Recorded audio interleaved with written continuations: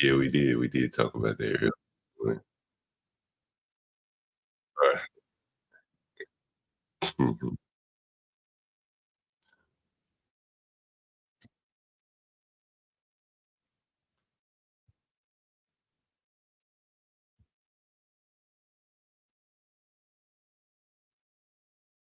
Yeah, you normally have him doing his family.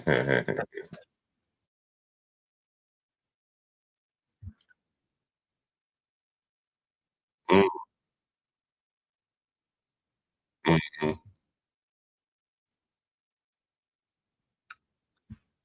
By the way, we're gonna talk about the election. The next string is live, by the way.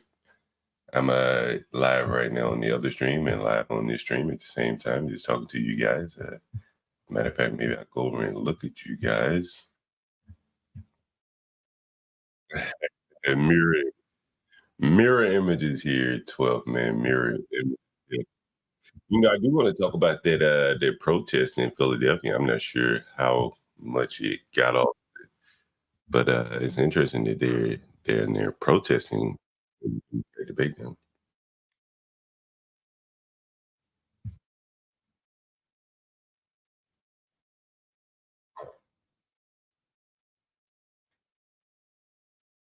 Yeah, yeah, I can imagine. I can imagine. Anyway, guys, I guess we can go ahead and end this stream. The other stream is live. I put the link in the chat. Matter of fact, I'll put the YouTube link in the chat before we end it here. There you go.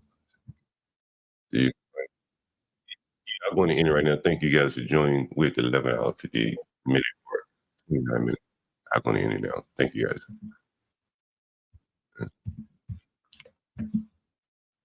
An eventful night. The debate last night. Let me leave the studio over there. There you go. An eventful night. The debate last night. I'm not sure who won or lost. I actually fell asleep on the debate, the commentary part. I really don't even think it matters that much, to be quite honest with you. Most people should have had their mind made up by now. And if they didn't, I don't think that debate will change their mind. But I'm interested in hearing your feedback. What do you guys think in terms of the debate? I'm so tired, honestly, of the abortion topics, man. I mean, I don't know what else is left to argue for the abortion, but every time we have a debate, it seems to always come up as just it's like a sabotage topic for the Democrats to use to more or less throw off any Republican candidate. Um, I think it's settled now. If it's 6 months, 9 months, state's law, whatever. This can't be used to constantly decide elections or swing one side or the other. I think the women that are voting for this need to find bigger issues. And you may say, well, there's no bigger issue than abortion rights, but you know, I think there are. And we need to come to a reasonable agreement on what is acceptable to have an abortion because the immigrants are coming. And, I don't even know if they practice abortion. Many of them.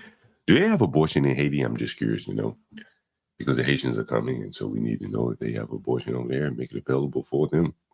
They may demand it. What other kind of health care do they have over there? We need to, you know, acclimate ourselves to the new arrivals.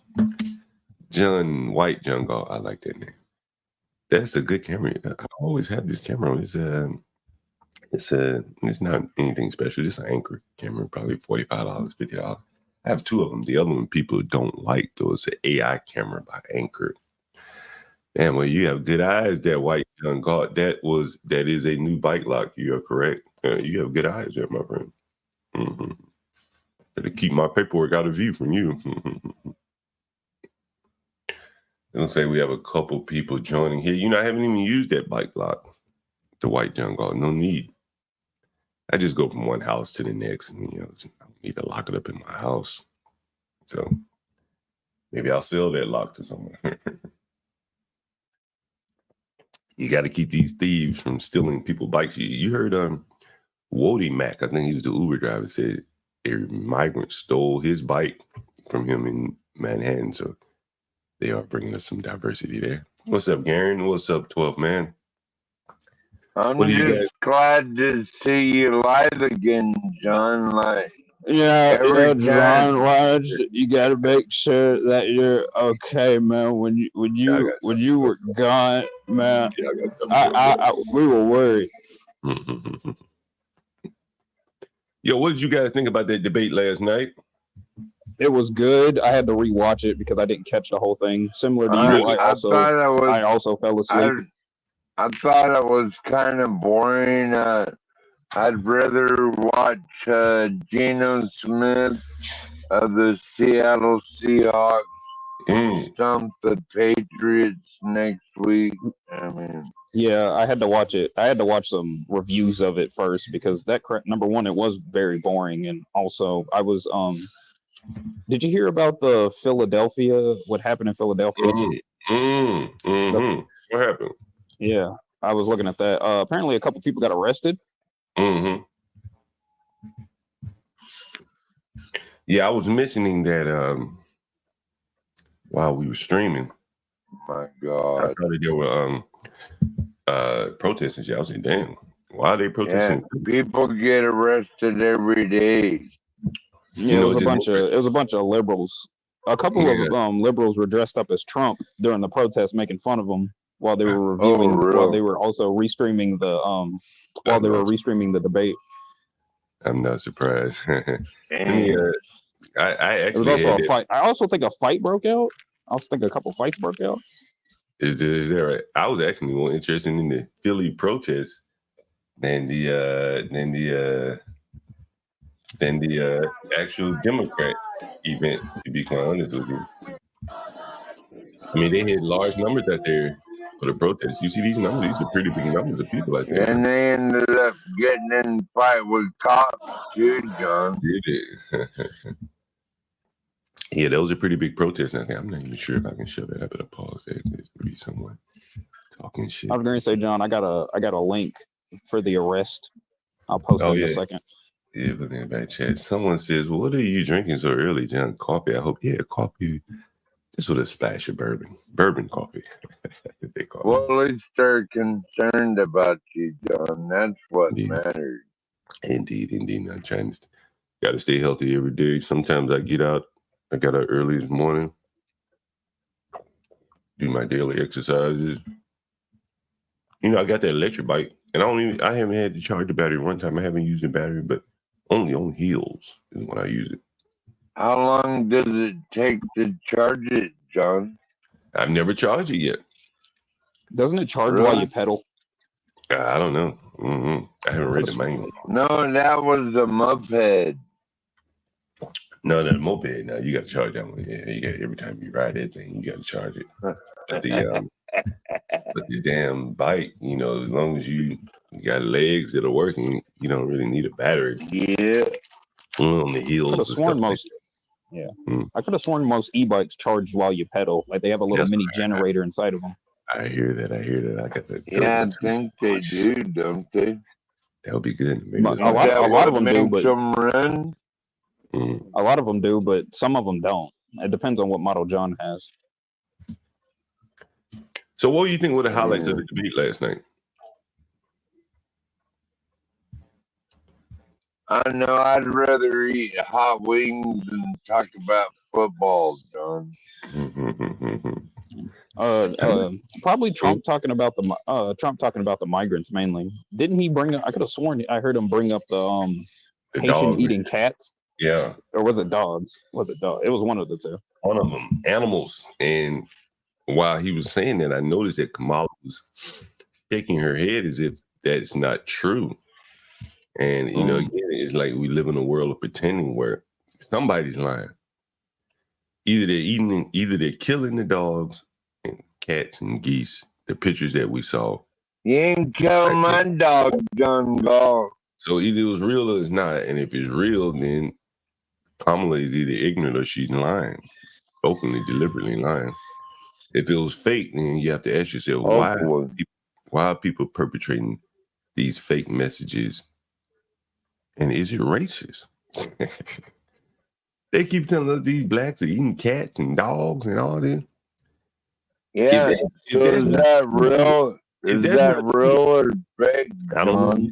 But if it's not true, then why is the media keep showing blacks acting like animals, lower than animals? God. One must have. That's a reasonable question. If Kamala Harris said that the Haitians are not eating the cats and dogs, then what explains all these pictures in the media reporting that we saw?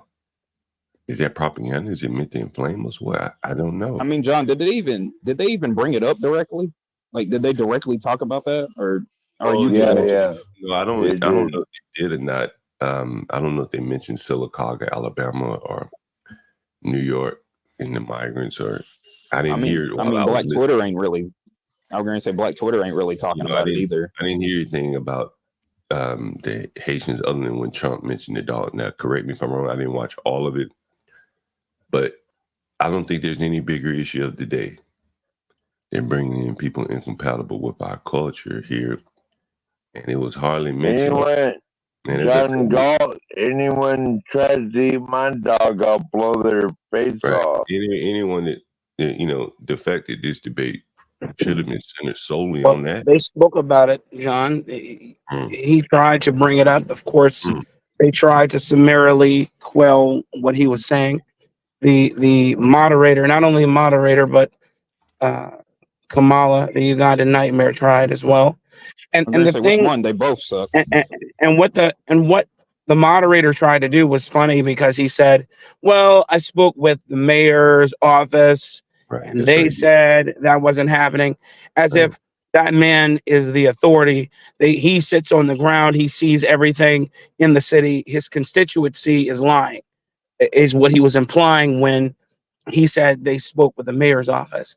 When we have countless unbiased people coming to and video of people going to city council meetings and others, and not just white people, but black people, of course, saying, "Hey, look, man, they're killing cats, eating cats, they're roasting ducks without a game license, which is illegal."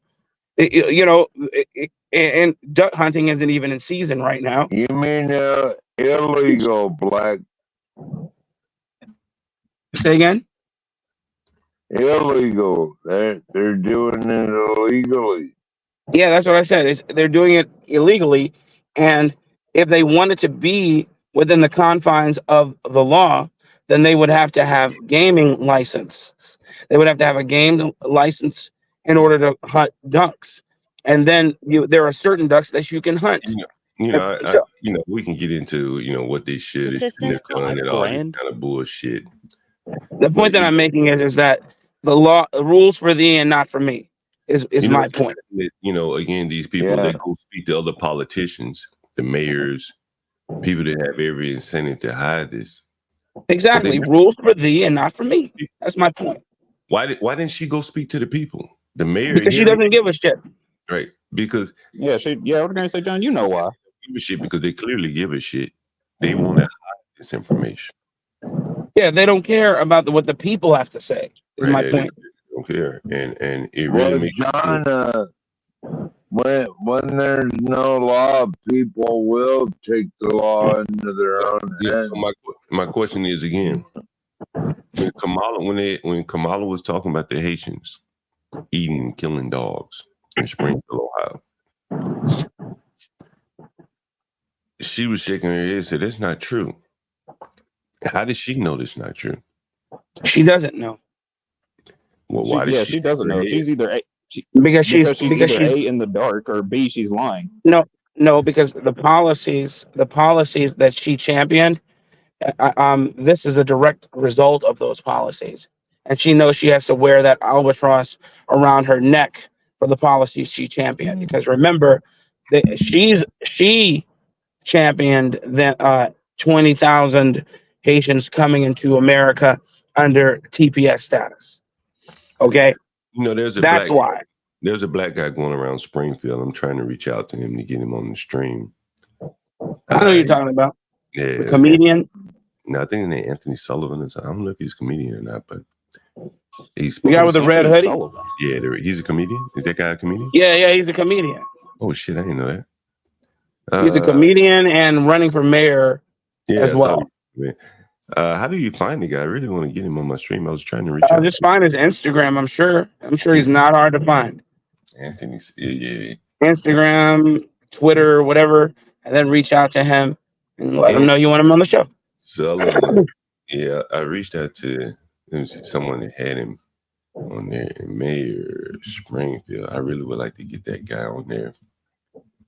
Yeah, because he'll tell you the long and short of it. He'll tell you the truth. He'll say, hey, look, this is what's happening. Because remember, he was one of the people going in and speaking to the council at the behest of the people, of all the people in the city. And they just summarily dismissed him. Look, man, these politicians, man, they're inhuman almost. Yeah, whenever you have a problem with them, they sit in silence, almost mocking you, okay? Goading you into doing something radical. When you're trying to get something done. Yeah. If someone can find that guy, Anthony, I think his last name is Sullivan. Anthony Sullivan. Yeah, bro. John. If anyone can find the guy, I tried to look him up. The only Anthony Sullivan that's coming up is that white guy who did the OxyClean commercial. I don't believe his name is Sullivan, but I could be wrong. Not Sullivan. It's not Sullivan. It's not Sullivan. Shit, let me watch my phone with some of this shit. What is he pointing at her? That's my question, John. Is what is he pointing at her? It's a microphone. That's a microphone. It's the microphone. Give me 1 second, guys. Okay. I know worries, man. Sorry, John. Personally, I thought that Trump was very compos mentis last night, and didn't have any issues dealing with Harris. And then, but here we are. One thing that I noticed a lot of was them trying to nail down Trump's policies, but then allowing Harris to skirt her own when they were never holding her to the fire. When it came to her policies, she kept floating them, but she had none whatsoever. And when it came to the albatrosses that the aforementioned, that concerning her recent tenure in the office as vice president, she has nothing. She has nothing. What does albatross mean? Albatross is something bad. An albatross is something that you have to wear that you've done wrong and you can't get away from. You wear something like an albatross around your neck. That's right. A burden of sorts.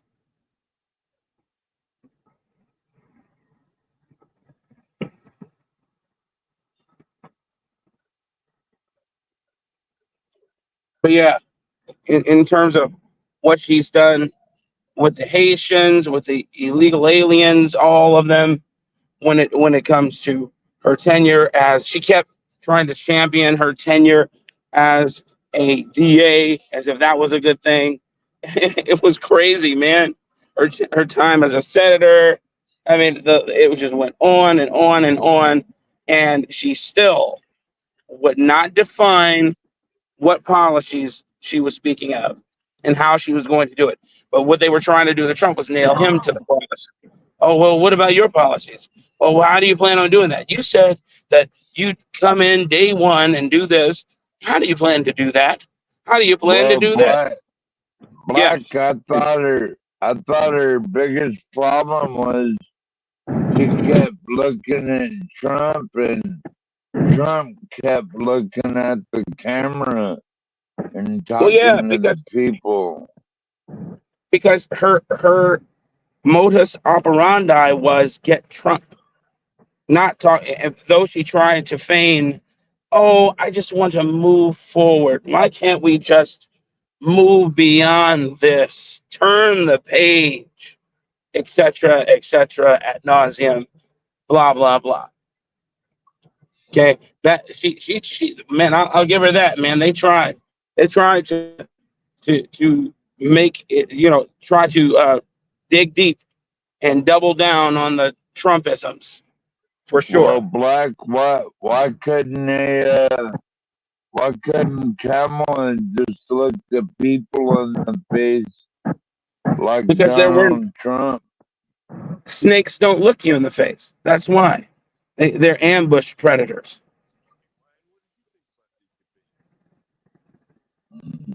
Ryan, what did you think about the debate? I think that we know how Trump debates, and I think that all she had to prove. Ryan, give me 1 second. Let me change your mic up. Give me 1 second. I can change on mine too. I did it already. Go ahead, Ryan. So here's the deal. All she had to prove was the following: she would not give an answer like Russia is a big country, Ukraine is a small country. All she had to do was prove half competent, which she did. Okay. Unfortunately, right? So the thing is, you can't really trip her up. They're going to give her questions. They're not going to fact check her. And all she had to do was prove competency, and she appeared like she was not a moron like Biden, right? That's all she had to do. So she technically won based on that. They're not going to trip her up like, hey, you said back in a couple years ago that you wanted to defund ICE, right? Is that really how you feel now? Like that wasn't going to come up. So all she had to prove was she had to not dump her drawers like Biden, and she would have walked out okay either way. So I kind of figured that. CKJ3, what do you think? Trying to get everyone's opinion here. CKJ3, did you watch the debate? What did you think last night? He's on mute. Well, we know how you feel about it. Denizen, any thoughts on it? 12 man, your thoughts on it? Well, I just didn't like the way she couldn't look the American people in the eye. She seemed very dishonest and like incapable. I think she came off as very, very weak, John. Here's a tweet I just saw, and again, I didn't watch all of the debate. I saw enough of it to kind of get where it was headed here. And so here's a tweet coming in from Colin Rugg. This is a kind of conservative guy. Donald Trump calls for ABC News to get their license taken away after their abysmal debate moderation last night. Moderators are under fire for their continuous fact checks of Trump without any for Harris. Is that true? Did they not fact check Harris at all? Not at all. No, they didn't. No, they didn't. Black. Because she kept, remember in the chat, I kept telling you that she was platitudinous while they kept scrutinizing Trump. Platitudinous means she could just say whatever she wanted and they took it as truth. Stanley, yes and no. Did you see them fact check Kamala at all last night?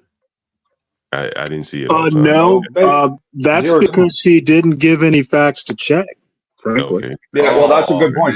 It was all just wild-eyed. We're going to do this bullshit. It was position, like I am for fracking, that sort of thing. You can't fact check. She repeated the fine people lie. That could have been fact checked easily. The thing is, that could have been fact checked easily. She was actually pretty smart. There were plenty of things that could have fact checked her. Stanley. There were plenty of things. There were plenty of things they could have fact checked. Don't be yelling at me. No, I'm not yelling. One at a time, guys. No, but there were plenty of things they could have fact checked her on. Hold on. Not to, at least be objective, Stanley. Please. Hold on. One at a time. Okay. Wait, Right. I literally said she didn't give much to fact check. Stanley. Ryan, is there anything that you think she could have been fact checked on, Ryan? Most of her, like the media should have said, I need you to be more specific. I know that you want to help everyone, Kamala. However, how will you do that specifically? And that they didn't even get into that. They could have asked her, "Hey, back in 2020, you wanted to defund ICE completely and overhaul the whole system. Right. What is your position on them now?" Like, there was none of that. It was just, so they didn't confront her about her flip flopping. Is that right? Well, John, they did. No, one at a time. Come on, guys. John, not one person voted for her, John. And we're talking about nobody. We're talking about the fact checking flip flopping. Did they confront her on her changing policies or anything like that last night? No. Stanley, what do you think? I don't recall that they did, other than I can't remember whether it was before or after the debate, but that they did talk to her about her fracking. They didn't confront her position a few years ago, but she did basically say that she would not pass a policy that was anti-fracking. I don't think she whipped out anything that needed to be fact checked. It was all positions, and you can't fact check whether you're pro fracking, for instance, or not. Well, I guess you have to contrast it with her earlier positions, right? But if you don't contrast it with her earlier positions, and someone says, "I'm for this," but beyond her positions, let's talk about what she actually said. Okay, let's talk about the fact that she said. Let's talk about how she said. I'm not even talking about fracking. That's one thing. That's something we just keep holding on to.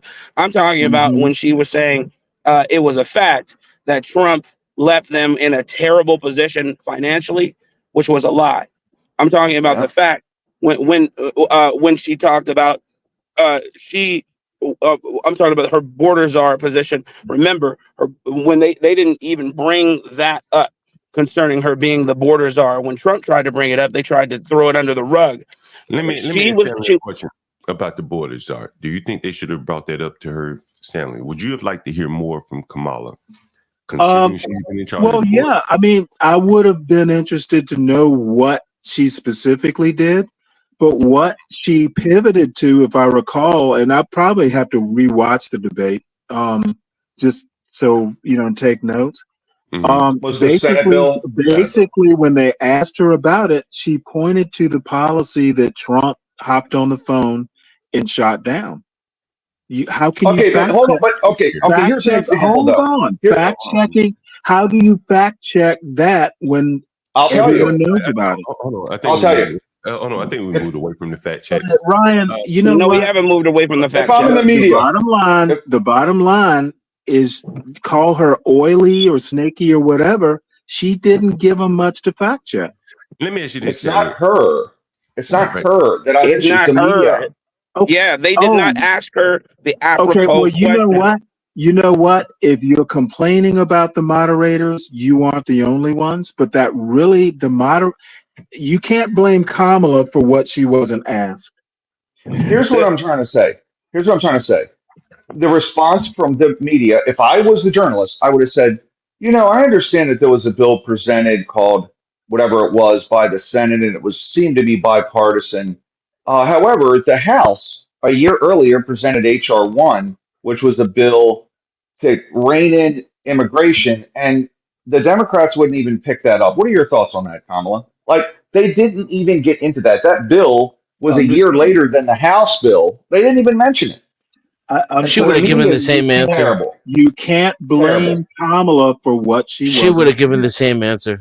I really don't. I know what she is. I know what Kamala Harris is. Because she was not. At the end of the day, people who like Trump think he creamed her, that she's retarded, and people who like Kamala think she had a flawless victory, and that Trump didn't make a single fucking point.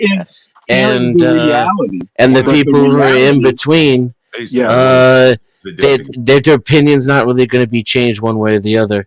Correct. I will say, though, I think Trump connected to the American people more with his debate because they live in that reality, right? Like he's living in the real world where everybody's not having the greatest time of their lives like they are in this Biden fantasy.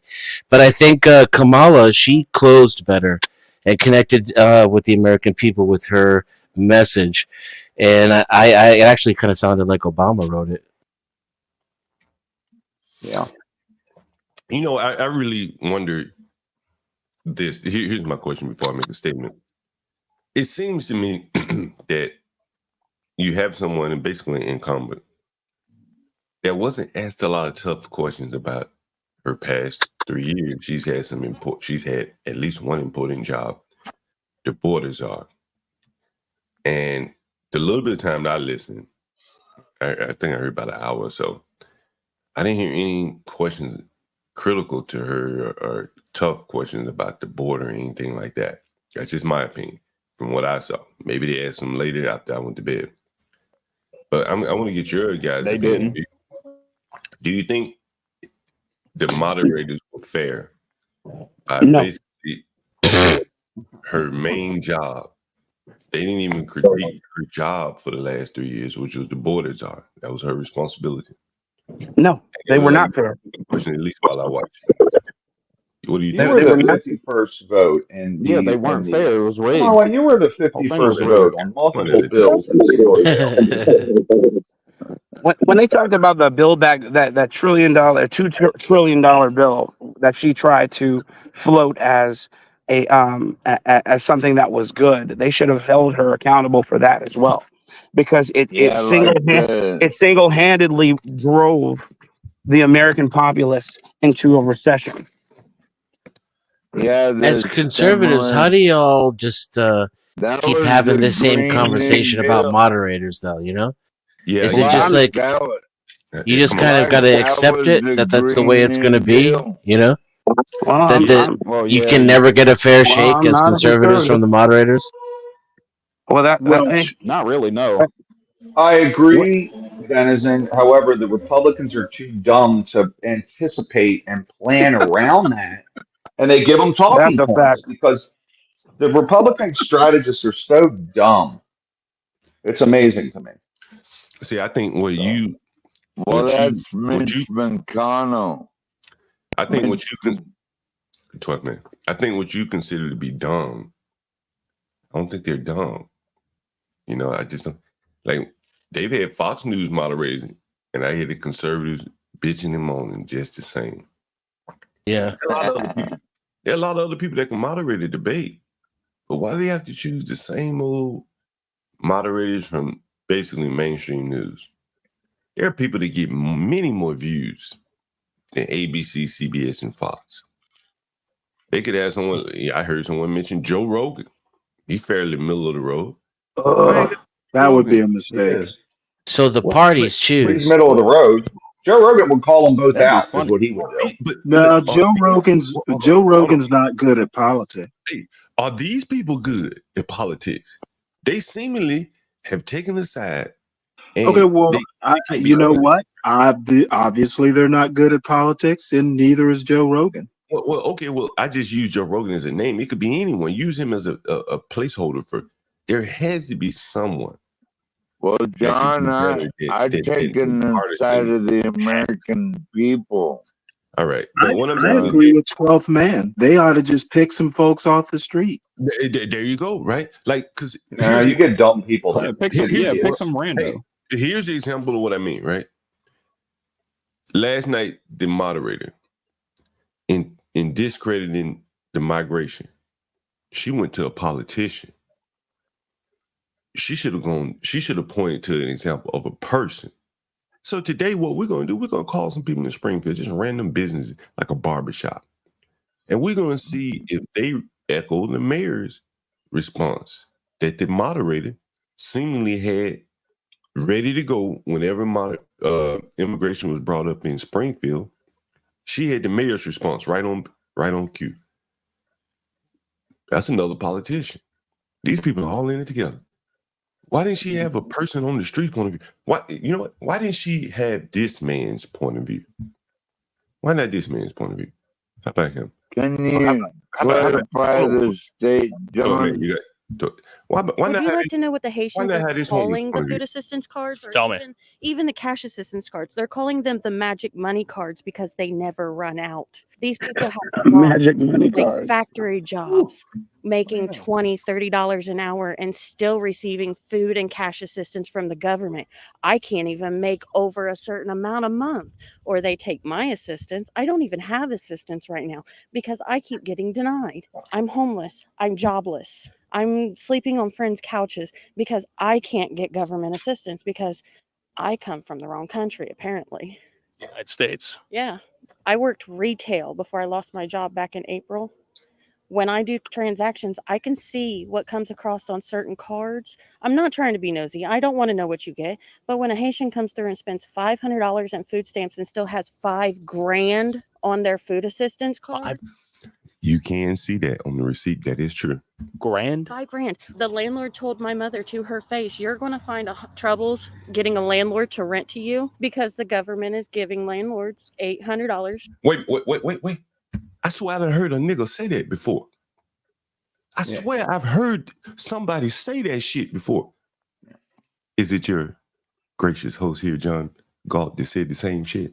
You've all heard me say this, right? I'm gonna rewind. Well, John, she looks like she's been on too many food stamps. Just saying. Getting a landlord to let me hear her say this. Rent to you because the government is to her face on their food assistance card. $5,000. The landlord told my mother to her face, "You're going to find troubles getting a landlord to rent to you because the government is giving landlords $800 a head to rent to the Haitians." Why? To give them places to live. It's like I said, the government's more worried about bringing in Haitians to live here than they are to take care of their own citizens. We have veterans, people who went and put their lives at risk for us, sleeping on the streets because the Haitians are more important. What do you think should be done? Whole ass priority change. Our government is prioritizing the wrong country. Like, I get the U.S. was built on immigration, but that was legal immigration after a while. Like, it was legal-ish. I have nothing against immigration. I really don't. If you want to go someplace to try and build a better life for yourself, do that. But for our government to totally throw aside national citizens, people that was born and raised here, this is our country. It's our government. And they're treating us like we're the trash. I'm going to tell you what. That man back there in the back of her, no shirt on in that ragged ass house, she gonna expect him to do something. We've seen women We've seen woman after woman getting up in front of this city council, getting harassed, intimidated, told shut the fuck up. Here's another woman. I can't get shit while they giving everything else to everybody. This wasn't addressed last night, but it will be at some point. I do believe that. You can't keep shitting on these people. I concur. But what are the men? But the question is, what, if anything, can be done and what will be done? Because I don't believe that the men will, the climate we're living in now, I don't believe the men will do any sort of mobilization to defend the honor of some wayward woman. They keep everybody fed. That keeps them, hungry people rebel.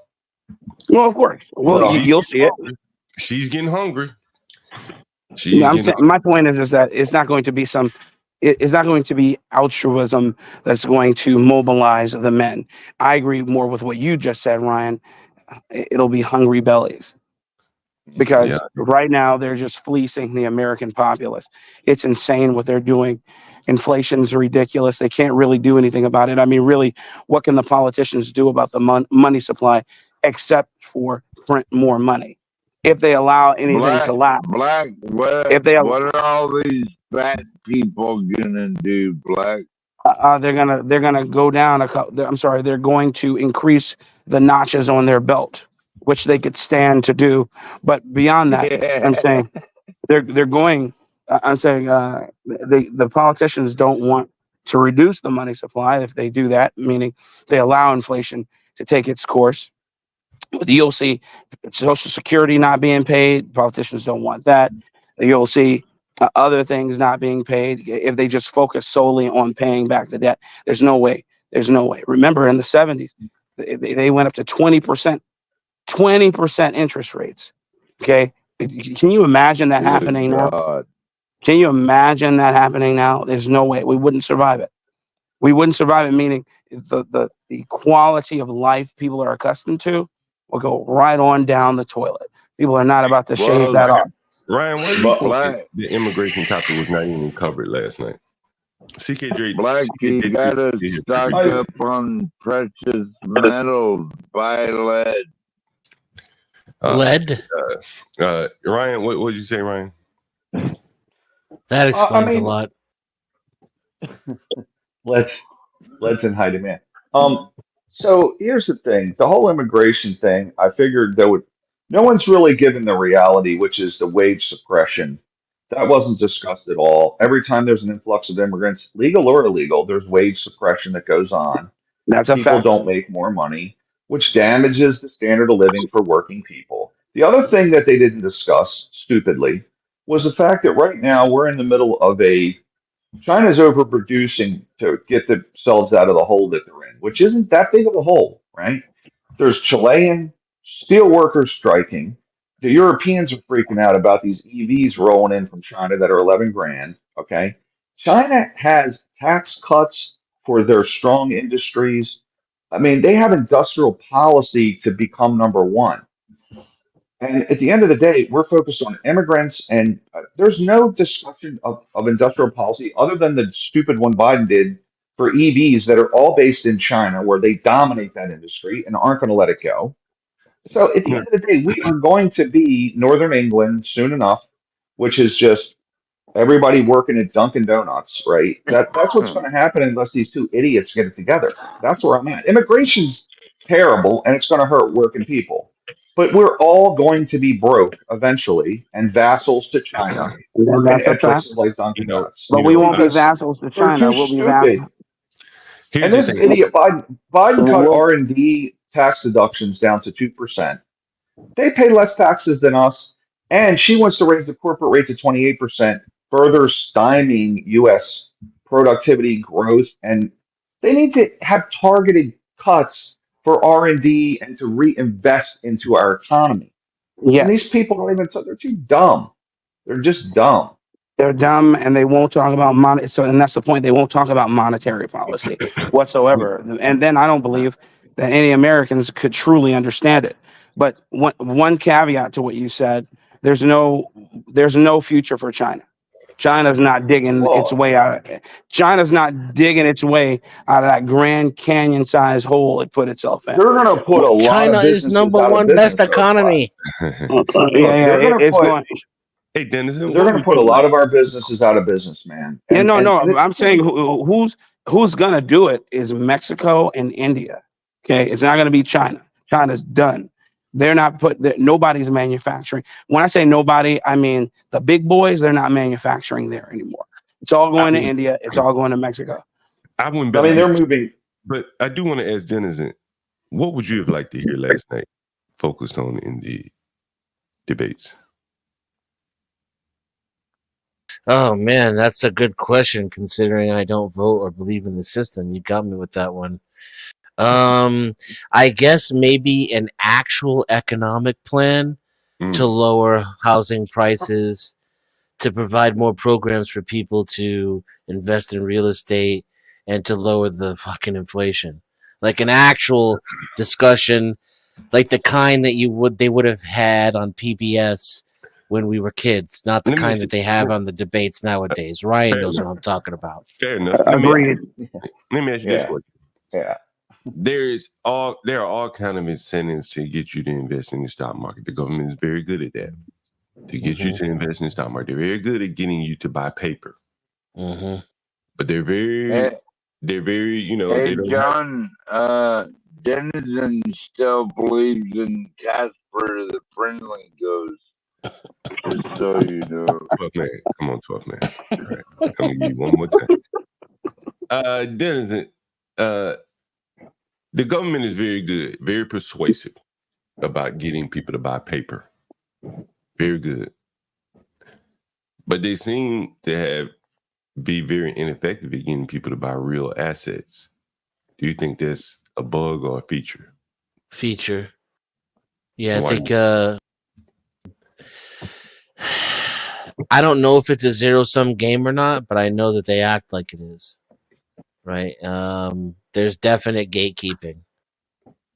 And I think that people who are wealthy have a different relationship with money, and that they don't attach their value to the money that they have.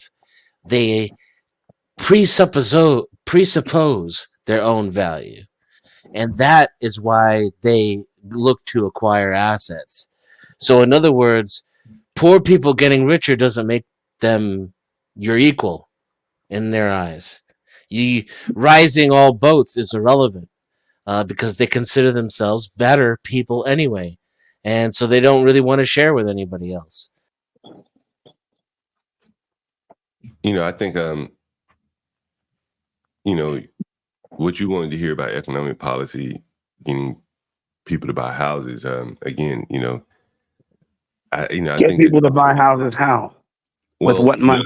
That's a very good point. In that Denizen, he wants the government to focus on getting people to buy houses, but then say, well, how would they buy them? How would they even maintain them if they own all their policies, John, are antithetical to people buying houses. Right. You don't remember Biden imposing that 1% tax with an executive order to the quote, a tax by decree, literally. Yeah. Where you're going to pay this 1% tax at closing so that we can quote get the disenfranchised into house. I forgot what he called it, but there's no incentive to purchase anything.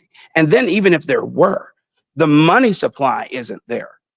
Okay, nobody can afford to build it. You can't afford the materials to build a house worth living in. Period. And then I saw somebody in the comments talking about we want manufacturing back in the U.S. Yeah, because you just said you made a poignant observation. You said we can't even make jetliners that don't crash. You're right, because we don't make them. We don't make the jetliners. We don't make the materials. Okay, I'm sorry. We don't fabricate the materials. We don't put it together. We only quote maintenance it unquote, and we do a piss poor job at that. Because we don't make it. Nobody makes it. The China and all, and every outsourced country we utilize makes all that shit, and then we import it here. So just because it says it's USA, it doesn't mean it. We know this.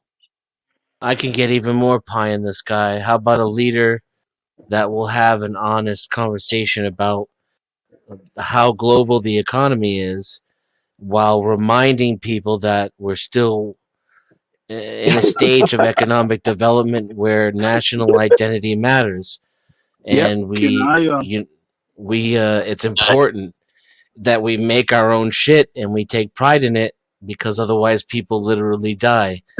Oh, and how about healthcare? That would have been so. Here's my more realistic wish. Just some rhetoric about Medicare for all. Not any action, not any plan. Just moving the conversation toward Medicare for all. Do you want Medicare for all, Dennison? Is that what you want? Sure, why not? Fair enough. Okay. Well, I'd like to remind everybody, leaders won't answer questions they're not asked. So, if you want leaders who will sit down and talk all these policies, economic, manufacturing, etc., somebody has to ask the question. And I don't think we should blame Trump or Kamala for questions they weren't asked. Well, let me ask you this, Stanley. Do you think the moderators should be blamed? I think they ask questions that have been floating around since 2020. I made the comment last night that the questions were hackneyed, to use a Black's word. I had to throw that in there. Can I ask you a question, Stanley? The moderators could be blamed for not coming up with like pointed questions. If you were a moderator on the debate, what question would you ask Kamala? I actually would have asked the questions that Dennison asked. What specifically is your plan to lower the cost of living? That would have been the first question. Cost of living. I mean, and when they try and squirm out, as both of them did last night, rein them back Box in them and back make in. them answer the question. I agree with that. I agree with that wholeheartedly. I sure do. Yeah. Give me your 30-second question on what you would They have could have had the whole debate on that shit, John. The whole fucking hour or whatever it was could have been about inflation, right, y'all? It sure could have been. And Stanley, that's where you and I agree. My point isn't, Trump. I've never been that way. I never will be that way. I want a true leader. I definitely don't want Kamala, of course. But I'll say, I want my leadership to come in and answer real questions. And you made a great point that they have to be asked the real questions and have their feet held to the fire. Absolutely. Well, it seems like, depending on your point of view, Trump was asked some tough questions, no? Yes, they did. They did. They did biasly do that. They did biasly ask him harder questions. Yes, they did. That's something we noticed. Stanley, what question would you have asked Trump if you were the moderator? You know what? Say again. I probably would have. And they did ask him this. I actually would have asked him more about Israel, and especially Russia, Ukraine. I really want to know what he would do on day one to end the war. And frankly, he said if he were president, the war would have never happened. I would have asked him about that too. What specifically would you have done had you been president to prevent this war? What could Biden have done better? I think those would you accept a Ukraine where the eastern Donbass region was and Crimea stayed and Odessa stayed in Russian hands, and that was the compromise? I guess that's a question, but I would be more interested in what would you have done to prevent it? Trump said he would end the war on the day he was elected. He'll end the And war. I want to know how he's going to do that. Be brave.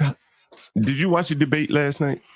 No, I've never watched a debate in my life. I can't. I'm serious. They make me sick to my stomach because they're such an insult to a man's intelligence. I'm not even saying that kidding. I can't watch them. Yeah, it's pretty hard. I used to be like that until I got full George Carlin mode, and now it's just pure entertainment. Yeah, no, well, it's a waste of a life. But did you say they didn't? I didn't know. And I was astounded when you said this, John. They didn't address the immigrants? Well, Trump tried to bring it up, and Kamala was shaking her head, saying that's not true about the Haitians in Springfield, Ohio. Okay, so then Trump tried to bring it up as a show because he was instructed and scripted to do that. And the moderator fact-checked him and said that's not true. And then it dropped? Someone chime in. Did it go away from there at that point? I can't remember. They kept asking questions, but nobody got narrowed down on any answers. And certainly those moderators don't want to have that conversation because that's one of her weakest points. Well, it's not her weakest points, Dennison.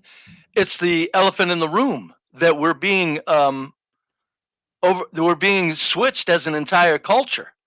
I don't think anybody's going to think about it on that high of a level. I know believes in those debates, though. But we're talking presidential debates. That's the joke of it. Right. The most intense cultural occurrence in our lives right now, outside of the unchecked due to the DAs and prosecutors, the unchecked violent street crime now that we're dealing with. That and migrants is the very most intense cultural engineering that we've witnessed in 50 years. It's Yeah. cultural engineering. Yeah, And and I'm surprised that, and so it got just swept over, kind of. Nothing serious talked about it. No solutions, no border walls, no at least superficial bragging of border walls being going to be put up or nothing. Nothing was talked about yet. Well, John, and it may coincide with the never-ending bus cycle too, where we just prices keep going higher, and our quality of life is lowered to the places where these people came from to begin with. Oh yeah, no, well, we're never going to get lower than the places they came from, not for a long time. I don't think they won't do that, but the point is they're going. It's not a matter of a lower living standard. It's a matter of just there's going to be no expectations of anything American anymore. Anything, Brave, including ownership. Brave, I've been covering this immigration quite a bit, and I've been telling people that it's going to be very difficult to find places to rent. And I just played a clip of a white woman saying her landlord told her, hey, the government has chosen the migrants over you. And they're giving the migrants much more money for rent than you'll ever be able to pay. And I'm sorry. Yeah, we're in the debate. Did somebody bring up your sentiments, John? That's a very real sentiment. It's real. It's happening. You got case studies of it, and two people running for president said, "Don't worry about that." Well, hold on. Trump tried to bring it up. And no, I know he tried, but John, I'm telling you, John, hold on, Brady. The moderator fact-checked him with a statement from a fellow politician, not with a resident that lives in that town. She didn't go to the residents that lived in that town, anything like that, Brave. She went to a fellow politician. Yeah. And we've seen that the politicians in Aurora would blame the landlords before they ever approach the gang members. Well, not only that, but force is going to matter in this country, and the gang members are willing to exert force. Yeah. And the people who are we're funding it, John. The people who we're funding it. The people who keep looking to the government to, stop their force. The government more likely to go along with it. Listen to this, Brave. I want you, since you're here, I want to get your comment on this. In our best interest to be here after recent comments. I wish that my son, Aiden Clark, was killed by a 60-year-old white man. I bet you never thought anyone would ever say something. I don't need to play any more of this shit. He said he was his son was killed by what? A 60-year-old white man? Let me replay it again. This is a man whose child was killed by a Haitian in Springfield, Illinois. And listen what he says. To be here after recent comments. I wish that my son, Aiden Clark, was killed by a 60-year-old white man. I bet you never thought anyone would ever say something so. If that guy killed my 11-year-old son, the incessant group of hate-spewing people would leave us alone. The last thing that we need is to have the worst day of our lives violently and constantly shoved in our faces. But even that's not good enough for them. They take it one step further. They make it seem as though our wonderful Aiden appreciates your hate, that we should follow their hate. And look what you've done to us. We have to get up here and beg them to stop. Using Aiden as a political tool is, to say the least, reprehensible for any political purpose. And speaking of morally bankrupt, politicians, Bernie Moreno, Chip Roy, J.D. Vance, and Donald Trump, they have spoken my son's name and used his death for political gain. This needs to stop now. They can vomit all the hate they want about illegal immigrants, the border crisis, and even untrue claims about fluffy pets being ravaged and eaten by community members. However, they are not allowed nor have they ever been allowed to mention Aiden Clark from Springfield, Ohio. I will listen to them one more time to hear their apologies. To clear the air, my son, Aiden Clark, was not murdered. He was accidentally killed by an immigrant from Haiti. This tragedy is felt all over this community, the state, and even the nation. But don't spin this towards hate. In order to live like Aiden, you need to accept everyone. Choose to shine, make the difference, lead the way, and be the inspiration. What many people in this community and state and nation are doing is the opposite of what you should be doing. Sure, we have our problems here in Springfield and in the US, but does Aiden Clark have anything to do with that? Did you know that an 11-year-old boy could be passionate about gardening, that he could haggle for a better price at a yard sale? In our best interest. Brave, you probably don't know this. Most people probably don't know there's a rash of car crashes and shit going on in Springfield, Ohio. Well, that guy right there is probably either, and I'm not saying the guy is probably, he's either rainbowed, gay, or he's got a Democrat wife that's henpecking him until his brains fall out. Because no man would set up there and speak like that on that situation. But this goes, it goes back to Stanley saying we don't ask the right questions. Please, we're not allowed to ask the right questions. How silly of a statement was that, Stanley? We're not allowed to ask the right questions. If you ask the right questions, you get shut up. So people try to ask the right questions all across the nation at times, and they get shut down. So this guy he's up now. He's up here talking about using hate, when in reality he should be talking about what's going on with the influx of migrants. The people aren't allowed to ask that, because if they ask that, what it does is it would get to the bottom of the fact that this is being engineered. This isn't an accident. This isn't dumb politicians. There's no dumb politicians. Let me know when I can respond. Before you respond, we're supposed to act like it's not happening. Hold on, Toy Man. Here's the thing that I noticed. First, it was a prepared speech. He went straight at Trump, Kamala. He said he wished it was a white man. Why ain't wish it was a nigga? Huh? He's racist.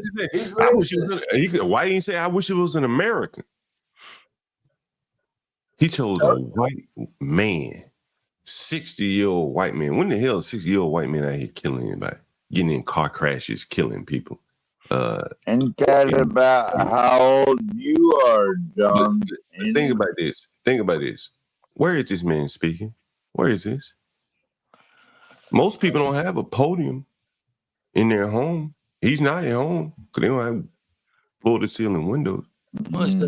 This is probably in some city hall office, some city hall office space, conference room. Council chambers, yeah. The politicians gave him a script and said, get your ass up here and read it, right? Maybe he got a business that does business with the city. We don't know. But he ain't at home reading this. He ain't out in front of his house. And these ain't words coming out of his heart. No. These are words written for him. It could be if he has a rough. I've seen liberal women dare their husbands not to be liberal, John. But again, man, like there's no passion, there's no emotion. He just I know. That's why I'm saying that's probably the case. He's got a woman that's telling him, "You'll do this or you'll lose a marriage. You'll think this or you'll lose a marriage." Not the speech he wrote, just his frame of mind that he could actually get up there and deliver that nonsense. Again, it just seems odd to me that this man is not at home.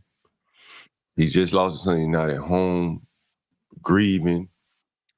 How long ago? Do you know the time? How long ago we can look it up. No, he was killed about a week. The boy was killed about, I guess, a week or so ago, whatever. But you know, it just seems odd to me that he would go somewhere formally in front of a podium. They got T-shirts made. That's not odd. You know, you see the black people do it all the time. But it just seems weird that a man would not want questions answered. That's all I'm saying. Like, you know, somebody put him up to do this, is my opinion. Or, John, the people are so psychologically defeated that he thinks. First of all, you're right. His son just died. How can he even deliver a speech? Number two, he's so psychologically defeated by the propaganda and the nonsense of the cultural engineering that he thinks he's actually doing something constructive, as opposed to saying, excuse me, my son was just killed, like you say, John. I'd like some answers on why Haitians are being brought in by the busloads. That's what I'm after. I don't care what the politicians are. But the point. Here is what I would like to respond. Okay, I don't think my point about asking the right questions is silly. What I do think is silly is you all projecting what John would do or what Brave would do onto other people. You know what? He gave the speech, he did what he did, and I actually don't understand why what you would have done is even relevant. Oh, it's not. That's the point. What he's doing is irrelevant. Other than you don't get to make that call. You get to have your opinion. His relevancy comes with advancing the agenda. Your agenda? His relevancy is projecting your agenda. Now, how silly is that? That, in my opinion, is true silliness. How is the corporate agenda the world corporate agenda my agenda? How is that my agenda? You know what? I don't know what your agenda is, but projecting someone's relevance onto them, or what you want other people to do, and when they disappoint you, it's not your place. Hey, Stanley, he needs to say something more real. His son was just killed. And you don't get to tell a man how to react to his dead son. Yes, you do. That is silly. No, that's not silly. That's your problem. Silly, and quite frankly, the better word is sad. You don't get to tell someone how to breathe. Okay, right quick though. That's how you maintain a culture, is you tell people. No, motherfucker, you don't maintain a culture that way. Hold on, Stanley. Hold on, Bray. Here's the thing, right? So, regardless of how he responded to it, I think we can all say it looks a little weird. It is. It looks weird. Going to the city government building and speaking and making it political. Yes. Like, that's what I'm speaking on. Like, somebody got to him. Maybe he has, as I said, maybe he has business that has to do business with the city, and they got to maintain the image that there are no migrant problems here. And so he said, well, they wrote him out a statement. But I don't believe that he came up with that statement. Hell no. And he went down to the city office building. They would have had to sanction him speaking like that. You can't go to a government building and put a podium up and give a statement unless they're okay with it. And they had to be okay with this statement. And that's what I'm saying. Like, the people are being, forced to go along with this. Either economically, they're benefiting from it. Socially, you don't want to be ostracized by speaking on the people that are doing it. Yes. But it's very weird, man. Regardless of how he responded, where he responded, the statement, again, the city had to allow him to do that. I find that to be weird. You think it's clear out of preparing racist or something? Or? I'm sorry? Well, John, we're all fucked. Why didn't you just say it? We're all fucked. Well, we are. I've said it 1,000 times, 12th. We are. That's why my point is when you see these debates, they're shoving in our face that we're all screwed.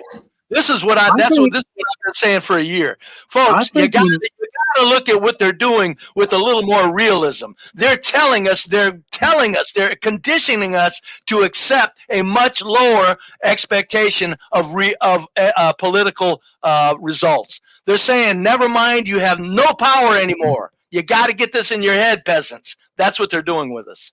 And I think that is so much cynicism. It surprises me. It astounds me. Maybe you should be. Maybe you should speak for yourself and not for everyone else. No, Stanley. Yesterday, and Brave wasn't here, and maybe I should play it again. It was the Sylacauga, Alabama, small town, close to my hometown. Stanley, what does cynicism mean? And so yesterday I played a clip from Sylacauga, Alabama, and it was about the people wanting to basically speak to their representatives. And they just wanted to talk about the migrant crisis and the things that they're seeing in their town. And what Brave is saying is that, and we saw it just yesterday, that when you ask the questions that they don't want to be asked, they will just shut you down. They'll shut the whole fucking meeting down. Done. And let me show you an example, Brave, to, more or less confirm what you're saying. I want you to watch these white people in this small town. And I mentioned the race because I'm going to come back to that. Yeah. These are people asking about the migrant situation in a small town in Sylacauga, Alabama.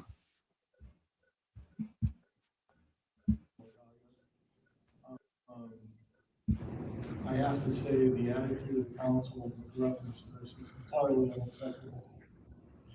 Do we know where the individuals we're discussing are coming from? Where their point of origin is? Because you're treating them like lawful U.S. citizens, which they are not. Okay, so I'm going to cut it off because we've had 3 people to come up. I'm going to cut it off because we have no reason. Again, we have no reason to launch an investigation or to treat people differently because of how they look. There's no reason for it. Well, that's just what I'm saying. I just said that. He just said that. Okay, So but I said that there's no reason for us to discuss this any further. For valid concerns that we need to have valid concerns, Lord. People come here all the time. There you have it, folks. And guess who shut him down? Hold on, Brave. To the left on the screen, you see this white woman right here? Yeah. She said, wait a minute, those are valid concerns. Jesus, so you got a white woman on the council saying valid concerns, you got a black woman saying shut up, it doesn't mean nothing. And we think race isn't important in this day and age. Shut really? Up. She told him, shut up. Now, this ain't the first person she told to shut up. There were 2 other women that came up here, and Brave, I'm gonna get to a point in a minute. There were 2 other white women, older white women, about 60 years old, 50 years old, came up, and she basically, this black woman dismissed both of them. And in each case, the white woman tried to massage the situation just a little bit, right? Try to give them some answers when this woman was saying, I ain't answering shit. But anyway. Valid concerns, Laura. People come here all the time. We visit Birmingham. We visit other. Haiti is a failed state. Their president was assassinated in 2021. There is no way the State Department can vet these individuals. We're done, and I'm going to access him. Please let him talk. You hear the white woman, please let him talk. Ain't no more talking going on. That woman's probably too dumb to even have gotten elected. Most of these people are stupid. I'll get to that point in a minute if we have time. They're just dumb. Look at all these old white people, Brave. Yeah. Being invaded by Haitians. Sure. In Alabama, small town. Scared. They look concerned. Better be scared. Having no other further business, I need a motion to adjourn. Be afraid. Be very afraid. 12 man, what's the rule on the video? Good to know. I don't want to hear the truth. This is our city, not This is our city. Can you just say that we can't speak, that we have no word? I'm from Southern California. What would you like us to do? To cut off public debate in the middle of a meeting is a violation of law. What they're going to do is they're going to spend our tax money. That's the money they're going to be spending. They speak French. Our teachers will be able to educate the children. Did you hear that, Brave? She said they speak French. Our schools are not going to be able to accommodate them. So what? Learning? We have all French-speaking schools then. Yeah, it's not our problem. French. They could be French as a first language, English as a second language. I would have been interested in somebody asking who somebody somewhere allowed people to be dropped off in these small towns. Who's doing that? The black woman that answered your question, Brady, she said, "Ain't none of your Shut damn up. business. You got Right. That's what I'm saying. She said, "We got the right to go to Birmingham without anybody asking us why we in Birmingham. We got the right to go to Montgomery, so they got the right to go here, just like we can go from Haiti." How the hell did they end up all the way in Colorado? She see no difference between the Haitians moving around this country and American citizens. That's what I'm saying. That's why what I'm saying. Fucking sick. And when Ryan says she's dumb, with this particular person, I'm not giving her any credit for having too many extra IQ points. But this whole immigrant thing is not engineered by dumb people that are making mistakes. My point is, this whole migrant thing is not engineered by dumb politicians. Bray, I want you. Okay, but be brave. Be brave. I have to push back. Okay, go ahead, John. Hold on. Before you push back, I want to show you how we being worked here. How the fuck did they end up in Colorado? How the fuck they end up in Alabama? I was born in this country. I've never been to Alabama or Colorado. We saw the video where they were telling you where they were going. Did we play that yesterday? Where they were marching through, or was that last night? Where they were. Someone said Birmingham is a lot. They were marching through Mexico or whatever, and they were being asked, "Where are you going?" And they said, "Denver, New York, New Jersey," but they never said Alabama. Who the hell come to Alabama? Whoever has no social word talking about the lot lizards. And so I think that, and I'm going to get to the point where I think this is all headed to here, Brave. But I want to show you how race in America, how this black woman subtly uses race to protect some people that aren't even, let's just say, her people. They don't share any culture with her. She shares more of a culture with white people than Haitians. But look at how she defends those Haitians coming into her city. And they're going to upset her way of life just as well as everyone else's. But I think she would be okay with that as long as because her life sucks anyway, John. Right. Her life sucks. Look, Brave, I want you to hear what she says when the white man, when he gets up there and he says, he never brings up race. And she said, well, we can't discriminate against people based on how they look. And he said, I never mentioned race. She's defending them because they had the same color of skin as her. She hates white people. This woman hates white people. Go ahead. There you go. Because there could be no other explanation. There's none. And it would have to be a lot of money to get paid to destroy the town that you live in. It'd have to be a hell of a lot of money. Yes, that's what she's going to for vengeance. So I want you to listen to what, and now Brave, now I grew up in a small town like this, and I can role play it out of what's going to happen here.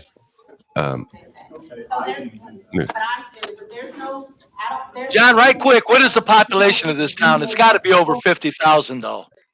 12,000. Oh my Lord! Look at that. They're doing it. 12,000, Brave. 12,000. Yep. I predicted a couple of years ago they were going to start infiltrating small towns. That's next because that's where the culture has its last strongholds. Go ahead, John. Play that. Old white money. That's just what I'm saying. I just said that. Tiffany just said that. Okay. So but I said it. But there's no reason for us to discuss this any further, to launch an investigation or to treat people differently because of how they look. You see how they look. The man also, we're getting federal funding to have them here. Oh, hell yeah. By the way, about how they look. But she went straight to look because she know they're black. Sure. She know they're black. I wonder would she have this problem if they were bringing in Ukrainians?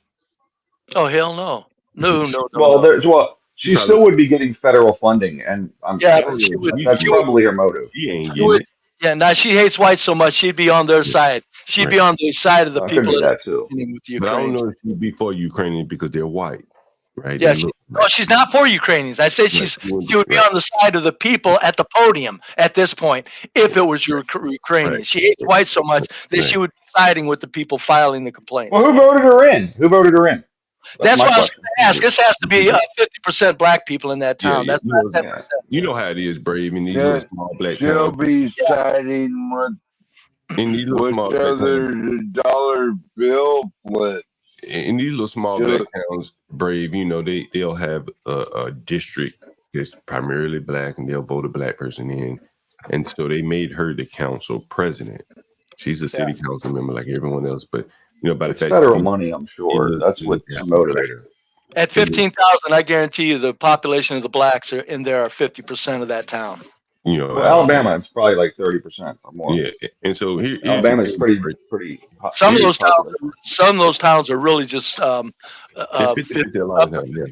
60. My town about 60-40, which is now, Brave. Now you look at all these old white people here, and the same pattern applies in Springfield, Ohio. The black man, he don't even look concerned. He amused. But these white folks here, they know they gotta move, Brave. I know it. They're scared. You know what the income in this town is, Brave? The average income, Brave, or the median, whatever it is. Oh, probably not high. What do you think it is, Brave? It's got to be. I would say it can't be over 35. I think it's about 43,000. 43. Right? It's pretty good. Right. These people gonna have to move though, Brave. They're gonna have to move to higher ground. They're gonna have to pay a lot more to move because everybody else is gonna be trying to move away from these Haitians. Yeah, John. This is what my prediction is. Hey, hold on. We got Jaden here saying immigrants are who make America strong. Okay. All right. Jaden's obviously a moron. Come on up, Jaden. Let's debate it. Yeah, come on up, Jaden. We'll have it back. I think he was up before. I think he had another comment. And I really wanted to get to that comment before we move on. Jaden, he said, why do you, I think he asked me, did I dislike immigrants? Was that him that asked me that? Bro, I dated a Haitian woman. Yeah. I dated a Haitian woman. Sock posse. Okay, if you do dislike immigrants. I don't have a problem with Haitian people. But they're not even immigrants. They're illegally here. Like they're not. They're illegal immigrants. Yeah, say the right thing. That is correct. And then I don't want people of any sort coming into a town or community where they're gonna grab the ducks from the little pool, the pond, in the local town and eat it. You know, I think we need to keep going. You see my avatar. My avatar is an immigrant. Yeah, leave my geeks alone. Yeah, I think we need to leave those people where they are, man. Leave those people where they are. Yeah. Hey, Jaden, then how about we up your taxes substantially to pay for the asylum seekers? That's a good idea. Everyone that wants them here, let's increase their taxes only, and everyone else doesn't have to pay. I think that's a great idea. So you pay. What? So someone said do that. Jaden said they fled the Civil War. Listen, you know, they fled the Civil War. They very well could have been the case, but they've been here since hurricanes and all this. And, you know, they need to go back home and fix their country. They can't. I don't think that many of them can assimilate here, you know, and we can't bring in the world. What? Hey, how did the Haitians feel about white people being there? They wanted the white people gone, didn't they? Right? You're damn right. Damn right. What are we gonna do about it? Back in the days when the mining operations were going on, the Haitians turned their backs and took hush money rather than say, "Wait a minute, these are our resources. Why is the West over here doing this?" See, nobody said anything at that time. So then the white people, you know, pillaged their resources, went off and left them with ecological damage, and wonderful as it comes in years later. I'm telling you this to be consistent with the destruction of what all people expect to be normal. Haiti's is being stopped from improving. I don't care who says what. Haiti is being stopped from improving. Something's keeping Haiti in the mud, political, and I say it's the global white corporate machine that's keeping Haiti in the mud. Let me ask you this. I'm going to ask you guys all this question. You feel free to chime in one at a time, by the way. Is there a plus to bringing Haitians in here? Can you think of a positive of bringing Haitians here? Not one. No. Anyone? No, if we just Not siphoned for off the us. if we siphoned off the smartest ones that were like, say they used to be a doctor, it would be good.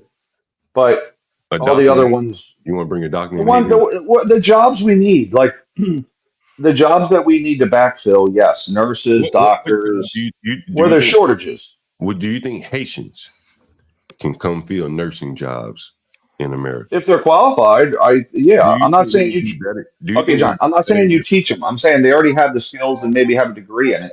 Then yes, but if they don't, then get them out. But culturally, we may gain a nursing job, but we also gain 10 more Haitians for everyone we bring Oh, in. no. So what I'm Is it saying is worth- you screen them. You got to screen them. You got to I figure mean, out the ones that are. they're going to want to bring their family over. Like, do you If we think train the top smartest people from the world, then we win. But if we train the idiots, then we lose. I don't know if draining the smartest talent from Haiti is a win. No, it isn't. I mean, why not? Why not? Like, they're smart people. Because Haiti needs smart people. Yeah, it'd be better off to let their country be stable Yeah. than have the worst ones coming here. Somebody needs to take their hands off Haiti. Yeah, like you said, John. Allow Haiti to stabilize, please. Someone says Haitians are heavy in the American health field. Okay, are they good? Are they the ones that we just As long as they don't take jobs from Americans, and if we need the jobs, if we need those vacations, like tool and die makers, we need tool and die makers for our manufacturing base, right? We don't have them. Are Haitians tool and die makers? I don't think they manufacture anything there other than maybe cement. So probably not. But what I'm saying is, on a broader scale, if Zimbabwe has got a lot of tool and die makers, we want those people here in Chile, in Argentina, whatever, Venezuela, whatever it is. We want to attract the jobs that we need here, and not that we don't need any more low skilled labor, right? We don't need that. Or do you think the Haitians coming here are high skilled or low skilled labor? If I had to guess, they're probably low skilled because the country's a third world country. Okay. And so that's what I'm saying. Like, in my opinion, it's a real serious negative bringing people like that of a very different culture here. And I don't see how it wasn't covered in the debate. Just amazing to me. Yeah, really amazing. It was amazing to me only in that they do it in our faces, but I'm not at all surprised because they haven't said anything with even the highlights of the debates that I've looked at in past years. Nothing's ever been said about the horrors of what's going on the planet. Nothing. I don't understand. Now it's just now what's sad about it is they're making a clown show out of it. I'm reading this comment on the screen. It's really sad. Particularly, this looks to be a man of color, a black man. He said, "We need more low-skilled labor, Ryan. You don't want to do house cleaning." Last week, I think I talked about. This is the stupidity of this is the common voter, right? Like we need more. We don't need more. We have a lot of low-skilled labor. We need high-skilled labor to compete economically around the world. We don't even need any more high-skilled labor. I ride around. Well, I would agree with that even too, John. So I ride around on my scooter sometimes, and I see so many young idle men doing nothing. Yeah, nothing. And it is a slap in the face to say we need low-skilled labor when they lower-skilled labor.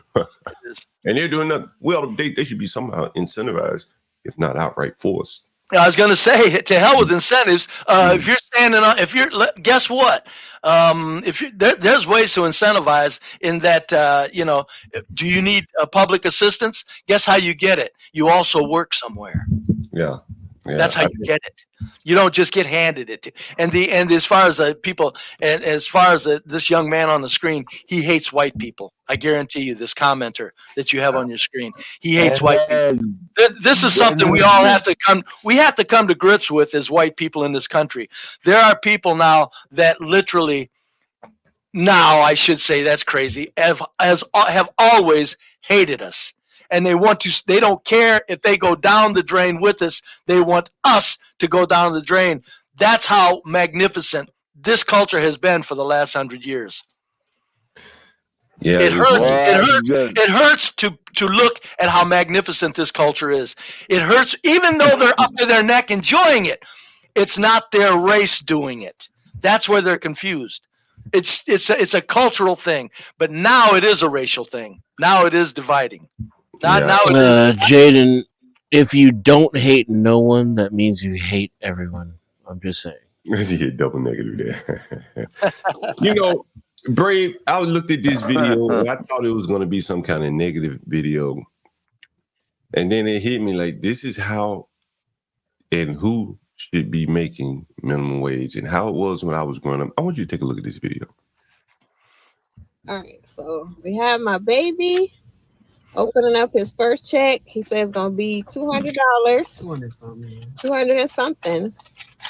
So here we go. What we looking at here? I'm trying to be careful with it. Got them food stamps. No, I was wrong about that. Oh. They gave me another one, so now I got 3 of these. Mm. So you weren't allowed to wear the t-shirt? No, I wasn't allowed to do that. Oh. Let's see what this is.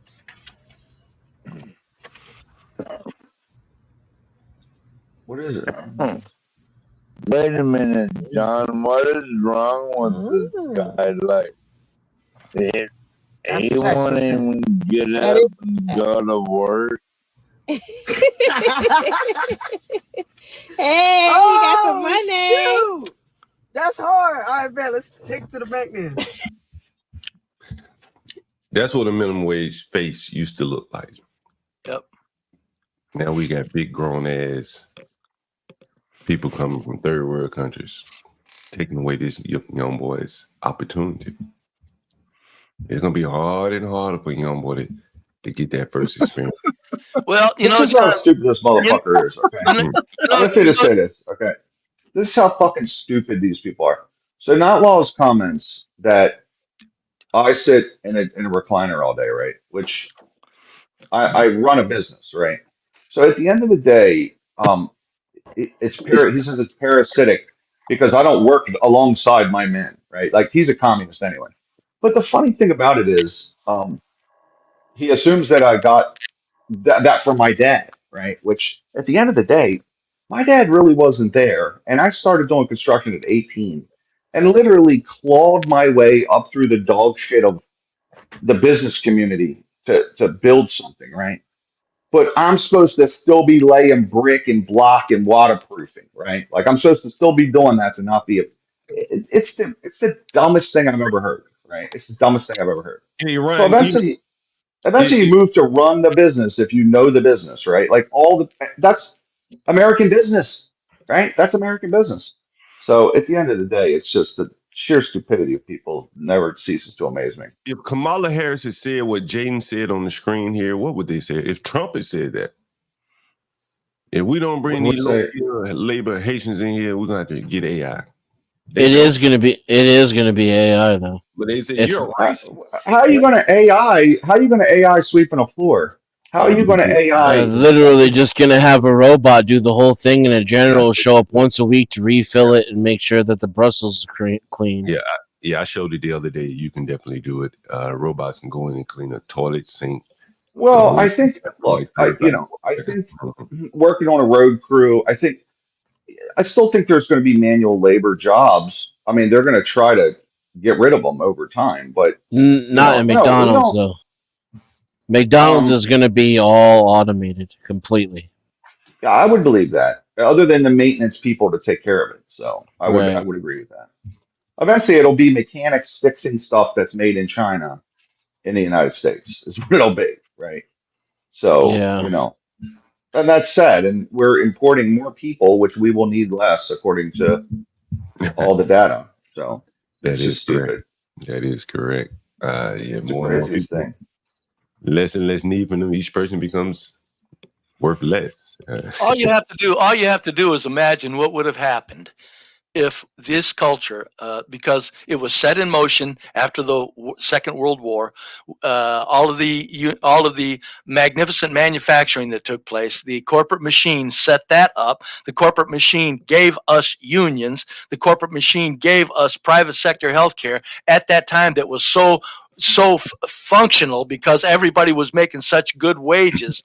So that whole thing was set up after the World War II because all of Europe was tore up. If they would have left that intact if that momentum would have been left intact, this would be a very powerful country. The global machine, the global corporate machine can't have a country that powerful. It's not complicated, folks. They have to knock us down. You know, you see Jaden, his comment here, the birth rate is falling in our country. We need more people like Haitians because they breed more. That's it. Quality. Maybe we should. There's no limiter to reproducing unless there's a cost limiter, and the government props up. They just pay for more, right? Mm-hmm. They don't. There's no limiter to that. Whereas there's limiters built throughout society otherwise, right? So I think the problem with Jaden's thought is that he goes to his base instinct to create more people. He doesn't think a little bit deeper. Well, how can we incentivize the people that we have here to have more children? You remember all these live stream interviews I did in Brooklyn? One in DC. Other than the immigrant women, how many American women had children? Well, the liberals aren't having any kids, which is good. Well, but how many of the American women, regardless of their politics, because they may turn out to be the Republican and conservative people. And Jaden is complaining about American birth rates falling. Well, why are the Americans not having children? Why were all those women that I interviewed in Brooklyn single, with no children, with no thoughts of having children? What has entered into their mind to go against nature? Because all those women get a calling, a natural calling, the urge to have children. They all of them get. There may be some that are exempt from it, but almost every woman gets that urge to have children.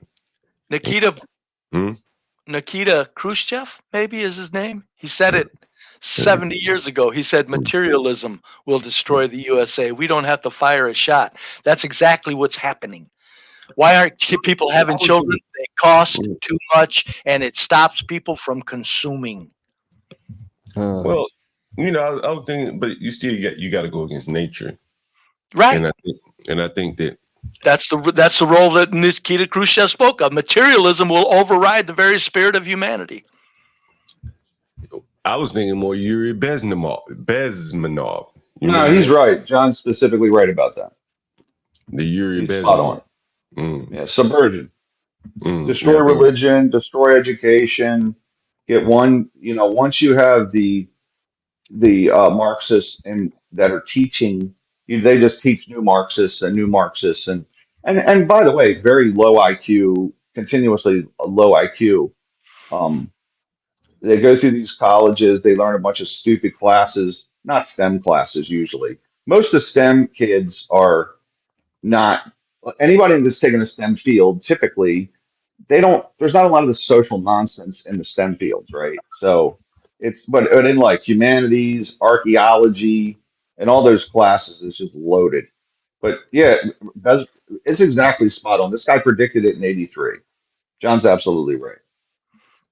Let me go to Bezmenov. Well, I don't think John is absolutely right. I'm sure. The one thing. Have you heard this video before, Stanley? You probably never heard it. Yeah. Go ahead, Stanley.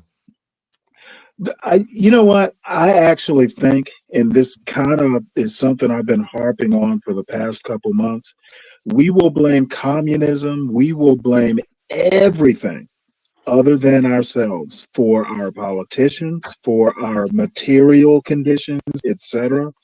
We don't look inward to figure out what we're doing wrong.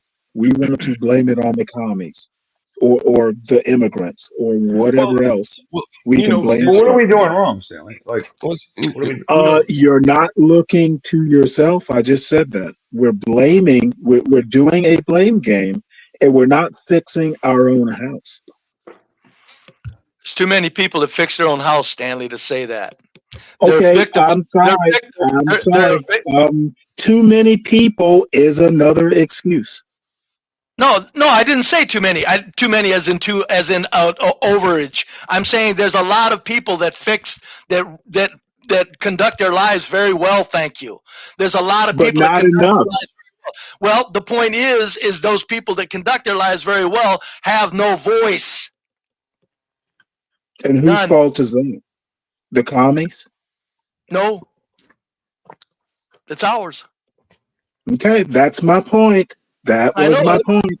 Right, but the point is you still can't discount the people that are doing things right and trying to say something. You don't get to just wipe them out and blame them. Hold it. I'm not discounting anyone.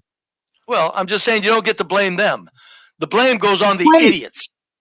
No, I think as a society, as a collective society, I think I can make that generalization.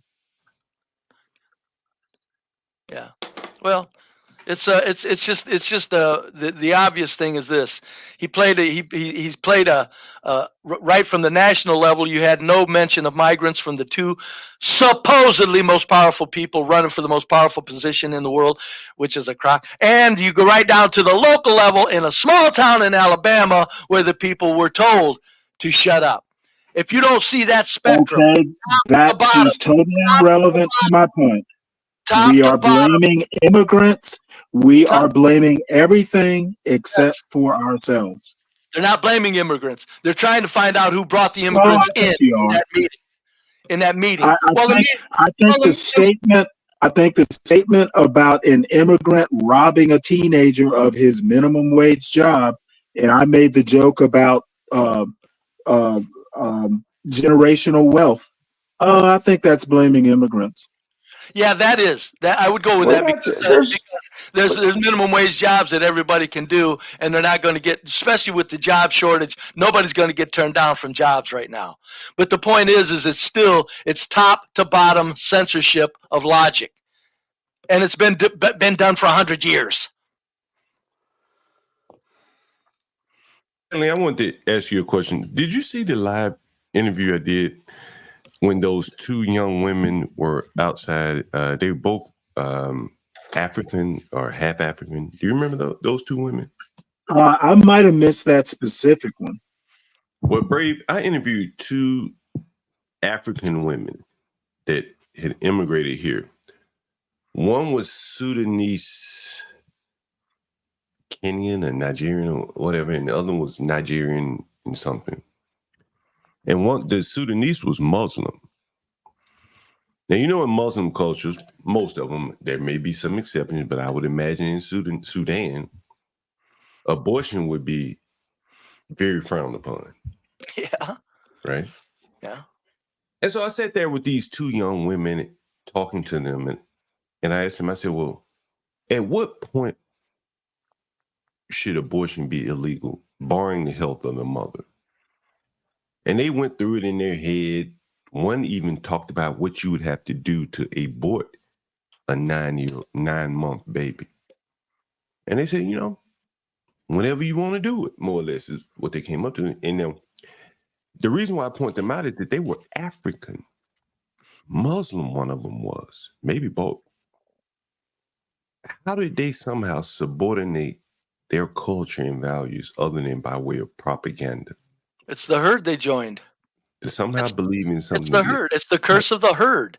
Right. Conservatives have their herds. Right. I hear conservatives say stuff on a herd basis that makes me sick to my stomach.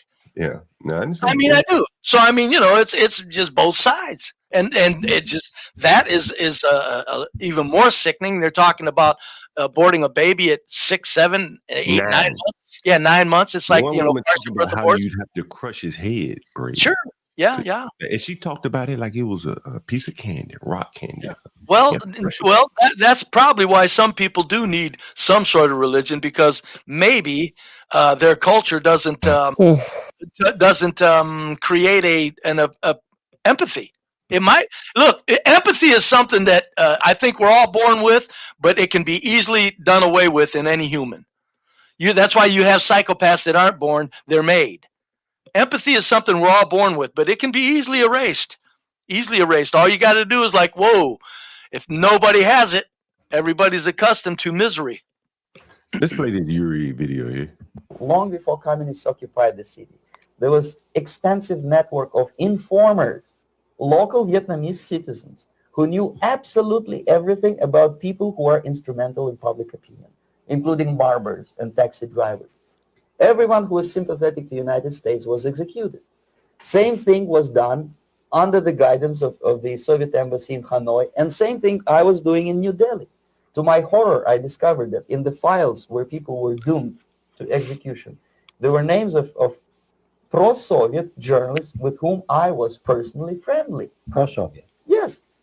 They were idealistically minded leftists who made several visits to USSR. And yet, the KGB decided that come revolution or drastic changes in political structure of India, they will have to go. Why is that? Because they know too much. Simply because, you see, the useful idiots, the leftists who are idealistically believing in the beauty of Soviet socialist or communist or whatever system, when they get disillusioned, they become the worst enemies. That's why my KGB instructors specifically made a point, never bother with leftists. Forget about these political prostitutes.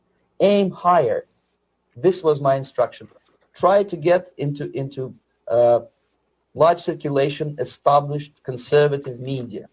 Reach, filthy rich movie makers, intellectuals, so-called academic circles, cynical, egocentric people who can look into your eyes with angelic expression and tell you a lie. These are the most recruitable people, people who lack moral principles, who are either too greedy or too suffer from self-importance. They feel that they matter a lot. These are the people who KGB wanted very much to recruit. But to eliminate the others, to execute the others, don't they serve some purpose? Wouldn't they be the ones we rely on? They serve purpose only at the stage of destabilization of a nation. For example. Did you hear that? Yeah. They serve a purpose only for destabilization. No, but what doesn't he get into? He doesn't get into who's calling the shots. Yeah, he doesn't get into that. Well, he's talking about this guy. He talks about the schools at some point, though. He says that they ain't calling the shots. The schools are shaped by the same engineers. Well, he's a KGB agent, right? Right, right. That means he's closer to the global corporate machine than he is to telling people any truths. Yeah, no, I definitely agree with you. And this is a scoundrel. Scoundrels come in all shades and all utterances. Come on, folks. No, I hear conservatives. I know you're not, John. I'm just saying this guy is a scoundrel.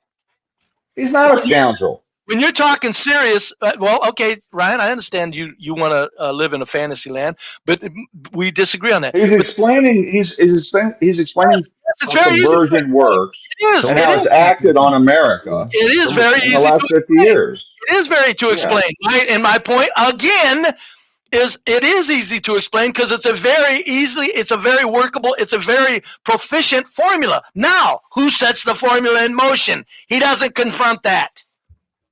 All right. Okay, so let's do this. He doesn't confront it then. He's simply explaining it, which I think if you listen to the things that they do, I think you would agree that at this point in the U.S. that is occurring. Like you can't deny it. Yes. Right. And this was 83, and he predicted this. Yes. Right. No, he didn't predict it. He knew it was going to happen. There's no prediction to it. He was very well there it was going to happen, and it's obvious. Okay. In 1990. If in 1990 myself predicted all kinds of things, prediction is not that complicated when it's in your face realities that you can just extrapolate out and go, oh, this keeps happening. This is going to be a natural occurrence. Well, Brave, the reason why I play these videos are for the people that think that things are happening by happenstance. I know they live in these fantasy worlds. I get that, John. I'm just once in a while. I'm the one that I just want to come on here and say in no uncertain terms that folks, you're falling for a pile of shit. This guy right here is full of shit. He knows way more than he's saying. Well, he's telling us a formula that works, and he's giving us very undermine the U.S. Yes. Yes. Undermine the U.S. Yes. Well, I think this works almost anywhere. He's not. I don't know if he's necessarily talking about the U.S. here. Oh, you're right. It does. It works everywhere. Yes, that's exactly what he's doing. Any democracy. That's right. That's why. Any country. Yeah, the Cloward Piven. What is the other one? The other guy that wrote the book on the rules of radicals. It's not complicated. This stuff is easy. Lewinsky. Yeah, this stuff is easy. But the point is we as a society don't stand back and go, you know what? If this is such bullshit, can we talk to the people setting this shit in motion somewhere along the way? But we can't. And that's why we're always up against the wall trying to blame superficial puppets, which to me is disgusting and an indication that if we always chase the puppets, we get what we deserve. That's where you But your solution, Be Brave, is just to lay down and let it happen and enjoy life. No, I mean, my solution is if you're going to say something or shut up. It's better to shut up than to chase a puppet. Puppets are inanimate objects. They have no power. They lay in a corner until somebody animates them. Why would you blame a puppet? That's how insane you look. Well, that puppet laying in a corner with all them strings on it, never mind who pulls the strings eventually. That puppet. Well, because I don't know who the engineer is, I can only kill the delivery man. Right. You know what I mean? And that's what we thrive on. Now we've taken that because we've taken that as logic, that's not a bad tactic, but we've taken that and we've completely made an excuse. We don't have to confront the architects. Now we get to blame the puppets, and it's normal throughout. Who are they? But who are they? Who are the architects? If I don't know who they are, I can't attack them. I'd love to attack them. If there are architects doing this, I want them to go. Right? So look who's starting the wars. Start there. They're ruling the wars in Vietnam, the wars in Korea, the wars in the war that immediately after World War II, Russia and U.S. started act like antagonistic while they worked together in various countries to do things. It's all bullshit. It's all nonsense. What we are is a part of a fantastic show on this planet. And I understand. That's why I understand more the people who stand back and go, shit, it's all bullshit. Even though it's a laziness, that's why they don't want to look into it. Because even though I call it bullshit, I still look into things. But I'm saying, still, the reality is this: if we're going to complete, you know how many people that last night with those two up there talking nothing. You know how many people were spiritually invigorated from what they were saying? it was the dumbest thing ever. I'm with you. So we cannot expect to have a country when that many people do that much stupid shit. Hey, Brave, is this kind of what you're referring to when you say the people that control everything? I played this a couple of days ago. You weren't here, so I'll play it again for you, Brave. I always enjoy you come up, Brave. So when you have something like immigration, what it basically is the super rich people saying, I need more brokey time and energy. But the brokies, the native brokies, want too much money for their time and energy, or they want health care, or they want work standards, or they want pensions. No, I need pure slavery. I need slaves. So government, come on in. Using their money, we're going to give you lots of money to let in lots of immigrants so that the brokey bubble inflates with super brokies, right? That's the whole line. Yeah. Super brokies. Possible, please.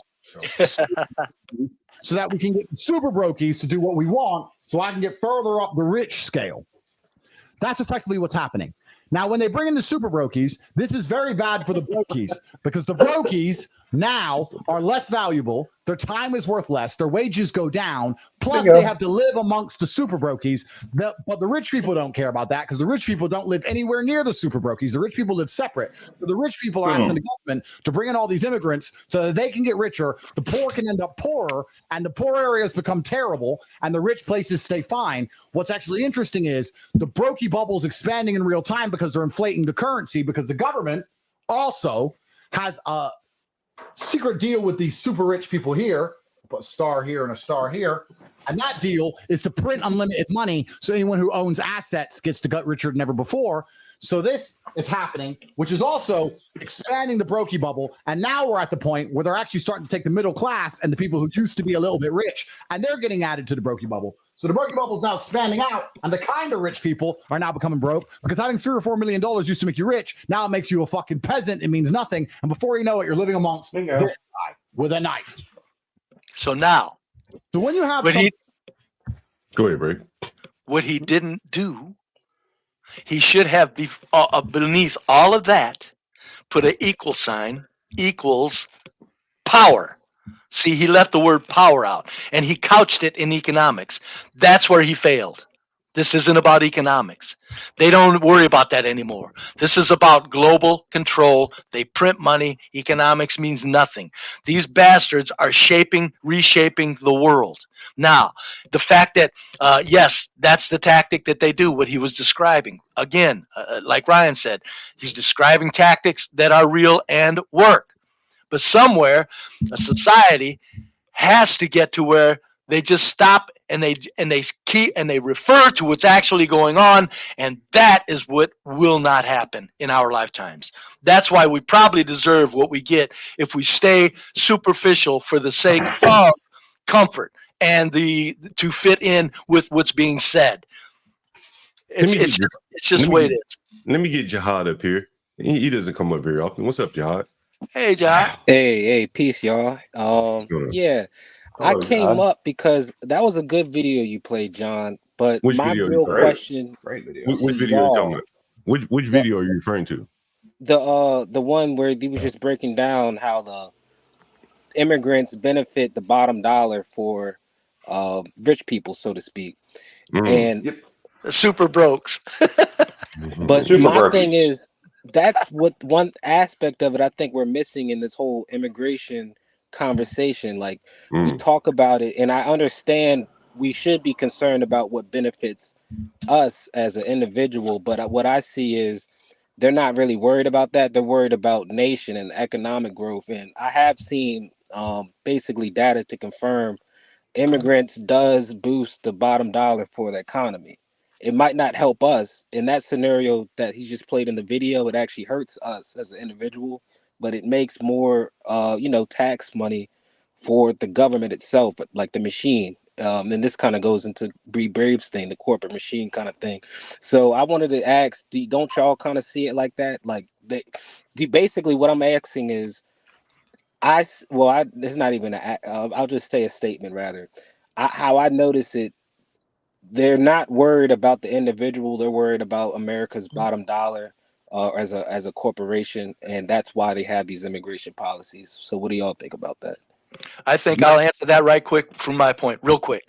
It's about they can't have America of 1950 gaining momentum. They had to destroy the America that existed in 1950. That's what they're doing. That's why they're bringing immigrants in. That's why they're bringing migrants in. They have to destroy So the you're saying American it's not even about culture. money; it's cultural kind of stuff. Cultural destruction for the sake of maintaining a power base where nobody can challenge them. We in the 50s, people were actually gaining a foothold in real human dignity on this planet in the historical of the history of the species. In the 50s, that had to be destroyed. That they used it for a springboard to their benefit, and then they said, "We're done with it. Now we got to destroy it and dilute it." That's what this is about. Ryan and Master Kim, do you see immigration favoring you from a business standpoint? Oh yeah, anytime the economy is strained, the smaller retail ones, especially the ones in the hoods, thrive because a lot of these immigrants go for the cheap rents, which displaces African American community. So yeah, it's just more people in a dense urban community, more buyers of stuff. Yeah, there is that benefit for sure. What about you, Ryan? Low skilled, so when someone comes and says, "Hey man, I need another $2 an hour," and I can get somebody else to do the job for what they're doing it for, which minimum wage is a great example. Like, why am I going to give you more money? I got 9 guys behind you that are ready to do the job, and they're more ambitious. They want to work harder than you. You've been getting lazy. So at the end of the day, there's many jobs that are at the low end of the wage scale. A lot of the people coming in are unskilled labor, as we know, and it's going to push those wages down. So, I mean, there's going to be plenty of people that could be hired once they're legal, which I'm sure won't take long. So yeah, it's as an employer, yeah. But what are their skills? And if they're for the low end jobs, yes, because that's what's coming in. But for the specialized stuff, probably not. But haven't the minimum wages been pushed up so high that you can't take advantage of these people on the low end? No, the minimum wages are relative to the area, which these dummies want a national minimum wage. I'm like, to live in Mississippi, it's way different than New York. So what's a But how about national minimum wage? doesn't an immigrant in New York No, you just working no. at So $2 so here's an example. If the minimum wage is currently 10, and all of a sudden I got to pay 20, I'm simply going to increase my bid price, as are all my competitors, because they're paying the same minimum wage increase. So the prices just go up ultimately for the owner. The owner of the business passes it along to who he's doing business with. So if I'm building a building, the building owner has to pay more money, right? So it's all the same. It's all relative. And he has to pay his people more. They got to pay. So then all the wages just come up to that, and the guy that's now making more, based on the wage increase, it's everyone else above him makes more, so he's still making shit. It Master just Kim, causes do you inflation. That's all. Master Kim, does the increase in minimum wage affect you the same way? Did you just pass Oh it yeah, on? it's devastating because employees expect that, even if it's not mandated by the particular state you're in, they expect it, because obviously the bigger companies are ahead of the curve and are already advertising that type of pay ahead of time. But the fine print is you have to be on the manager's program, or if you've got to have experience, like at McDonald's, they put these signs out at the street saying $15 an hour, and people throw that in your face, and you realize, oh no, that's not 15 for you. You have to have been within the McDonald's system before, But or manager's program or something like that. But yeah, absolutely, it's devastating. minimum wage, if minimum wage is 10 and it goes to 20, and all of a sudden you're giving all your minimum wage people $20, everyone that wasn't on minimum wage before is coming back to you and going, hey, listen, I know minimum wage went to 20, but I'm a manager and I was getting 18. Now I want 32, right? That's exactly So right. everyone else just gets the same percentage increase, which is passed on to the customer. And California is a great case study for it, because they raised the minimum wage to $20 at McDonald's, and now a Happy Meal is like $18. So I think I mean, ultimately, if every business does that across the whole economy, right, it all balances out, and the minimum wage worker doesn't really get an increase because his prices go up, right? At Walmart, I mean, it doesn't do anything. It's all bullshit. So people can get elected by saying, "I'm going to raise the national minimum wage." It's all bullshit. Hey, Jihad, There's you no trying to help jump in for. here? What you about to say, Jihad? my bad. Yeah, I just wanted to add this real quick to your question, John. I think it could be beneficial to like really big corporations, right? Because Yeah. I think Walmart, actually, I believe it was Walmart, they actually pushed for the increase in minimum wage, Yeah. only because they knew their competitors weren't going to be able to keep up. And so Bro, I'm gonna that's tell you kind of this. a I'm gonna tell you smart this to chess blow your move. mind. And I talked about this a couple of days ago.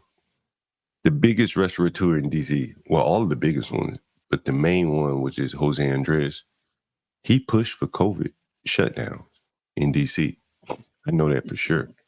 And you have to ask yourself, why would a man who owns restaurants, who would be severely impacted, push to shut down his restaurant?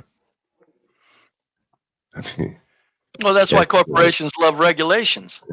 Regulatory capture, it's called. I forget who the guy who wrote the book, Regulatory Capture. But yeah, that's why corporations love it. They use the regulations to shut everybody.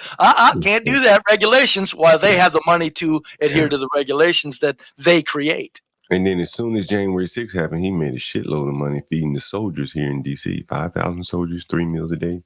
That's more money he probably ever made in his restaurant on any given day. Let's play this video happening in Springfield, Ohio. The Great Replacement is on the way here. That's 58,000 population. We had an application pool that was a little bit different. People coming to work here. People looking for jobs. What he's welding here again are welded axle components. Jamie McGregor is the CEO of McGregor Metal, which makes welded parts for the auto and farm industries. Right now, about 10% of his workforce is Haitian, over 30 employees. I wish I had 30 more. Our Haitian associates come to work every day. They don't have a drug problem. They'll stay at their machine. They'll achieve their numbers. They are here to work. And so in general, that's a stark difference from what we're used to in our community. McGregor acknowledges. I need to rewind this for about 5 seconds. You know, one talks a lot about how these migrants are built a little different.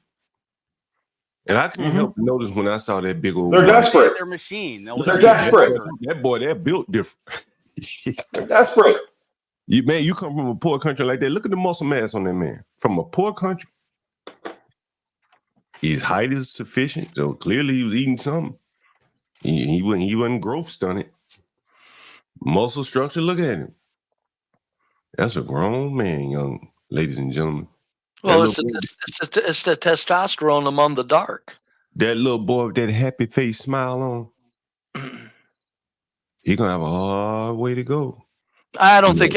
I think if he's industrious as he looked in that video, John, I don't think he'll have a hard way to go, as you're saying. I'm talking about the template of him getting that first job, having to compete with grown men at McDonald's. I didn't have to compete with grown men when I went and worked my first little Burger King job. Well, that's true. That's true. But that little boy went to compete with a grown man that got all day to come to work while he is school. The same way the employer is talking about the employees here, the McDonald's manager would be saying the same thing. I want me some of them Haitians.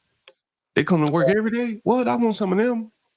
And that happy face smile, that's gonna be wiped away. I think that there's such a demand for Americans that will work and do a good day's job. I think the migrants are certainly going to throw a wrench in things for the lazy, but I think for the go-getters, I think they'll be fine regardless of the migrant. But I'm just saying, what worries me about migrants is with the culture they drag us into. It's not good. You know, Brave. Excuse me.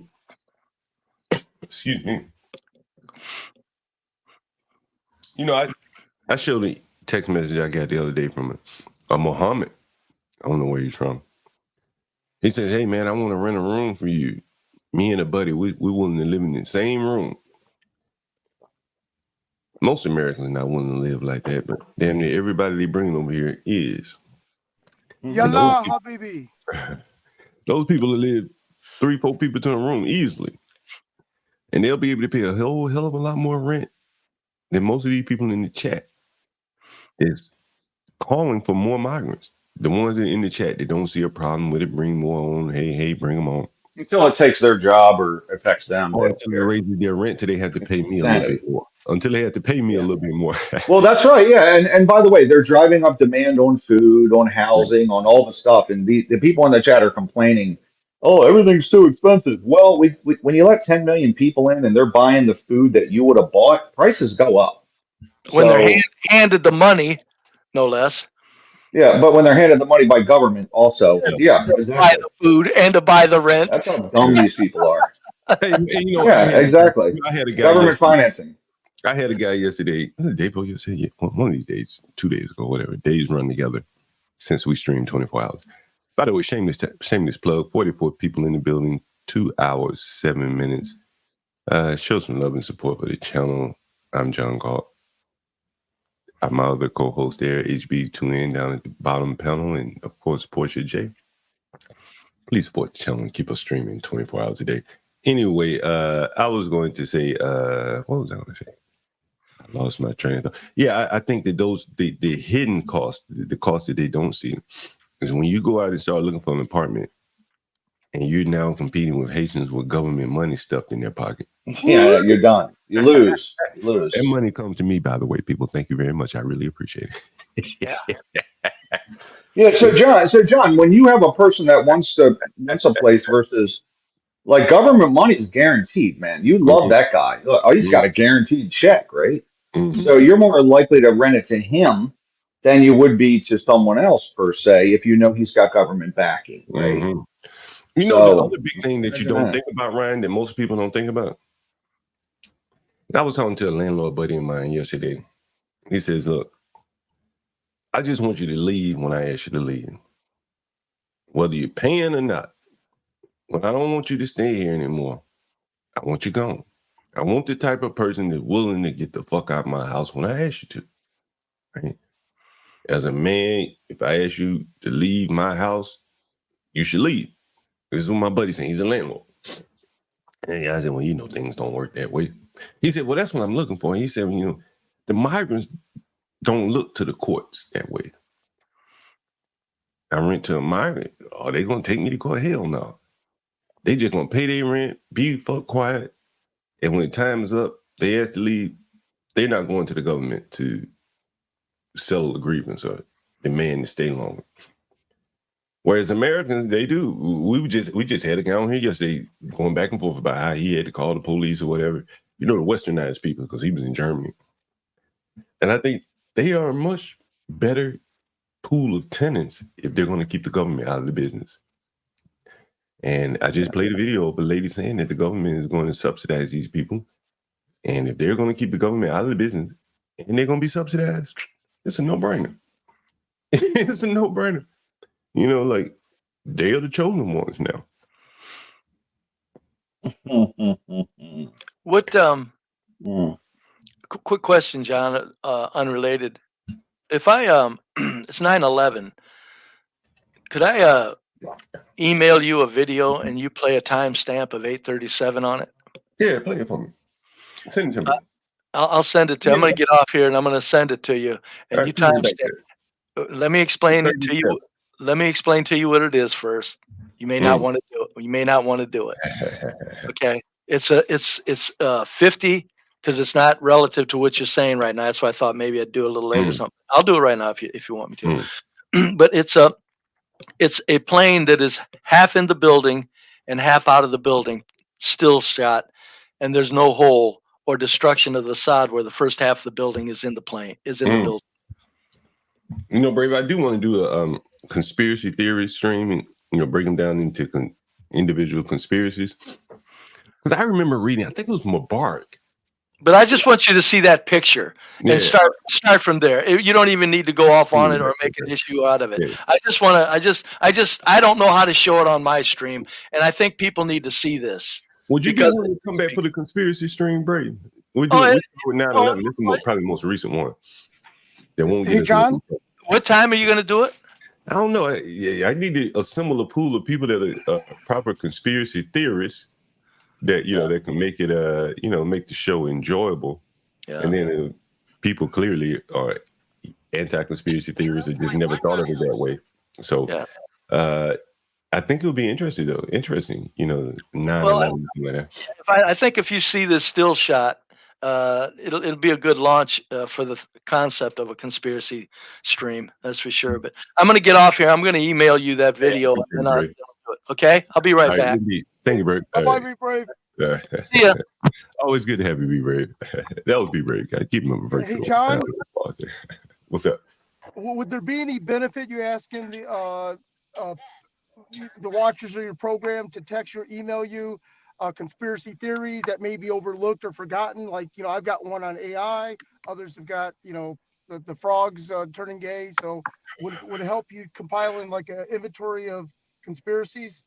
Yeah, we can definitely do it. You send me an email. My email's in the stream channel. You can find it. It's John Galt presents at gmail.com. I'll put that in the chat at some point. Let me put it down. Yeah, I'm definitely interested. I think 9/11 would be the best one to start off with. This most recent. Can I tell you something funny, John? So I'm going back on the chat, right? Yeah. So Jaden says, I think Ryan is a racist. And what's funny about that is I'm advocating for the working class, both black and white, in the United States of America, which I was taught my construction skills from a black man on a crew that was black, predominantly, probably 60%. And that crew is now all Latino because they came into the country and took those jobs, right? Yeah. I'm advocating for the working people of the United States. And that's what my entire premise is built on, right? But because people are so insanely leftist or unaware, right, they think that, we just want to keep the Haitians out, right? I just said, if the Haitians are qualified, intelligent people, we need those jobs, bring them in. We want the smartest people from all over the world of all races, okay? But advocating for working people that are current citizens apparently is a racist position now, right? Because that word is thrown so... Be brave. What would you say I am? I'm probably an anti-racist, right? I don't really discuss race and avoid arguments on race. I talk about economics, right? I'm not a liberal, Scott. I'm not a liberal. I mean, you know, very relative to some of these other people on the panel. But I don't get into these racial conversations. It's stupid. I care about I get you, right? America first, and everything else is just Americans, Black Americans, white Americans, Latino Americans, Chinese Americans. If you're an American, I'm in your corner. So it's just more to be fair, stupidity. we've never had a real racist. We never had a real racist on panel before. Yeah, and you don't have one with me. What you are, Ryan, is a culturalist. You are into culturalism. There's culture. Look, there's culture. There's behavior. There's behavior you don't like. That's what people like you are. I don't know if that's culture though, dude. Like I don't like people that speed in a school zone or break the laws or do this. I want people just go work hard, take care of your family. If that's a culture thing, cool. You know, I think it's just an American thing. No. When it comes to that stuff, but the destruction of America is what we're facing is culture, and that's why I am a culturalist. I'm not a racist. You can't call me a racist. You know, we have a comment. But I'll be damned if I want to live around black people, and I'll be damned if I'm going to be ashamed to say that. I am a culturalist. I'm not worried about skin color. I'm worried about behavior. We have a comment. I'm definitely willing to talk about race. You probably won't like what you hear though. You know, yeah, that's bullshit. I call cap. You know, if I wanted to talk about race, I would want to approach it from a different angle, because otherwise it'd be like talking about politics. Yeah. Right? You know, right. And you're never going to have an agreement there, or you're never going to, you know, have any solutions, or, you know, you never propose anything that would be, you know, considered a solution. I think white people are more willing to admit what their culture does that's bullshit over what black people will not admit that their culture is full of bullshit. White people will. That's where the races are vastly different right now. That's one of the things I would like to talk about is, you know, is it, you know, like, what are the distinctions that causes, you know, and primarily when we talk about racism is black people. So I'll just say black people. Is it the cultural differences that cause the economic issues, or is it the actual racism holding blacks down? And I would like to hear the blacks that want to talk about racism. I would love for them to focus on where would their life be if they did everything else right and they were only affected by racism. That'd be interesting, right? You know, John, are you willing to do a whole stream?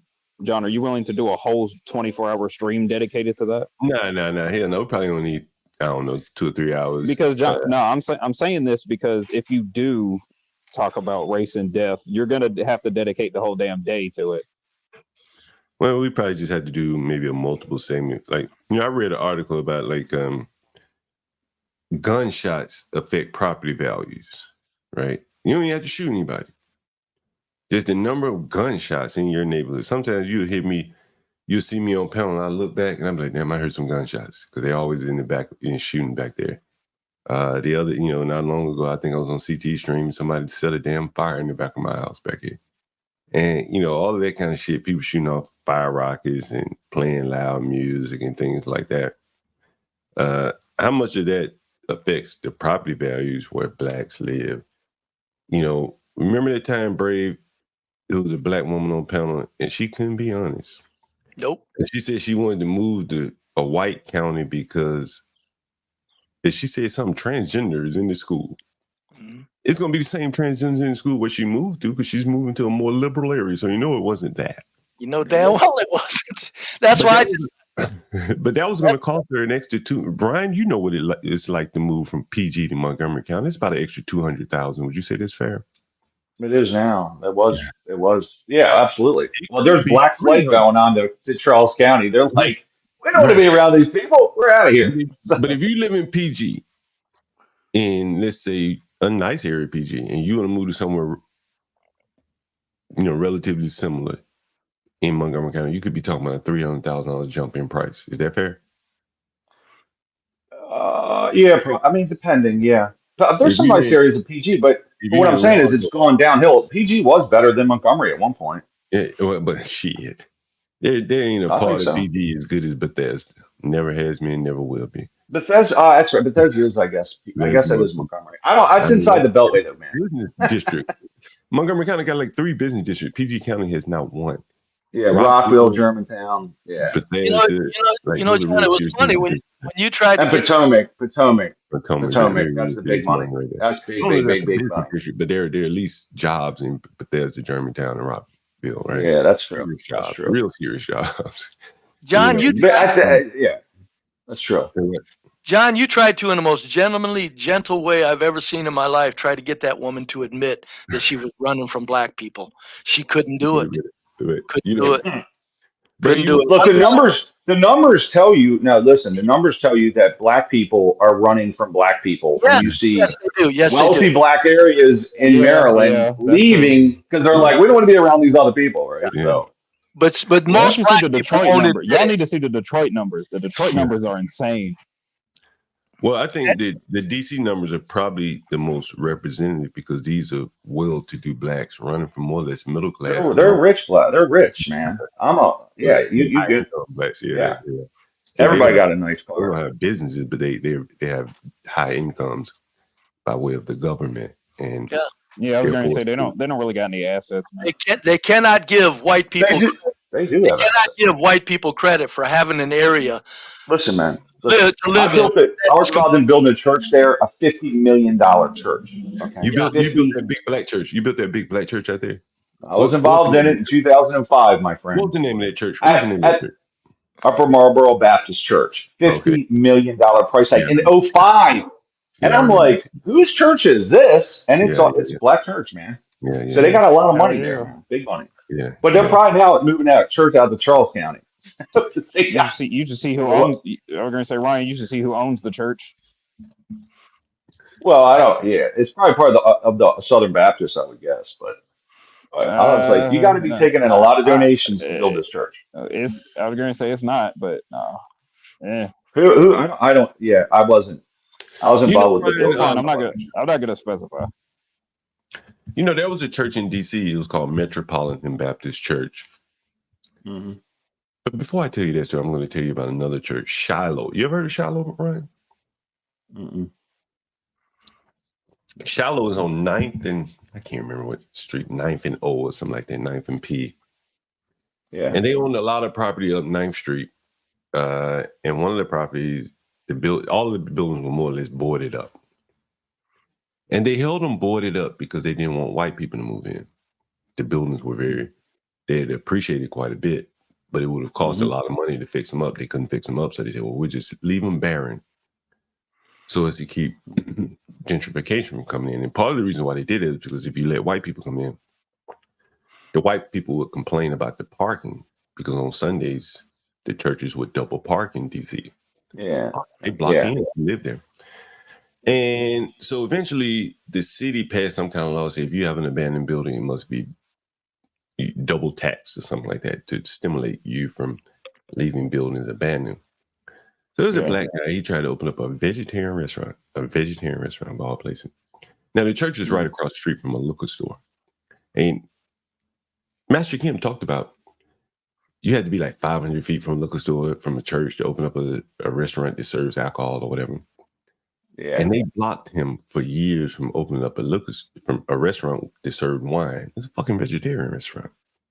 He eventually went out of business. The name of the restaurant was Vegetate. But they couldn't hold on paying all those double taxes, and eventually it became one of the more gentrified areas in DC. It's right downtown by the convention center. Headed out towards northeast, you're talking about. No. Right there at the convention center, that big Conrad Hotel. Go straight up the street. Oh, wow, okay. Street, northwest, right? That's high rent district right there, buddy. Very high. That's high rent.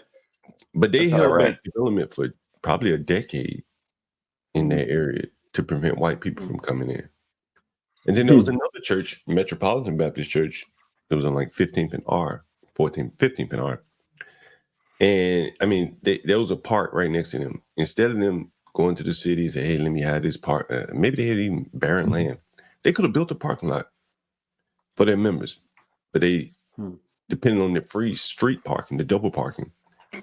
And finally, when the white people moved in and the condos were going $700,000-$800,000, they were not going to tolerate being blocked in on Sundays. Yeah.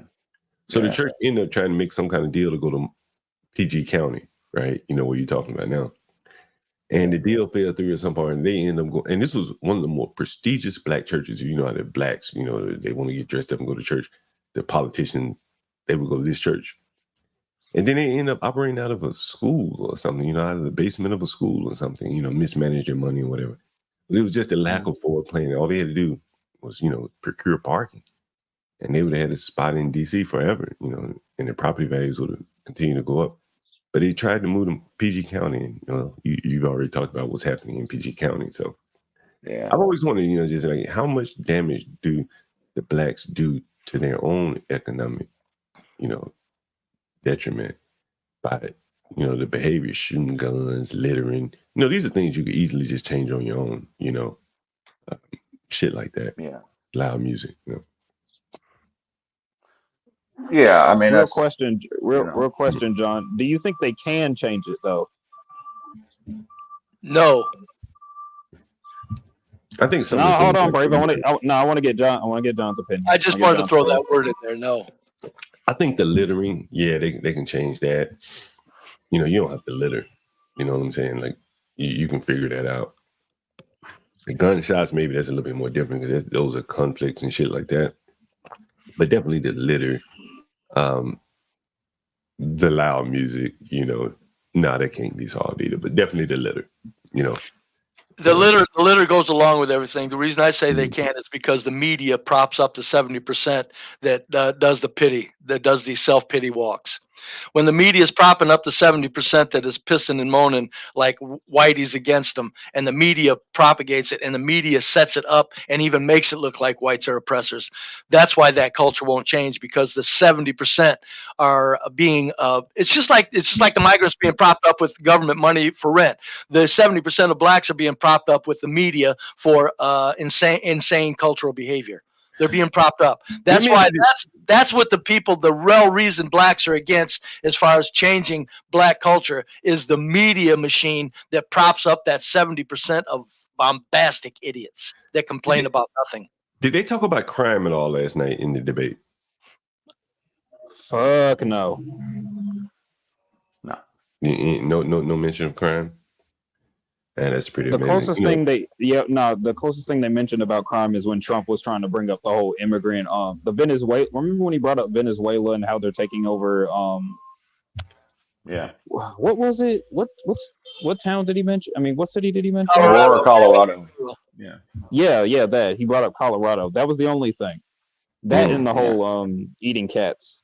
And they kind of blew past that and went on about the eating thing because the Colorado videos are all over everywhere, and this video is out there too, I think, right?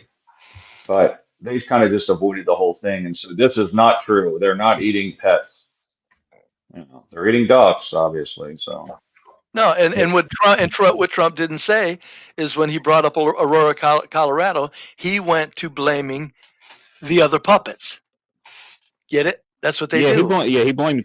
Yeah, Big Brave is right. He only blamed Kamala for it. He didn't really. Yeah. He didn't go anywhere. That's what I'm saying. That's why we're in some sideshow on Earth, man. Enjoy it while it's here. I don't know where they're gonna take it, but you got a president up there talking about a very serious matter of cultural surge, cultural decay, and he goes to and puts it right back in the romper room kindergarten. We're in trouble, folks. It's those doggone Democrats, you son of a bitch. If he said that, that's why I can't watch it. It almost gives me a sick feel. I don't mind that they're full of shit, but when they do that, but be brave. Would you at least say that the Republicans are calling out the decay in better fashion than the Democrats? Yes.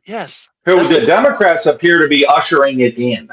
Yes, but would you agree with that statement? Yeah, no, up here, yes.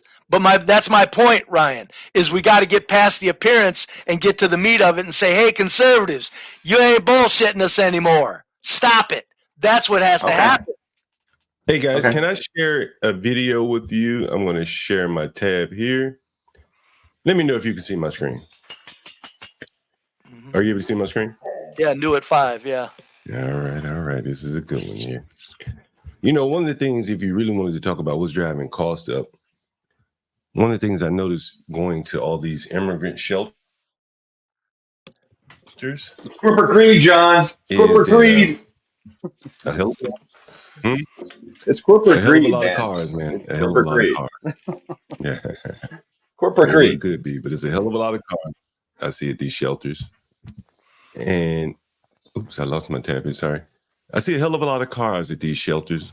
And I've wondered aloud on stream, like, what the hell are they getting driver's license from? The cars, right? Yeah. In front of the DC shelter where all the migrants live, is cars and lined up and down the street. And I said, damn, like, I remember talking to a black man. I said, can you even own a car and live in the shelter? Wouldn't that be too many assets, right?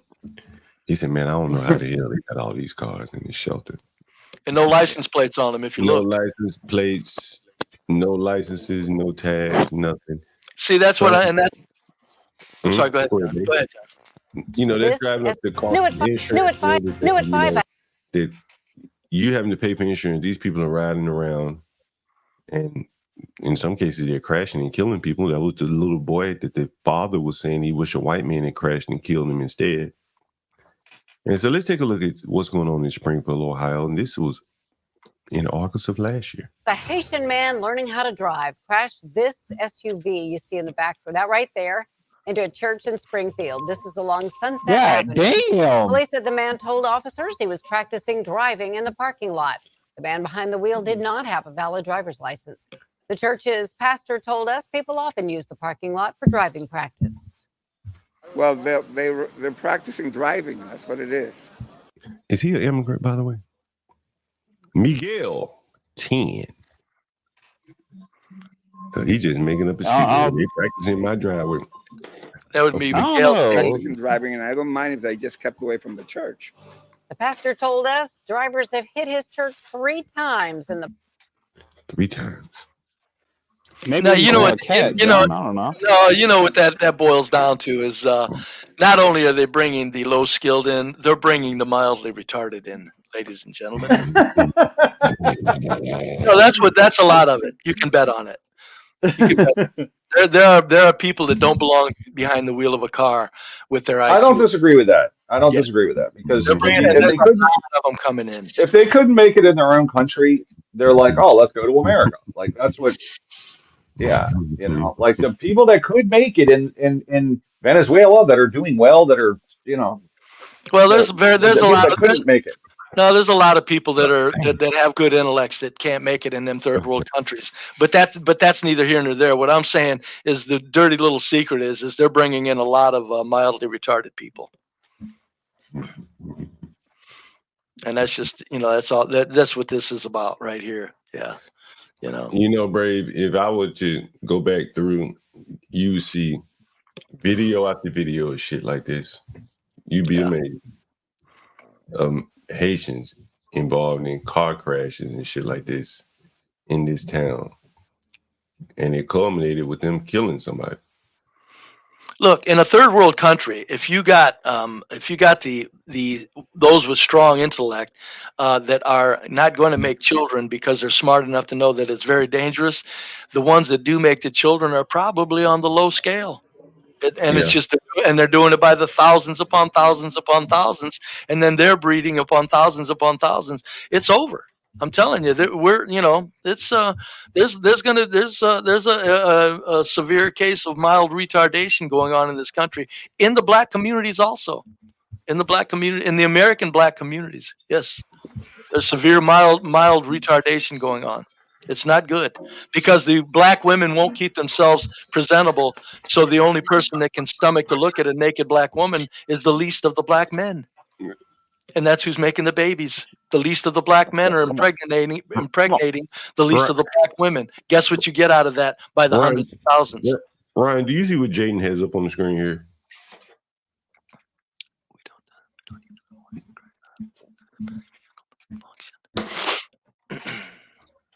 Always excuses. There's always excuse. Even though there's 3 of those, 4. The guy says. Yeah, it definitely was. It was. The malfunction was that the driver didn't know how to drive. Obviously, maybe he was drunk. Yeah. Maybe I don't know. But it doesn't matter because he's not supposed to be in the country, and also he probably doesn't have a license. to What about drive in insurance? America. You think you got the So, insurance to cover that? You think you got insurance, huh? no, that'll go under the non. We all pay a percentage more for non-insured motorists to fix that vehicle. So we all pay more for that collectively. Anyone that has insurance in the country has to have that in their policy. So we pay for the non-drivers that steal cars that crash them. So more moral hazard created for us all. So we don't have, like Wait, is it right? It is kind of interesting that, you know, this kind of behavior would not even be tolerated among Americans, man. If I crash into somebody's car, they be all over me. Where's your insurance? Suspend my license. He has no license to suspend. There's really no way to. Someone talking? Woo!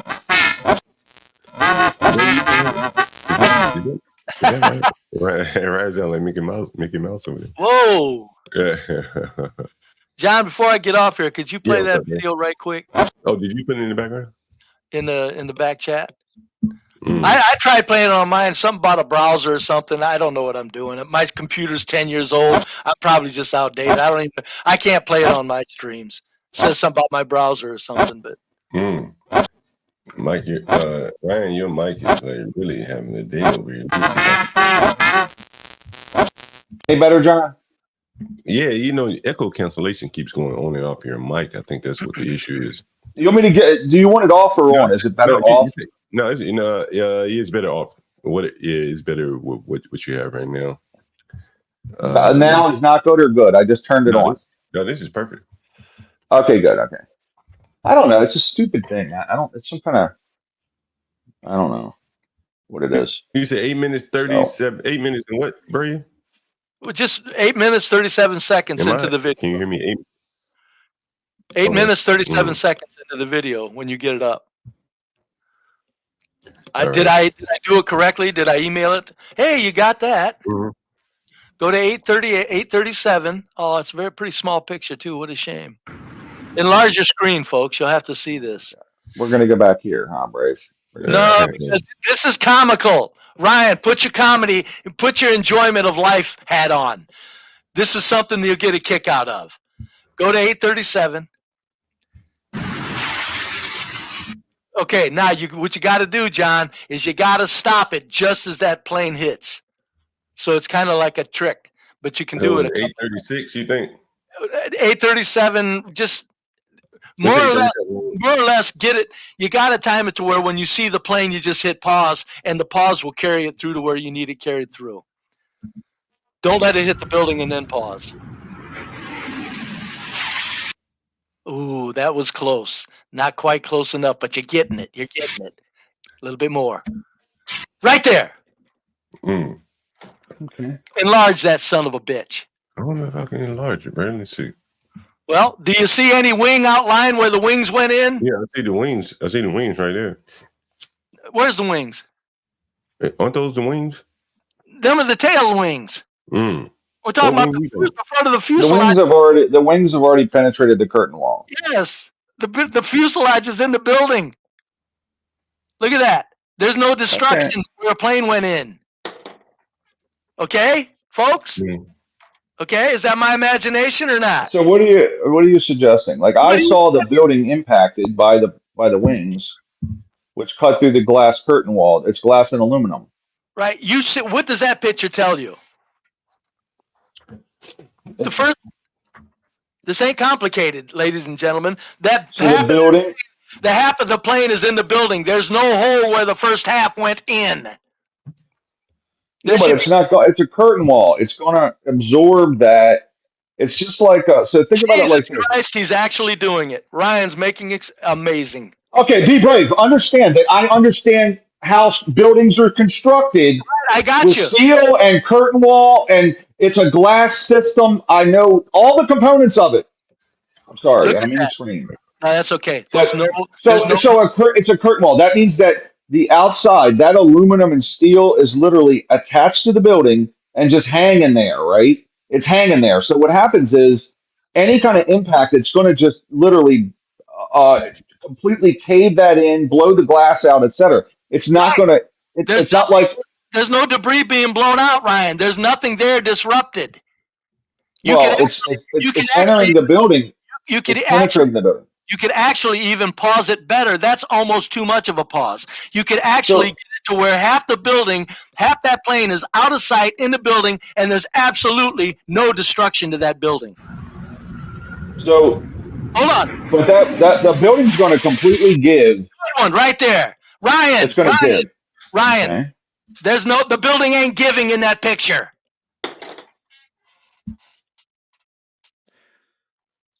So if you think about it like this, if you take a pencil, a pencil's not a good enough object because it's too much tensile strength. Okay, hold on, let me finish what I'm saying. Okay. Let me finish what I'm saying. So if you take a baseball and throw it at a shower curtain that's hanging, a curtain wall, right? It's going to, at a very, very high speed, it very well is either going to, if there's not enough tensile strength to the curtain, it's going to puncture it immediately, go straight through and almost form a perfect hole. If it's slower, it's going to cave that curtain and shape around the baseball, right? It's going to shape around it much like that building would. So it's going to be a similar instance. It's not like that the outside exterior is stiff. It's very thin. It's going to cave in immediately. Okay, so since Ryan's the cool kid on the panel. I'm not cool. I'm just telling you that I understand these. I get it. Is everybody else afraid to explain what your own eyes are seeing? Does that building look like it's a curtain dented? Does it look like there's anything flying outward? Does it look like there's wings that are bent back as it goes in or disrupted? That's a half of a plane that disappeared because it's CGI, Ryan. That building is not disrupted there. You got half the plane inside that building. There's nothing disrupted to where a half a building would make a hole. So you think that's CGI? That's a CGI thing. I don't know. I'm even open to maybe the film does it. Maybe the film footage might do it. But I'm telling you, in this picture, and there's about 5 others just like it in other situations. There's one more in here that's got where the first building was hit would blow your mind. This one, this is not what it looks like with half a plane in a building, Ryan. That's not what you would see. Now, damn it, you know it. So listen, the impact, the melting of the steel. Like I've talked to people about this. Yeah, Ryan. I'm asking other people on the panel. Does that look like a plane is in that half of that plane is in that building to you, Garion? Does it look like half the plane's into you? Gary may have stepped off. Oh, I can't tell, bro. What do you mean? What I'm looking at. It looks like looking at a half a plane in a building with no hole where the first half went in. There's no hole. Well, I can't tell if there's no hole. I see that the plane is right there. How big of a hole would you would be there if a half a plane was in the building? How big of a hole would it be? It would at least be the size of the nose of the plane, right? Where's the wings? The wing is gone. Do you remember in the picture after the plane was in the building and it was burning, the whole outline of the plane was on the building. Remember the wing picture? The entire wing span was on the building, right? Ryan, let's play it till one. No, hold it. Here's one other thing. Look how far off center that's hitting. Look at the hole in the building after the plane supposedly went in. Look at the hole that they show you on the news. It's dead center. This is off to the corner. The whole thing's off. You know what? I'll tell you this. That's not what a building looks like when the first half of a commercial jetliner flies into it. I don't think it captures it very well, and it does appear like it's just literally absorbing into the building. Right, that's all I'm asking. That's all I'm asking. Yeah. But I think the pixelation doesn't really do a good job at depicting it. But what would happen, it would be a very tight penetration at that speed, and based on the fact that aluminum is 2-inch by 2-inch, right? It's basically an aluminum friggin', the curtain wall is all aluminum, right? And then they have these carriers inside of there. But So it's just a curtain wall system. It's literally hanging on the building, just with the aluminum is attaching it with No, screws. wait, I was going to say it's not just hanging there. You're acting like Okay. What I mean is that curtain analogy sucked, Ryan. That's not any dent. You don't see the wing to the right, the left wing at all. You don't see it. It's in the building. There's no disturbance where the wing would have went in. I don't think it captures it, Brave. I think it's. I mean, you're talking about it's a. There's no disturbance where the fuselage went in. That is too much of an indication. You could call it filmography, whatever you want to call it. But however what you have to call it, you have to go, that's a very strange picture. That's all I'm saying. It's a strange picture for sure. But and another thing is the other building that wasn't the World Trade Center, these two towers, there's another building that went down. And to me, I'm like, I don't quite understand that. Like these are punctured. These interior burned, right? You know, where right there. If this picture right there, if you had the courage to muster up honesty, if you had the courage, you would tell yourself that is not real. It's an odd looking picture for sure. Not what a plane would do if the first half of that plane was in that building. God damn it! And you guys know. All right, listen. Hit another half second on this, and let's see what it looks like post absorbency. Post it once it's fully in the building. Okay, right there. Stop. Load it up. It's in the building now. That's showing. Yes, that is where shows the wingspan. That's where no, it doesn't. Not it does. Look to the blow it up. Look to the left side, center of the building. All the way to the right side. It's literally the shape of a friggin' plane. Hold on a minute. Let me. But it's still a tight puncture, man. It's a tight puncture. Let me. Because at that speed, it's going to puncture it, right? That's not showing the wing. That is showing the explosion. I'm telling you, the explosion happened immediately upon the CGI plane appearing as it's planned. That's what you're seeing, Ryan. You've seen a still motion of a plane half in that building and no disruption to the building. You've seen that with your own eyes. Now, you can explain it, Ryan. Somebody else can explain it. But what my point is I'm betting that it's CGI. And what you looked at is what you looked at. There's another picture in here, the first building. If you look at anywhere, if you can find it, John, I think it's. I don't think this is explosion, by the way. I think this is just debris. I don't think it's detonated yet. I think this is just boom. It's inside the building, but it hasn't blown. Go ahead and play it a half second. You'll see the explosion happen right after this. That's the beginning explosion. Boom. That's the beginning of the explosion. So there it is. Okay. Yeah. But that almost looked like a debris field to me. If you go to it's kind of like this. Like it's kind of like this. There's no explaining that away. There's something odd. If I shoot a howitzer, and I hit something, it will vaporize. Like it'll literally vaporize the item because it's got so much speed and heat generation. Jesus Christ, Ryan! All I'm saying is that ain't a normal picture. Now, there's where the first plane hit the building. If you got that, it's a 30-second clip. It says 30-second clip. It's the only 30 seconds of the first plane hitting the building. Play that if you got the nerve. Where is it?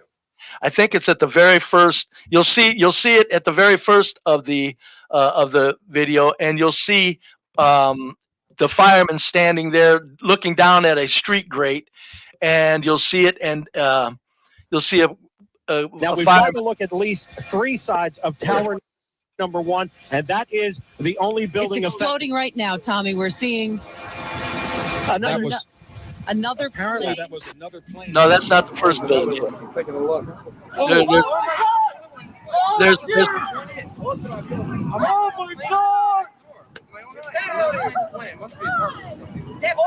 Hey, Brave, how do you explain that? These people's reactions to that?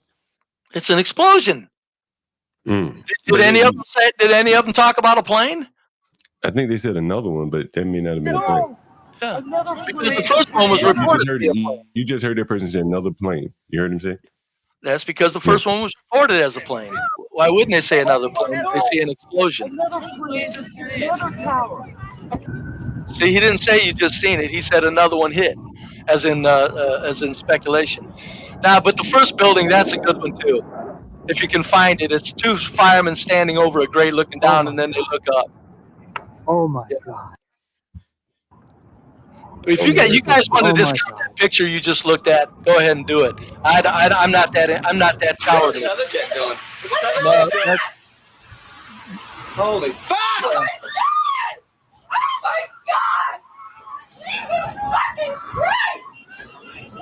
Don't touch it. Wow.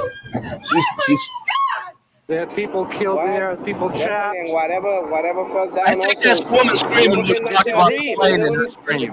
It's an international tourist place. Lots of people. There's not a plane coming down.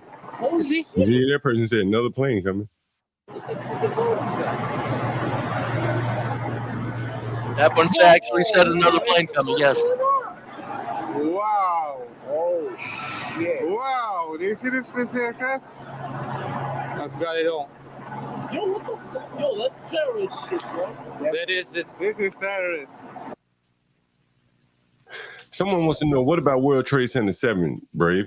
What about it? I mean, it was demolished. I mean, come on. He said, they demolished. I don't know why that collapsed. I don't know what's There's because there was no rhyme or reason to it collapsing. I just wish, go to the first of the film of this film, John. All right, so be brave. Just so you know, I'll make you aware of this. So the reason, so you know that.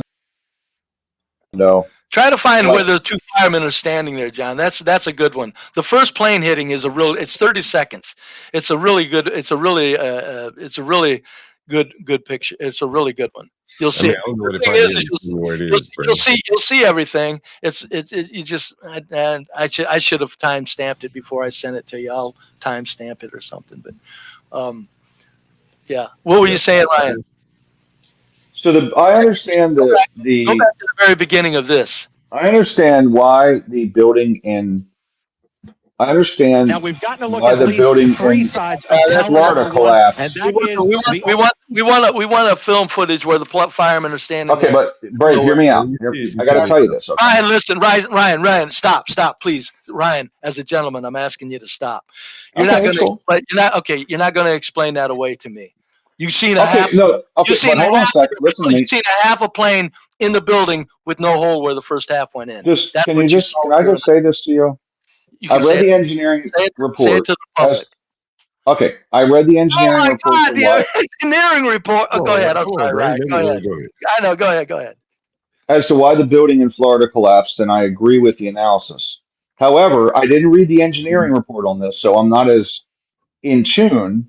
But based on having talked to other people in the engineering community, there's a lot of validity to what they stated as to why, right? There's a lot of validity. So no, once you hit an inflection point with the steel, this occurs. You follow me? So I understand Florida. I understand this one. That's all. I'm not as in tune to this one. So that's all I want to say. No, I'm just saying you see with your own eyes a half a plane in a building and there's no hole where the first half went in. Take that and do with it what you wish, ladies and gentlemen. That's all I'm saying. I'm going to go back to that film. I'm going to go back to it, and I'm going to find where those two firemen are right quick, John. I'll be back in just 1 minute because that's the funniest one. That's the funniest one. Yeah, to find it, but there's about five of those too. You got some are better than others. Why do you think they blew up the building, Brave? Oh hell, 1,000 different reasons. 1,000 different reasons.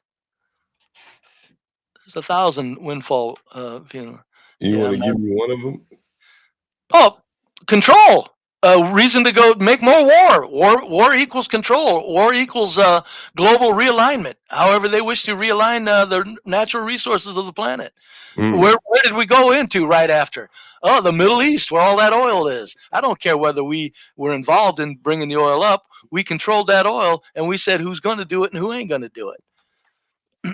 We spent several trillion. Sure. In that war to get more oil. You're saying they print it. Well, hell yeah, there's nothing to it. Trillion they printed up. Why you're acting like they got to buy oil. We could just buy it though. I don't. That's not really a good motive.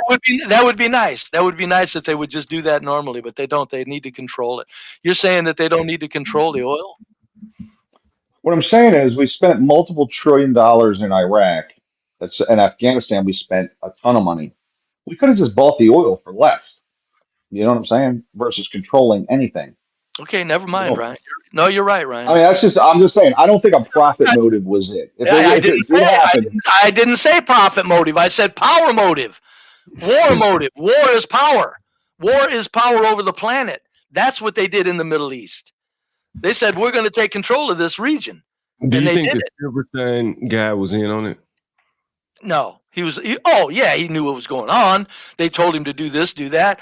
But as far as the architects of all this, that's about 4 or 5 countries and their secret agencies all doing this.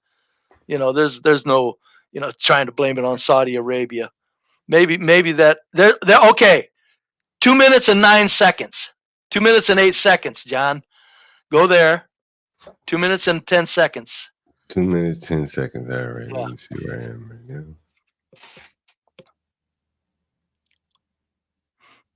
Give me 1 second, Brave. Oh, it's okay. Let me maximize the screen.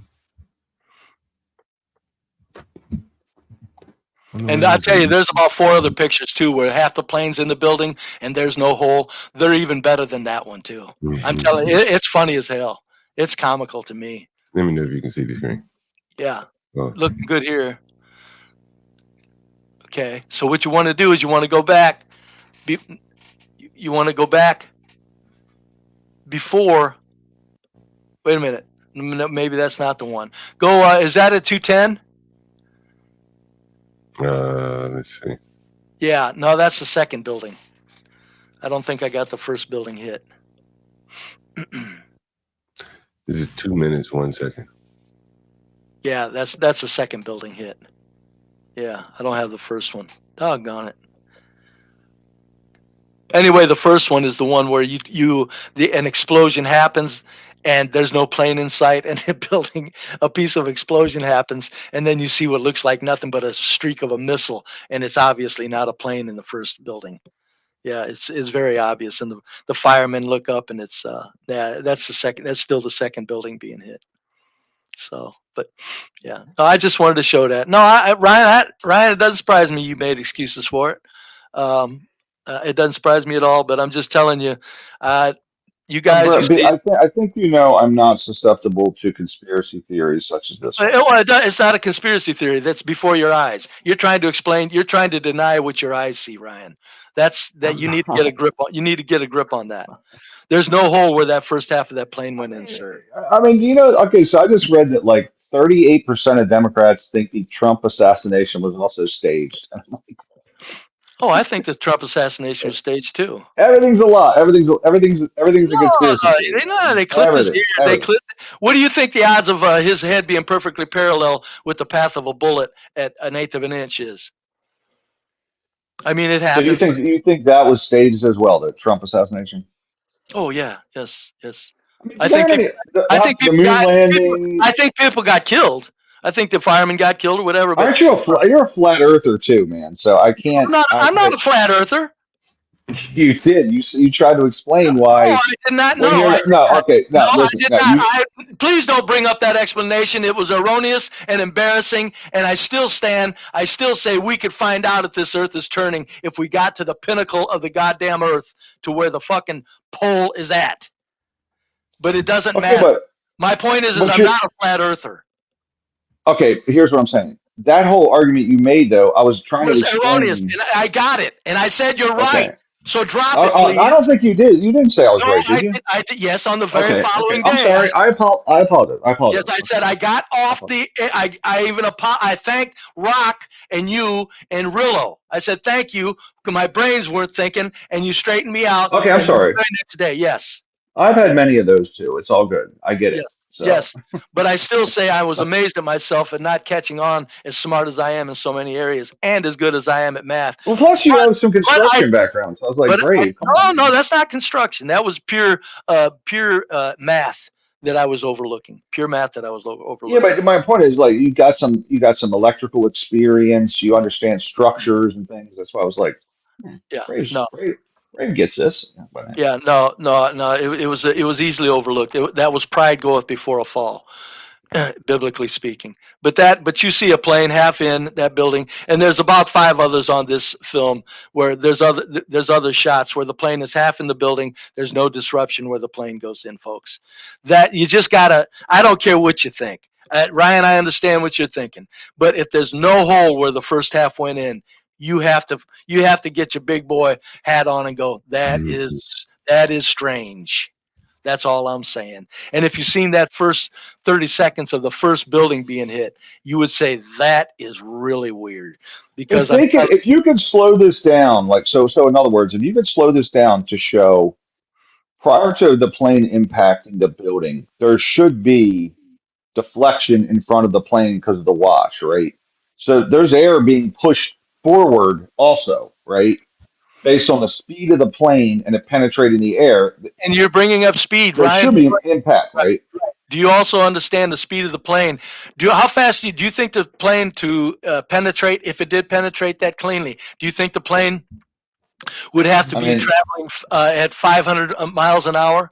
Or 100? No, I think it would be slower. But it's a large body, right. That it's just like when a ship's going through the water, the dolphin get in front of it.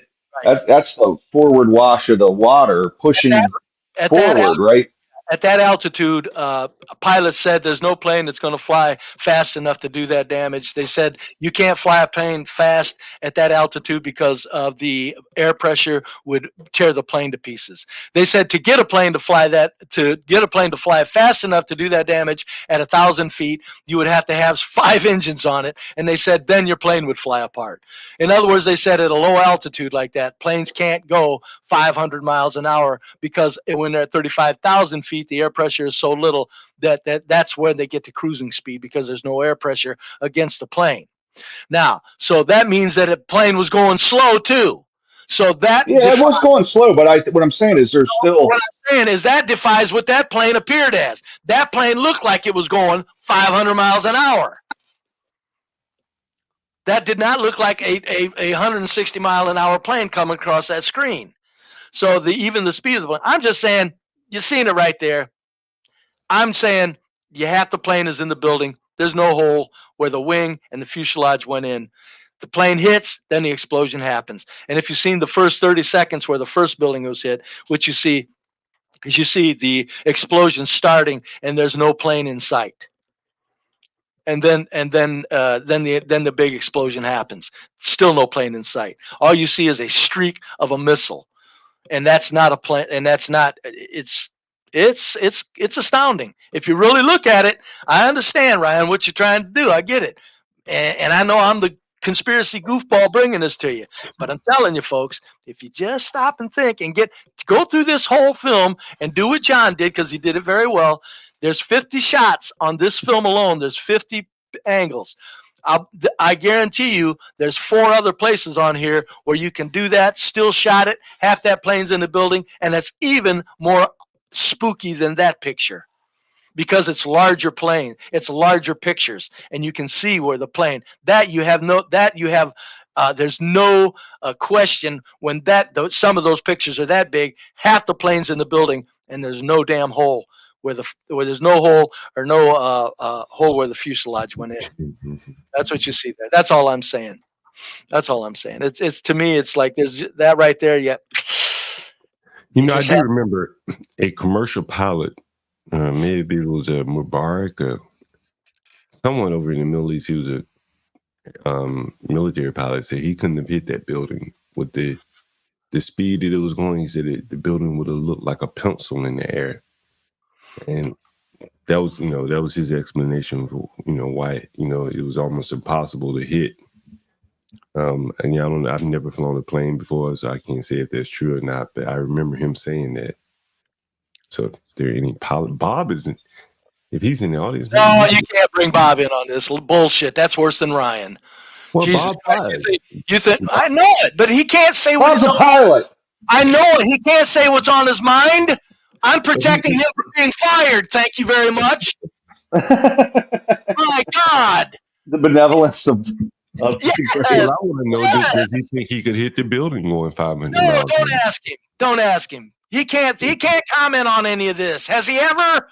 No, there's a I reason. think he is the official guy here, man. He could be.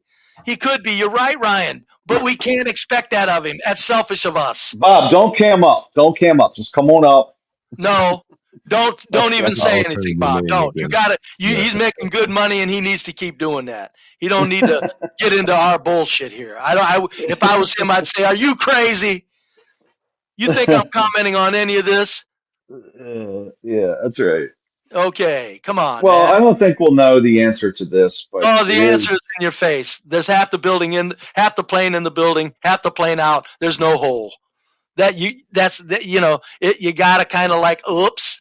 You kind of got to go, ooh wee. You kind of got to go, damn. There's 1,000 things to do it, but saying that that ain't what it is you can. And like I said on this film, and you folks want to go through it. There's 5 other places where the planes are even bigger. Half in the building, no hole where the plane went in. It is rather amazing. It is rather. It's 3 hours in. Thanks for bringing that up, John. On 9/11. No problem. Be brave. It's today. Damn, today is 9/11. I forgot about that. Yeah, that's why I said 9/11. You forget about these things. 9/11. You almost forget about it. Yeah, today is 9/11. Yeah. Damn, 9/11 talk. 9/11 talk. Damn, you forget about that. Hell, there are probably some people in the chat that weren't even born during that time, Brave. Right? Oh, I know. Yes. It's kind of interesting. Brave, someone said the planes were going estimated 580 miles an hour. Yeah. Helen Hayes, I think you're from Ock Nation, right? Maybe I asked you that before. Maybe somebody did estimate them at that fast. That's where the pilots did come in, and they said, no, there ain't no plane flying 580 miles an hour at that altitude and staying in one piece because of the air pressure. To differentiate between the air pressure, at ground level, 1,000 feet, your temperature can be 70 degrees. When you get at cruising altitude, 35,000 feet, it's 140 below zero. Well, the air is very thin. Yes, 5 measly miles up, and it goes from 70 degrees above to 140 below. That's the difference in the air pressure. That's what you're looking at as far as flying 580 miles an hour at 1,000 feet. I'm just going by the picture. I don't care. You ain't. I don't give a shit. And there's about 4 others like it too, and some of them are even more clear than that one. That's just the only one I found real quick on this, but it is amazing. And you'll see. I'll find a couple others. I'll bring them up. I'll give you the time. I'll get better. There's about 4 of them, and you can take that. You've seen that one. Ryan disagrees with it. We'll see if he disagrees with the other 3 that I know of. Some other time. Be brave. Can I talk to you? Can I ask you something? Yes. Do you remember? You remember? This is Juan. Wando Calrissian. You remember? Oh, hey, Juan. Hey, what's going on, buddy? Do you remember the videos that used to be all over YouTube from CNN and MSNBC, where the reporter said, and I kid you not, Building 7 has just collapsed, and Building 7 was still intact behind them? Yes, I've seen it. Yeah. Mm-hmm. Yeah. I think Juan, those are placed to. I'm telling you, they top to bottom confuse us with this stuff. So they not only and all of those videos, what they did is they fed conspiracy theorists. What happened to conspiracy theorists more than any place other in any history? They were made to look like kooks. So they set that stuff up like that for that purpose. That's true, but the irony for me is that all of those videos, after they claimed that they were conspiracy theories, got scrubbed from the internet. They're all gone. I don't know. Forget I'm not sure. One of the CNN videos, real quick, I'm sorry, said when I was looking at the comments back then, this was back in 2010, 2011, I'll never forget all of the comments. Hey, the cameraman just lost his job that day. Hey, this is the last day that cameraman is ever employable, things like that. And no, all of those videos, gone. Not just from YouTube, but from the internet. You have to really, really look to find them now. Yeah, no, what was that about? Because it was very true. It was an existing video. I've seen it many times myself. Building 7 is now fallen. Whoops, there it is, still up. And then an hour later it falls. So I mean, like I said, this is beyond us. That's why I say we're powerless. If they can pull this shit off, what do we think how do we think we're going to go to a city council meeting and confront a little black woman who's mouthy and hates white people? Yeah, no, that was good. I wanna, go ahead, Brave. I was going to give you guys kind of a change of subject, change of direction, I guess. Go ahead. I saw some headlines in the news, and I had this thought. And damn if I didn't see a headline. This is somewhat about sports and somewhat about business, I guess you could say.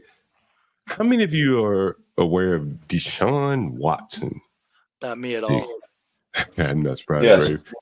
He's a quarterback from Cleveland. He had about 20 sexual allegations. So yesterday I was listening to something, and to get the big deal that he got from Cleveland, he agreed to more or less absolve himself and say, hey, the football player. He said, hey, these are all the sexual allegations that I have that are alleged against me. There are no more. And so basically we're wiping the slate clean and we're moving forward from here. So now someone new is suing him, and more importantly, he's not playing very well. Now, all of you guys know that if a football player is playing well, his behavior matters very little. But if you're not playing very well, your behavior matters a lot. And so now that this woman is alleging sexual harassment against him or assault or whatever, the contract, the fully guaranteed contract, is now up in the air. So my thought was, did the Cleveland Browns set him up? Did they make this up to get themselves out of a bad contract deal? And now we're seeing allegations that maybe they did. Let me see if I can find the headline here. Is Juan still up here? Juan, are you still here? Juan may have stepped off. Oh, okay. He'll probably be back at some point. Oh, yeah, John, it wouldn't surprise me a bit if they didn't do that. I mean, come on. That's easy. Dan Lebertard floats theory that Browns leaked new Deshaun Watson sexual assault allegations. Maybe they didn't set him up, but they leaked it. Well, it's a setup. If they leaked it, it's a setup. I mean, okay, right. Or they may have put the woman on him too. How much did they pay him? How much was it? But listen, $300 million guaranteed. That's enough money to make you want to get out of a deal. They guaranteed $240 million. Yeah. So. And honestly, like this dude harassed 24 different women at 20. I'm like, that's a lot of work. That's a lot of work to do that. Okay. Details of another and separate women. That's not hard to do, right? Emerged on Monday after Watson successfully settled 23 of 24 civil suits claiming assault in 2022. It came one day after Watson struggled mightily in the Browns' loss to the Cowboys. You see him there with his head down. What position does he play? Quarterback, you say? The most important position in the NFL on any team, the quarterback. The confluence of events led Lebertard to theorize that someone within the Browns organization has it out for Watson. The number of people who would defend this behavior if they think their quarterback is good. And then the strategic leaking of stuff that makes you wonder, are they trying to get out from up under the contract? It's pretty gross, Lebertard said. The finances of this are so cold and awful that you're now like, oh, the Browns are going to try and see if they can sneak away from everything there when they shouldn't be able to. The Browns traded for and signed Watson to a $230 million fully guaranteed deal. It's the first time it had ever been done in the NFL. A lot of people criticized them for giving a quarterback or any player guaranteed money. Who owns the Browns? Is it Haslam? No, Schwartzman. Maybe very well could be. Pro Football Talk, which initially broke the deal. reporting on specific language in Watson's deal that will put the remainder of his contract in jeopardy if he did not previously disclose this specific claim before signing. That's a hell of a loophole. I won't read the language in his contract, but it is very interesting that this may very well be used against him and in favor of the team to void themselves of the contract. That's going to be very interesting. And I would imagine that the players union may try to fight this because they want the guaranteed contracts in play. And he's the only one that's ever had one. And for the owners to figure out a way to weasel their way out of it. Who's the fella? Who's the fella up above me in the screen? Is that Denizen? Is he asleep or something? I think that, well, that's not him in the flesh, but I know that. He may be on his stream or something talking. I'm not Oh, sure. I see. Oh. He may be awake. Let's see, Dennis, are you awake? if he's awake, no, he's gone. He may be trading. You never know. Yeah, so very, very, very interesting. The Cleveland Browns may be trying to weasel out of their contract with Deshaun Watson. But here's another thing that I wanted to bring to your attention, and I hope I'm not beating this immigration thing to death. And if I am, you guys feel free to chime in. Let me know when I beat it to death here. Here's another article from last month. A video, actually. Brave, you might like this. Let me see if I cut the volume. The Haitian population. Can I pause it? Hello, I'm Gabrielle Enright. James Brown is off. The NAACP got involved with this and tonight held a community. Something's wrong with the stream. Let me pause it and bring it back up. Maybe my computer. I'm not sure. Let's see. What was the NAACP saying? Complaining or approving? Let me see. Discussion to find solutions. News Center 7's Malik Patterson is live in Springfield, where tonight lots of people gathered to have this intense and important conversation. That's right, Gabby. I'm at City Hall, and between those doors off to our left was a very emotional conversation for some, with one Haitian man telling the crowd he just wants a better future for his family. I got 4 kids. I want my kids, their future, have a better future than I. Jonas Matt said the fellow. All right, this damn video doesn't want it. Doesn't want you to play it here, Brave. What the hell is going on? What the hell is going on, Brave? Let me see if I can get this thing to play in here. Give me 1 second. Maybe I have too many tabs open. I don't know. Let me see what. Haitians that live in Springfield want to be acclimated to the area. They just need help, but they don't know how to go about it. They want to know how to drive, but they didn't have. They want to know how to talk to you, how to act with them. Damn video. Must be Haitian internet delivered this video.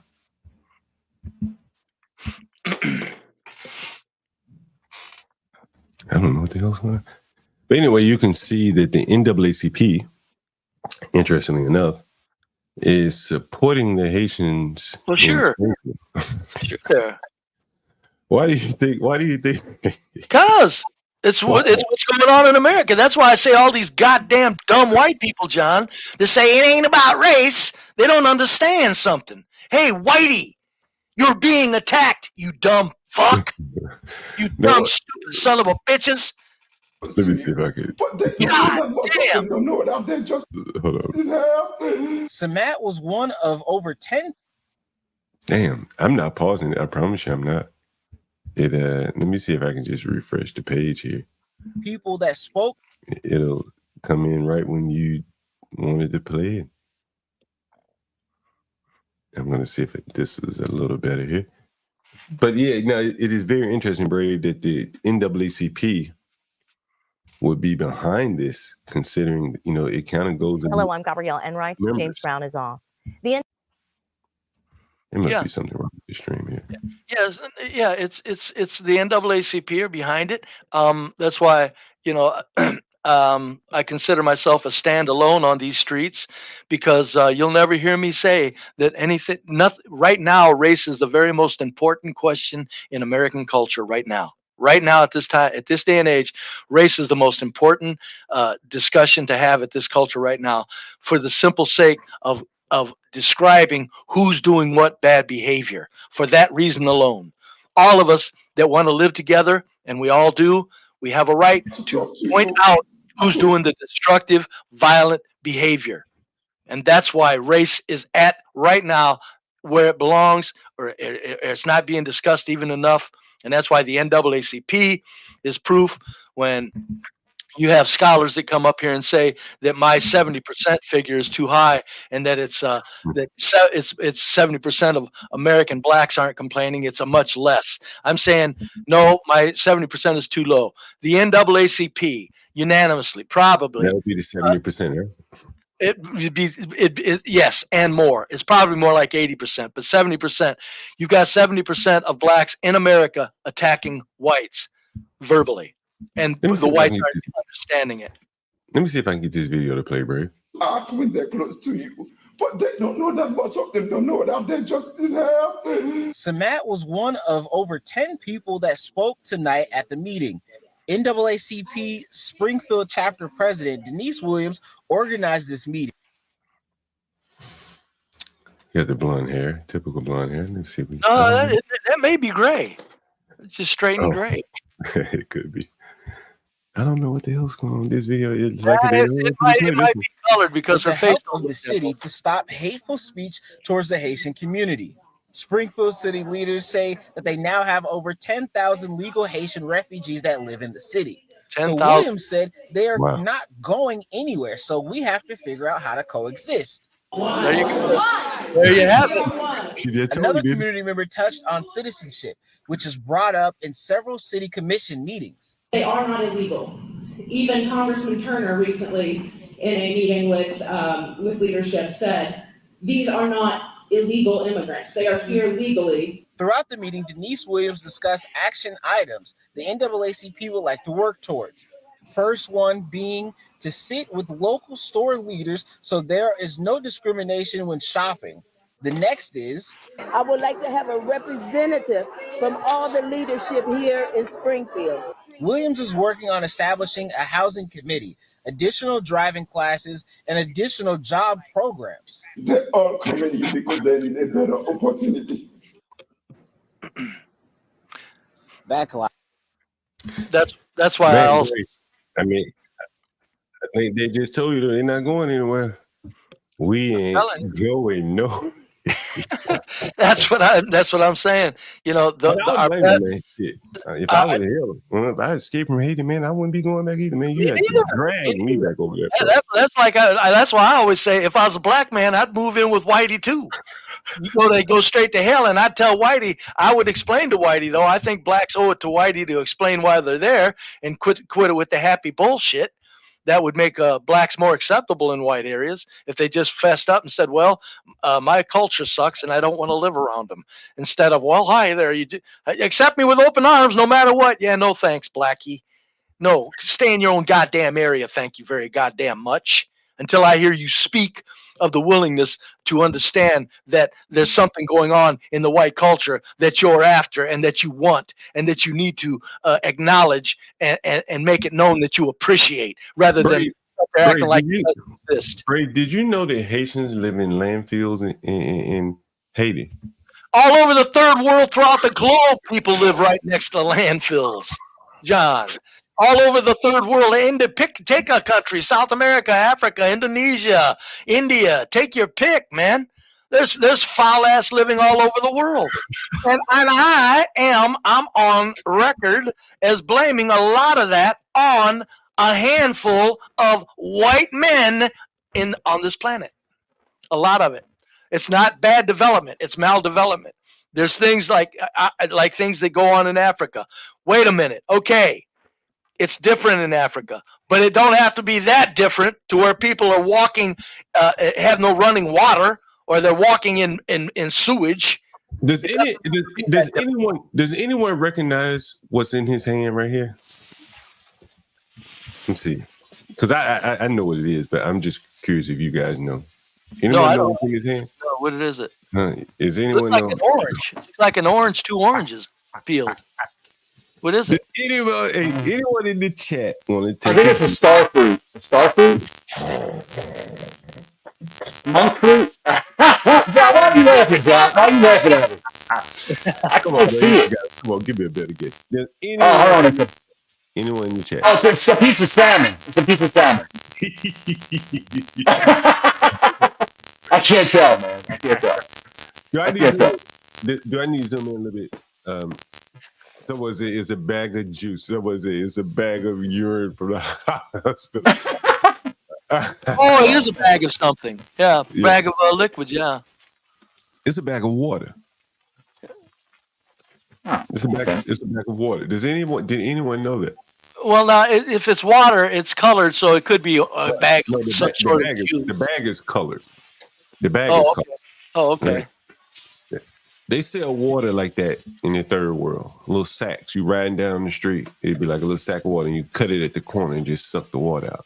Right? You see it? Garen, you seen that before?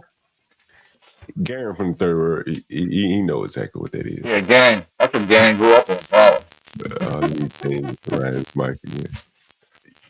Garen would know exactly what that is. Hell, I hear they sell those things in LA nowadays. But that's a sack of. Someone says sodas and juice too. Okay, hell, it could be juice. I've only seen them selling water. A boy takes a drink as he scavenges for recyclable and other usable items at the dump on the outskirts of Port-au-Prince. This is 2012. I don't think things, have changed much in Port-au-Prince. Following the earthquake 2 years ago that killed an estimated 316,000 people, the number of scavengers at the landfill has grown from about 2,000 to an estimated 200 to an estimated 2,000. These people are living in landfills. Look at this shit. Look at this shit. Yo, look at it. Look, what the fuck is... A man holds up animal parts as he scavenges for recyclables and other usable items at the same dump. Animal parts. That's trash all around him there. There's something to eat there. There's more trash being dropped off for the people to filter through. Children and adults scavenge for recyclables and other usable items around a garbage dump at the garbage truck at the same dump. Man, these people are used to some hard living. And, bringing these people to America is like a kid in a candy store. And look at this. A bull shitting and pissing in the dump. The methane blows them up sometimes, in these dumps. They're like fires that blow up the people. Yeah, they gotta vent it. That'll explode. How do you vent a dump? Well, they put vents in. They do, really. Like in other words, when they go and bury after the fact, when they backfill it with dirt over everything, you'll see vents coming out of the ground. Oh, really? Yeah, absolutely. Yeah. Really? Land management does it. Yeah. Wow. It's actually they're trying to figure out, and they probably have done it, how to, rather than just pipe it and flame it, that they pipe it and use it for energy. Yeah. Wow, damn! You learn something new every day. Yeah. Damn, there's a whole science to it, believe it or not.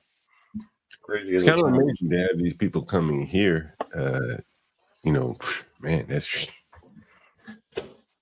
buckle up, people. Well, it doesn't cost anybody anything yet because they're borrowing. So wait till it does.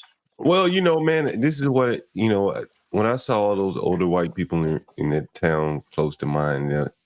Springfield is very similar kind of demographics. In my town, a little bit bigger.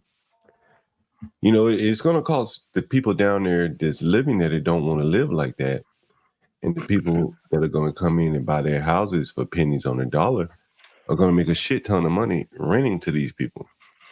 Yeah, I'm sure. Asset holders will do fine. That's right.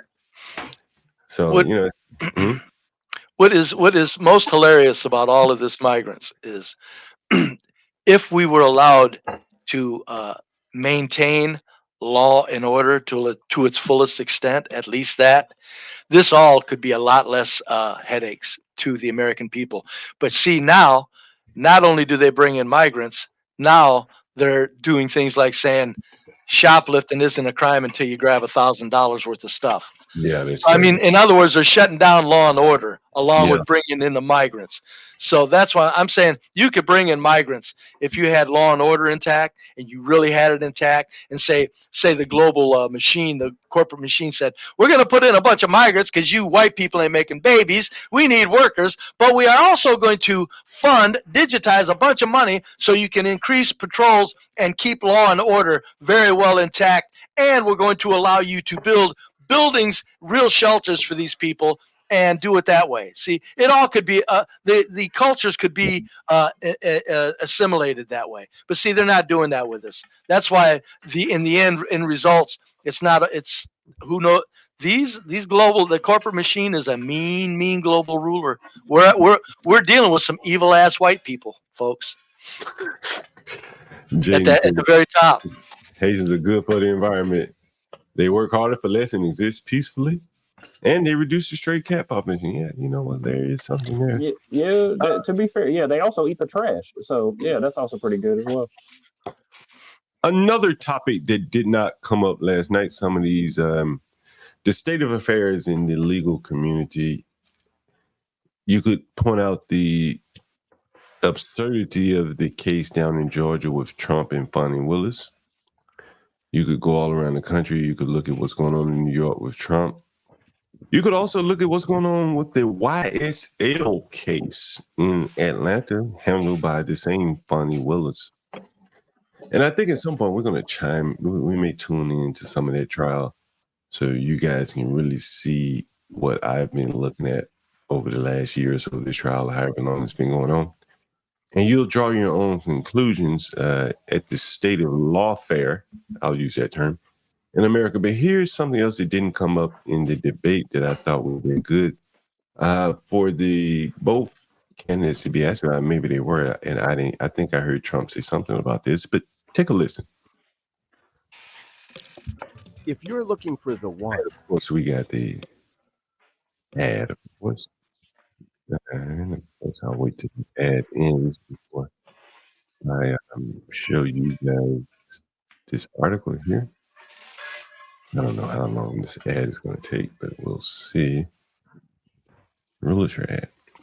Anyone in the real estate market while we're waiting on this ad to end? I'm curious to know.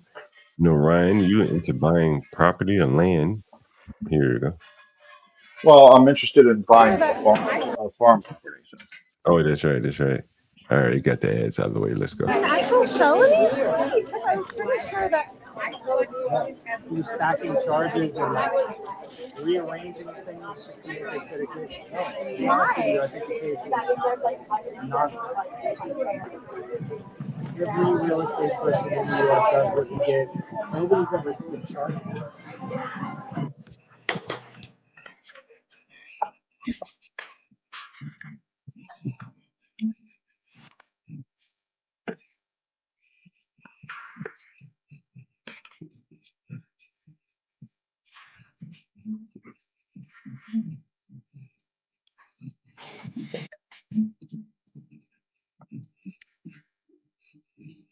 Calvin's very ambitious. What do you mean? He wants to be, something. I don't know what. A mayor. I'm not sure what he wants to be, but I know he's not happy just being the DA of New York County.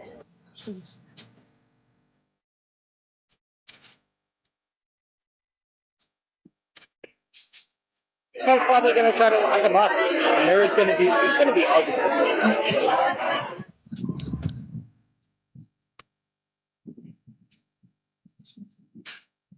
What are they talking about here, John? Is Trump over pumping his value? Yeah, the case in New York.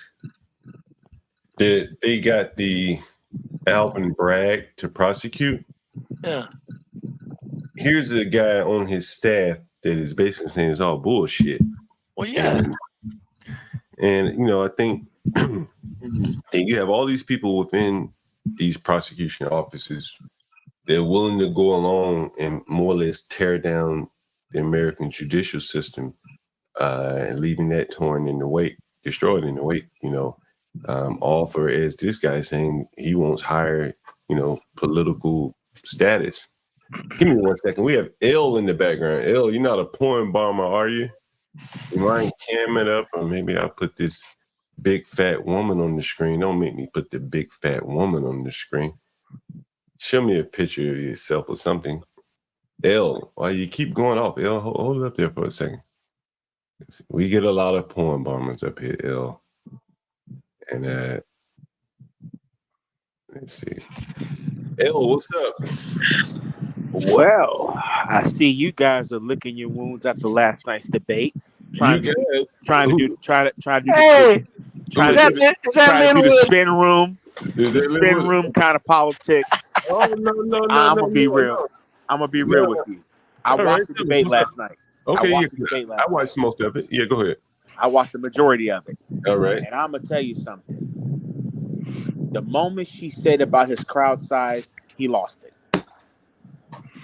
Now, I fully agree with you, Linwood. Fully agree. Once she hit him with that, that's all he cared about was the crowd size.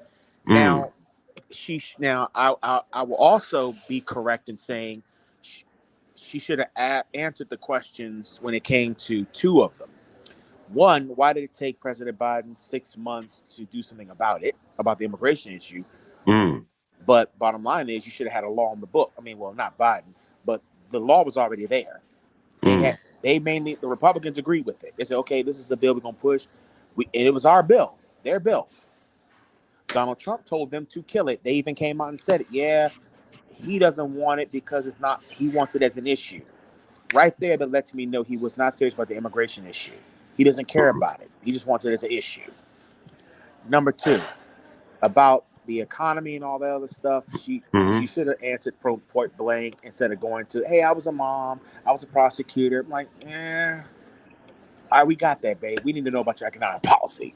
You said opportunity economy. Okay, that's interesting to me. Now, what does that entail? What I didn't watch all of the debate. So what would you have liked to have, if you were on the debate as the moderator? What's the first question you would have asked her? I would have asked Vice President Harris, because she is the incumbent vice president. Now, mind you, the vice president does not set policy. The vice president doesn't do anything. So you can't totally say, okay, it's your fault. Okay. She just following orders, champ. All right. I would say, okay, Vice President Harris, you in your recent campaign rallies, you've been talking about this opportunity economy. What does this opportunity economy entail? And what is going to be the policy that you can get Congress to pass on day one that produces this opportunity economy? What do you think needs to be done for an opportunity economy? What do you think needs to be done to help? Well, from what she is saying about her opportunity economy is she wants to give tax credits to first-time homeowners so they'd be able to afford a home. She wants to also give money for childcare, because there are single women who are working 2 jobs. They can't afford childcare. Okay, those things are reasonable. I can agree with that. But let's talk about getting this inflation down. Right now it's coming down, but we need to be under 2%. To give Donald Trump credit, he was at 1.9 when he left office. President Obama was at 1.4 inflation. So he increased it a bit. So give credit where credit is due, but mind you, he mismanaged COVID terribly. Completely. It made a bunch of foolish statements about bleach, and it was like figure of speech kind of speech. But in serious situations of that magnitude that affected a country, you don't just start making figure of speech statements in a serious matter. Linwood, you mentioned the economy, right? And housing and things like that. Because housing shortage is very real. I mean, And, in my backyard, it's I'm a real. landlord. I'm a landlord, right? You're a land possessor? Okay. Yeah, fair enough. And so, I collect rent from people for a living, provide housing and stuff like that.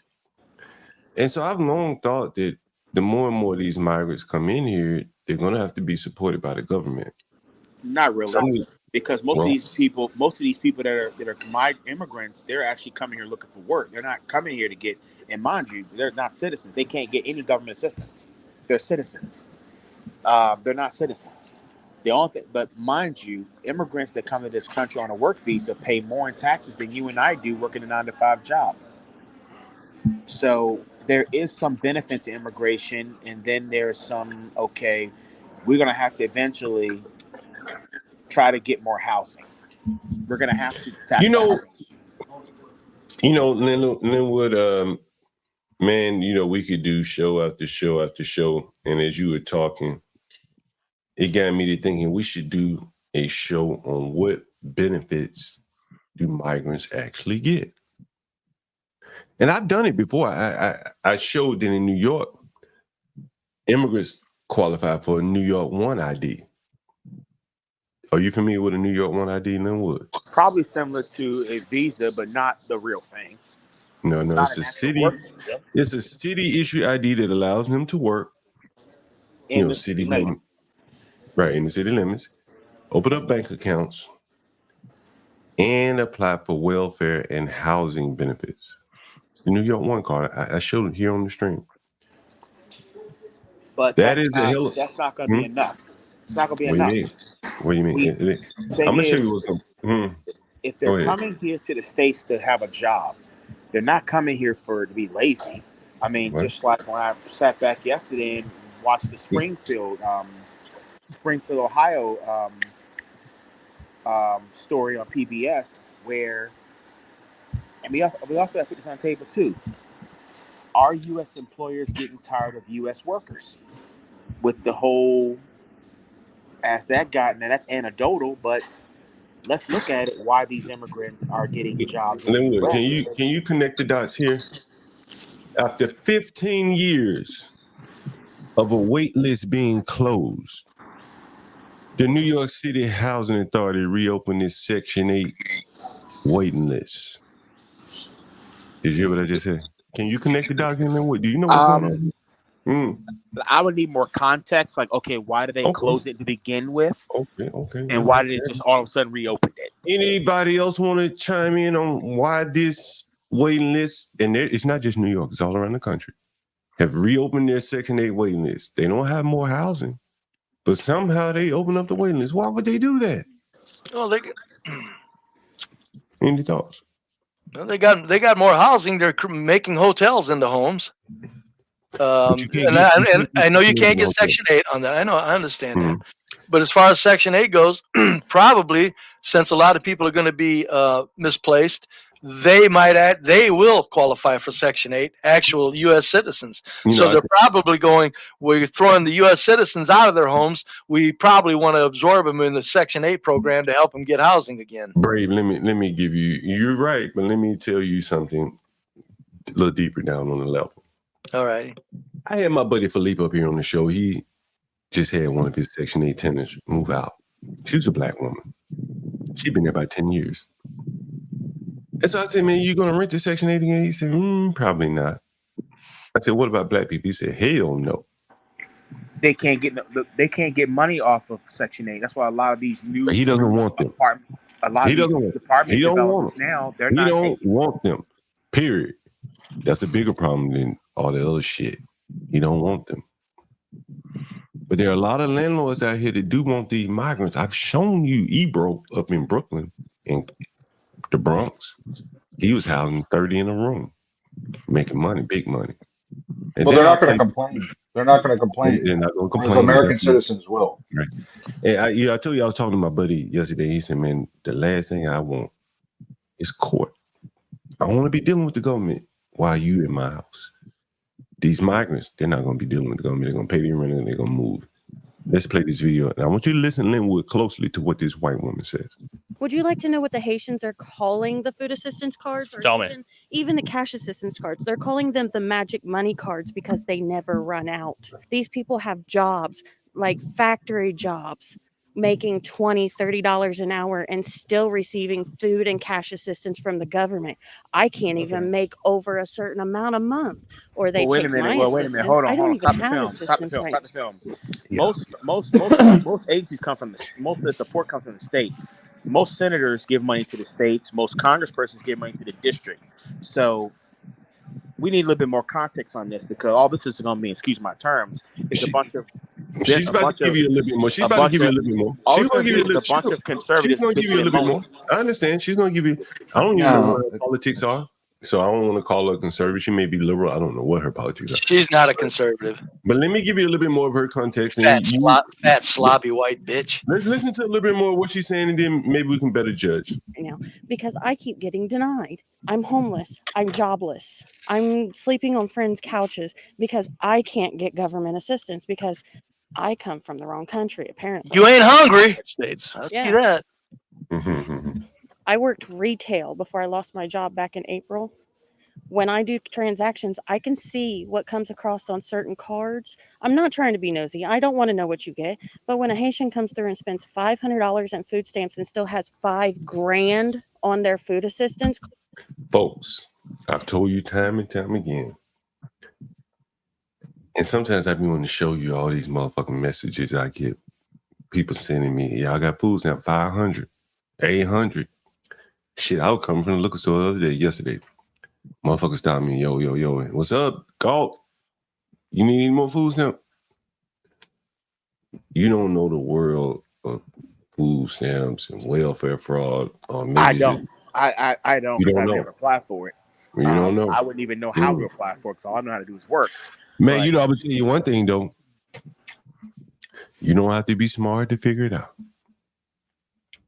They got whole fucking government agencies that'll walk you through the whole process. You can speak Wolof. In some of these cities, they got a Wolof translator. Well, a lot of these people, a lot of the government resources that are being produced is language barriers. Like, we have to get translators in here to speak the Creole language that they speak. That costs money, no?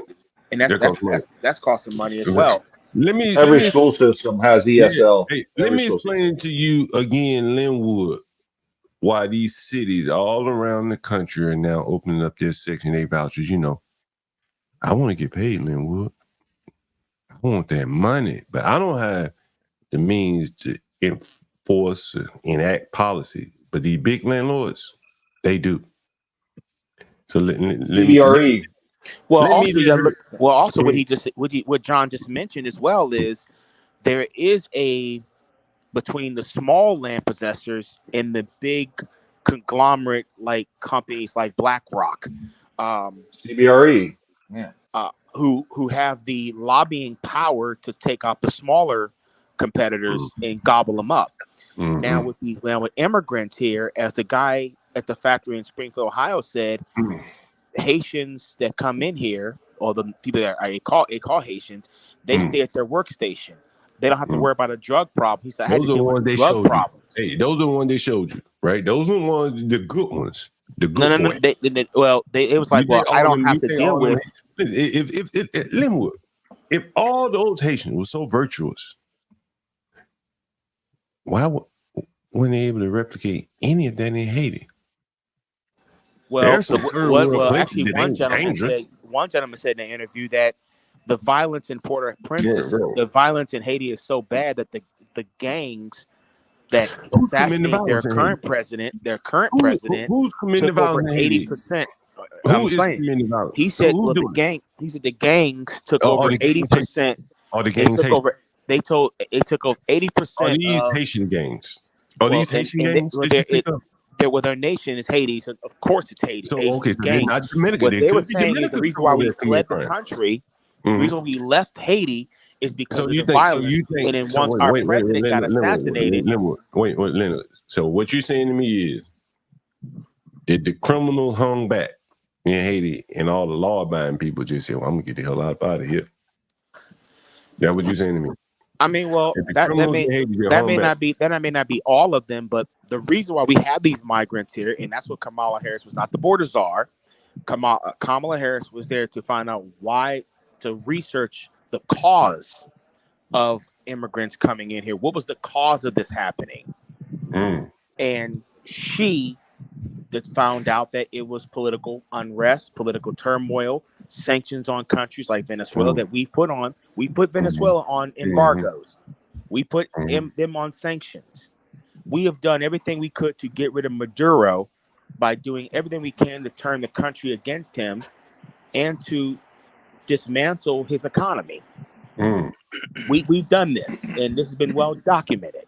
So if we are the cause of instability in these nations, is it about time we start really looking at why, if we stopped all this, these immigrants leave and go back to their own country? They don't want to really be here. They're only coming here to work. Do you think all of them Haitians come over here to work? The majority of them do. I mean, I ain't gonna sit here and knock an immigrant. I'm not gonna knock an immigrant coming over here because one, they're good for the economy, and if U.S. workers, if U.S. employers cannot get U.S. workers to really do job production, get meet quotas or whatever the case may be for production, these people got to still have like you're a land possessor. If you're not getting your money from a U.S. citizen, but you're what's getting your that money right from there? an immigrant, What's that right there, Linwood? You know what it is? It's what the hell? What the hell? What the hell? What's that? Describe it for me. Describe what you Look at a cat's neck. What you think you're gonna do when he went with that neck broke? Oh man, this is propaganda. I'm not doing propaganda, man. That's You don't believe that's real? That's race. That's a bunch of racist crap trying to dehumanize people, trying to dehumanize immigrants. And you as a non-white person ought to be ashamed. You as a non-white person ought to be ashamed of yourself. I am ashamed. They're dehumanizing. You're dehumanizing people because they want some help. They're coming here for help. Skinning that rabbit, that rat, that cat. I mean, like that's I said, what he needs. Put it like this: if you get rid of these immigrants, like Trump said he's going to do, he's going to deport 11 million. Okay, deport them. He ain't going to deport nobody. He ain't going to deport nobody. We all know that shit ain't just similar, however, similar what happened with Ron DeSantis when he tried this tactic. And they all left the vineyards and the orange vineyards of Texans, and they couldn't stay on the job for 2 hours, not even 30 minutes. They didn't pay him enough money. They needed to pay him more money. You can get any workers you want if you pay enough money. That's the deal. Always, in every instance. But if you're paying, but you know how this is in business. You know how it is. I mean, but listen, y'all guys are conservatives. You're businessmen. I got a question, and I really need to figure this shit out. The freak says there's probably propaganda, but I don't see how it's racist. Can you explain to me how that would be propaganda? And I'm asking in all instances. Linwood is up here. You feel free to run with it. How would that be propaganda? Because you're taking an anecdotal situation of a black person breaking the neck of a cat, which is cruel, but you're equating that all those Haitian immigrants are doing the exact same thing. No, that's not what I did. So then you're dehumanizing them and saying this is what the immigrants are doing. This is the same sort of dehumanization tactics that the Republicans have used against immigrants, while at the same time behind the scenes, when they're not around their white voters, hiring those same immigrants, them same animal abusers to work in their vineyards. All right, Lynn, what about this, what you see on the screen right here? Is this propaganda? And what does that mean to you? Does propaganda mean it's not real? Because I just want to make sure I'm not showing anything fake. No, actually, propaganda is what you use to persuade people that a certain thing is true that is not true. That's propaganda. Do you think this video right here is real? Well, if it downloads, I can see if it's real or not. But I'm not going on social media. I don't trust social media. You see it right here? I don't. But I don't trust social media because social media is mainly littered with propaganda. So if it's not based on fact, if it's not based on something that's tangible on the ground, social media is just mainly just trying to get contact and click. They're trying to get content, they're trying to get clickbait. They're trying to get a name out there. They're trying to get a rep. It's like social media is the new drug game. It's a new trap house. Where could I go find some legitimate pictures of Haiti that you would trust? Where is this place at, John? You're showing. Where's this at? There's Port-au-Prince right there. Port-au-Prince, yeah. We all know that Port-au-Prince is not recovered from the 2010. You think a hurricane earthquake? You think an earthquake caused it? I mean, earthquake. I mean, Port-au-Prince is not really. Haiti's not really been a. It's been a poor country since it fought for its independence. Why do you think Haiti is poor? Because it had to pay back the French after it beat them up in 1804. Is that why the trash is flowing down the street like this? They're still paying France to this very day. Is that why the trash is flowing down the street like that? I don't know. I'm asking you. You could pretty much say yes if the people are poor because they're paying France for their enslavement. Okay. They're still paying France to this very day for wanting their right as because of 1804. So I'm not making this up. You can go back and research yourself. I'm listening to you. You can go back and research this. Linwood ain't making it up. I'm never going to come on a panel and just tell bullshit lies. If I'm incorrect about something, I'll go back and research where I was incorrect. So go ahead, Brady. I got to roll. Thank you for that, Linwood. By the way, I got to roll off, but I got a question for Linwood. Linwood, do you take Kamala Harris serious in anything? Honestly, after I saw last night, that is our next president. Right, but do you take her serious? I do.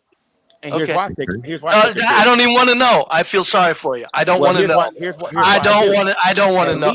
Linwood, please spare me.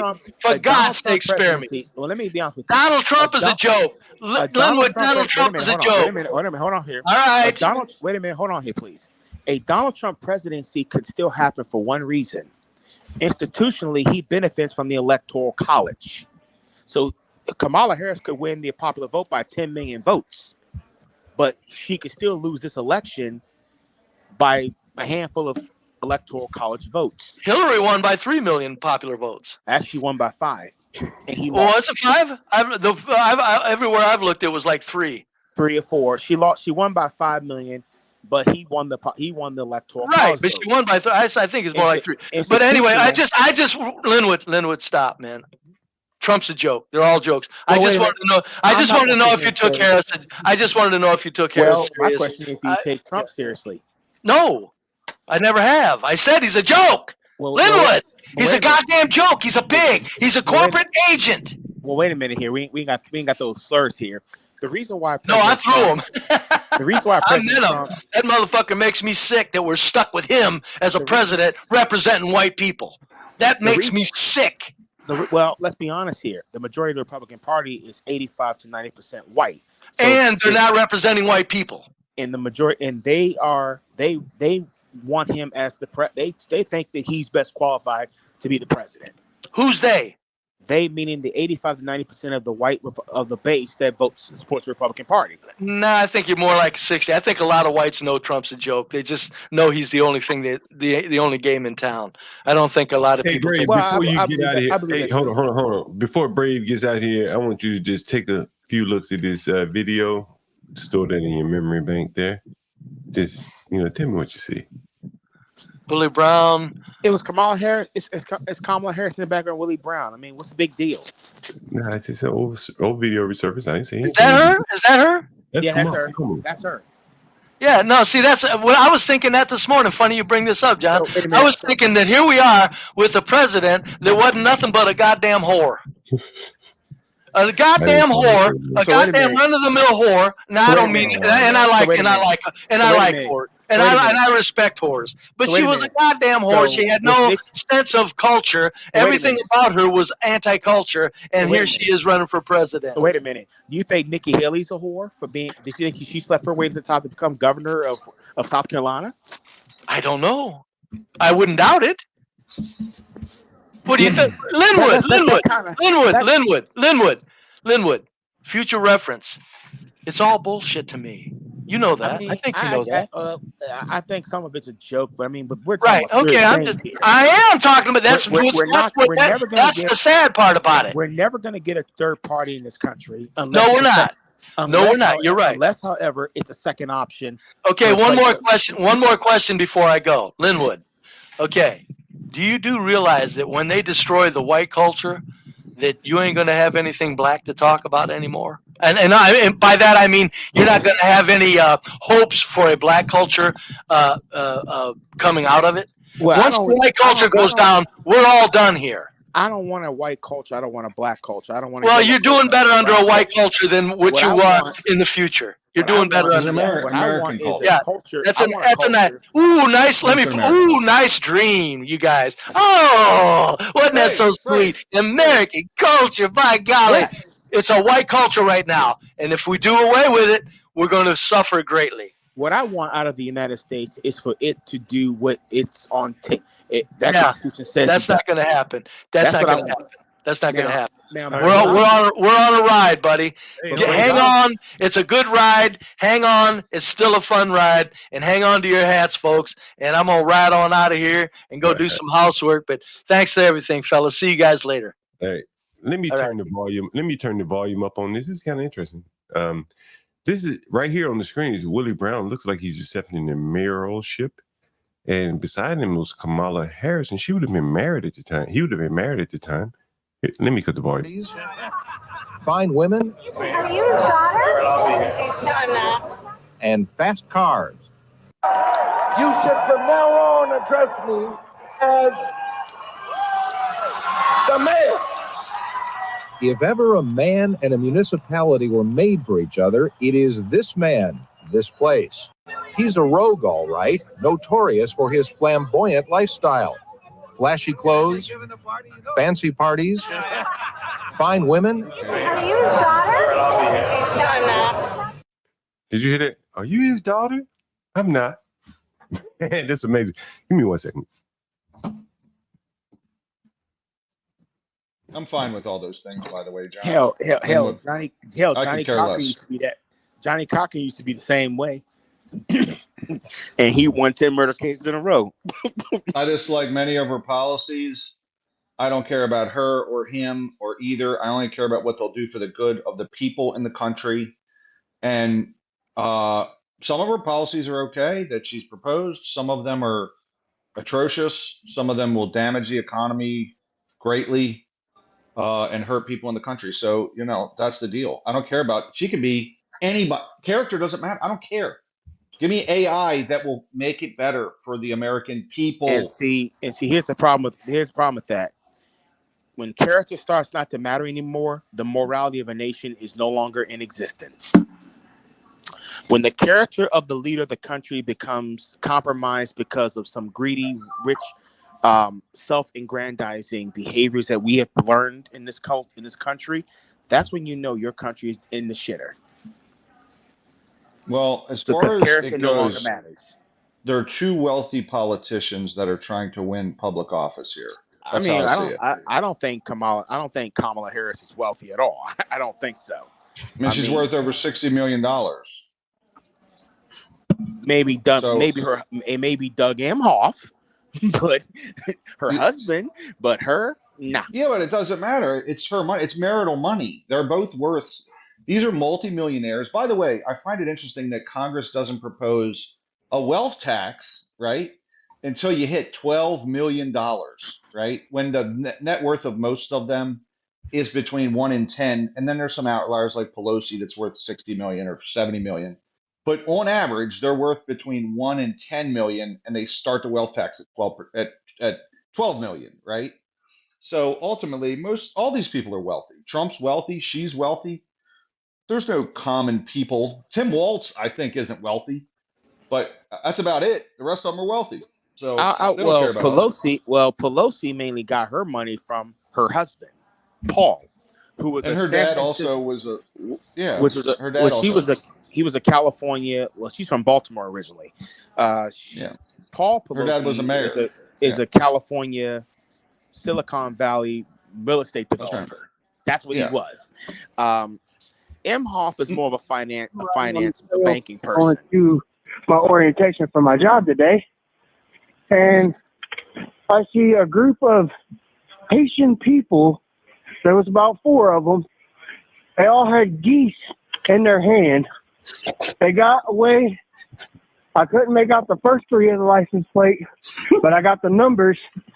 The last numbers was 9898, and it was a gray Toyota Tacoma that took off on.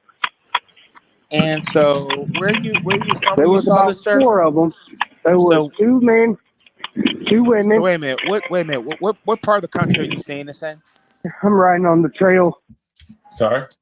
Which part of the country are you in? What state are you in? It was Springfield, Ohio, where last night Kamala Harris said that Trump was lying about the Haitians killing animals and geese. Actually, the moderator said he was lying. They said that's not true. Kamala Harris was shaking her head and said it's not true. Because even they said it was confirmed it was not true. It was from a social media site. No, they said that the mayor said that there was no proof of that. And again, what I'm telling you, Linwood, and I'm not no proof meaning it's not true. No, that's not what it means. Again, Linwood, in Aurora, Colorado, and I'm not sure if you followed this at all. The mayor, I have followed that one. It's about the slumlord that has the immigrants in the housing, and they're complaining about the housing conditions. Mm-hmm. But the Republicans, like yourselves, took the propaganda tool, like the whores that you are, and used it as saying, "Oh, there's crime and rapid gang violence here," and the local news people had to say, "That's not true. We didn't say that." Once again, this is why social media sites need to be regulated and fined for misinformation. Someone wants to hear the rest of that 911 call. I'll share my screen with you. Let's see, how do I do this? See, can't get the main layout here. It's always some shit. Here we go. This is the 911 call here. I couldn't tell the age because I'm in a hurry going to this orientation, so I don't be late. What direction did they go? They went up towards the middle of towards downtown. Okay, and what path are you on? Right now, hold on just a second. I'm coming to the intersection of. Give me a second here. It says Water and Warder Street. Water and Warder. Is that the area you saw them? Yes. It was about 2 minutes back behind me. I was trying to get my phone out and trying to make it to this orientation on time. I'm time crunching here. And I saw that. I'm like, yeah, this has got to be reported. So how many geese did they have? They each had 1.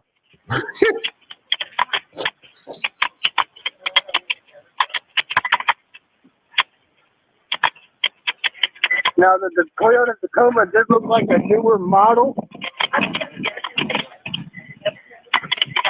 And what's your name, sir? My name is... Any idea how they got a new model Toyota Tacoma? Good for them. That's a better car than I have. I don't begrudge anyone for having a nice car. They're taking the geese, guys. You can't deny that. Maybe that was propaganda too. And then what you said, you're against false shit and you want to regulate social media. Were you for like throwing people like Nick Fuentes and Kanye West off of social media? That video may have been too much for Linwood. Here's another one. And you guys are just sitting up there and something. Like I really challenge you guys to get out here and do something. These Haitians are running into trash cans. They're running into buildings. They're running into they flipping cars in the middle of the street. And I don't know how like y'all can be comfortable with this. Like I don't know like who's getting paid from it. I honestly feel like someone's getting paid from it in the background. You got a bunch of people on a bus getting dropped off at a gas station to come down here. I know a single mom that FaceTimed me this morning at the welfare office that really need something.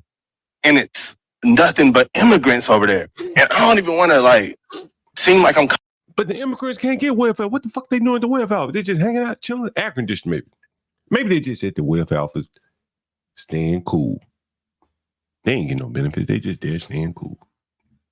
But how did they find the welfare office?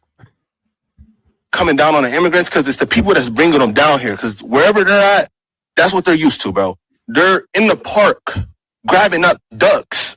No, they not. That's a lie. Don't believe that 911 call you just heard. By their neck and cutting their head off and walking off with them and eating them. Like, y'all get the Highway State Patrol down here every week, and then y'all get like a task force for the Highway State Patrol, and they look for guns and they look for dope and this and that and the fourth. That same. Does he want the police to look for geese? People that y'all got riding up and down Limestone doing U-turns, pulling people over for blinkers and pulling people over for like going left to center and like a couple miles over. Like, y'all can take them same people, the Highway State Patrol, and you can take them in every single one of their silver Chargers and Dodge Durangos, and y'all can take them to Sunset, and y'all can park them right over there, and y'all can teach people how to drive. Since the Highway State Patrol knows so much about traffic laws and know what to do in traffic, they need to. Y'all pay them. They can go over there and teach these Haitians how to drive because it's. He want to teach the Haitians how to drive, man. These people, they just ain't there yet. I'm getting thousands of views on these, and it's going to get bigger. And it's only. Can we find this guy? I think it's Anthony Sullivan or something running for mayor of Springfield. It's going to get worse, and y'all sitting up there in these chairs. All y'all need to get out here and do something. Y'all making hundreds of thousands of dollars. Y'all need to put on a t-shirt and some Crocs, and then y'all need to come out here in these streets. Crocs are part of the problem. And y'all need to go out here and I'm out here before the police is. Like, y'all need to do something, bro. Y'all really got to stand on business. Y'all getting paid all this money just to wear a suit and sit in a chair. I think it's crazy, bro. We got to do something, bro. It's kids out here getting hurt. Like, only reason I even went on here and said something about it is because somebody told me they walking from the school and a Haitian almost ran into them. And who is getting paid? Like, how much money is y'all really getting paid? Like, to bring them over here? Like, I know it's deeper than them. I know that's where they come from and that's what they do. That's their country. I don't know what they got going on over there, but they can't do that over here. And if y'all just getting paid from it and then y'all ain't doing nothing about it, I think that's super weird, bro. Y'all got to stand on business. Y'all got to really, like, step up. Like, it's lame, bro. Like. It's lame, bro. I got to stand on business. Blah, blah, blah, blah, blah. All this bullshit. Oh, man. Very interesting. You know, I think we should call, it's probably businesses open now. I was tempted to call like a beauty shop down in Sylacauga, Alabama, ask them, are there any migrants and shit down there? What would they say? Let me see what they would say. Let's call it. We're going to call Essence. Essence Barber and Beauty. Sounds like a good one to call. What do you think? Essence. It should be one. Let me see if I can find their number again. Let's see what they say. Are there any migrants down there that would kind of refute what's being said here? Let's see. Did I lose Essence? Did I lose it? Let me see. I'm going to call. I think I want to call one in Sylacauga, Alabama. You know, it's down my way. They may have a black barbershop somewhere. We're going to call them. Let's see what they say. This sounds like a black one right here.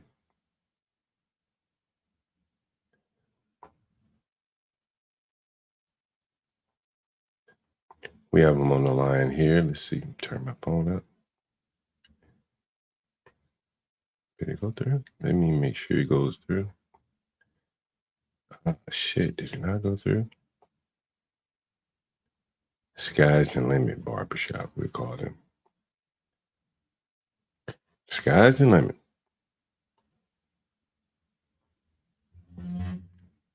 That didn't go through. Let's see if we call another one here. They're about to close. 12 o'clock? Let's see. Can't get any calls. So let's see. Here's one. Let me turn it. Oh, you guys able to hear this? I can't hear anything. Hello? Let me make sure. Hello? Damn. Were you guys able to hear that? Because I couldn't hear anything. Maybe make sure my Rose turned up. Make sure I got it turned up properly. Let's see. Yeah, I can catch one more call here. Let's see if I call this guy.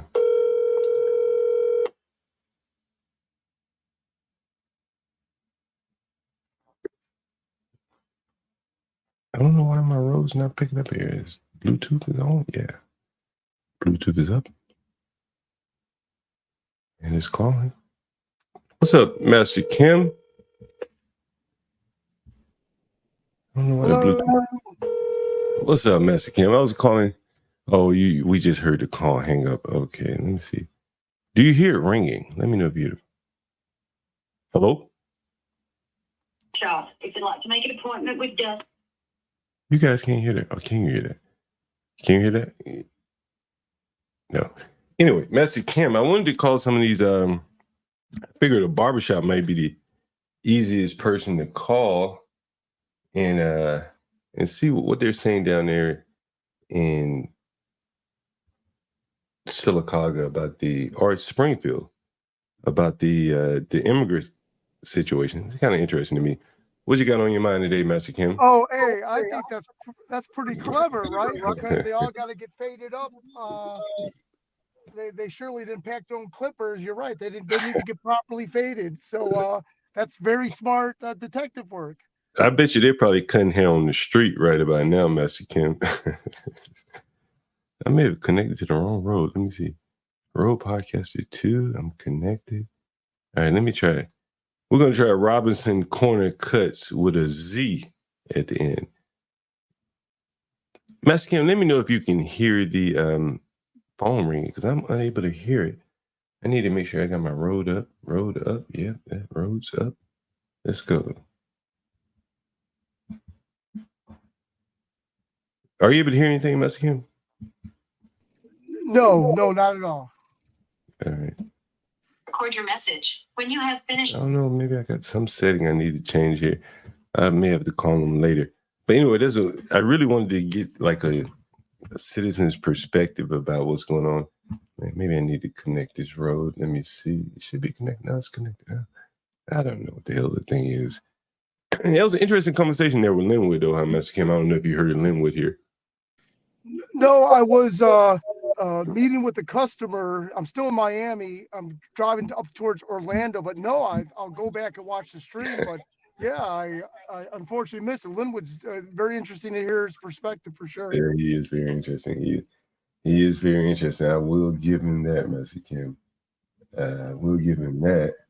Hey, John, do you mind if I hijack 30 seconds of your time? No, Which is always a lie because I end up talking more. No, that's fine. I was very impressed with Kamala last night. Really? Because I'm happy she's not brain dead. You know, she may run the damn country.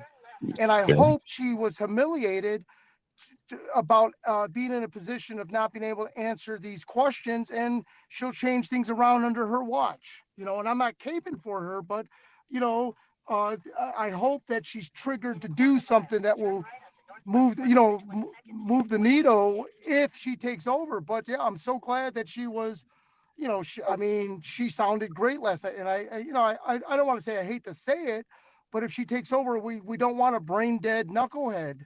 You know, we want someone with, some cognitive thinking going on, you know.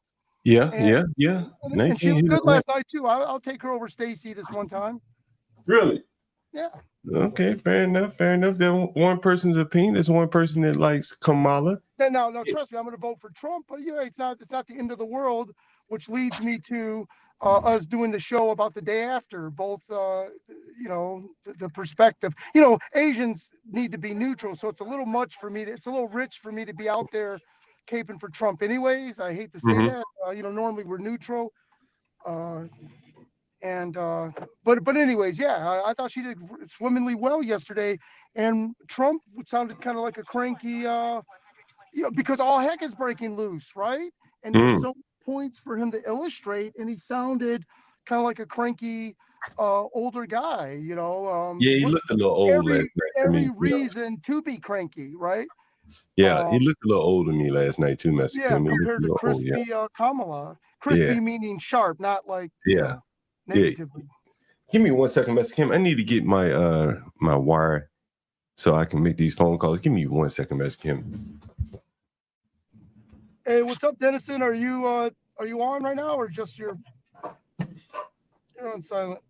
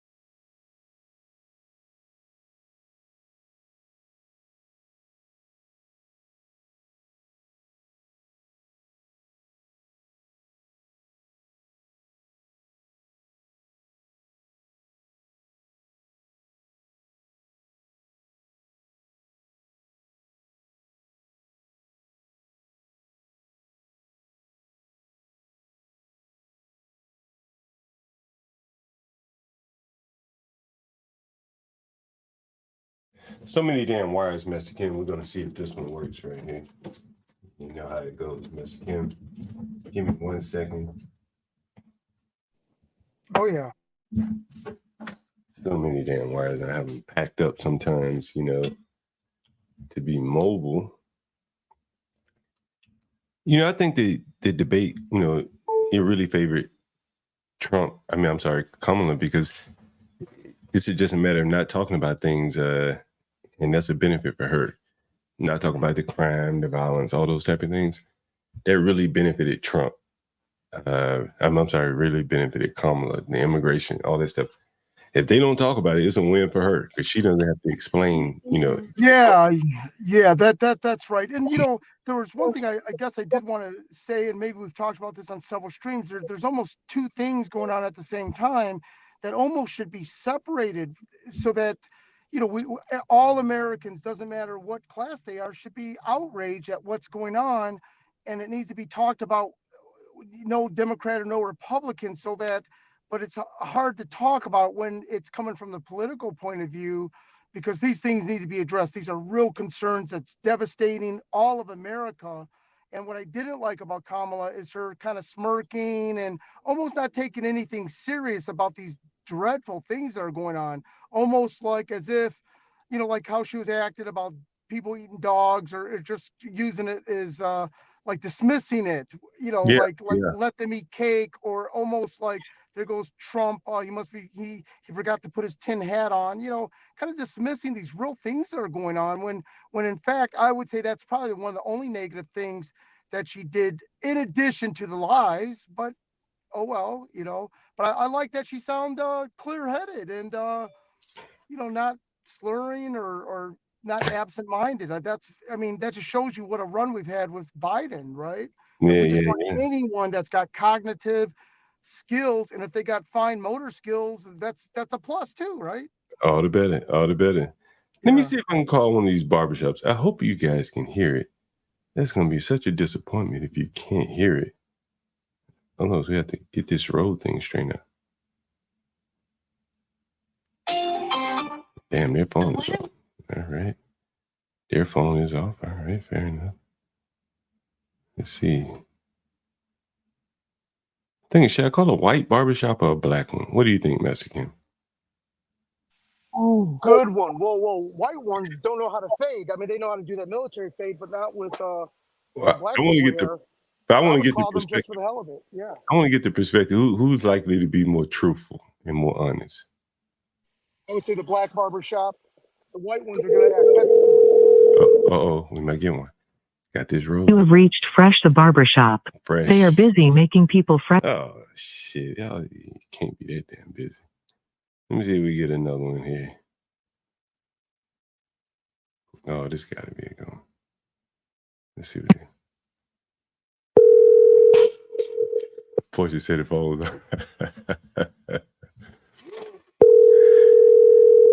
Anyone want to call in? White John called. He said something about the Ukrainians. We'll get to that in 1 minute.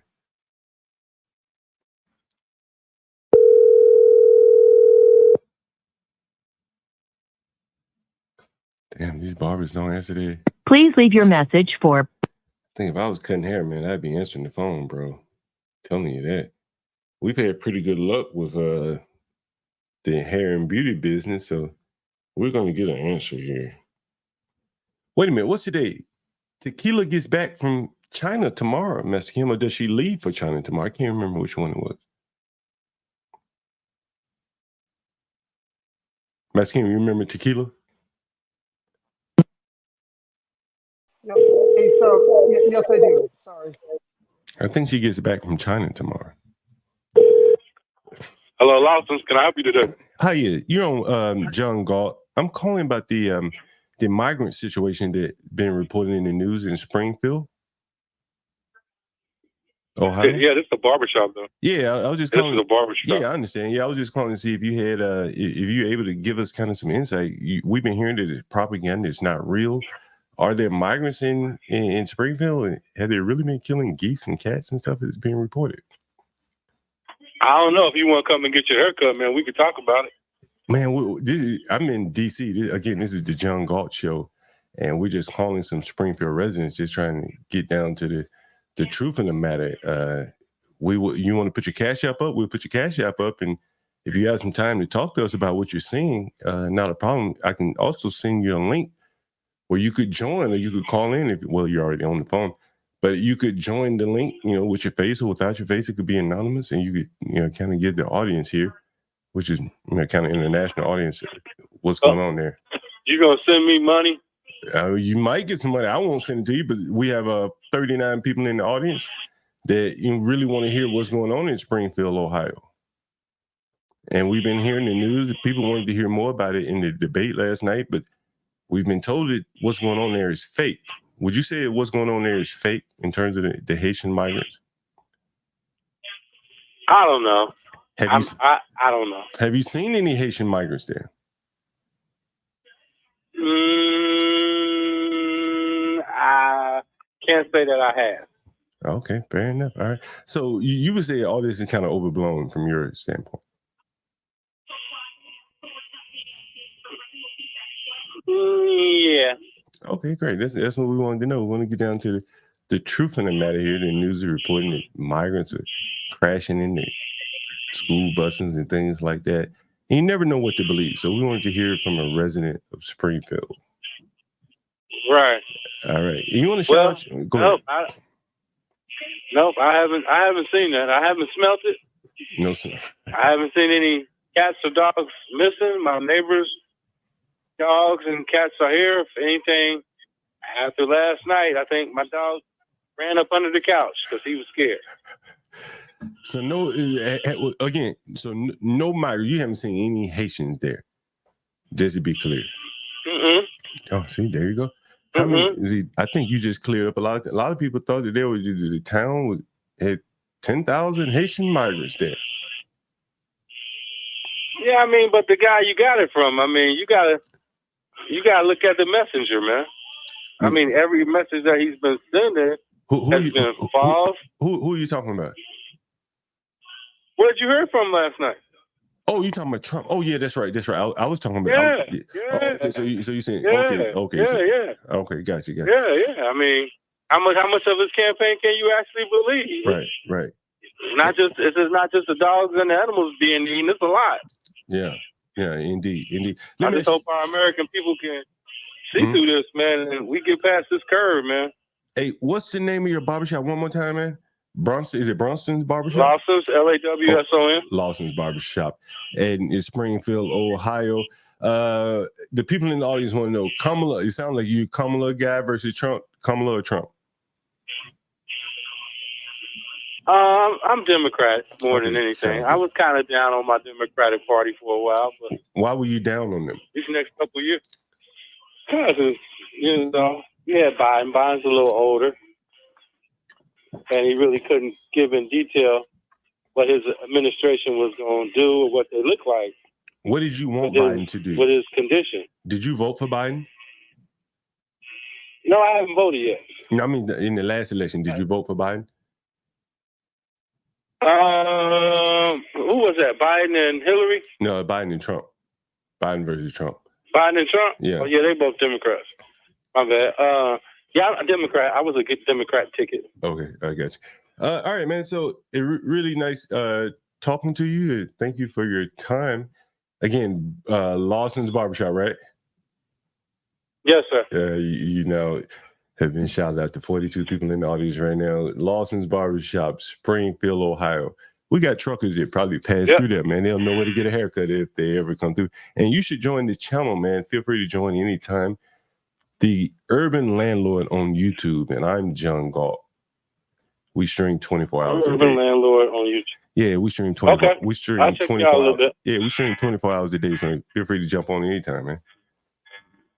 Thank you very much. Very professional. Yeah. Appreciate you. I gotta go. Sound good. Thank you. Bye-bye. Oh, there's one guy dispelling the narrative that there are migrants in Springfield, Ohio. What did you guys that think? was interesting. What did you think about that, Master Kim?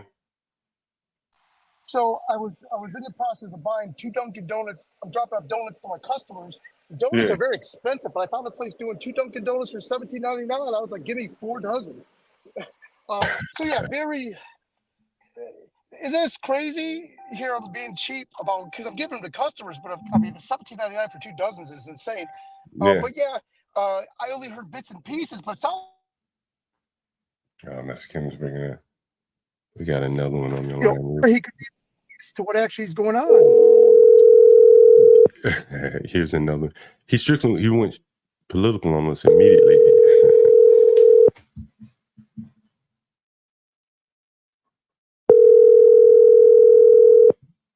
Damn, these people don't answer the phone when they're cutting hair, dude.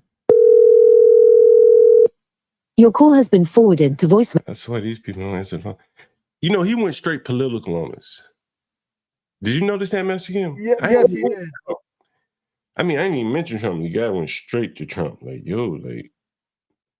straight to Trump there. You know, interesting. Let's see if I can find another one. Oh, here's a good one. Here's a good one. This is a little bit. Let's see. These damn people don't answer the phone. You know what's interesting? I'm looking at the pictures, Master Kim, of this Lawson's Barbershop. He's cutting hair with a mask on. Oh, that's. Oh man, every day. Let me call another one here.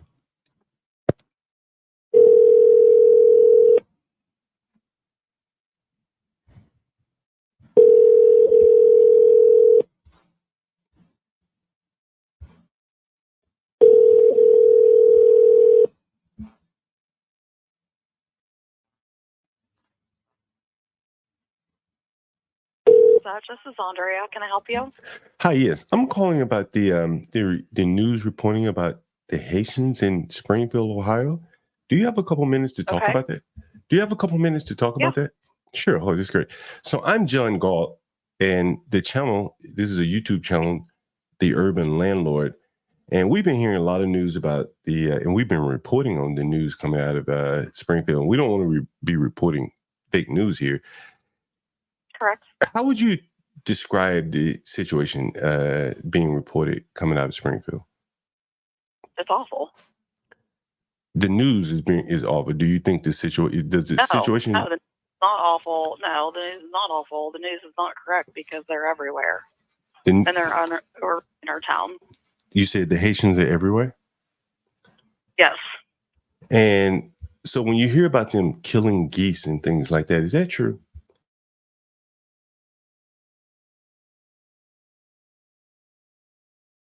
You saw geese being killed with your own 2 eyes.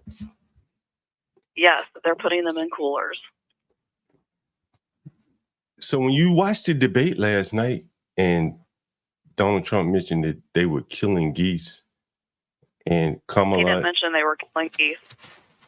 He said they were killing dogs and cats. He didn't mention geese. Oh, so he misspoke. Okay. Are they killing dogs and maybe cats? they are. I don't know that. I cannot say that for sure. But you have seen them killing Yes. geese. Yeah. Okay. Yes. Now let me ask you this question. What is the, and if you don't mind me asking, any question that you don't want to answer, feel free to just tell me, move on. That's fine. What are the demographics of your town? You don't mind me asking. Excuse me? Can you tell me what the demographics of your town? Like 60% white, 40% black, what, you know? Oh, I don't know. Yeah, I that, have no to be idea. honest. Okay. And how would you say the anyone else have questions in the audience, feel free to chime in. How would you say this has affected your town? It's horrible. Do you want to go into some detail? Are they living near you? I can't right now because I'm at work. Oh, And wow. This is the work phone number. So you can be more than happy to call my cell phone number and I can give you more details. How would we And I can give you that number. Sure. You might not want to give it out online, but what I can do is I can. This is the Urban Landlord on YouTube, and I'm John Galt. You can look us up, and feel free to chime in. We would. You can send me an email, or I could give you my phone number. Does that work? Yeah, that's fine. Give me 1 second. Let me look up my online number here, and we would love for you to call back in and give us some just some insight on it. Place right now where I get Okay, early. let me give you the number. The number is 309 309 863 5667. And you can call me. I'm sorry. And who am I asking for? You can ask for me. This is John Galt, and we're usually on 24 hours a day, so you can call in pretty much anytime.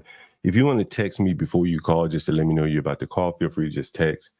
And I'll respond back. But if you text me now, I'll give you my direct number so we can make sure that we're available to have you on whenever you're ready to talk. Yep, absolutely. Sounds great. Thank you.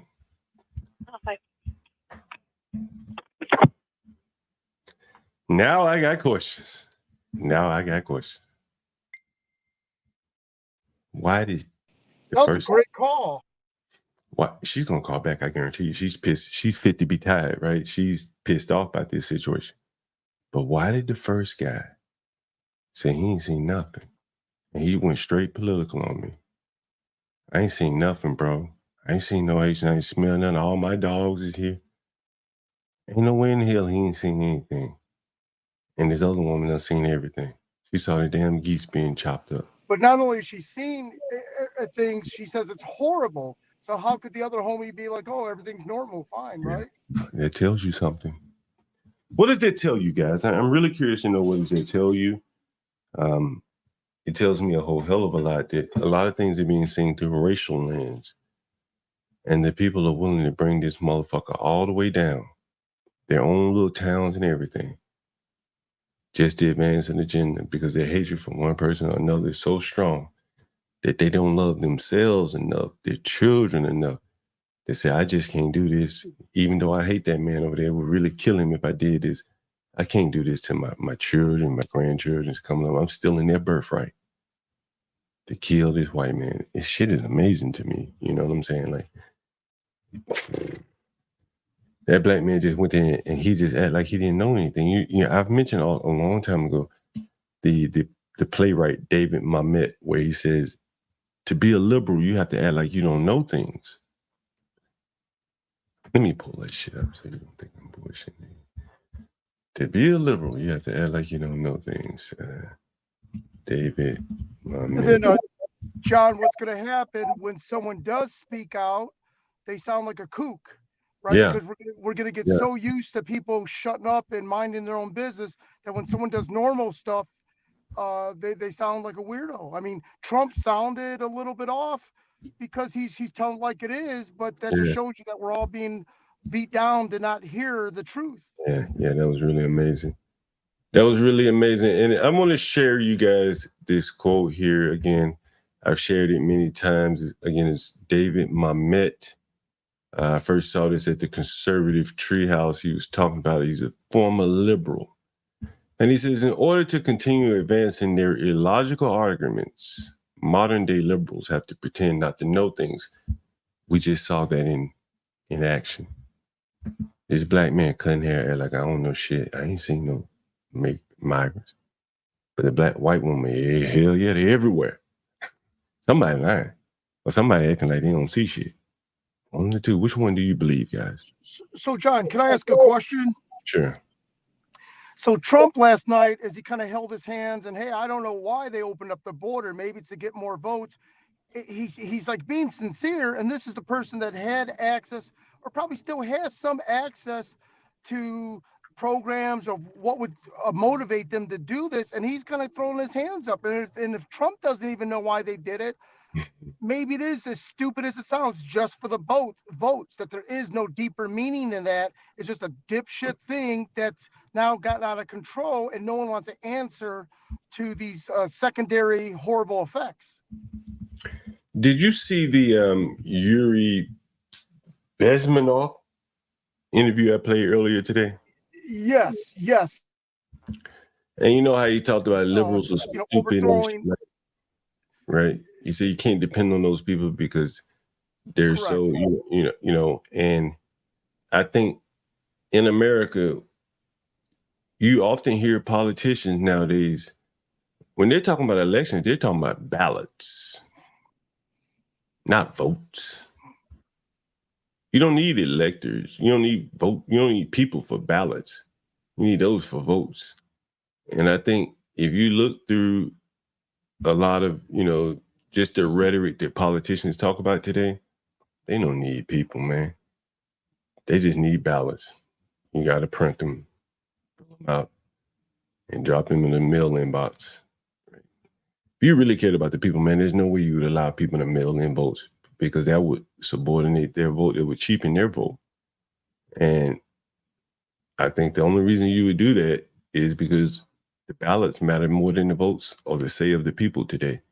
I've shown you 2 city council meetings. People say, hey, things are local. I've just shown you 2 city council meetings where the council members flippantly disrespected their residents, the people that pay their salaries. So isn't it weird how we joked about that lady sounding like that Tiffany Hinyard, and then it was a joke at first, but then is that crazy? Yeah, she's just like Tiffany. The white John Galt says, what are your thoughts on the U.S. having admitted 271,000 Ukrainian refugees since the Russian invasion? All I can say is, man,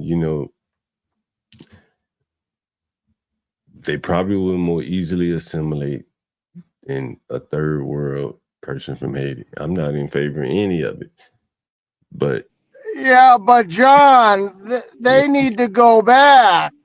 They all need to go back, except for the women. We take the women. There's the casualties of war. We take their women and send the men back. Especially if she's a sister. One of the all Ukrainian women, man, we got to keep her. There's the spoils of war. We got to keep them. But everybody else, they got to go back. We take the women, man. That's the way it works, right? If you getting the men and not the women, what the hell are you gaining, right? Fighters, soldiers. Damn, did I just miss a call from this woman? No. Yes. I was about to say, wait a minute. Make sure that I didn't miss a call, because sometimes I cut my phone off.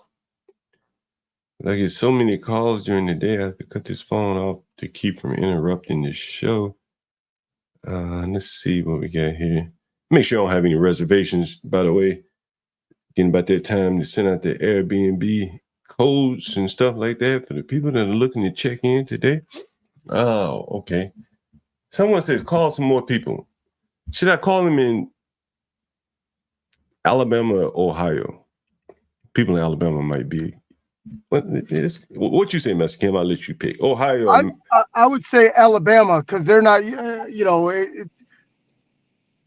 I would think that they're just going to break it down in a little bit more pragmatic, simplistic way. I don't think that they're going to be, because they're their small towns, peaceful life has been severely disrupted.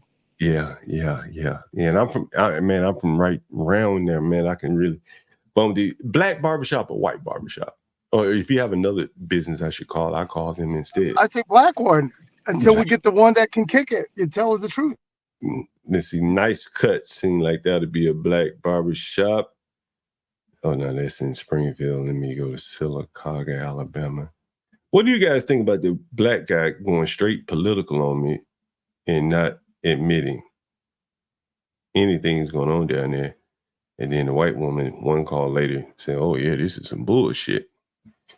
Someone says call like that first ninja. Is that what you're saying, Kane's Catharsis?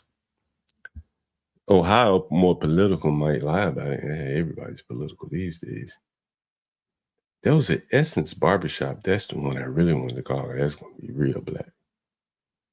Maybe John, could it be also difference between maybe a homeowner and a renter? Renter is going to be like, I could care less. I'm going to move to the other side of town anyways, versus a homeowner is going bananas. Yeah, it could be. Maybe he had Haitian customers. He didn't want to say shit. Could be that. Ooh, good thinking, Ray. Getting faded as you called. Yes. Well, I doubt he has Haitian customers, to be honest with you, man. I was in New York, man. The people getting their haircut on the street. That's the first thing they're gonna buy is some clippers. Portia said, John, the black dude, didn't even know who was on the ballot 4 years ago. He thought it was Trump versus.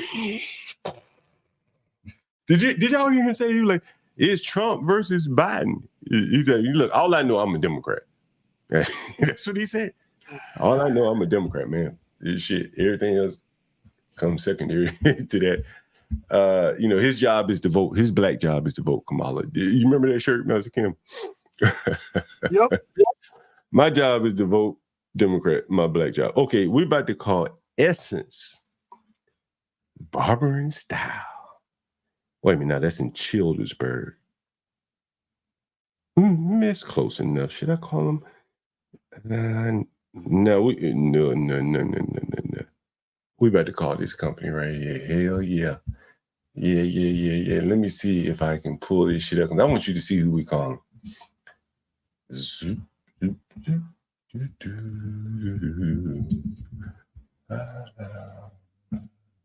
I spell that right? Yeah. This is who we're about to call right now. And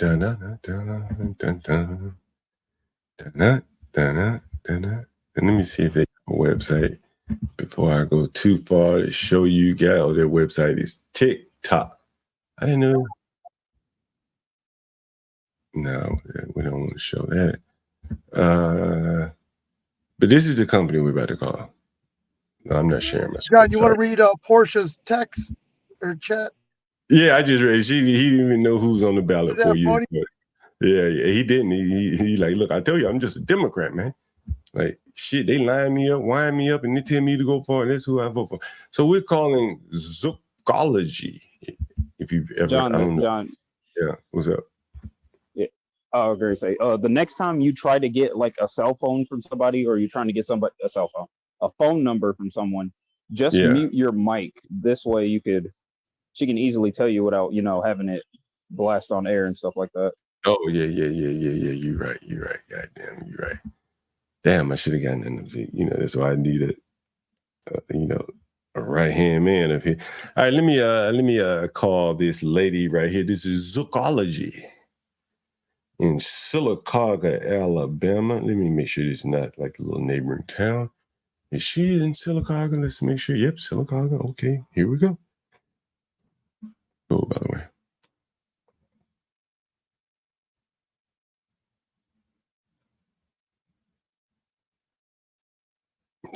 Is it ringing? 1, 5, 3. Damn. That time the road didn't ring. I don't know what the hell's problem is. Did y'all hear that ringing? Or let me see. Let me call it now.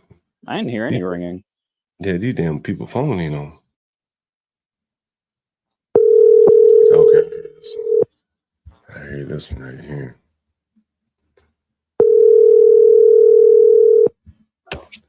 Hello. Hi, is this Southern Roots? Yes. Hi, yes. My name is John Galt, and I'm calling from the Urban Landlord YouTube channel. And we were watching the news, and there were some reports about Haitian migrants in your town. And we just wanted to kind of get down to the bottom. Is that true that there are Haitian migrants in Alabama? I don't know anything about Haitian migrants here. Have you heard the news about the Haitian migrants in your town? Oh my. Why do you think she did it? Why do you think she did it? Why do you think she hung up, man? I thought this, not gonna lie, I thought this would be only a nigga thing, but we got the white lady. Well, that was Southern roots. They say down south. Southern. Oh, here's John, I'd VI. recommend you try. I'd recommend you try calling a grocery store, maybe a small time gas station or a Food Lion or something like that. Damn, they may not have time. To, they're busy. They may not have time. You know what I mean? I can try that though. Give me 1 second. Let me see if I can get another barbershop. You can cut hair and barber at the same time. All right, let me call this person. Damn, they closed? Rudy's barbershop? See a phone number? No phone number? These people must be cutting. I'm going to call it Great Clips. So this would be, probably a white establishment here.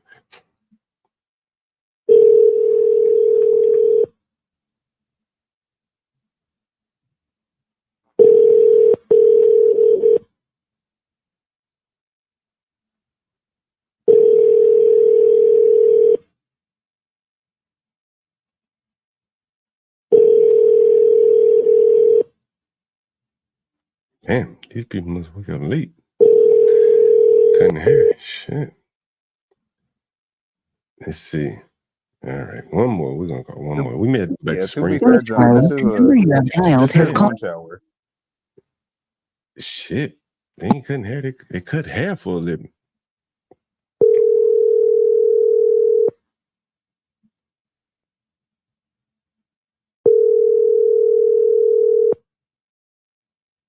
It's 11 o'clock in Alabama, by the way.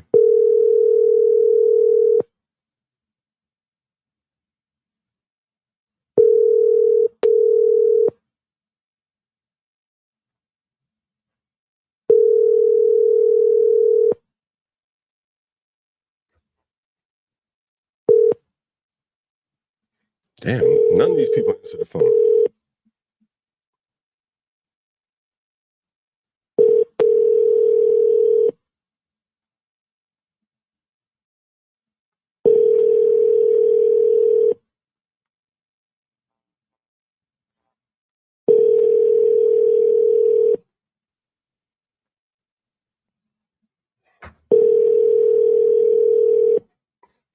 It's fucking amazing. No wonder these people. Sorry, the mailbox is full. There is not enough space to leave a message. To send a message to another subscriber, an area code and phone number. Damn, hard to get through to people. So, Garen, you said a grocery store is better. I don't think a Kroger would be all that great. I said a grocery store or a gas station. One of the two. Oh yeah. Gas station. Though they usually be. What do you think, Matt Kim? Is a gas station pretty busy? Too busy to call? Oh yeah, a gas station would be a great place to call, but it's just a matter of, is it going to be someone that speaks adequate English that can, they're not known. Yeah, for you might. being, John, you might get a Haitian for all we know. You might get a Haitian. That's right. These damn. I think I found a good person to call. Good company to call. Let's see here. Let's see. Oh yeah. Let's see what this one. We're back to Springfield, Ohio. See what the hell they're going to do up here. I'm going to shut the call. Corner Market. Hi, yes. Is this a corner market? Yes. Hi, yes. My name is John Galt, calling from the YouTube channel, The Urban Landlord. We were hearing a lot of conflicting stories about the Haitian migrants in Springfield, Ohio. Do you have a couple seconds to like confirm or deny some of these? Yeah.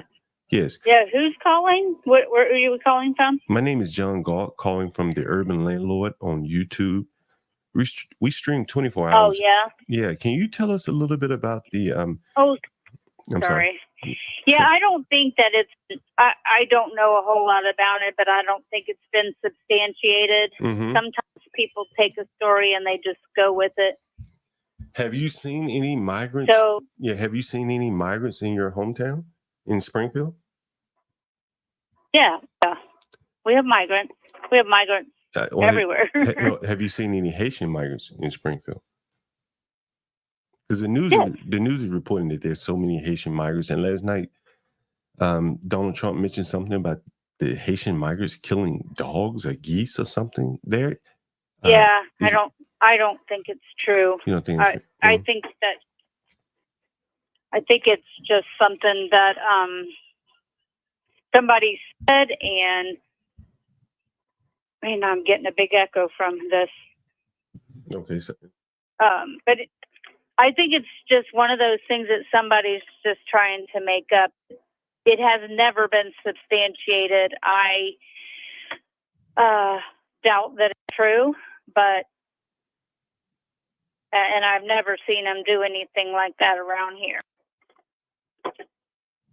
The only time I see them is in a grocery store. and where are the migrants? Getting groceries. Where are the migrants living?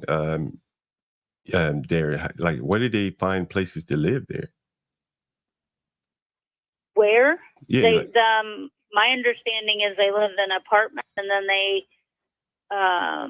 there's some down in Springfield, and there's some out here off of 41. So they get jobs and they pay for their rent. I see. Okay, all right. Well, anything else you'd like to say? Have they improved the living environment? Basically, about the same. How would you say the arrival of all of the? No, I won't comment on that. Okay, no problem. Again, this is the Urban Landlord, and I'm John Galt, and we stream 24 hours. So if you would ever like to join the stream and discuss it more, and things change for the better, for worse, feel free to join our channel here. We welcome all. Thank you very much. Yeah. All right. Very interesting. I think she was a little hesitant to say. What do you think, guys? Someone she said- was. I wonder why. Why do you think that was? John, you know why. John. Anyway, this might be a little dumb, but do you think you could try to call a realtor? Ooh, good thinking. Yes. Man, they are probably some of the most politically correct people you can find. You know what I mean? I know. That's why I was thinking it might be stupid because you might not get any info out of them. But there's got to be one talkative realtor, man. There's got to be one. Let me look and see. Now, you know what? We might get some truth out of them. Let's see. Realtor, Spring. Or how about the cheap Motel 6s or the, kind of the off-brand hotels that are being advertised online dirt cheap. But those are probably going to be owned by like the weeklies or whatnot. Those are probably going to be owned by the other people. Yeah. Oh yes, you're right. By the Indians, so they're not going to give you much. Let's see if we can find an agent. Looks like we're looking for like a lower brow agent here. Guy that just does rental, residential. I don't know about that one. I'd have to dig through it. You guys figure one of those out for me. What else? I think barbers typically are the best because they have a lot of time on their hand to talk. The cut above. Let me call it the cut above. What do you think? The cut above, Garen? It's probably a black shop.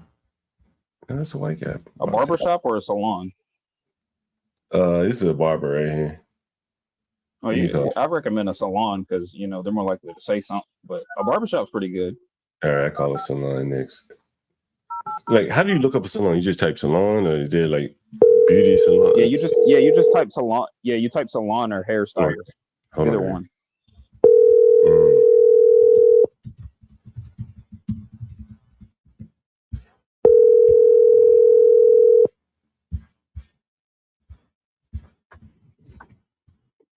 Thank you for calling East High Barber Company. Damn, I swear, man, these people do not answer their fucking phones, man.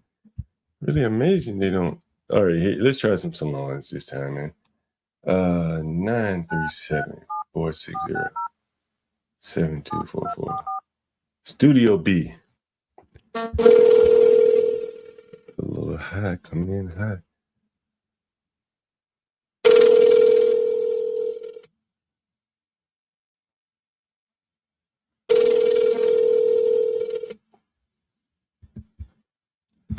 Do salons just not answer the phone? Is that what it is? Thank you for calling Studio B. This is James. How can I help you? Hi, yes. My name is John Galt, calling from the Urban Landlord. Are you able to hear me? Huh? No, I'm not. Can I take a message? Well, are you able to hear me at all? Hello? Huh? Hello? Are you able to hear me? Hello? Yeah, hello? Are you able to hear me? Yes. Yes, I can. Okay, hi. I'm calling about, my name is John Galt from the Urban Landlord on YouTube. And I wanted to know the situation about the migrants in Springfield.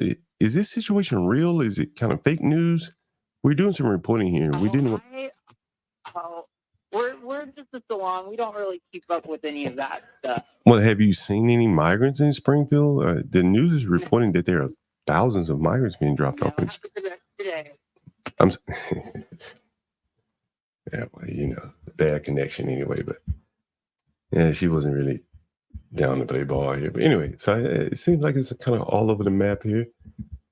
Some people have seen it, other people have not. So you have to kind of roll with that, right? Roll with that. So Goofy only got one person. Well, we got two. The black guy, he was like, you know, how about a local? How about a local church? They're kind of political. Yeah, that's good. That's a good one. I don't know if they say anything though. Let's see. What does the audience have? Any suggestions, audience? Someone said getting groceries with your text. Someone in the audience said. Someone in the audience said a veterinarian. Call a vet. You know, I guess they're getting the cats. They have no need to go to the grocery store. Yeah, but if they're eating the cats, Gary and I get if it. they're eating the cats, why would? I don't think that's good though, because business down. I don't think that's good though, because if a Haitian gets a cat, he's not gonna injure it. The cat's not gonna get away. That cat done. That's why I think a veterinarian is actually a bad idea. Hey, Universal Jones. Let me put the link on Universal Jones. Probably has something good here. Yeah, that beauty supply owner. I think she's gonna pop on the chat at some point because she seemed like she had something to say. You know, and you know what's interesting? You know, I pointed this out a while back. I think I'm pretty good at noticing patterns, right? The most outspoken people about this whole immigration thing are the women, the white women. From Springfield to Sylacauga, you know, we've seen a handful of men, but by and large, it was the white women. They're like, what the hell is going on? Someone says call a restaurant. Let me see if I can find a restaurant. Restaurant in Springfield. Who do you think is more secretive, John? Who versus who? What do you mean? Like men or women when it comes to the whole immigration stance?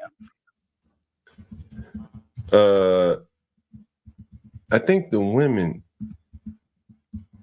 are looking out and saying, wait a minute, like, I may have children or already have children. Hey, how about the local Dollar General? That would attract not only the locals, but it would attract all the Haitians there too, if they know anything about those type of stores. Oh, yeah. That's a good one, Meskin.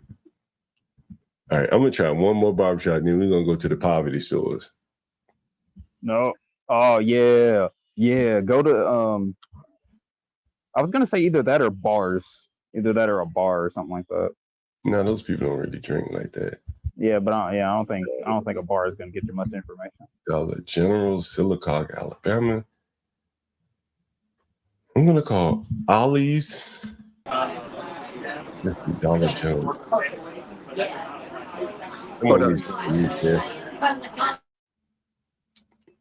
Who just joined, by the way? Hey, Universal. Oh, what's up, Universal? 256-626-6075. I'm calling the Dollar General here, Sylacauga, Alabama. Hey, what up, Gary? What up, Universal?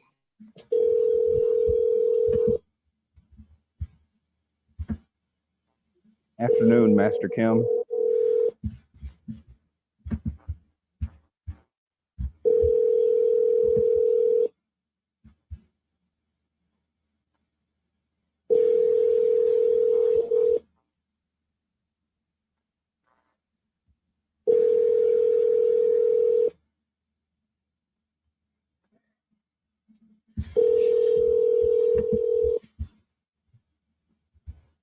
No way, the Dollar General doesn't answer the phone. Damn, no wonder it's 1 star.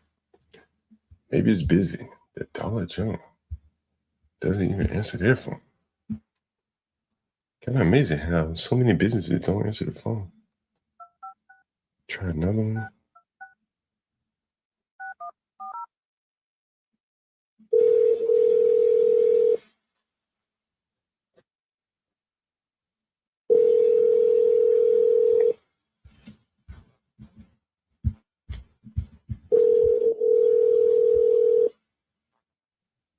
May I help you? Hi, yes. My name is John Galt, calling from Anniston, Alabama. I'm calling from my YouTube channel, The Urban Landlord. We've been hearing a lot of news down that there's a lot of migrants down in Sylacauga. Are you able to talk about that for a second? No, I'm not. I'm at work. No, I'm not afraid to talk right now. Okay, would you like to talk offline when you're off work about this? No. Have you seen any migrants there in your town? What? Have you seen any of the Haitian migrants there in your town? No, I haven't. Okay, thank you very much, ma'am. Well, you know, she seemed like she didn't really want to talk there. What's up? That woman just straight up refused. She was like, hell no. She was tired. Yeah, she was like, hell no, I ain't talking about these fucking migrants, man. Oh man, you know, I think the one lady, I hope she joins. She may join one day. I think she would be the best one to talk about it. Other than that, any other businesses you can think of? The welfare office, they're definitely not going to talk. Somebody said a laundromat, but I wouldn't recommend calling a laundromat because most of the time there's no people in the offices during hours. It's real rare to find it's real rare to find the owner of a laundromat actually there while it's running. And then also too, I would probably maybe like this afternoon, like later on, maybe like 4 or 5 o'clock. Because a lot of these businesses these days, you know, they have their business line connected to, you know, as how we have set up with the Google number. So, you know, some people might feel more inclined to speak after work hours. Like that lady, you know? Yeah, that's a good idea. That's a good idea. Because, you know, people have things that they want to say and that they want to add. That's very evident. But it's just like, hey, I'm at work right now. I can't really, you know, talk about this. Yeah. I really want to get in touch with that black guy because I'm sure he would talk. The first guy? The guy that's running for mayor. Oh, Anthony, was that his name? Yeah. You know what? Actually, let me because I wait, posted hold on. earlier. I don't know if you saw it, but I'll post it again. Oh, you found his name? Yeah, I found his campaign. Where is he page. running for? Oh, you do. Thanks, Portia. Springfield, Ohio. Greetings to the panel in the chat. Can you guys hear me? Oh, yeah. Oh, perfect. Do I have a lot of background noise? I'm outside. Yeah, you do. Damn. It's kind of muffling your audio too. Well, I'll go quick and then I'll just get down. I was gonna say, John, you should try to call a local nonprofit, and when you call them, tell them that you're part of the Urban Landlord National Network and you're trying to help house migrants with funding and resources. Hell yeah! And then they'll give you more. They'll give you more information. Good one. Oh, that's good. That's How you been? fucking great. I knew you'd come up here with some gold. Amen. So just search. Yeah. It could be a housing service, anything, food Yeah, shelf, say you're whatever. say you're trying to sponsor some migrants with housing, John. You Yeah, already here- have I real. think what You can Universal prove said it was that enough. far. Let's not go too crazy because you know John, he's gonna forget. Hey, oh, shit. He ain't gonna believe what I see. He ain't gonna believe it. He ain't gonna, at the top of the list, guys. Here we go. Yes. There you go. Yes. Yeah, they need some help. They need an urban landlord to call them and help house some. I'm gonna show you guys. Y'all motherfuckers gonna be out on the street. It's gonna be some motherfuckers out on the street. Because these people, we probably gonna see right here that these people got money. They looking for housing for their people. And we're gonna see how much they paying. What do you think? Hey, you know, I am the urban landlord. I want to know what the going rate is because they keep resetting. Get cracked. What did the Hilton CEO say about the price of his hotel room? He can reset them motherfuckers all day, all night. And any given moment. I'm gonna have to reset. I might do that shit live. And this man give me some high ass numbers in Ohio. I may have to raise my rates right here online with y'all right here. We about to call it Haitian community help and support. You know, I am here to help. I hope you can understand them. Hope we don't get a lot of feedback here. Let's see if I can cut this down. Let me know if you can hear it. Can y'all hear the phone ringing? Yes, we can, John. Now, if they don't answer, they don't.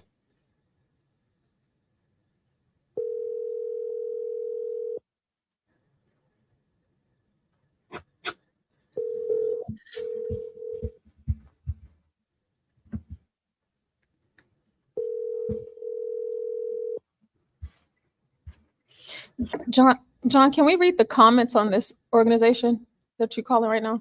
Oh, you want to call? Yeah, right here. 3.3. That's kind of low. For giving out help, it should be 5 stars. I just want to. Right there. Yeah, the reviews. Oh, yeah. Great place to worship God. Oh, this is a church. Masquerading as a church, huh? Oh, it's a church. It's a church. Okay, hold on, wait. Okay, What? For the people that are listening. So the first comment says, "Great place to worship our God on Sunday from 9:30 to 1300." The second comment says, "Thanks for importing people who are eating neighborhood animals and wildlife." The third comment says, "They are just great. They help me with some services," which that English is broken. They don't even animal control. I'm gonna have to look this up because I want to read all of the reviews. What is this place called? The Haitian. There's only 3 of them, I think. It's 12.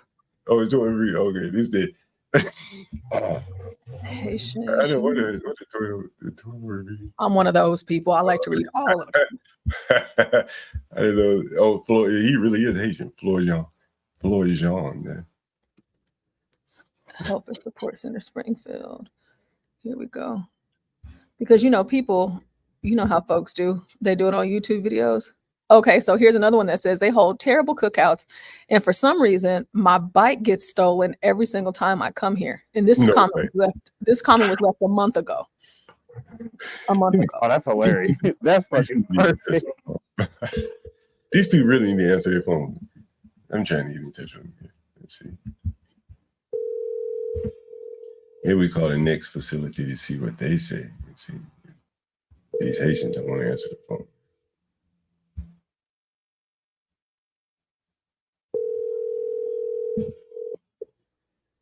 Man, I mean, if your cookout's all cat, of course it's gonna be bad. Maybe they're having a cookout right now. See what the phone number to this one is. So, John, this one lady named Toya says, "Love knowing my hardworking and beautiful heritage has somewhere to be supported and embraced." There you go. And then the other says, "You just arrived in Springfield. You're Haitian. Come and visit the Haitian Refugee Office. You'll find help you never thought you'd find. The staff is excellent." So whenever they say my hardworking and beautiful heritage, how hard are we working if we're not working hard in Haiti? Let's call it. Let's see. They're working hard on keeping the animal population low. Hold on. Is there more than one of them? It's a bunch of them, Gary.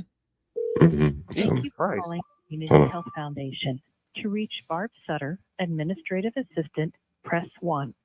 For Joy Rogers, Executive Director, press 2. For Joan Elder, Program Coordinator, press 3. If you do not know who you need to speak with, please wait while I transfer your call. It's amazing. No one answered the phone.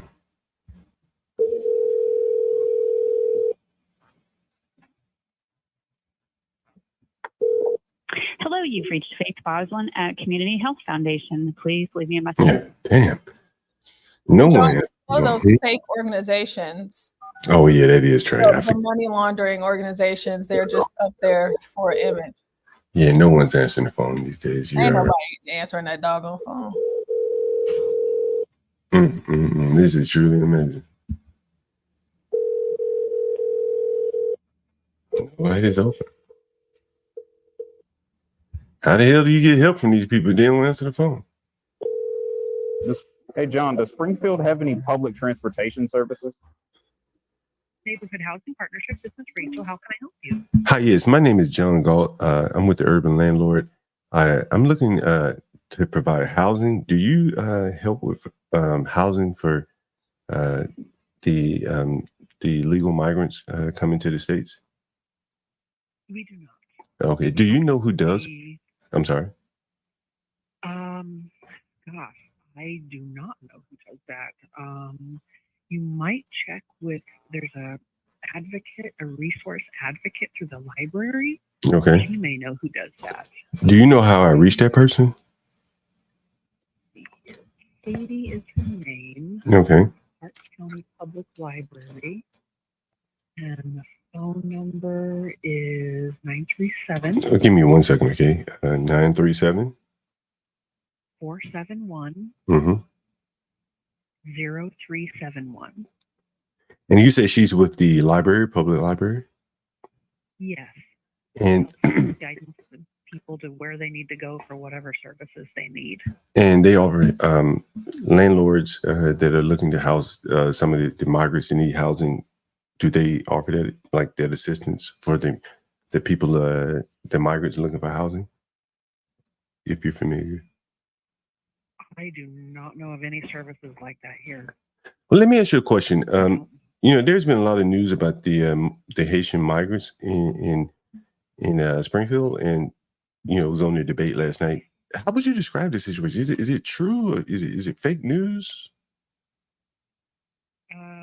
We have not had many problems with our agency. No, I mean, like, are there really Haitian migrants, or is it like fake news? Are there Haitian migrants there in Springfield? Yes. Okay. There's about 20,000 that have been in the last few years. Okay. And you've seen this, or is that just a number you've heard on the news? Oh no, we've seen it. And what about they say that there's allegations that they're eating the geese and the people animals. I heard that on the debate last night. Is that true or not? Well, I've never seen anything like that. You ever heard anyone say anything like that? No. No. Well, how would you say the overall experience has been with the Haitian migrants in Springfield? I'm sorry. Who are you? My name is John Gall. I'm with the Urban Landlord. I provide housing, and so I just wanted to, get into kind of general experience, because I do provide housing. So I wanted to know, like, what the your general experience has been with the migrants there in Springfield. So my personal experience has been very positive. Okay. Wait, again, we're trying to help. So I'm going to call. And what is that lady's name again? Katie. Katie. Thank you. Katie. Thank you. And what's your name? I'll make sure I mention you. My name is Rachel. Rachel, thank you again. I'm John, and we're going to call Katie now. Thank you.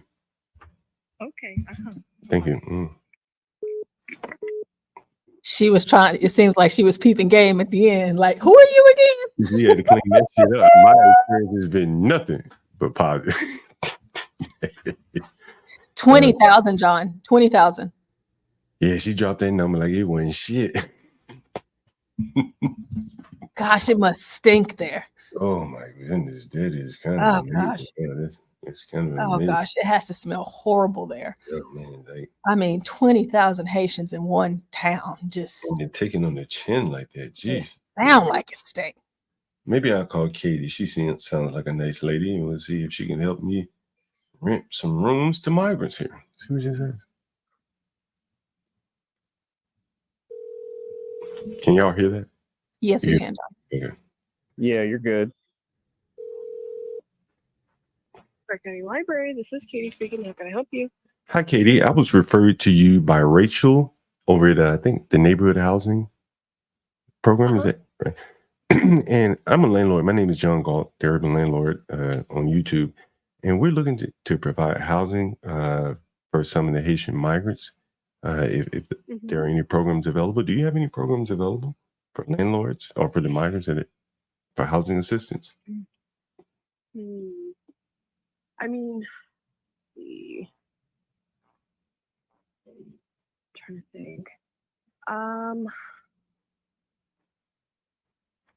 might be able to get you in touch with. So now, is it you're wanting to try to provide housing for Haitian immigrants? Is that? Yeah, we had heard about there was a lot of people needing housing there, and we are a housing provider, so we were interested. Okay. Okay, so I'm walking back to my office. Right Sure, now, take your so I can time. get to my laptop. Mm-hmm. Because I'm thinking, I mean, we do have a Haitian coalition here. So this coalition is just a variety of organizations that kind of come together to see how we can kind of serve our Haitian immigrants here. And then we also have part of the Haitian Coalition. There is an organization that is essentially a kind of community center for Haitian immigrants. Mm-hmm. That might be a good contact.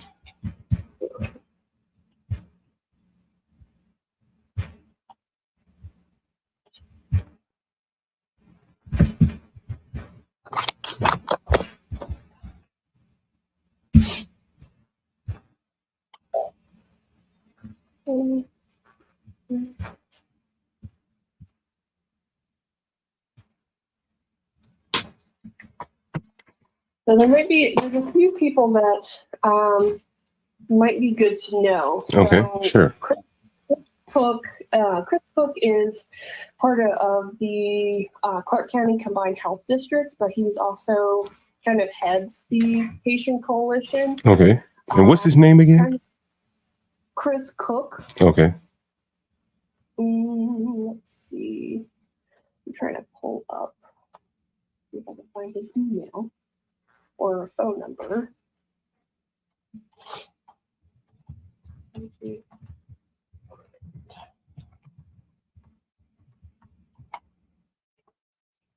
And he's the housing coordinator for the Haitian community? Well, he's not a housing coordinator. He's head of the Haitian Coalition. Oh, okay. So, I mean, he might certainly know of more organizations than I would when it comes to possibly housing or resources for our Haitian community. And contact. Okay.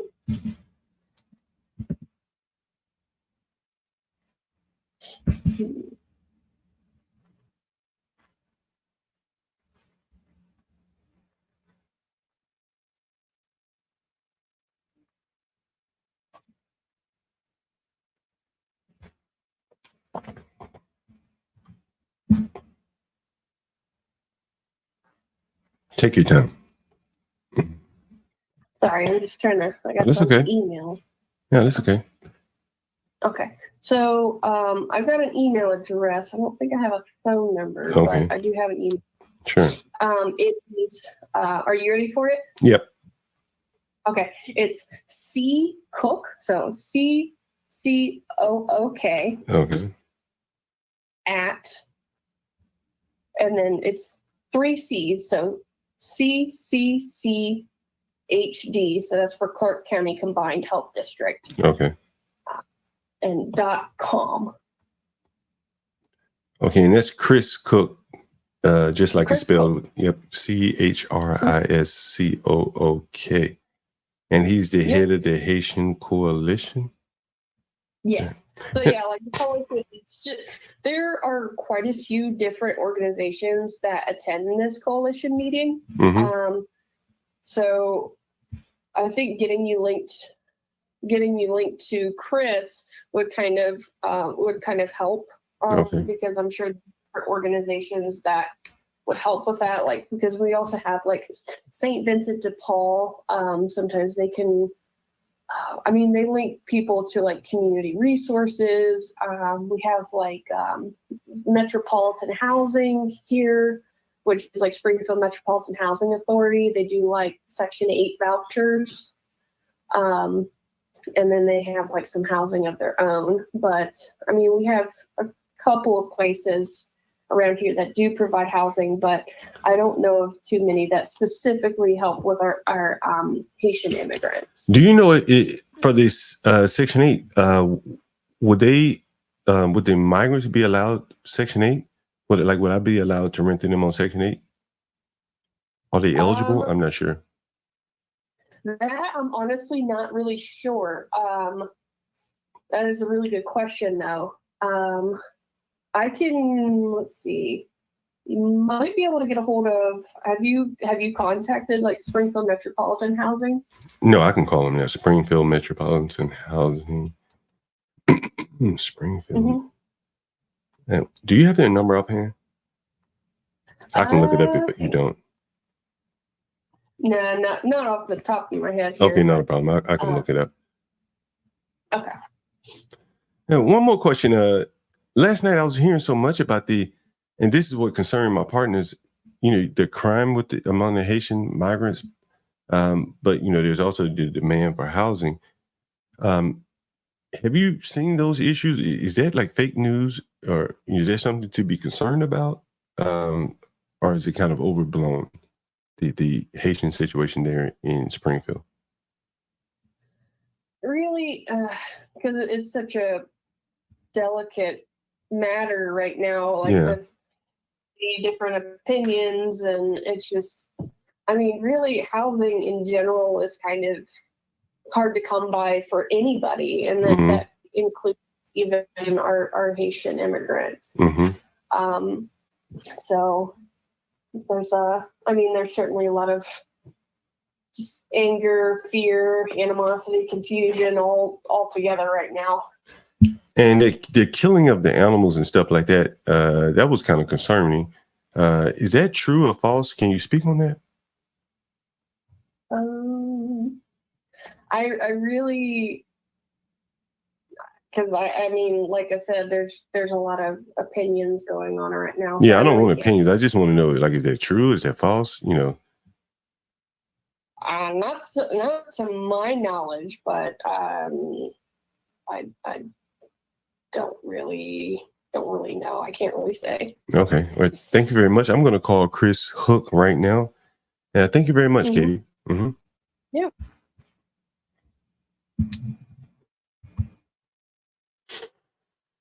All right, guys. What do you think about her? Did everyone just? At least you got some info on the Chris Cook guy, at least. John, before calling him, give me 1 second. I'm trying to get this pulled up for you. So you can see this about this guy. Let me get a beer. I'll be right back. Okay. Jesus Christ.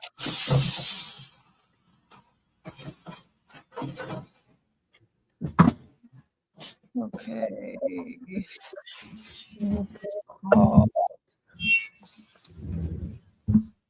Yeah, you see, you pull up the question.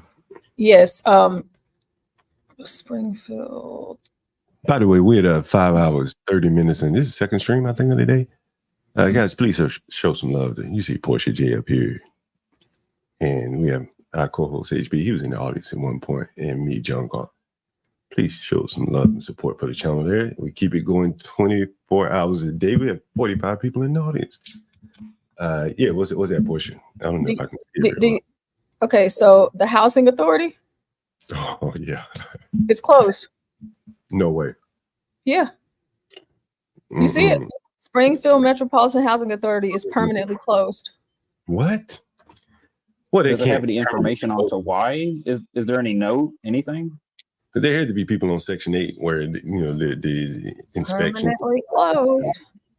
I mean, it might be reopened under a different name or something. Wow, that is. I'll look that up in just a second. But whenever you're searching for stuff on Google, they do a pretty good job at keeping up with businesses, and that's a state local. That's like an agency. Yeah, that is. Yeah. There's no reason for that to say it's closed. Okay, so this Chris Cook guy. So John, with your background and expertise in business now. So we have Clark County. Let me make sure y'all can see my screen. Okay, great. The medical school? Is that right? Yep, that's what it says. This is Detroit, right? Right? Is Wright State in Detroit? Ohio somewhere. That's in Ohio, right? Wright State. The Wright brothers. He's a dedicated public health professional, always looking for new challenges and ways to carry out the mission of public health, prevent, promote, and protect. I am interested in both public and private healthcare delivery systems to improve health outcomes for all citizens in Ohio. I have an extensive background in environmental health, public health, ambulatory healthcare, and emergency preparedness. I'm a passionate and engaging public speaker, so he puts on, right? Mm-hmm. So when you look at his experience, and I don't know, because I want to make sure everybody can see I'm just going to scroll. He has so much of it. So he got his BS from Wright State, and then he has his master's from the School of Medicine at Wright State. Now, all of his experience, health commissioner, full-time, I guess that's what he's doing right now, and plus what he does with the Haitians, the assistant health commissioner before he became the head commissioner. Before that, he was the health commissioner over Madison County, so this is a different county. This county had 44,000 people, and he went to 134,000 people. Moving on up. He was a food safety consultant at one point. He was a CEO. He was the CEO of Rocking Horse Community Health Center. A rec center. What did I say? Community Health Center. Oh, yeah, a rec. Miami County Health District. He was a health commissioner there as well.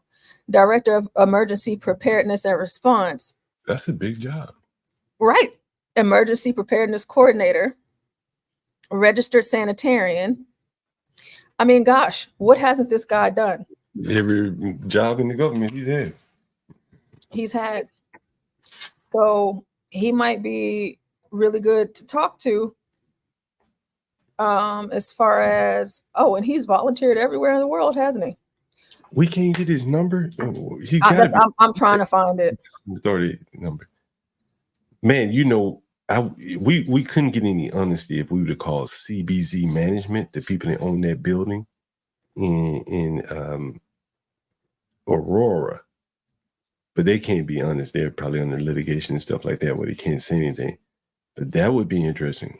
That would be very interesting to see what a landlord like that would say. It Factor says, hey guys, has anyone seen my cat by any chance? John, have you called anywhere in Alabama yet, or has this only been Ohio? Now, we called a couple of barbershops down there in Sylacauga, Alabama. They don't seem like they gotten up out of bed yet. What we can do though is we can go to the known. apartments. I found another thing. Still working on getting this guy's number. A guy like this, his number is online. Mm-hmm. It has to be. He can't be who he is and not have contact online. I was going to say, is his email? Did you get his email already? Yeah, I already got that. I was going to say we could email him as a last resort. Oh yeah. Here we are on Contact Us.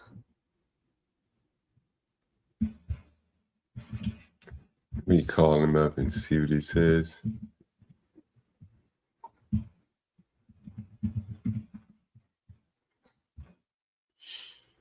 It kind of seemed like they were dancing around whenever John mentioned he wanted to help with housing for the illegals. And they're like, I don't really know about that. When John said the word illegal, illegal migrants. What about folks calling people? I need to get the right name there. So as not to tip myself off when I started talking to these people. It's fine, John, as long as you don't say stuff like illegals or any of the negative like connotations. Migrants, but I mean, I call them illegals. I don't care, and I know it's hard to not call them what they actually are, but you can tell that they're dancing around it, and they're like, you could just say the Haitians. I don't really know much about that, but and it's like, ma'am, y'all are so, sneaky with this. Like, John, that they know that all of these things are wrong. That they know, and so they have to be careful. You heard how the one lady said, housing is hard for everybody, right? When I was asking her about the housing, she said it's hard for everybody. Yeah. But at the same time, she has to reconcile in her mind that it ain't that hard for these people. No, These people came and found housing, right? It's very interesting. The cognitive dissonance that it takes to, go through this, while you being replaced in this manner is very interesting.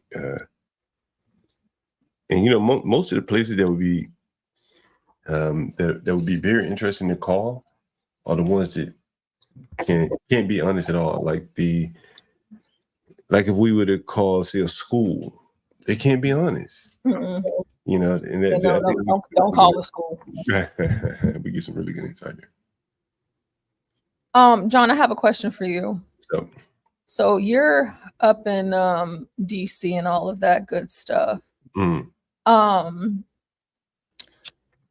Whenever you see, so Black Americans, right? Mm. Whenever you see Africans or Haitians or Caribbeans, can you tell the difference? Yeah, you can tell the Africans for the most part, unless they like, second generation or something, you may not be able to tell, but they have a different look to them. Gary, and you are African yourself. Gary, right?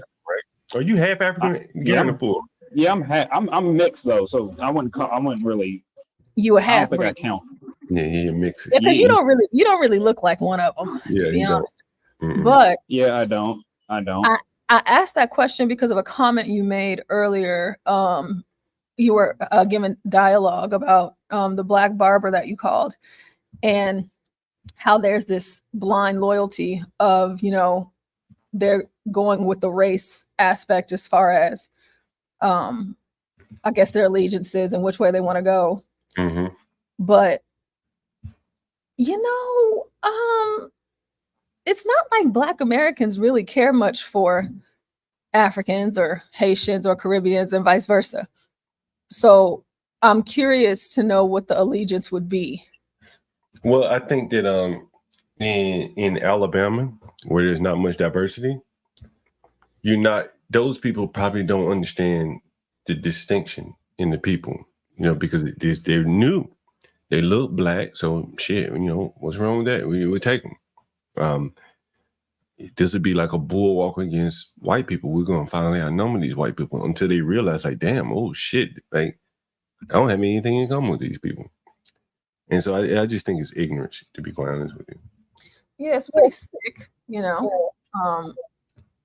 You come down to Texas and you ask any Mexican, they ain't got nothing for these people. There's no allegiance there. Mm. They're not, leaning on them just because, oh, well, we're from the same place, or we might speak a similar same language, even though we have different dialects or whatever the case. That's no, I don't get that. But this Chris Cook guy, you see him? This is a white man. Yeah. I'm not surprised. This is a white man. Yeah, I'm not surprised. There's money in it. He's making it. He's spent his whole life in government, as you can see. And you remember the title that she said for this white man? What did she say he was? He's the leader, the president of the Haitian coalition. That white man right there. Yeah. Wait a minute, was he the leader? Only in America. Was he? No, I thought he was the head of the Section 8 people. She said that he was the leader of the Haitian coalition. Chris Cook. I was typing it as she was talking. Well, there you go. Yeah. I was hoping we could get some more of those barbershops because they would be honest. Won't you be able to go? You think barber salon or barbershop? Probably barbershop. It seems like the white people are a little bit more honest. Don't you think so? I always think that. I mean, Black people, it's hit or miss. I just think, when you're dealing with Negroes, you got to talk to them a certain way to get them to talk back. All right, let me see if I can call another one. This is Jackie's beauty salon here. We're going to call her. None of these people seem to be answering their phone, but we'll see. Let's see what they got. 256. Those PPP loans, they had to say they had a job. They may not be working at all. Yeah, they had to say they had a business. This motherfucker's lying, this bitch. Hey, man, these people. No wonder the income is so low down there. Now we're going to call Beauty Plus Studio. Looks like you can even request an appointment with her, so maybe he's working.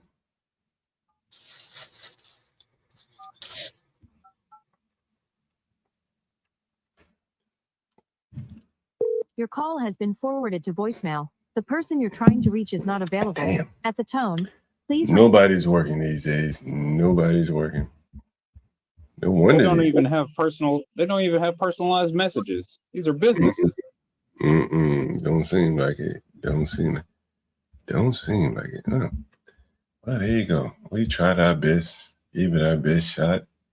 This one's definitely gonna answer the phone. Definitely. 256-235-0772.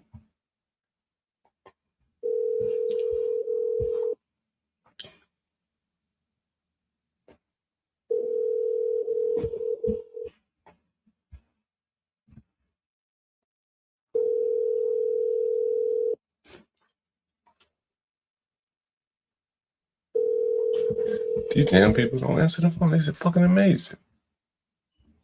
Yeah, John, a lot of businesses don't really answer their phones, especially not at these hours. Hold on. A barbershop and beauty salon? How the fuck they don't answer the phone? I mean, you gotta answer the phone in barbershop, beauty salon, bro. How do you accept appointments if you're not taking calls? They might do They probably do walk-ins. Oh no, Walk in, sit down. No, they do these apps now. Style Seat, Vagaro, like they have a lot of booking apps where you pay a deposit 25% really of the services. Yeah, that's pretty. Fair enough. Yeah, I was gonna say, John, you never heard of Style Seat? Shit, I ain't been in a barbershop in years, man. It's been probably 15, 20 years I've been to a barbershop. Took my kids. Yeah, they've been doing this ever since. It became real popular once COVID hit, man. John, you're bald, right? I'm sorry. Nah, I mean, I ain't bald. My hair grows, but I cut that shit off. But you cut it off, right? So yeah. Yeah. I figured you did. I'm like, you can't get that wrong. Jug get a daggum head shine while he's trying to interview a lady. No, that was interesting. That was an interesting series of calls. We may have to revisit that again. Maybe later in the day, another day when people are finally at work. Yeah, probably like what Portia said, probably like 5 or 6. No, I do see one. I don't think we call it. Did we call Fresh the barbershop? Yeah, I think that was the one where it had the audio and it says whenever you come here, like we're here to get you fresh or something like that. It was pretty funny. You know the guy that you talked about earlier, John? Which one? Anthony Amos, the one who said standing on business. That's him. Yeah. You got his number or anything? No, can't find his number. I just found his LinkedIn. But he said he was streaming, so I'm assuming he got some kind of Facebook, Twitter, Twitch. Yeah. Can you pull that video back up? Was it on your screen? Yeah, but he didn't mention it. It wasn't shown. Did it show like from where he posted? Nah, it didn't. It wasn't his. Anthony. Let me see. Anthony running for mayor. That guy probably would love to come on. It's a small town not getting a lot of attention. He probably heated up after seeing Kamala. Anthony Harris is his name. Anthony Harris. And he looks to be on Facebook and he has a TikTok. Anthony Harris got a picture. Look, is that him with 50 Cent? Let's see. I'm thinking the one that I just pulled up might be another guy. But I'm trying to see now because it's 2 of them. Somebody said he's a comedian.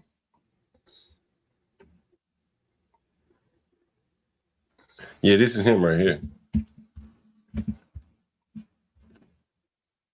Yeah, because like I looked him up and now I'm looking again. So I think that guy is another guy with the same name that's running for council, not mayor. I want to find this guy though, because guys like him, you could definitely get him to come on. Mm-hmm. Anthony.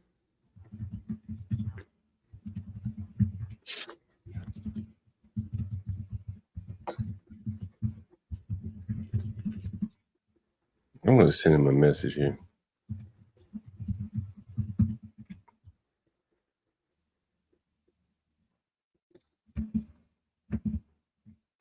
See what he says here. Oh, he has 11.7 million posts on TikTok. No, good well, I don't have no TikTok, but I think he's a comedian. Someone said to me he may be a comedian. Yeah, I don't know. Anyway, Anthony Harris. We have to get this guy somehow, some way. We're going to figure out who he is. But he's definitely tweeting here. Posting somewhere. Facebook. Did you see the article from New York Post talking about the animals missing in response to the debate last night? No, I didn't see that. Let's see. This is interesting. See, one thing that I would like to hear is from these people, how does it make them feel that the left is just sweeping this under the rug like it's not a problem, like they're just dismissing it and saying, oh, it's a lie. So yeah. Springfield, Ohio's Haitian migrants crisis and missing ducks prove Harris and Biden erased our border. As many as 20,000 Haitian immigrants have arrived in a town of just 58,000, thanks in large part to the Biden administration's expansion of the temporary protected status program from immigrants from that nation. The splashiest claim out of Springfield that the Haitians are eating the locals' pet cats generated a social media firestorm with no apparent basis in reality. Cute memes, though. Oh my gosh, I couldn't. I just. Push, you think seemingly locals. Go ahead. I'm sorry. Oh no, go ahead. I was gonna say, you think we should call some of the churches? Yeah, why not? The only place that I recommend to not call is a school, but yeah, the churches. Go ahead, boy. So you know how they were saying that like this is a lie. So, but tweets seemingly from locals going back to March contain claims of Haitians capturing, killing, and eating ducks from a local park. And these claims were backed up recently by outraged citizen Anthony Harris at a town meeting. Oh my gosh, we should watch that. Mm-hmm. So, and the reason why I was asking you to read the comments, the reviews on that first place that we called, that Haitian Center, is because that'll tell you how long ago this comment was made, and most of them were 5 months ago. So it's not like it hasn't been going on. And whenever you talk to that one lady, she was like, "Oh, well, over the last 2 years, we've seen about 20,000. Yeah, more than we've ever seen." Yeah, so right, but like, I don't live there. I'm in Texas. I don't know what's going on up in Springfield, Ohio. I didn't even know about the existence of a place called Springfield, Ohio. But now the rest of the world is finding out about it. And so like, who just wakes up one day and says, "Hey, I'm going to take a video. I'm going to have hundreds of phone calls." There's hundreds of phone calls to 911. Wow. About these animals. Okay. But Trump's lying. Come on. You know, how would Kamala know that he was lying? Right. Come on. She could not know. Right. But how would she know he's lying? That's what's very interesting. The more I think about it, like, how the hell does she know he was lying? Has she been to Springfield? Make sure that the Haitians aren't. Right. She haven't even been to the border. So it's just like, what are we doing? Has she been to Aurora? You know, at best you'd be, non-committal. I don't know. Maybe they are. He says they are. That sounds wild and weird, but I haven't been there. I can't disprove it. But she was quick to disprove that shit. It just tells you something, right? And that's like the thing for me. Like, however, I believe that a lot of people believe that Kamala Harris did well last night just because she sounds better than Joe Biden. However, there's not a sway on anything that you can present to me that would make me think even remotely that this woman is capable and that I would feel comfortable, and of course, if she ends up being the president, just like Joe Biden, obviously I'll get over it, but my stance and my position will still be the same. She doesn't know anything. And it's not that she cares to know. And the issues that are really plaguing Americans right now, whenever you just dismiss them like they're nothing, like it doesn't exist, you're really hurting your own voters right now, because we just hung up the phone with that one lady who told us about Katie, the librarian. She was like, "Oh yes, 20,000 of them. They're everywhere. Yeah. Oh yeah, they're all over the place." But Kamala Harris just said that wasn't true though. Yeah, that is interesting. Somebody's lying, right? And why who would be lying more? The random white lady Rachel? Well, what would be the reason? What would be the reason for the person that black man lying? Well, John, to be honest, his dog's safe. He said, "My dog's safe." John, he thought that the last presidential election was between Biden and Hillary. So I bet he voted though. But you asked him if he voted, and the first thing he said is, "I haven't voted yet." So he's never voted before. You can always tell. He's just talking. He don't know what to say. And then I was even more surprised at the fact that he was saying that in a barbershop, cutting somebody's hair around other men. Nothing surprising me anymore. Portia, let me see if I call one of these churches, one of these diverse churches in Springfield, Ohio. See if we get some help, or maybe even offer some help. What do you think? Yeah, let's go. You calling these big churches. The church I'm calling right now is the number you have dialed has what in the hell is going on with these people's phone? Hey, what's going on? Ain't got no service. John, I told you.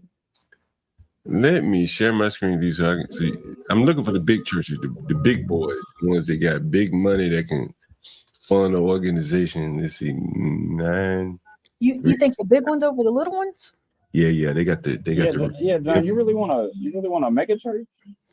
They got the infrastructure to do this housing thing. They may be tied in with nonprofits getting kickbacks. Look at this church. You think that church got built off tithes alone? Shit. Yeah, but you might get some conservatives to say something, if any. They taking money too.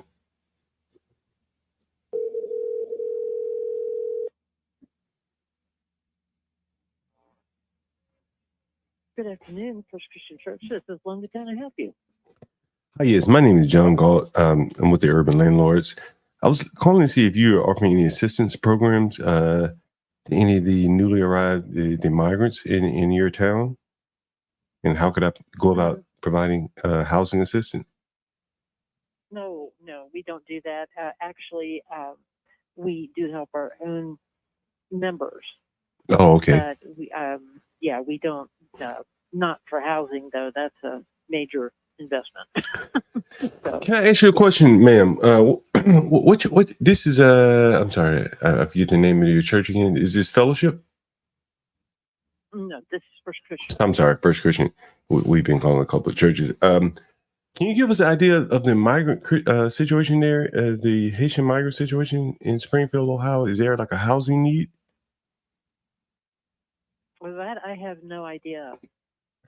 Because I was hearing last night on the debates and, over the news the last couple of days about the migrant situation in Springfield. Are you able to comment on that at all? Are you familiar with it? Is it like fake news or is it exaggerated? That I have no idea. Where are you from? What group?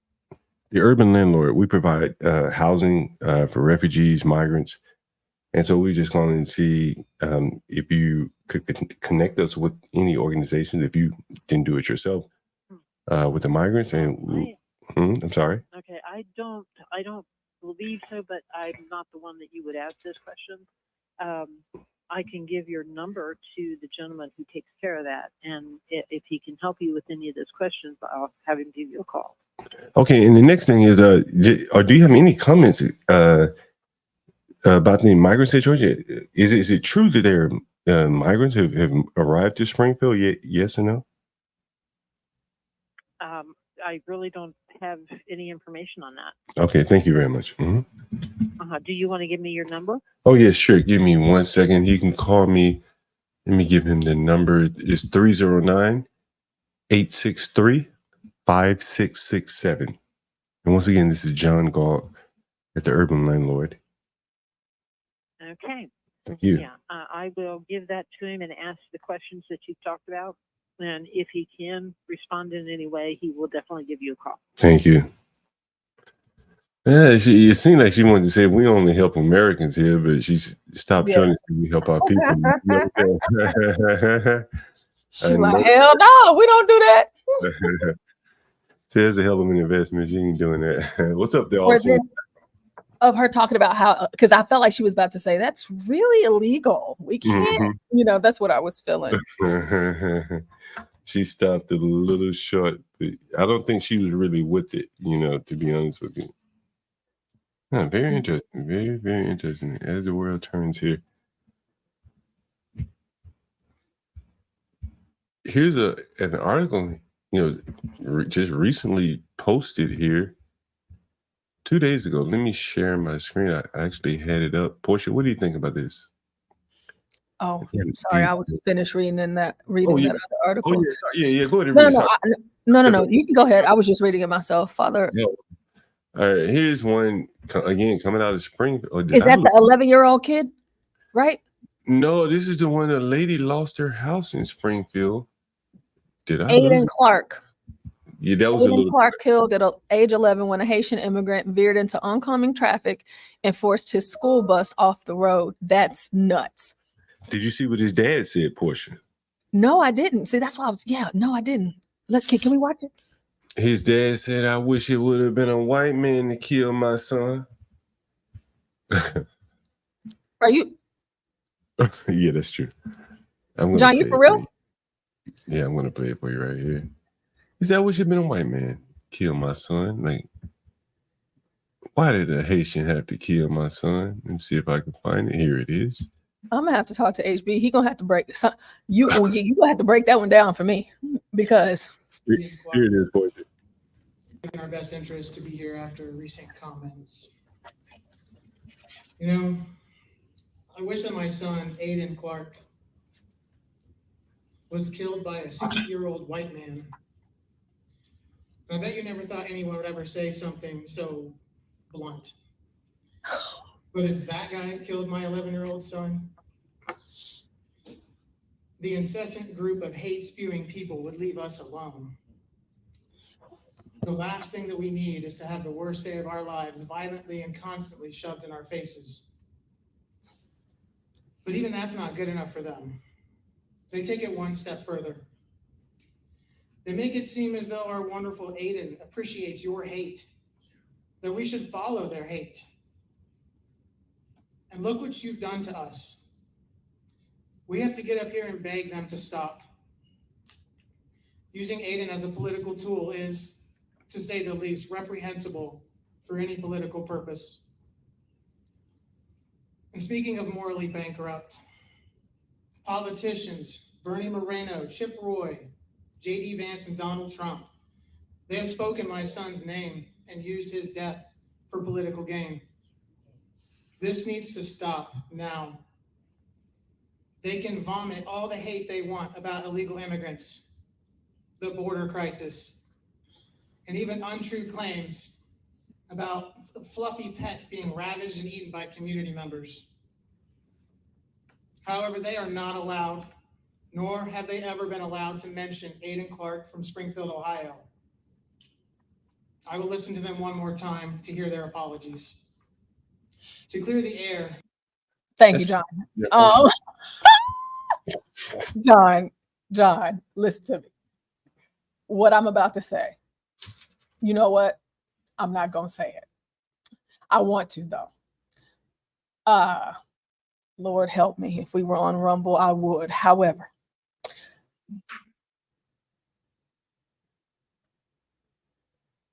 you know what? I don't even know what to say. I'm just kind of put out right now. It is kind of amazing, dude. You know, Portia, you can type it in the back chat if you want. I mean, okay, so John, you're really gonna have to walk me through this, I mean, I'm so lost. Yeah, you know, I say he must have some business with the city or something like that. I mean, Black Suit Defy, if you're available, can you call her? I need some help right now. He just said, okay, John, explain to me, how do you say in one sentence at the start of your speech that you wished a 60-year-old white man killed your son? Yeah, and wish it didn't be him instead. And you said that you wish it would have been him than a Haitian immigrant. You said that. That's just And weird. then you turn around and say that Trump and everybody else is using your son's name for political gain. No, your son got killed by an illegal and your son is news, sir. Sorry, your dead kid is news. So everybody's talking about him. You know, anybody that, you know, is covering the story. So yeah, your dead kid is news. But then you turn around and say that the disgusting and the attacks on the illegals and the Haitians at the border, sir, sounds to me like you're not that mad about losing your son, sir. There's no other way around it, you know. Inexplicable in some ways, like how, you know, he was just like, where was the emotion? But as I said to you, like, the city had to sanction him coming down there in that building, because he couldn't be coming down there tearing up the city saying, hey, these people murdered my son, pointing the finger at anyone. They had to know what he was going to say before he came. And they allowed him to come. They gave him a podium, microphone, set him up, put the media there, and wound him up, and he read the piece that they gave him. That probably came from high up in the Democrat Party, the more I think about it. Would a mayor care about Trump and Vance?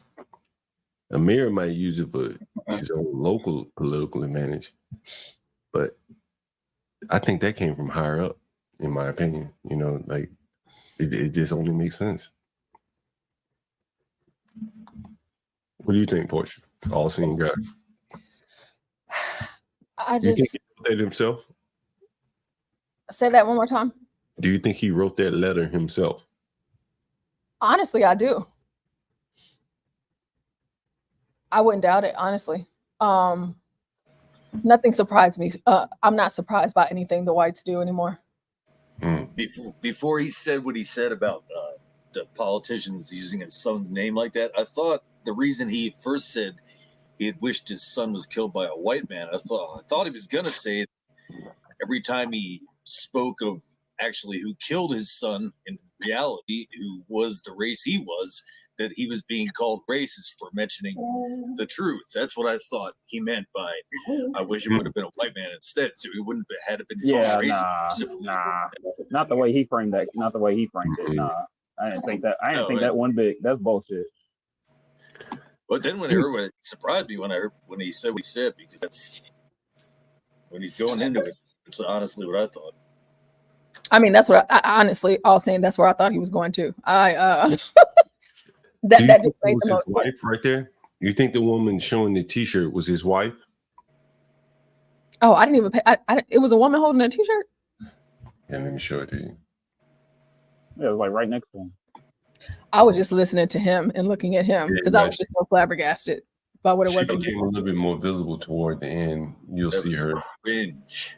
If that was his wife, man, it gets even more weird if that's his wife. Maybe that's his mama. My son, Aiden Clark. Yeah, that looks like the grandmother. He was accidentally killed by an immigrant from Haiti. This tragedy is felt all over this community, the state, and even the nation.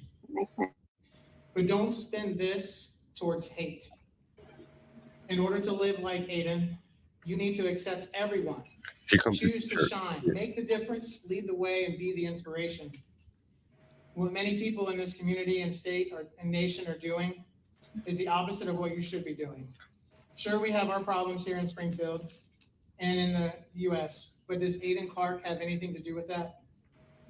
Did you know that an 11-year-old boy could be passionate about gardening, that he could haggle for? I don't want to hear that shit. But anyway, yeah. Do you think that was the grandmother? I'm not sure who that was. I think it's either a grandmother or a friend of the family. He's too old to be the mom, unless he just be doing old ladies or something. She could be. He was 11 years old, so 10 years ago, she probably had a few eggs left. Blacks Who Defy says the Democrats want Donald Trump and Vance to not have foothold over this combo. Now, when they bring it up, the Democrats can say that they are disrespecting his memory. Yeah, you kind of reminds me of, you remember Kate Steinle? No. Kate Steinle was shot by an illegal immigrant right when Trump was running in San Francisco. And I think they let him go. And, you're not even supposed to have guns in San Francisco. And his excuse was, I was shooting at a sea lion or something. Hell, you ain't supposed to shoot those either. And they let him go, if I'm not mistaken. He was an illegal alien, shot a white woman in San Francisco, like in the Bay or something. And, I don't know, man. These white people seem to have rolled over. They're under attack and they just running, Very interesting. They're doing a little bit more than rolling over. I ran across a statistic just looking through videos about this in the last few days. It said 24% of people in Haiti have ever driven a car. So, and those are probably the wealthier people in Haiti. Yeah. And the people are coming. How are they even getting cars? Are they getting driver's licenses or no? Or are they just driving? They probably rode scooters. Never used a car ever. I went down to the migrant shelter in DC, man, and I talked about it. I may even pull the video up. The street was lined with cars, bro. No tags on them. City not even enforcing the lack of a tag. Oh, they had expired tags, fake tags. You can buy paper tags from damn near off the street. Oh, that's how they're doing it. Yeah. So they getting cars, bro. They getting cars. You know what I mean? I wonder if the government is giving them cars. I don't think so, because they kind of use cars, the cars are kind of dingy. Yeah, some of they show these montage of car wreck scenes of Haitians. There's like montages of 10 scenes of car wrecks, and this is all within like a week or like a month. This guy said his insurance went up, car insurance went up $100 within 2 months, and so is everybody else's in the whole area because of the average of the increased wrecks. And he called the insurance company. He's like, yeah, they're like, yeah, they told him we can't help that. That's the new the cost of covering your areas changed now. Can you post a link in the back chat to that? Well, I have a video that has a lot of these statistics in it. I don't have the specific stats on websites. Is there not a link? No, I mean, like, is there a link to the video? Oh yeah, I can post the video if you want. And let me say, post that. This video, you got to go 16 minutes in because the guy had a sound problem. It's silent for the first 16 minutes or so. But let me read something here. I got the page frozen here, so. And this is off a guy's Twitter page named John Lefevre. And it just says, and I haven't double checked this or anything, but it has these statistics. It says the average IQ in Haiti is 78. Context, an IQ of at least 75 is required to be considered competent in a court of law. And then Haiti's by far the poorest country in the Western Hemisphere with a GDP capita of $1,748. Haiti is the 20th most deadly country in the world with 40.9 homicides per 100,000. Haiti's education system is ranked 177th globally in terms of national, fast forward here a little bit, national spending on education with a literacy rate of 61%. Haiti has one of the highest prevalences of communicable diseases in the world and the highest STD and tuberculosis rates in the Western Hemisphere. Nearly 40% of Haitians practice some form of voodoo, which involves witchcraft and animal sacrifice. And lastly, Haiti is ranked lowest on the Human Development Index in the region of the Americas. And I haven't double checked any of this, but a lot of this doesn't surprise me. I mean, and a lot of it isn't. Why doesn't it surprise you? Well, I mean, just because of the poverty of the country and the pollution and disease. Have you seen like how just dirty and open sewage it is there? Like people get like brain infections and parasites that just kind of wreak havoc on your brain. You know, so like why do you think Haiti is like that? Poverty, just because of the long history of being like it has to do with colonialism, and then they fought it off and got free, but then they didn't know how to maintain the level of society that they had, and then I don't know, a lot of crazy crap happened there throughout and then more recently, like the Clintons, and I mean, like hurricanes hit it all the time too, just all kinds of. It's just bad luck as a country. I had a tenant once. His name was Weber. I can't remember his name. Weber Jong. He was from Haiti. Man, he hated the Clintons like no other. I never said, like, why do you hate the Clintons? Hell, they weren't your president. And apparently the Clintons went down there and did something. You know, he felt like they just impoverished the people. Well, yeah, they supposedly had to do with human trafficking too. Like they supposedly, basically, not them personally, but their organization, and they might have had knowledge, but apparently a lot of kids went missing. And people think they were just fed into the human trafficking, child sex trafficking system. And that's likely because that's war-torn areas. That's where they get these victims from. They could just kind of disappear people, and it's hard to keep track of. That would be amazing. It would be amazing if they were down there. One of Laura Silsby, some personal friend of Hillary Clinton, had something to do with one of their aid programs in Haiti, and she was convicted of smuggling children, trafficking children. I don't know if it was in a sexual capacity or what, but she was convicted of that. She was like hired by Hillary Clinton to run like some aid thing down there. What did you think about the debate, all seeing guy?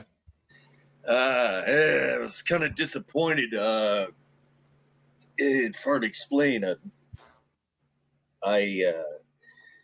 Like Master Kim was saying, Trump was right. What he was saying was correct, and his anger towards it seemed appropriate. But then you had Kamala on the other side, like, "Oh, happy-go-lucky. Oh, we all gotta move forward and have a better world," like, and it made him. It did make him look grumpy and old in comparison, but he was speaking facts. She was just fluff. You know what I mean? But people swallow fluff easier, though. That's the problem.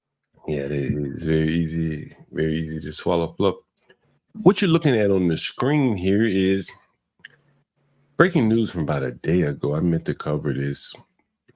If one were to be even more interesting, Venezuelan gang, the same gang from Colorado and Denver or whatever, has reportedly taken over a hotel in El Paso. The El Paso Attorney's Office just filed a restraining order. Not against the gang, but against the hotel. They allege the owner has allowed illegal activity to go on for months. Police have been called there over 700 times in 2 years. Surveillance video. You say what? Been going on for 2 years? This man asking for help. Surveillance video shows 2 men in an altercation and a migrant holding a what? What is that in his hand? A weapon. You remember that old movie, A Serpent in the Rainbow? It was like a horror movie in the 80s.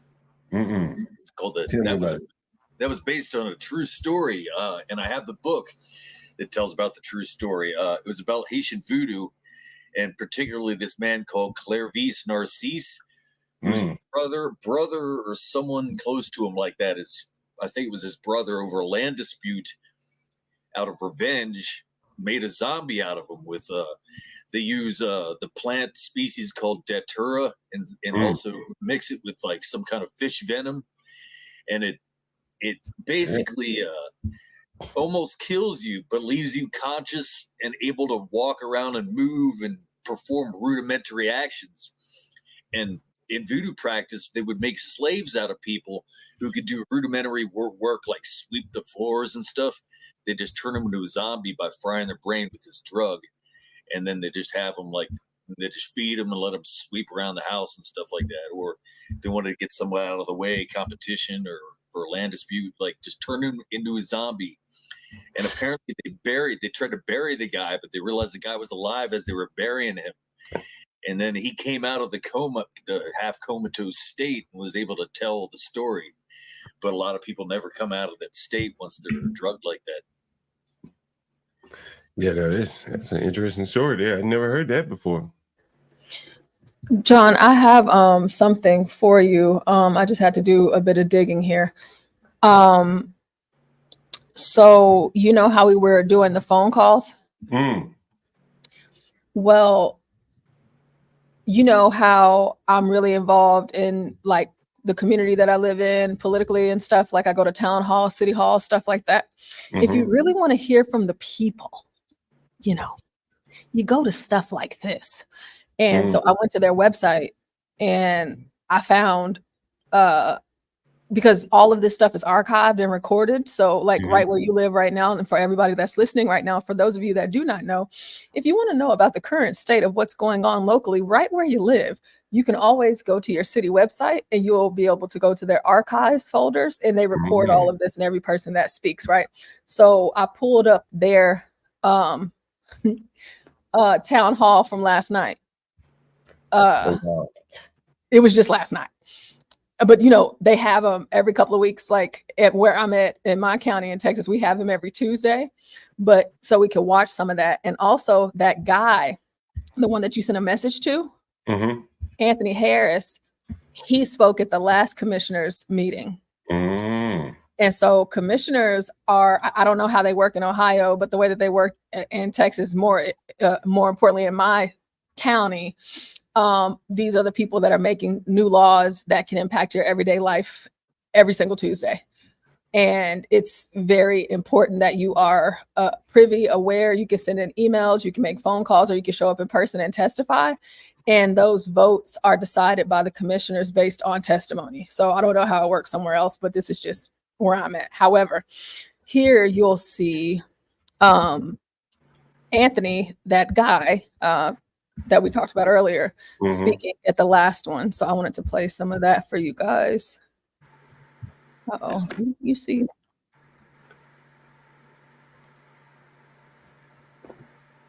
Oh, by the way, can anyone reach out to that guy and see if you get in touch with him and get him on the show?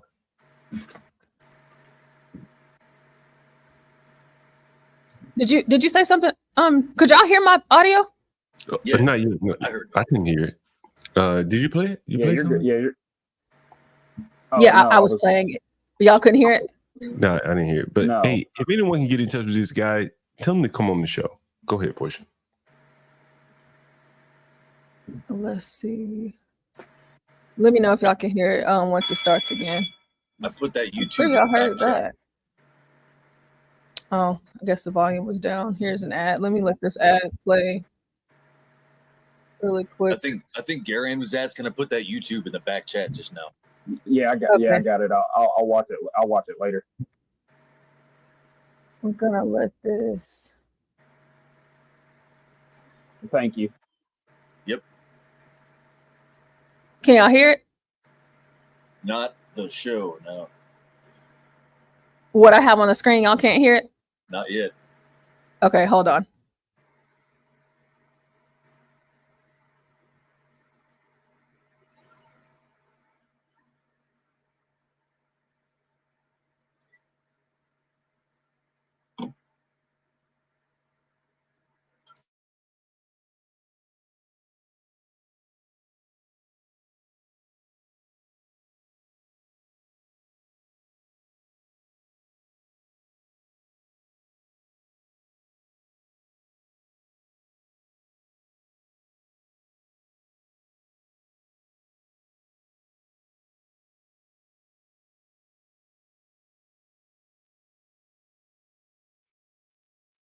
Can y'all hear me? Yeah, you're good. I can hear you. Okay, great. So it should be good now. I guess I've been logged in too long. Now, let me know if y'all can hear it now. It's culture. Yeah, we can. I have yet to be approached in a year's to do with that has been coming up here and Y'all can hear it? Yep. Okay, great. trying to tell you what's going on. That has nothing to do with it. Color has nothing to do with what we're facing. It's culture. I have yet to be approached in a year's time, and none of us have. The core group that has been coming up here and trying to tell you what's going on, have never been approached. I don't think any solution is going to come out of that. We could have started in October and we'd be well ahead. Shame on you. October. All right. I'm 28 years old and I'm a social media influencer and I just be on TikTok and stuff. I do YouTube.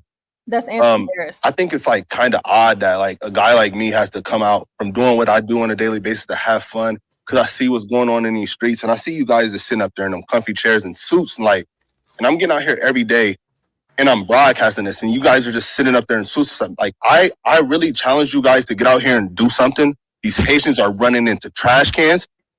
They're running into buildings. They're running into, they're flipping cars in the middle of the street. It's getting bro, I'm getting thousands of views on these. And it's going to get bigger and it's only going to get worse. And y'all sitting up there in these chairs, all y'all need to get out here and do something. Y'all making hundreds of $1,000s. Y'all need to put on a t-shirt and some Crocs. And then y'all need to come out here and y'all need to go out here and I'm out here before the police is. Like, y'all need to do something, bro. Y'all really got to stand on business. Y'all getting paid all this money just to wear a suit and sit in a chair.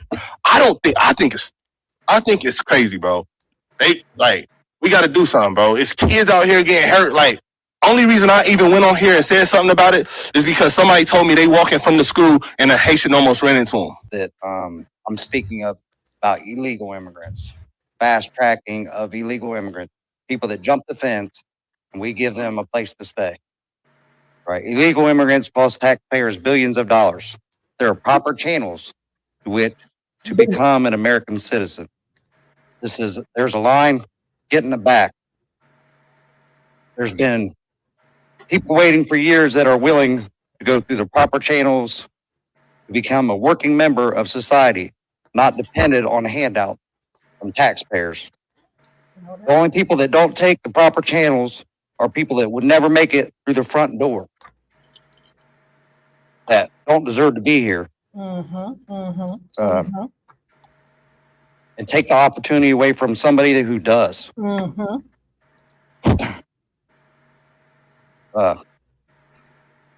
The criminals, degenerates in other countries of becoming criminals and degenerates of other countries are becoming America's dependents.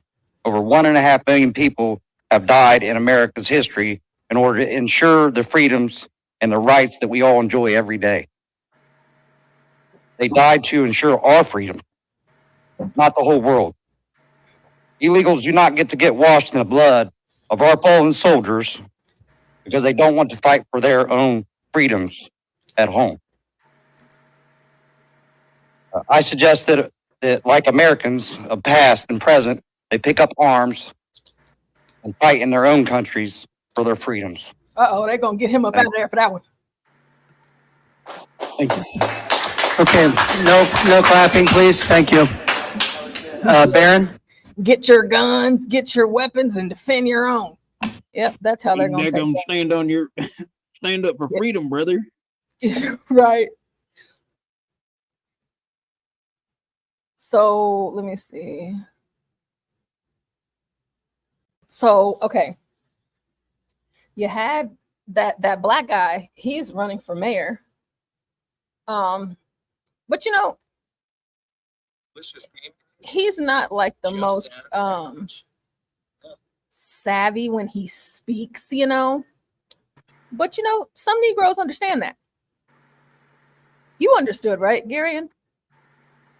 I understood him. Hell yeah, we gotta stand on business. Yeah, John, did you understand standing on John? business hard enough. You know, this issue is very easy to understand, you know. Those were some real Negro chronicles. I felt that.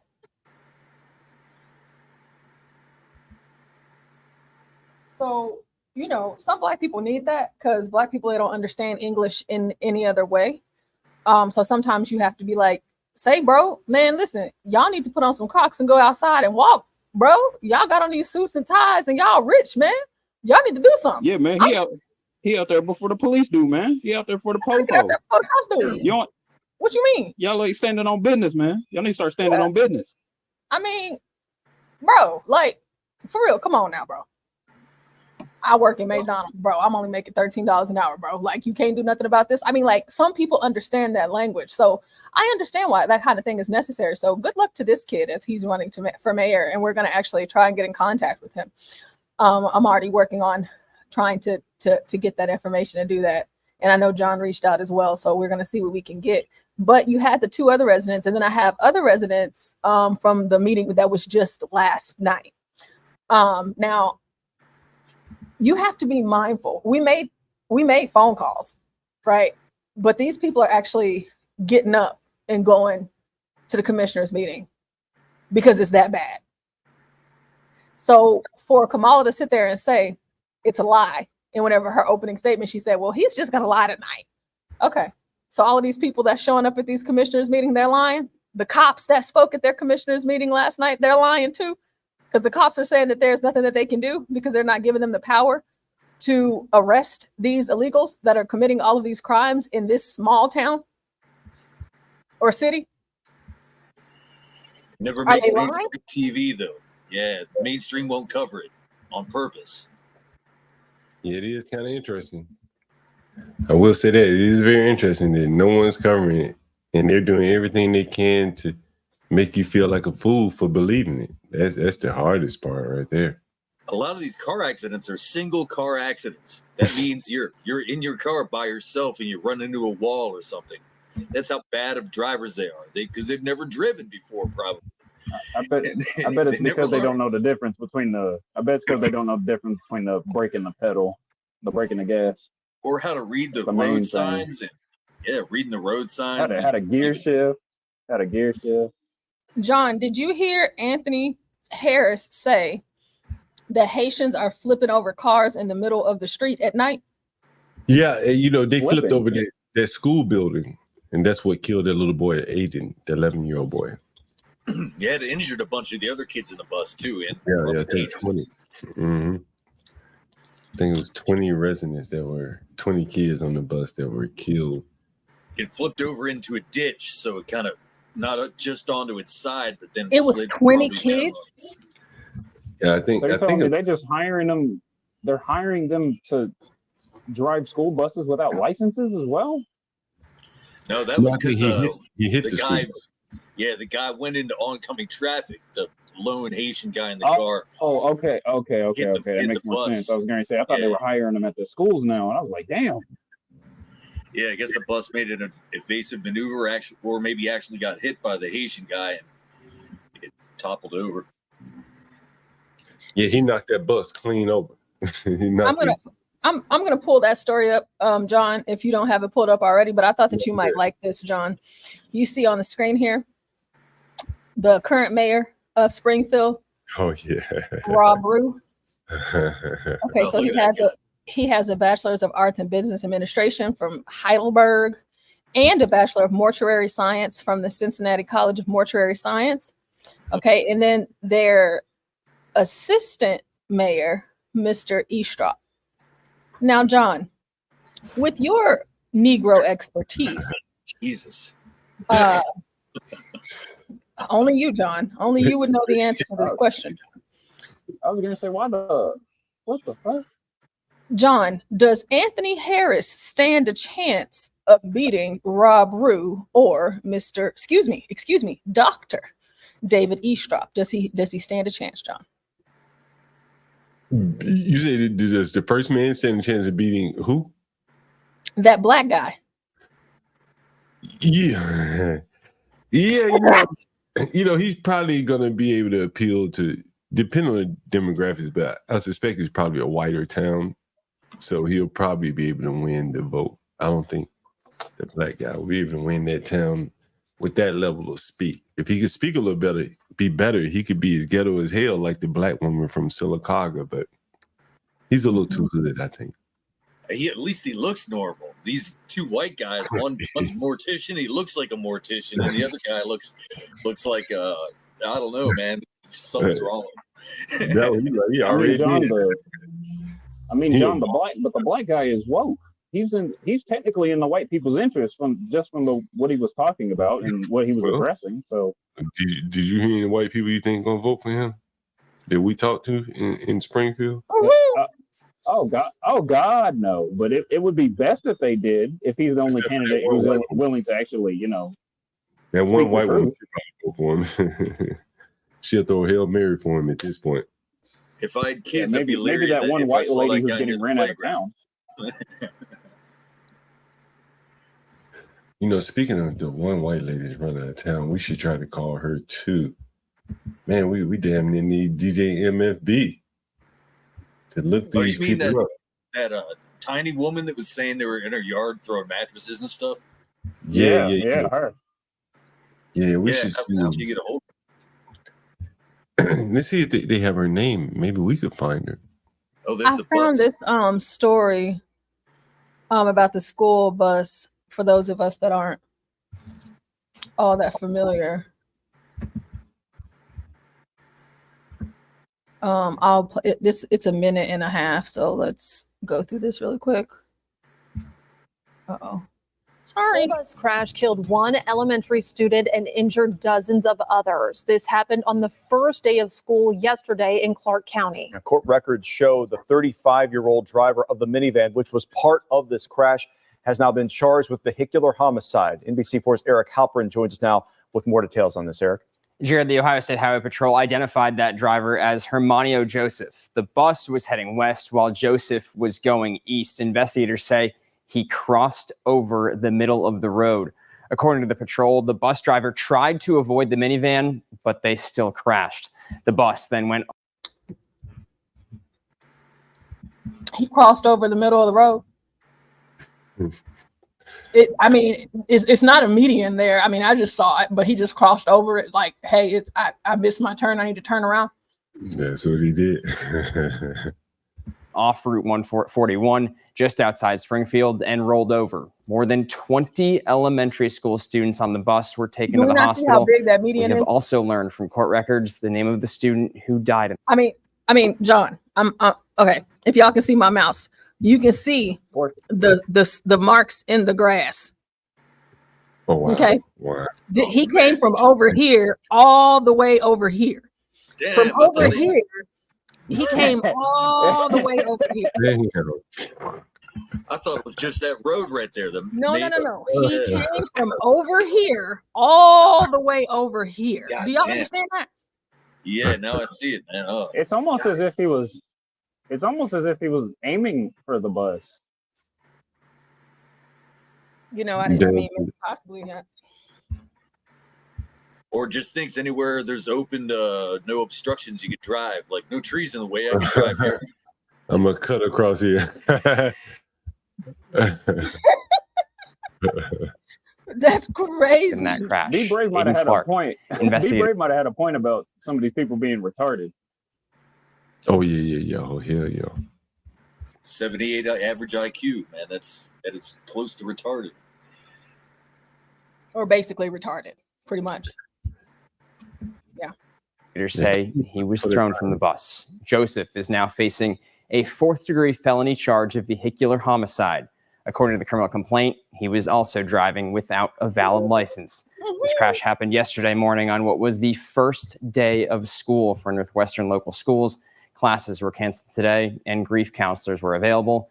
There has been a growing memorial at the crash site and community members are planning on coming together tonight. Okay. All right. John, listen. This was the first day of school, okay? Wow. It was the first day of school. And, you know, this is an elementary school. And, you know, I'm a teacher. And at my school, we actually have elementary school. First day of school, parents are all excited. These kids come with these little frames to take pictures. You know, the elementary kids always come looking the best because they're the smallest ones, you know. First day of school, elementary kids, like for the parents who have to be at work or whatever the case may be, they have some 5th graders on the bus. I mean, some 5-year-olds, some 1st graders, kindergartners, whatever. First day of school. First day of school. This little boy died. Beautiful day. And you know what they didn't show you in that news clip? They didn't say he was Haitian. You know what else? They didn't show you that he was black. Okay? They didn't show you that. Nope, they did not show that. They just said the driver has been charged with vehicular homicide.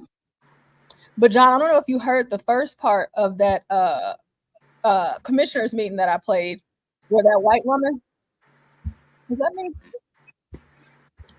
Which one? Yeah. When she said it wasn't a. Oh, is that me? Hold on, wait. Okay, sorry, I don't even know how that started playing. I didn't even click it. Okay, so that You mean when she said white it wasn't lady, a race issue? yes, she said it wasn't a race issue, John, the older white woman, and then she said that y'all should have been taking care of this back in October. So you do realize that it's September, right? So she said October. So next month is October. So now we're talking about over a year. That's But Trump is lying. You know, it's really amazing how they're able to you know, just bury their head in sand with this. It's gonna come to bite them in the ass at some point, but You know, They did that, now. Remember during the BLM riots, they had that guy up in Minnesota. I think he drove his car through a parade and killed some people, a black guy. But they were saying on the mainstream media, they're saying on the in the mainstream media, a van killed these people. A van drove through the parade and killed people. It's like saying a gun killed gun killed these people. But they wouldn't say the guys. Yeah, they didn't show the guy, describe the guy at all. They kept saying a van killed these people. Yeah, I do remember that.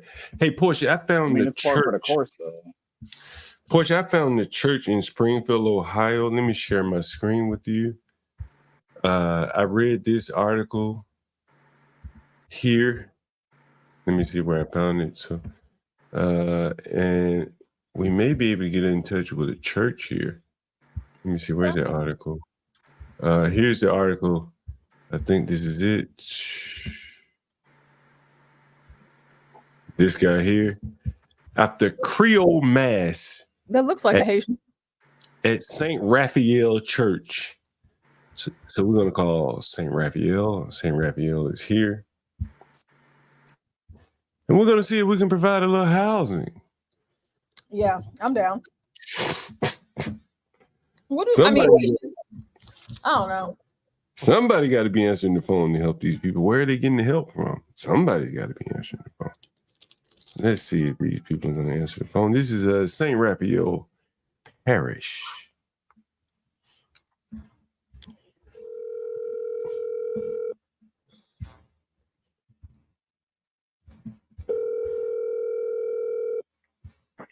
St. Rose Family of Parish. This is Tessa. How may I help you? Hi, I read an article about you helping the Haitian immigrants coming here with housing. And I'm John Galt, the urban landlord, and I would like to see if I can be of some assistance in providing housing. I don't know that we do that, but I will take your information and I will have the pastor forward that on to the pastor of the parish. Okay, sure. Your name? John. John. Yes. And he can reach me at 30. Oh, I'm sorry, Galt, Galt. And he could reach me at 309. Galt. Yes, 309-863-5667. And what's a good time to call back? 5667. Yep. And what's a good time to call to reach him when he's usually in the office? Every day is different. Just depends. Sometimes they get called out to go to other parishes. Sometimes there's a hospital. So, you know what I mean? It's just different times. So usually you can try back around noon most days. Are you in a position at all to comment like on the housing needs? I am not. Okay. I am not in a position to comment. Okay. Are you in a position just to come in general? Like, have there been a lot of? I am not. Okay. Thank you very much. There's been a lot of phone calls today. Oh, really? Oh, wow. For what's the reason for that? Oh, yes. What's the reason for that? Everybody watched the debate last night. Everyone watched the debate last night. Was your parish mentioned in the debate? Not that I'm aware of. So why are they calling? Do you have any idea why they're calling you? I do, but I am not at liberty to speak on it. Okay, thank you. Mm-hmm. You're welcome. Bye-bye. She knows why they're calling, but she can't. Man, oh man, that shows you. Was she lying? She was lying. Now, what you think she was lying about? What do you think she was lying about? She was lying through her damn teeth, John. Yeah, You showed us the website, John. John, you have the website up, and I just pulled up the website myself, and I see where they help with housing for. I mean, damn! If y'all gonna get up here and lie and shit, at the very least, you know what you should do? Fix your website first. Yeah. Well, I mean, they probably are taking. They probably getting so many calls that they probably more or less shut down from anyone calling that they don't know.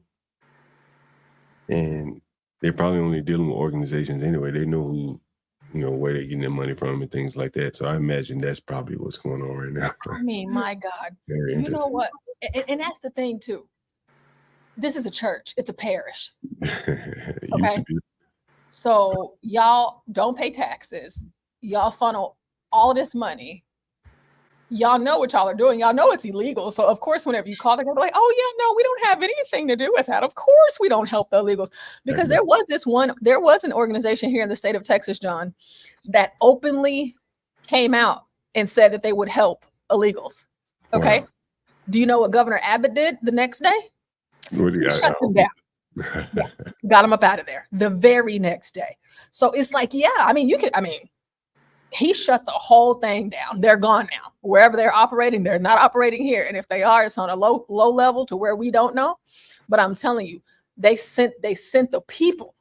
I think that woman wanted to talk but couldn't talk. That's why she was like, I can't say nothing. That is so terrible that these people are even doing this, and they know that they can't, or they shouldn't be. But the thing is that the law doesn't apply to them. Because if you think about it, why would you willingly participate in an illegal practice, a federal crime? Why would you do that? I mean, I don't wake up with crime on my mind, but these people are like in lockstep all across. And they're just, it's like it's nothing. And it's so crazy to me. It's whenever you call and ask, oh yeah, no, I don't know anything about that. So how do you think I got your information then? Why do you think I called you? Just because it's Wednesday and I feel like helping somebody out? Well, yeah, you know why I'm calling you. And that makes more sense too for the other phone calls that John made earlier, why people were being kind of weird, because you know that every business, I'm sure the schools as well, even though we're not going to call schools, but other people that don't care, they're calling all of these businesses out there asking, hey, is it a lot of Haitians out there? I wish we'd call them before the debate. It makes you really wonder about the black man. He probably getting calls all day, and he's lying through his teeth. And the only one that was really willing to be honest was the one that, damn, that is interesting. Is that not crazy? Damn, there's something. And in the fact that you said that we've been getting all of these calls. Yeah, okay. Everybody involved with this probably gets directives, like the same directives or like the memos on their desk at the beginning of the day. Anyone calls, you don't say this, you can say this, not say that. But what about the barbershop guy? Who told him? Oh no, yeah, he's not involved though. Yeah, but I'm talking about these schools, churches. My only thing is that in a place like this, I mean, from those of you guys that are from big cities, I know 50,000, it's not a lot for you. It's not, in comparison to where you have millions of people in one city. There's not like it's a whole lot out there, So this is not the type of place where it's going to be difficult to pinpoint the issues or to fact check. Right. And then, but also, while I have this thought, how Kamala Harris said that everything that he's about to say is going to be a lie. The fact that this woman from this church just told us that they have been getting phone calls all day. Mm-hmm. And then John said, do you know why? And she was like, well, because everybody watched the debate last night. Yeah. And so now she didn't go exactly into it, but that brings me peace of mind to know that there are so many people across the United States of America that are picking up that damn phone and calling into Springfield, Ohio, because Kamala and the Democrats have been saying Trump has been lying for the last 10 years. They've been saying it for a long time now. Oh, he just lies and lies and lies and lies and lies. I mean, gosh, I understand people lie. Yeah, people lie. We all lie. But if I am a liar, does that mean that I am incapable of telling at least one truth? So now you're making people ask that question. And so now they're picking up the phone and they're calling churches and schools and barbershops and restaurants and banks and bars and other, organizations. And that means they're researching too. They're probably doing a web search too. Yeah. Yeah. Sooner or later, these kind of like people realizing they've been lied to.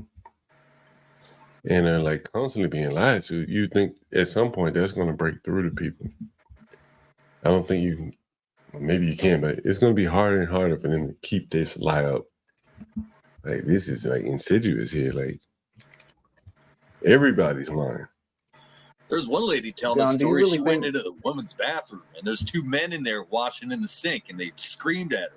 They're in the women's bathroom, taking a bath in the sink. And a woman comes into the woman's bathroom, and these two men scream at her, like, get out of here, in Haitian or whatever. Oops. See, the NAACP president, we're going to get in touch with one of these people at some point. Yeah, that's what I was gonna suggest, John. You ever thought about calling do they have like their own region in Ohio? I mean, they gotta, right? But they don't have like a contact number. Like their own, yeah, like their own there gotta be a headquarters or something, an email or something. Just no contact number though. Yeah, they have emails for sure, but they're not going to return emails. Yeah, very, very interesting indeed. An interesting day. It's just one of those things where it's like, dude, like I've been hearing like since last night, and then overnight this morning, just like the different opinions about how Kamala did last night. But I think that she did terrible, and I honestly believe that just because she sounds better than Joe Biden, and it looked better than the debate with Joe Biden, I think that a lot of people are like gleaning on that just because Joe Biden has been like dead for the most part for this entire presidency. Excuse me. But it's like I mean, there's not anything like for what most people are saying. Everybody's mind is also made up, but I do also very much so believe that a lot of minds were changed last night as well. You think so? Absolutely, 110%. There's just no way that there's just no way. I mean, the evidence of that one phone call of her saying that they had been calling all day because everybody watched the debate. Tides turned last night. Now we won't find out until November. But that changed some people. And I'm not saying, I'm talking a few million, give or take. Yeah, anything that Trump said, if people just researched exactly the points he made, they'd find out, oh, there's plenty of information on it. It's not a lie. It's not a lie. And then you have to also keep in mind as well, whenever the left ignores the realities that everyday Americans are actually facing and they push it off to the side, they don't even push it off to the side. They go, they put it in the very back of their storage containers and haven't looked at it for years. It's as if it does not exist. By doing that, you are ostracizing so many people who are actually really living through this. And I'll still play some of these 2-minute clips from their town hall from just last night that ended right before the debate. Mind you, every single person that spoke at that commissioner's court, are they all lying? Okay, it's okay. You can say Trump is lying, but are they lying? The 3 people that I showed y'all earlier, were they lying? Well, the dad, yeah, he said that he wished a 60-year-old white man killed his son instead of a Haitian immigrant, but is his son dead? And did a Haitian immigrant kill his son? Is he lying? Trump can lie all day, but what about all these other people? You said every single thing that Trump said. Kamala literally last night said that everything that he will say will be a lie. And whenever he mentioned this about the Haitians and about the Venezuelans, she then called it a lie. Yep. It's all easily researchable. Very easy. It's too easy. It's too easy to search it up. And then I was talking to a few of my friends because my friends are kind of going through some crises right now on, coming to the right side. And they were like, the whole I'm on, Twitter and TikTok, and people aren't believing this story about the ducks and cats and dogs and all of that. And I was like, well, we're on the stream right now calling people. You can do the same thing. Don't trust TikTok and Twitter and what you heard last night. Call yourself, like how this lady from the church just told us. Hey, is there a way to look up Springfield, Ohio's Facebook groups? Because there's a group of Facebookers talking about this stuff, all the Haitian problems. It's a Facebook room or group or something. I'm not a member of Facebook, so I don't even know how it works. I am.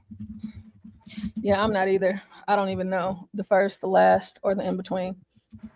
I don't know what Imperius is talking about. Well, these people in the Facebook group, this lady said she saw her own cat strung up upside down, getting gutted by a bunch of Haitians, and she'd been looking for her cat. I'm going to reach out to a couple people. Oh, where is it at? Okay, here it is. Let me get to the actual. I don't know if y'all want to hear what the commissioners are saying. I don't really know how much weight it holds since these people are, shout out to Blacks Who Defy, they are excoriating the commissioners. I mean, and it's a lot of people that pulled up to this court. Oh, y'all can't see my screen. Hold on, wait. Because y'all have to be mindful. A lot of people don't show up to this kind of stuff. And that's just facts. A lot of people, you can go to you can find out when your next local town hall, city hall is right now, school board meeting. A lot of people don't show up to that kind of stuff. Just what you see right here, that's a lot. You might get a hand, maybe 5, you know. But they got the whole, you know, not the whole city, but they have a great abundance of people pulling up to come and talk about this. But everybody's lying. I'm reaching out to a couple people. What'd you say, John? I'm reaching out to a couple of people, see if they want to come on. Okay, sounds good. Mercy endures forever. We come to you with gratitude for this day that you have established and for the life you have blessed us with. Thank you for this beautiful city of Springfield, Ohio, wherein by your sovereignty you have allowed us to reside. Thank you for the government officials, civil servants, and every resident that you have called. You know, I don't know what it is about Black pastors. They all sound the same. Amen. We come to you today, our Father. First of all, God, I want to start by giving grace. Thank you for waking me up this morning, God. Let's see. And he was reading a prayer. He didn't even write it. I mean, he didn't even come off the top of his head with it. Okay, I'm trying to get to the first testimony. Hold on, is this the same dude?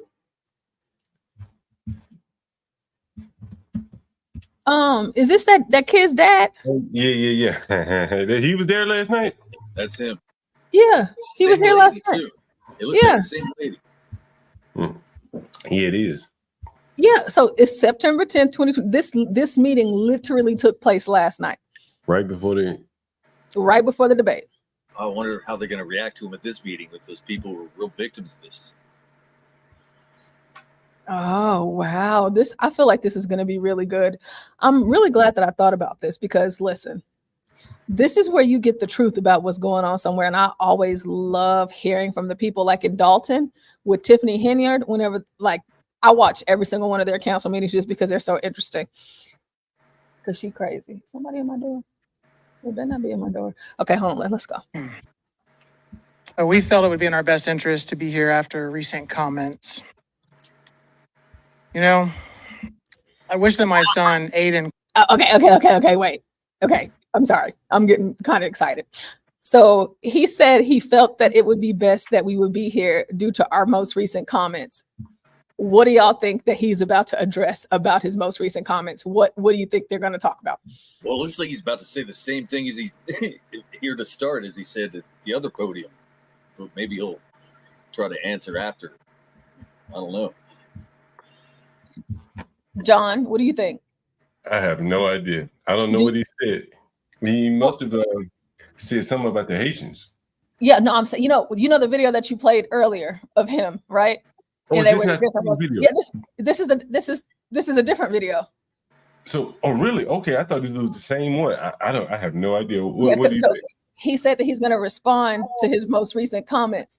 And so I'm thinking that he might be getting ready to apologize for saying that he wished a 60-year-old white man killed his son. No, hell no. He ain't going to do that now.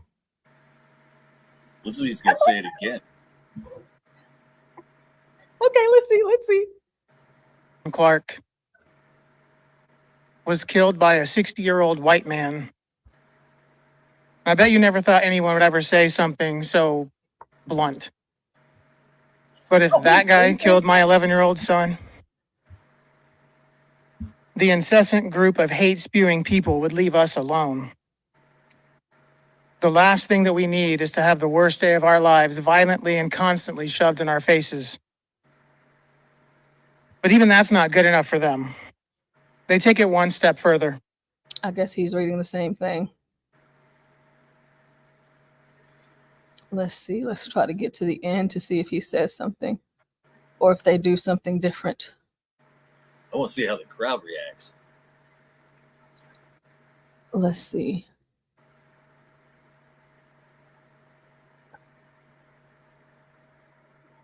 Oh, I can get out of this meeting. Hold on. Like Aiden. Thank you. And there you go. Thank you.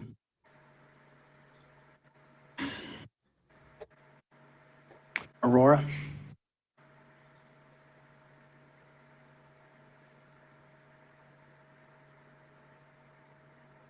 Aurora.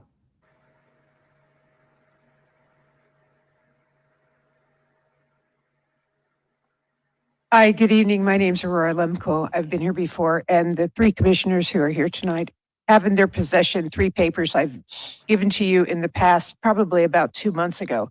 Again, we're revisiting the issue of the resolution number 5844, signed on July 22nd of 2014, joining a network of other cities and immigrant-friendly communities called Global Great Lakes, and I want to say, and Welcoming America.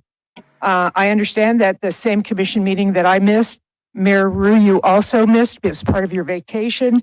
And I understand that there was some discussion about how Welcome Springfield is no longer in existence and somehow is part of a church, and that's fine. One of my initial remarks when I presented this 2 months ago was that there was no sunset provision or an expiration date on this particular resolution. I'd like to revisit that and say, there still isn't. And if half of it has already, fallen away into nothingness, I would, have to ask why we are even bothering. On the third page that I provided to you is also the ending page of a letter from the executive director of Welcoming America, where you will see he has signed it. You had that 2 months ago. Also, you've had time to familiarize yourself with the entire packet I presented. And you will see that it was known just in this paper alone, but why look for more? In 2011, that Welcoming America was a grantee of George Soros Open Society. Hold on. I would like to ask each. Wait a minute. We got to look this up. What is she talking about? Have y'all heard of this before? I've heard of open society. It means open borders. George Soros. He's about destroying the Western world. Soros has a lot of nonprofits. They runs all these type of groups through funding for these organizations. It's kind of hard to put your finger on saying that he really does it, because it's not coming directly out of his pocket, but it's from a nonprofit Does it too, and through other nonprofits. yeah, and all the people, all his affiliates. I call them all Soros. Yeah. For all I know, he's not even. He's so old he could die and they'd still be calling it George Soros. But it could be his son. His son is pretty influential as well, coming up the rear. So whenever he dies, he'd probably be replaced with a younger, much more active influencer there. You see, whenever you listen to this stuff, you learn so much stuff. And I know that y'all are more familiar, but I have never heard of this before. And I just looked it up, what she's talking about, because I'm I don't want to be over here not knowing what this woman is talking about. I'm about to. A lot of people give George Soros credit for electing Letitia James and who's the other lady? Alvin Bragg, the guy in New York. Alvin Bragg, those type of people. Alvin Bragg, yeah. A lot of people say, he looked at it like it's cheaper for me to buy a prosecutor versus say a politician. They're cheaper and you can get just as much bang for your buck. So when you see all this raising these theft limits to $1,000 AOC, yeah, that's correct. When you see that, all those theft limits, all the laws that you see don't make sense. A lot of people credit him for being behind it. Does anyone know how he made his money? Not how he made his money, but how he made a bulk of his money. Does anyone know how he made a bulk of his money? Soros? He's mentioned among great investors. When you look up different types of investors. Yeah, he does, like, he has a social element to it. In that he made a lot of money betting against the British pound. Does anyone remember that? Yeah, I Ariel heard about Herman, that. so he shorted the British pound. That's correct. And he crashed the British economy. That is correct. I'm not sure if he really crashed it, what the ins and outs were, but he did make a lot of money on their economy crashing. And so for those of you who say, well, how can you make money off the economy crashing? Just like you can make money with things going up, you can make a hell of a lot of money with things going down. And that's what people blame him for. That's nuts. I mean, because I know that they connect him to a lot of things, but this whole world thing, it says the leading Rust Belt immigration innovation, the Rust Belt Welcoming Economies Global Network, the WE Network, a program of welcoming America in partnership with Global Detroit, is a regional network of more than 20 initiatives across the Rust Belt, tapping into the economic development opportunities created by immigrants. And here, Welcome Springfield, which is another one that she mentioned, is the Midwest Consortium for Immigration Research, are two new entities located in southwestern Ohio that are dedicated to the economic empowerment of immigrants in Ohio and throughout the Midwest. Welcome Springfield is a nonprofit. Of course, it is a 501c3, of course. Hey, y'all. Y'all actually, sorry, y'all, give me 1 sec. I'm surprised so many people knew about it. Joe Soros, did you know about him, All-Seeing guy? Yeah, he's against Western society, basically. He's like the typical globalist. He wants this globalism, which is more like communism rather than capitalism and like our Western way of life. That's why he hires these goes soft on hard crime district attorneys, or he funds them to let these criminals off. Like in New York, you can almost kill somebody and get let loose off no bail. Yeah, no bail. Yeah, And he I wonder knows if he invested in knows that. He wants to destroy. That's how he helps destroy society. He gets a bunch of murderers walking around, people afraid. It just takes down the whole system. That is very interesting. Very interesting. I'm curious. Soros. Curious to know if y'all knew this or not. Sorry if I have an echo. I just muted up on my other screen. It says that Clark County, Ohio, attract and serve immigrants and the businesses that employ them. Clark County is a rural county that has lost 20,000 residents since 1970. Its principal city, Springfield, was recently identified as one of the 10 fastest shrinking cities in America and is projected to lose nearly 10,000 more residents during the next 15 years. The MCIR is a brand new entity devoted to providing academic research to communities like Springfield and Clark County throughout the Midwest.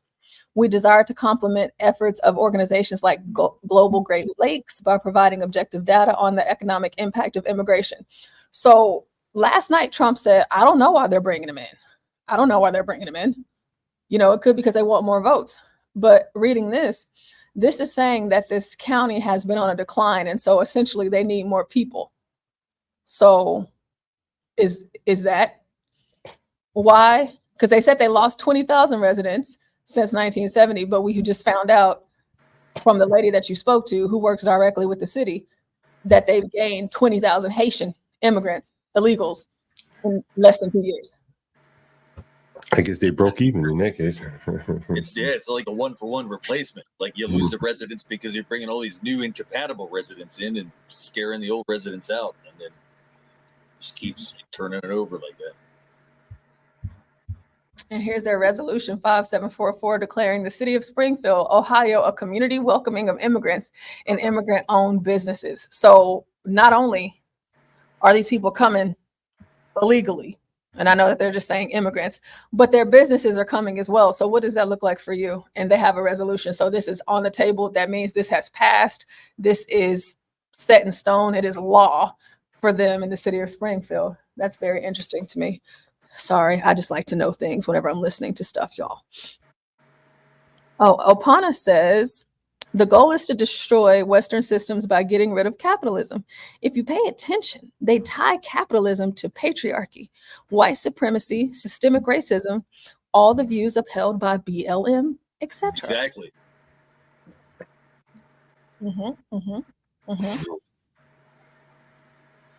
Okay. All right. So now that we know a little bit about what this woman is talking about, for those of you that are like myself, maybe you'll understand what she's saying more and where her anger and vitriol is coming from. Each of the Oh, Ms. Steve said, she said, anyways. It paused. I'm sorry. Give me 1 second. I'm sorry. I'll keep playing it. Give me 1 second. commissioners tonight to state publicly, and for the two who are not here, I'll accept their follow-up, and have any of you on the record to either introduce, to rescind this resolution, and the second part, how you would vote on rescinding this resolution. I mention this simply because one of the things that I find irksome is that on the appearance that Mayor, you made along with our city manager on the radio show up in Bob France radio show. And then again, at your different appearances on Fox, where you ask for federal dollars. I'm reminded of the mayor of New York City who openly admitted it was a welcoming city and then asked for federal dollars. It has never been made publicly known that we are in this network that is being funded by George Soros. And I do find it disingenuous to ask without full transparency. Thank you for your comment, Richard Jordan. Thank you. Will you have some answers for you after comments? I'm sorry, I didn't hear you. Thank you for speaking. We'll have answers for you after public comments. Thank you, ma'am. Thank you. Richard Jordan. Thanks, sir. Go right ahead. Yeah, I just came to talk about the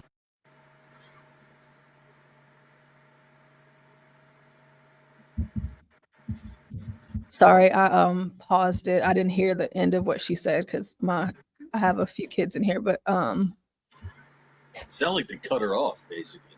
Well, my question is who cares what she has to say? Like, let's be real here. If you told her this, if you told her, if you don't let those people in, or you'll be ostracized from society as a racist and a bigot, she'll get on her knees and suck them off.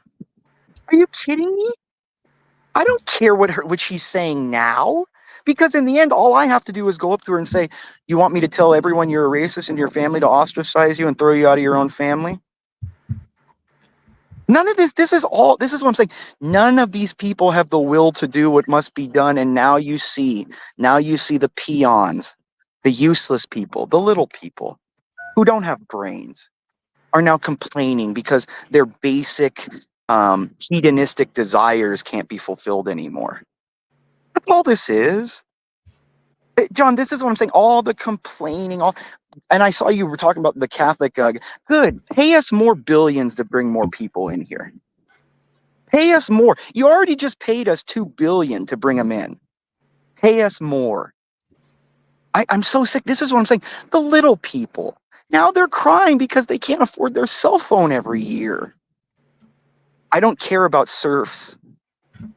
Like, I'm just so tired of little people, of being so stupid. Like, John, it's the same opinions. This is John, I want to thank you for having your channel to make people realize that democracy is the reason for this failure.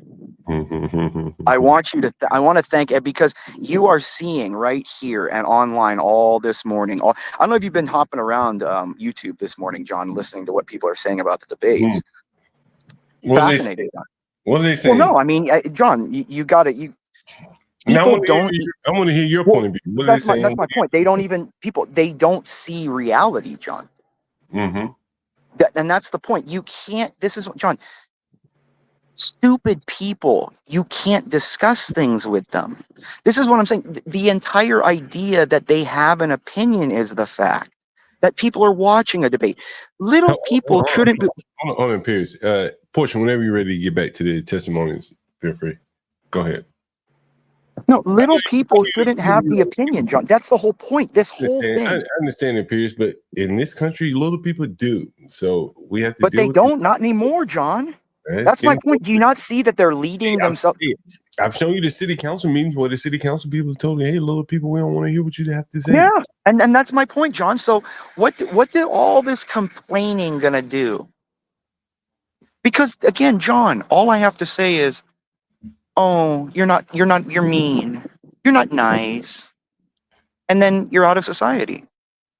All right, let's let Portia get back to the testimonies, and we get your feedback on that. Go ahead, Portia.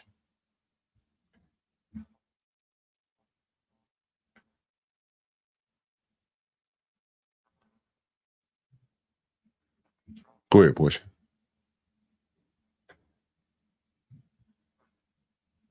And Pierce, did you run Portia away?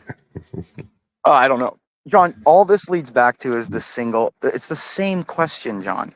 When you remove God, you have to replace that void. They've replaced the void with, you need to be told you're a good person.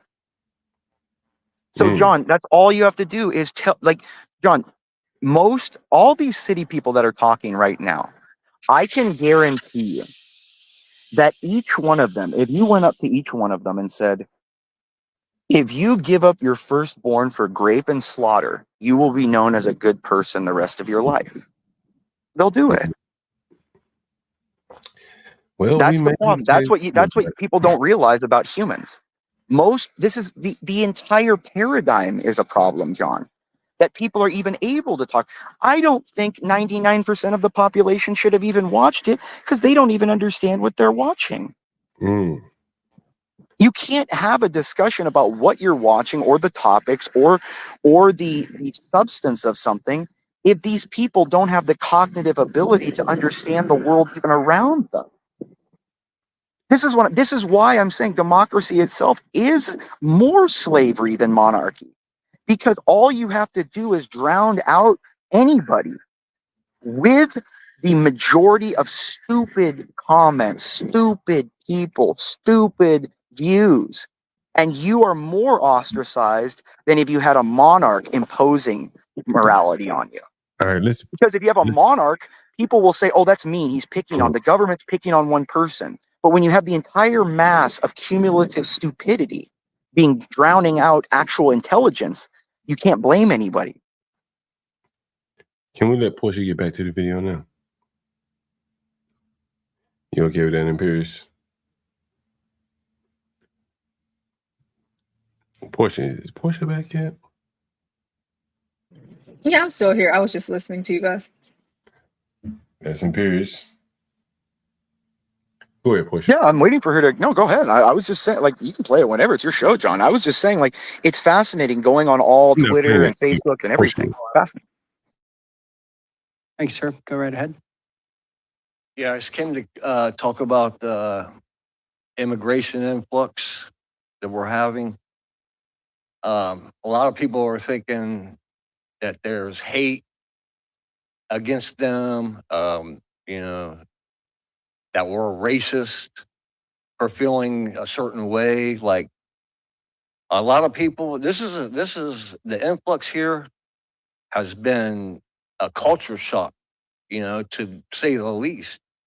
And I feel like our city is basically being treated like a flop house. I don't know if you know what that is, but that's like a house you can go to and just hang out.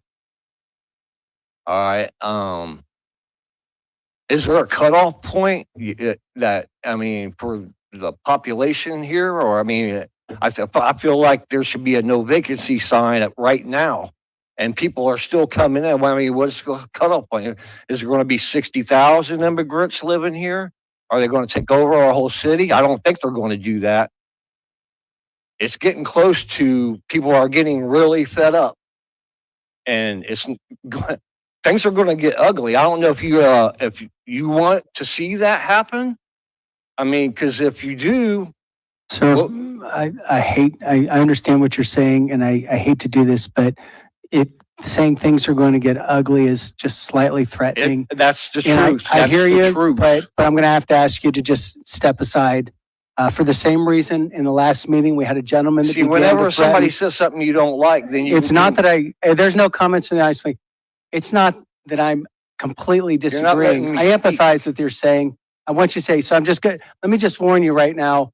Please don't say things are going to get ugly or get worse or It's the anything like that. truth. What I'm saying is that sounds threatening to me, and I'm going to have to cut you off. How can he not say it if For it's something fuck's that's true? sakes. Oh my God, that's a trick. They do that. It's the shutdown conversation. It's John, unpleasant. that's just what I said. See, the difference is if you had everyone in that auditorium stand up and say, try to throw us out, faggot, he wouldn't do anything. But because he started out with, oh, look, we don't want to be called racist. I don't want to be mean. Shut the fuck on. Well, too bad everybody isn't you.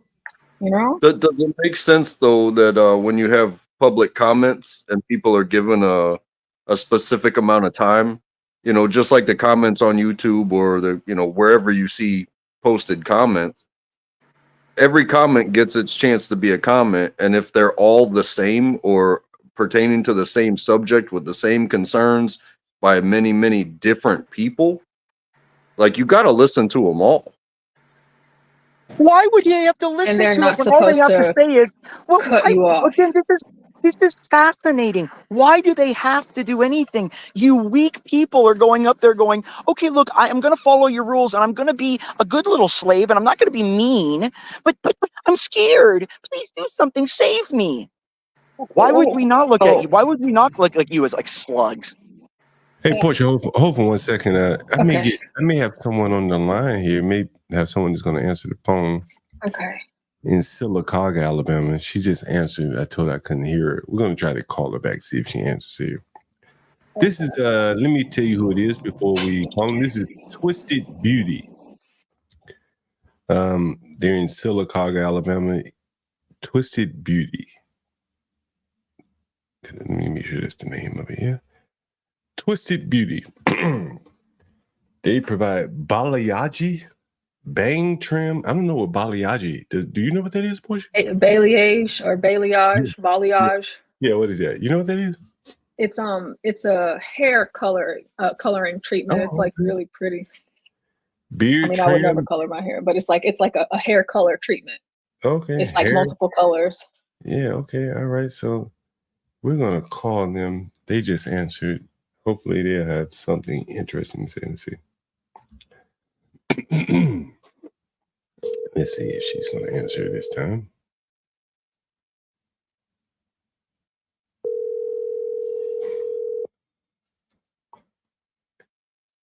It's a beauty. Hi, yes. I just called you, but we were disconnected. Are you able to hear me now? Yes. Okay, great. Hey, my name is John Galt, calling from the Urban Landlord. I'm from Anniston, not far from where you are. And I was reading the news about the Haitian migrants. Is that true, or is the media kind of exaggerating that? I'm not really sure. I haven't seen anything. I'm not really sure. Like right off the top of my head. Have you heard about that going on down there? I've seen something about it, but I don't I haven't really seen like anything, whether it's yes or no. Have y'all had any migrants down there, just in general?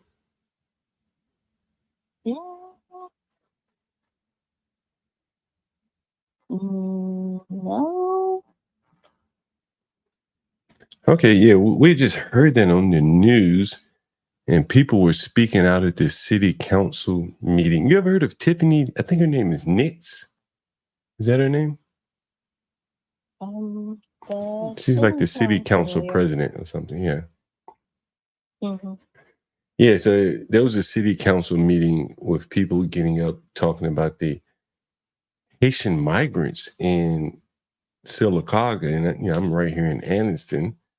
I said, let me call someone down in Sylacauga and see if there really are Haitian migrants. That just sounded weird. Yeah, like I said, I'm not too sure. I haven't seen anything other than people talking about it, but me personally, I haven't really noticed. Okay, all right. Thank you very much. What's the name of your salon again? Twisted Beauty. You're live online with John Galt at the Urban Landlord. And we were just calling to see, just kind of confirm what we've been reading and what we saw on the news regarding your city council's meeting, where people were really kind of upset about the migrants there, Haitian migrants, by the way.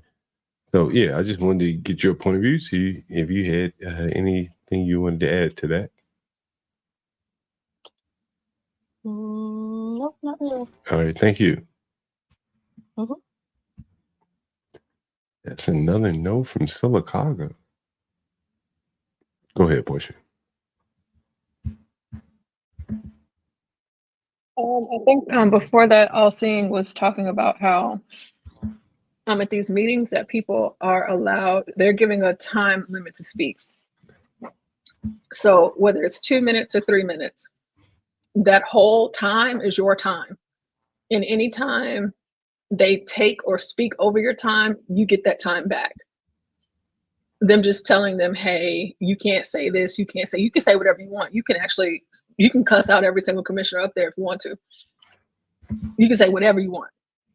Now, of course, you're not about to go off and haul off and say, I'm gonna, delete you and mess with your kids or, things like that. But like, as far as your thoughts as to what's going on and what you think will happen as it pertains to what's going on, you're totally allowed to do that. But by this commissioner, and I believe the man in the center was speaking. So I don't know how it works in Springfield, but in Texas, the person in the center is the judge. So if the judge is saying it, no one can, he's like the end all be all of the commissioners. But I don't think it's okay that he's just telling this man that he can't talk and he can't say things that aren't true. So that was just a response to what All Saying was saying. But we can Why would he not be able to? You'll obey him. He'll obey. I mean, I wouldn't. Well, you would, because then you'd be face down with a gun to the back of your head. Of course you would. No. Have you not seen what happens in other city council meetings when they put the gun on you? That's what I'm saying. None of you guys are. This is what I mean. You have to be willing to lose everything, or you've already lost everything. You're not going to go. Nobody here is going to go in there and be like, get 50 people in the audience and say, "Okay, move us." No, I do it. Actually, I do it all the time. So, but I'm in a different 50 state. to 100 people. I'm in a different state.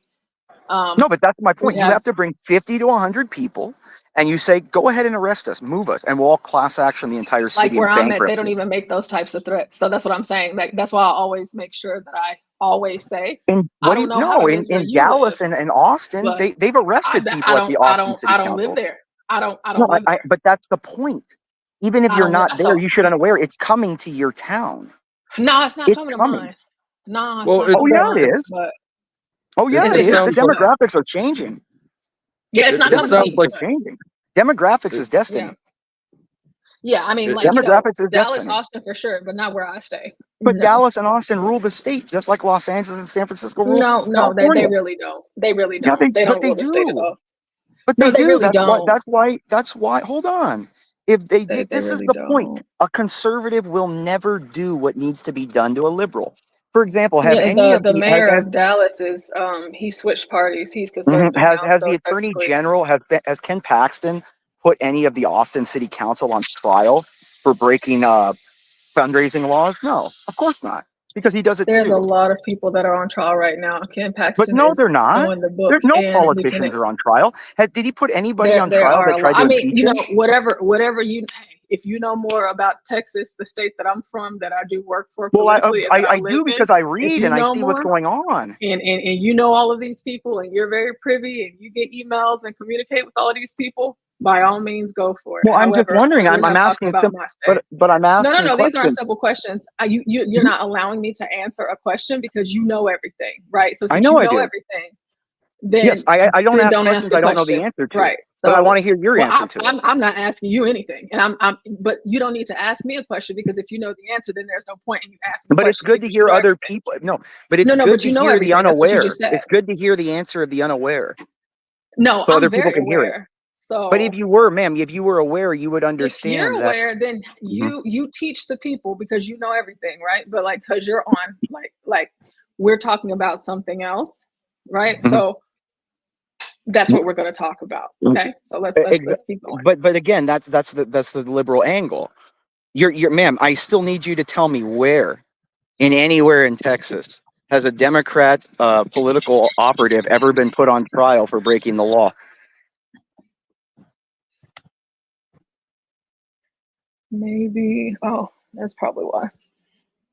That's the That's point. probably You're not going to, why. conservatives are not going to do anything because conservatives Commenting aren't actually on some of your conservative. concerns, that's fine.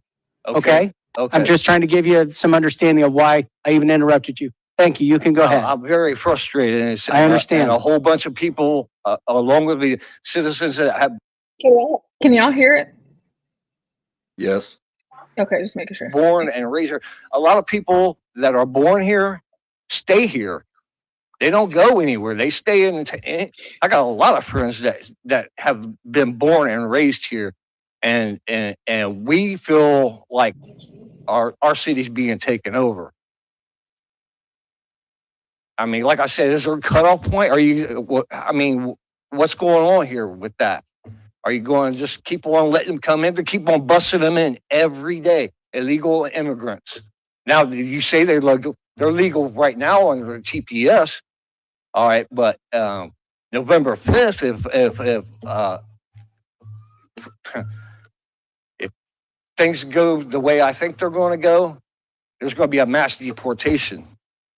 So what do you do? You're making all these accommodations for a whole bunch of people. What are you going to do when they got to leave? You're spending all this money. You're asking for more money now for immigrants, and our people, our citizens, are living on the streets. They're not being taken care of. If you're going to, while you're asking for more money, include our homeless people. Include our veterans that are on the street, people that fought for this country. This is an invasion. And a lot of people feel like that. I'm not the only one, but I'm man enough to say it. Thanks for your comments. We'll Thank have you. some answers for you at comment. Please, no applause.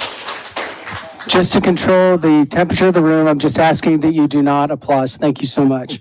We're going to be asked for Dave to come up. Dave Horning. Yes, it's hard to read the card. I'm sorry. Go ahead, sir.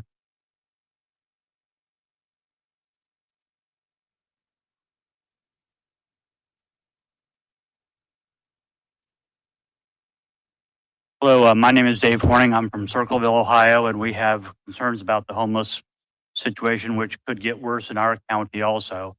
As I've researched this matter, I want to share some information with you that I have learned. There is a federal policy called Housing First. I encourage everybody to go home, Google this, look this up, look it up on Wikipedia.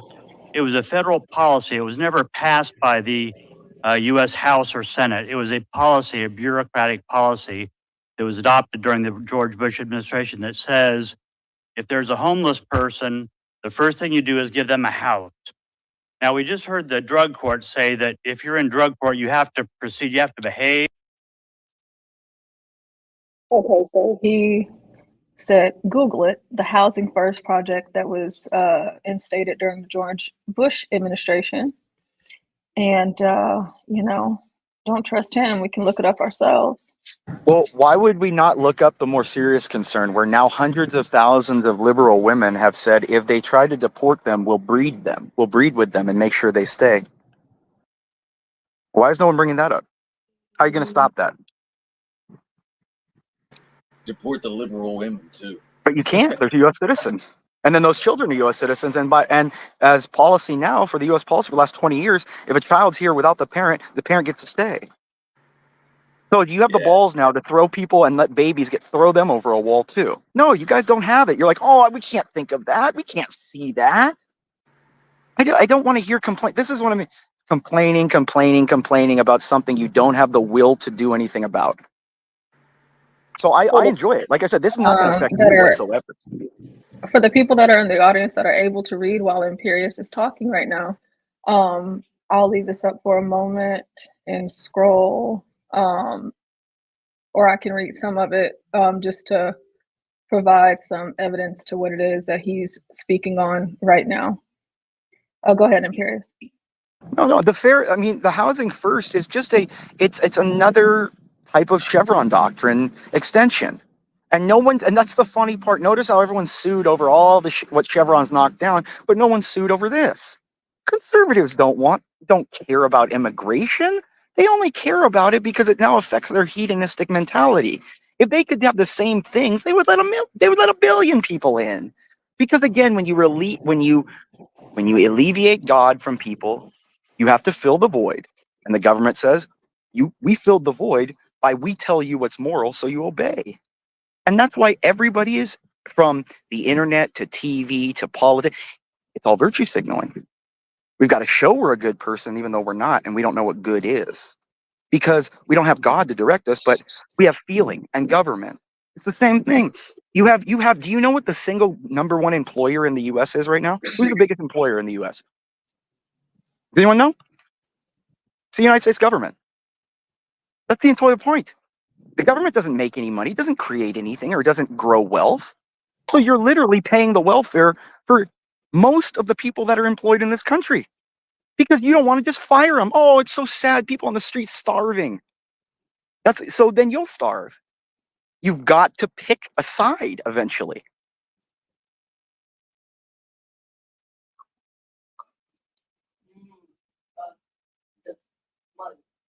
Okay, the typical homeless person of the 1980s was younger, less than 40 years old, more impoverished, and had a higher burden of co-occurring medical, mental health, and substance use disorders than previous generations of persons experiencing homelessness.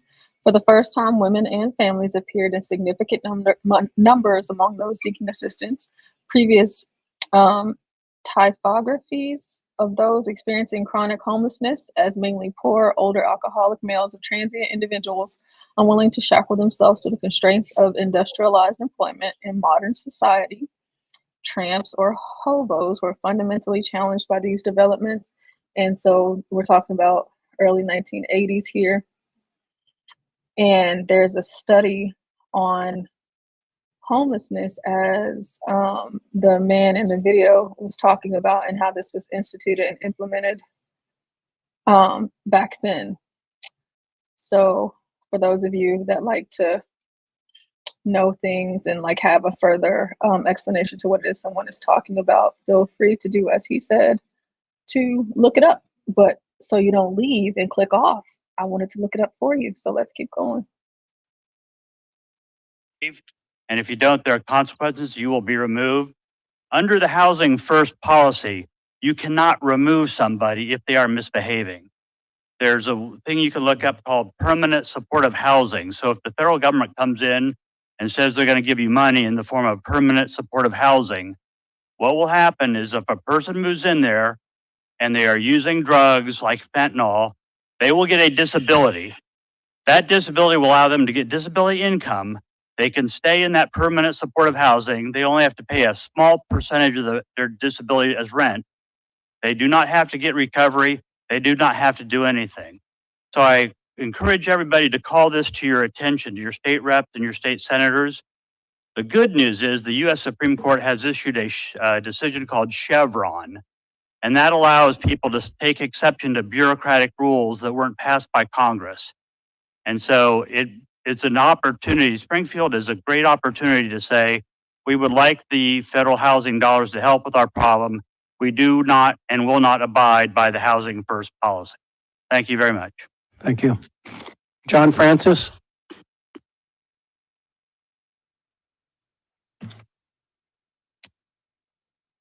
My name is John Francis, and I live at 15 Inglewood Road. I just wanted to come up tonight and let you all know that many of us share your frustration with everything that's been happening in the city, both with new residents, but especially with those that have been here much longer.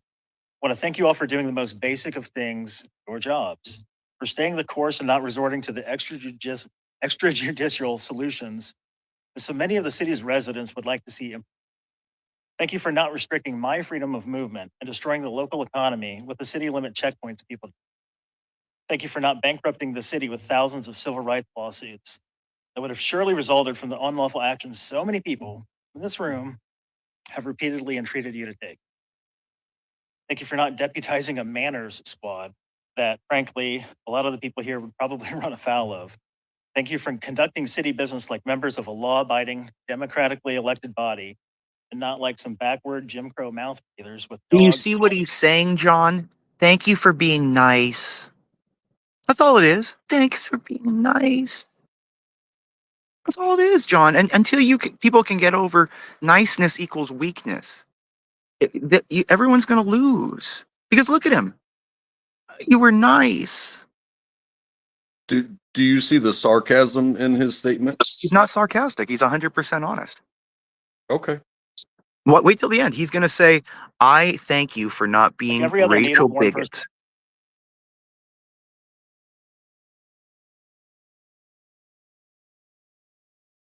Democratically elected body, and not like some backward Jim Crow mouth breathers with dogs and fire hoses and barely 2 brains. Like every other native-born person in this city, I received a taxpayer-subsidized Western education, which is undoubtedly the greatest handout the government has to offer, which is why I'm blown away by some people's willful ignorance, the most basic knowledge of civics and levels of government. On behalf of everyone who paid attention in 6th grade social studies, I apologize that you are constantly being blamed for the actions of state and federal government by people who were taught better. As a lifelong left-of-center independent living in an increasingly reactionary state, it is truly surreal time to be alive. I'm absolutely blown away by the lines of Republicans and alt-right voters who have spent years voting against government intervention in social matters, but who now turn to government to solve their social issues.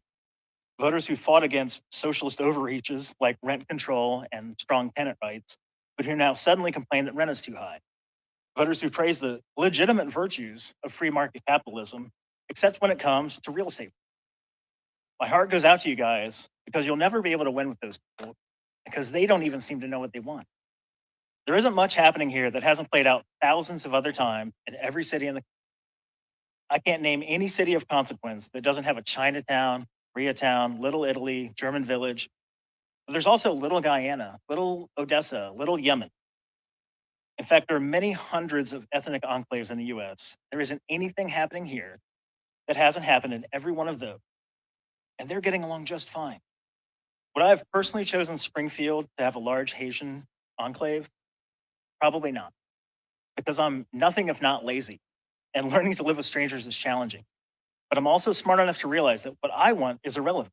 Because I live in the United States of America, and in this country, you should not get to pick who moves in next. Our country has a pretty notorious history of doing that, and it should be universally horrifying to any decent member of society. So thank you for not ignorantly repeating the mistakes of the past, and good luck while you chart your way through the same challenges that 1,000 other mayors and 1,000 other city councils navigated before you to the long-term betterment of the cities that serve. Thank you, John. Messica, please.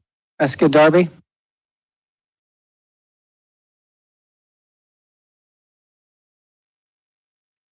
Yeah, I see what you're saying now. I heard his message. And I agree. He was not being sarcastic. I told you, and that's why you will always lose. Because in the end, most people just go, I want to live in a nice world where we hold hands and we love each other and we mouth fuck each other every day. That's what most people want. That's what I'm saying. All this, we're angry. The moment you say, but you're not nice, they'll go, oh, I'm so sorry. Let them in. Let my daughters be fucked in front of me. I can't. I won't be not nice. I'll be nice. I promise. That's what you guys don't understand. All the arguments about policy, the only thing that matters now, because we are living in a dying society, just like Rome when it was, all that mattered was blind me from the reality that I'm living in. Make me feel good. John, you ever seen that movie Monsters Ball with Halle Berry? You ever seen that movie, John? Is he here? I don't know. Okay. If anyone's seen that movie, look up the scene where she's on the couch making out with Billy Bob Thornton. Go, make me feel. That's what people are. Please just make me feel good. That's why I look down on most people with disgust.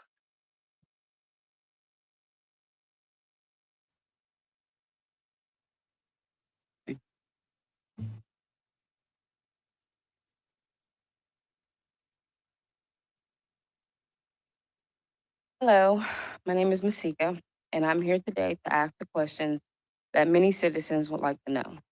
I have watched the interview on Fox News with you and Mr. Heck, and I was asking myself, why now?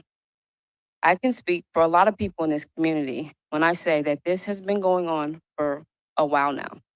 Our frustrations and concerns continue to fall on deaf ears. This community has been begging for help for some time, and we rely on our city council to be our voice. So we would like to know what policies and programs have been implemented in the last year. And if any, how does each program and policy benefit immigrants and the people in this community? We would also like to know who you have advocated to and what do they say they're going to do for us that would benefit this whole community? And what would those benefits be? Next, we would like to know what your plan is for our homeless. They are living in garages, alleys, abandoned houses, backyards, and pretty much anywhere. Also, we have to discuss the trash, feces, and other unsanitary conditions. We are concerned with winter coming. What are you going to do? Happy I birthday, believe Virgo. I Happy birthday, believe Virgo. John stepped away. However, I was saying to him earlier, it's one thing for Kamala to get on that stage and say that everything that Trump is saying is a lie, but I would challenge her to go talk to these people. You know, like how she's opted out of going to the border. Go talk to these people and actually see. And yeah, it's one thing to call Trump a liar, but are all of these people lying? Here's one of your soul sisters, Kamala. She actually has braids in her hair. She's dark skinned. She's a little bit blacker than you. However, she wants to know, what about us? You know, the citizens, you know, what about the veterans? You know, what about our homeless? Oh, and by the way, there's nothing, it's like the streets are open porta potties. It smells like India and Haiti out here. What are y'all gonna do about that? So Kamala, is she lying too? Now, minus that last guy, he was a doof. But are all of these people lying too? Okay, I don't know. Maybe. Well, it Is doesn't she a matter if Kamala they're voter? lying. If Is the she a truth Kamala doesn't make voter? people feel good, they don't care That's the about it. barber. That's the thing. It's only if it makes them feel good will they acknowledge it.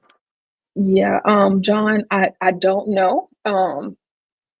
I'm assuming because she is a black woman, you know, we can't have too many high expectations here.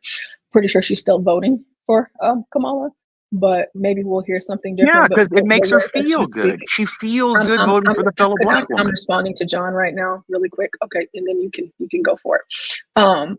I'm pretty sure she's going to still vote for her. And I'm going to have to assume that she's going to vote because if she has enough wherewithal intact to come to a commissioner's meeting, I'm pretty sure she will. But she's saying all of the things that Kamala supports. And American Man says Kamala will call her MAGA. Of course they will. Of course they will. And they'll then, call her MAGA and she'll still say, please, Kamala, I'll vote for you. Just tell me I'm a good person. Just tell and me I'm Momo good. I'm not a says, racist. I'm not a meanie. should they take the Futurama approach and set up public self-deletion booths for the homeless? Maybe not for the homeless, but maybe for the illegals. I'm not sure. They want no, but they're committing self-deletion on the country because it feels good. Why do you think people cut themselves? Why do they self-mutilate? It feels good. It's like, who cares what they're doing? The Oh, reason, the Stanley, this question is is for you. I'm why. curious. But the question is Voting for Kamala why. makes us feel good. Yes. Stanley, if you would like to come up here and debate with Imperious, because I'm just, you know, well, it makes showing what some of the. Well, I wanted to actually watch the what other commissioners reason are they meeting with voting you the way they guys do? today. What other reason? That's all I'm That's what asking, I other wanted. than the emotional, I'm feeling good for doing it. That's my question. Trackable, I have yet all-seeing. to Do hear. y'all have a response? Denizen, do y'all have a response? Because I don't have any. I'm just watching the videos with y'all. Do y'all have a Like, who response? cares about what they're doing if you're not analyzing why and you can manipulate it? Why are we watching it if we don't care about how we're going to manipulate them? Well, right. That's why I'm asking them their thoughts. Do y'all have a response for Imperious? It's interesting, I guess. A lot of what's being said is you all and you guys and you and you and you will never win, and we don't all live the same lives, and we don't all pay attention to this stuff for the same reasons. And you know, me personally, like I don't play their game, but I pay attention to what's going on. I just live my life, and you know, that's me as an individual voting for myself to stay out of trouble, to make sure I make gains, to take care of my family. When they do their crazy things, I look at it as political theater, and some people get mad enough to go up there and obey the rules and say, hey, nicely, I don't like what's going on, and I want my elected officials to do something because I vote and I think my vote matters, and if I voted for you, then you should listen to me talk. And I don't live like that. But you know what? Some people do. But for the most part, we all want the same things, regardless if you're an immigrant or born here or historical here. None of it really matters. It's like you want to have a house, you want to have some land, raise your family. But that's not the goal of most people in America anymore. The goal of most people in America is to feel they're good people. I That's all don't it think is. so. Really? Well, then why does everyone have to virtue signal? Why is everyone's Well, not complete identity about being looked at as good, as morally but good? not everybody gives a shit about what the media conversation is. Like I said, you go to work so that way you can get a paycheck, so you can have a roof over your head. You do Yeah, better but for if you go to yourself. work and you hurt someone's feelings, you're fired. That's not true. Really? What job are you I working? mean, Maybe if you work at an under 10-person business where you have certain protections, but if in my company, I'm in a 100,000 person plus company. If you even look at someone the wrong way, HR will be on your ass. Are you kidding me? You may be working have for a you small business at some point, but the most companies in this world, if you even bump somebody, if you even look or sneeze, it can be taken as offense. Did you know? Let me give you a hint. Did you know? Did you know about 3 years ago? And hold on. Did you know? No, you're right. Did you know 3 years ago at the U.S. Postal Service? Okay, an employee sued their postmaster because the postmaster had a Gadsden flag in their office, and the post office fired the dude because he had an American legal flag representing the country. It was the country's flag at one time, and they had to go all the way to the Supreme Court. Why? Because people believe that, well, just take it down. It made somebody's feelings hurt. Why would you want to be a mean person? Don't you want to be nice? Don't you want to skip down the road in the rainbow? Just take it how down. about when Just silence your belief because it's nice. You don't want to make people sad. how about when you go to a place that you've agreed to work for under their policies, and you be an employee rather than, you know, flex every, like you said, virtue signaling. If this person's at work and they're an employee and they're wearing the employee label, and they should be all about business when they're at work. That's the thing. Why You've been brainwashed why- since you've been in elementary school to be told you're an activist now. You're an agent of change. So people only go to work now to change the environment in their work so it reflects their political ideology. That's the only reason people work, because nowadays, why do I have to work? I'll just get paid by the government. I'll have universal basic income. That's not what people want. It is what people want. You need to get out of your head that you don't think people want to do the laziest they can. People will always take the path of least resistance. You are lumping the entire country under I'm this lumping 80 to umbrella. 85% in, yes. I think that's a bad analysis. But do you think that human beings innately take the path of most resistance or least? I believe if they took the path of least resistance, they would realize that existence is futile. Not But resistance existence is futile to them anyways because there is no God to them. So why not just give up as soon as you learn? They do give up. That's the point. They sit and go, government, take care of me. Let me live in hedonism. It's not the majority of people that quit. Sir, 70% of this country takes some kind of assistance or not, or some kind of public assistance. 70%, sir. The single greatest employer in this country is the United States government. Do you understand that there are certain things that are lumped into that statistic that should, in my opinion, be granted to people? No, nobody should get anything. Nothing. You Okay, deserve so nothing. And if you want something, you go to the church and they'll determine if you're worthy of it. Like it was for most of human history.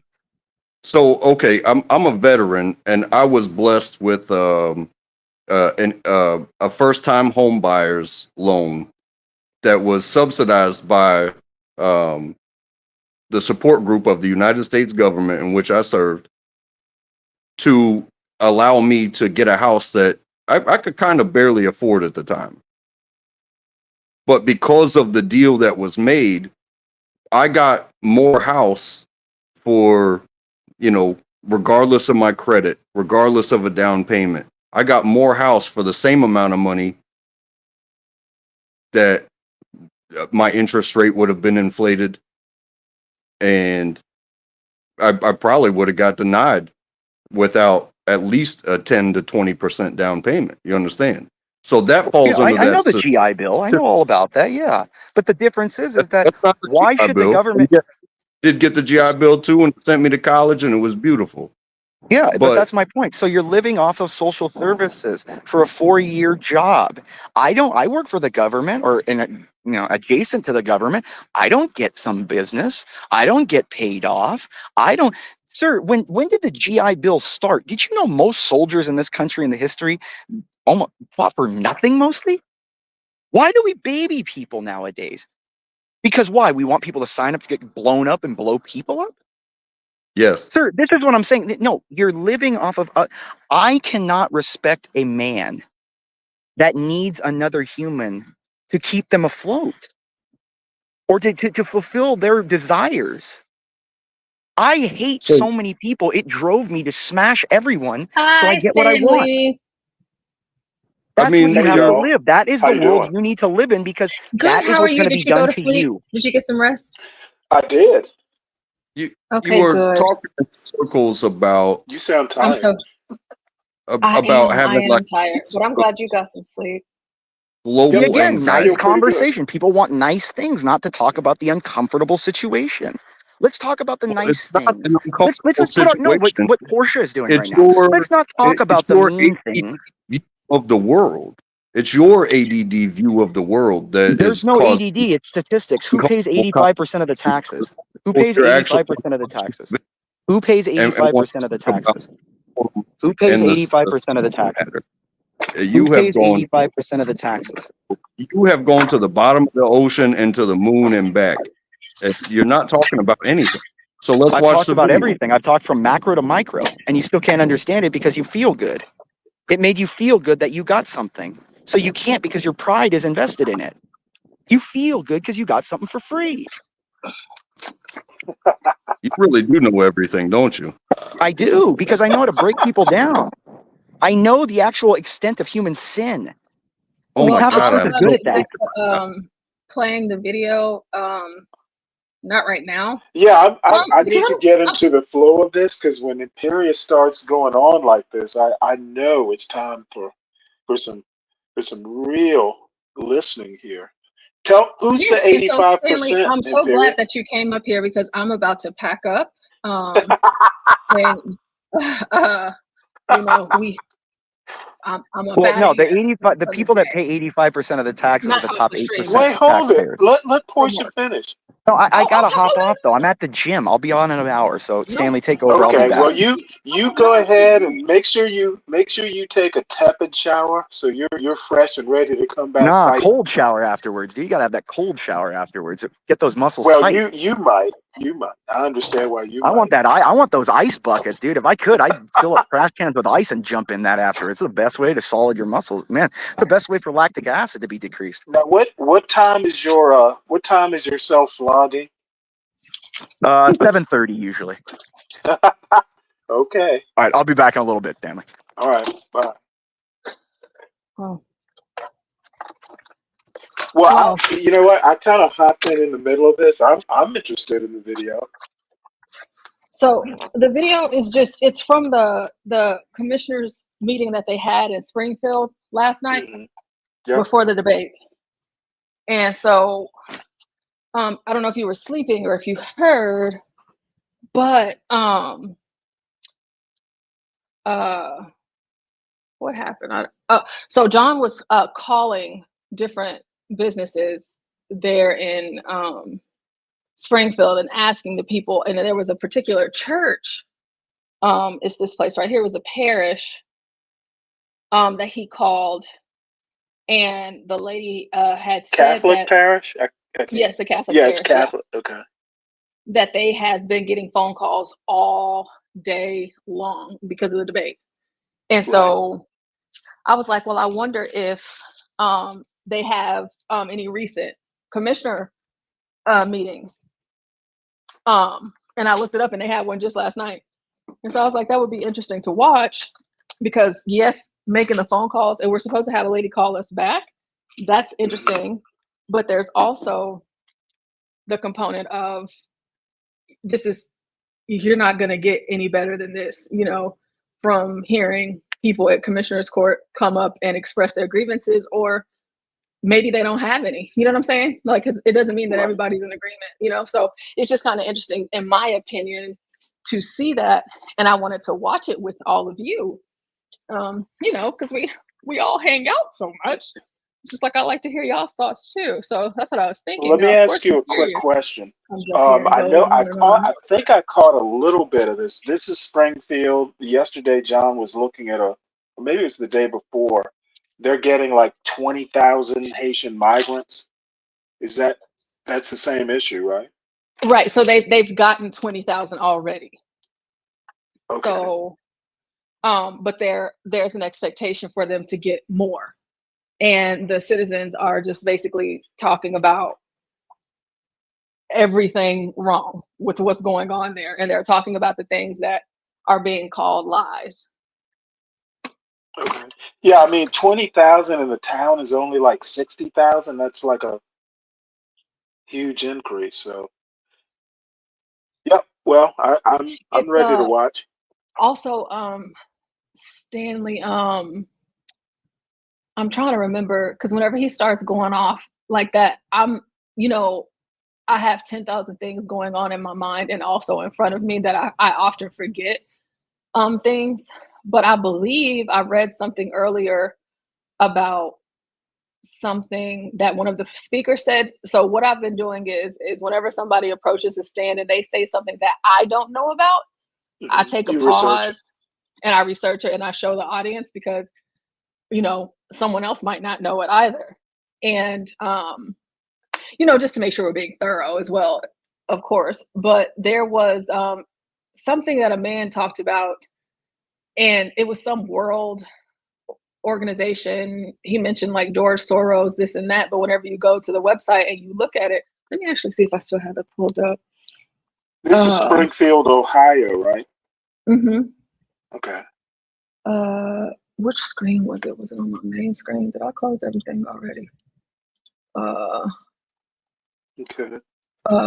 It's the Welcome, the Global Network, America Welcome. It's this whole thing. So basically what they were saying is, Stanley, that since 1970, Clark County has lost 20,000 residents. Mm-hmm. And they're projected to lose 10,000 more within the next 15 years. Mm-hmm. And so that replacement of, low birth rates and all this kind of stuff like that, now you have 20,000 people to replace the loss of 20,000 in this city. And Can I interject one thing about the birth rate? Yeah.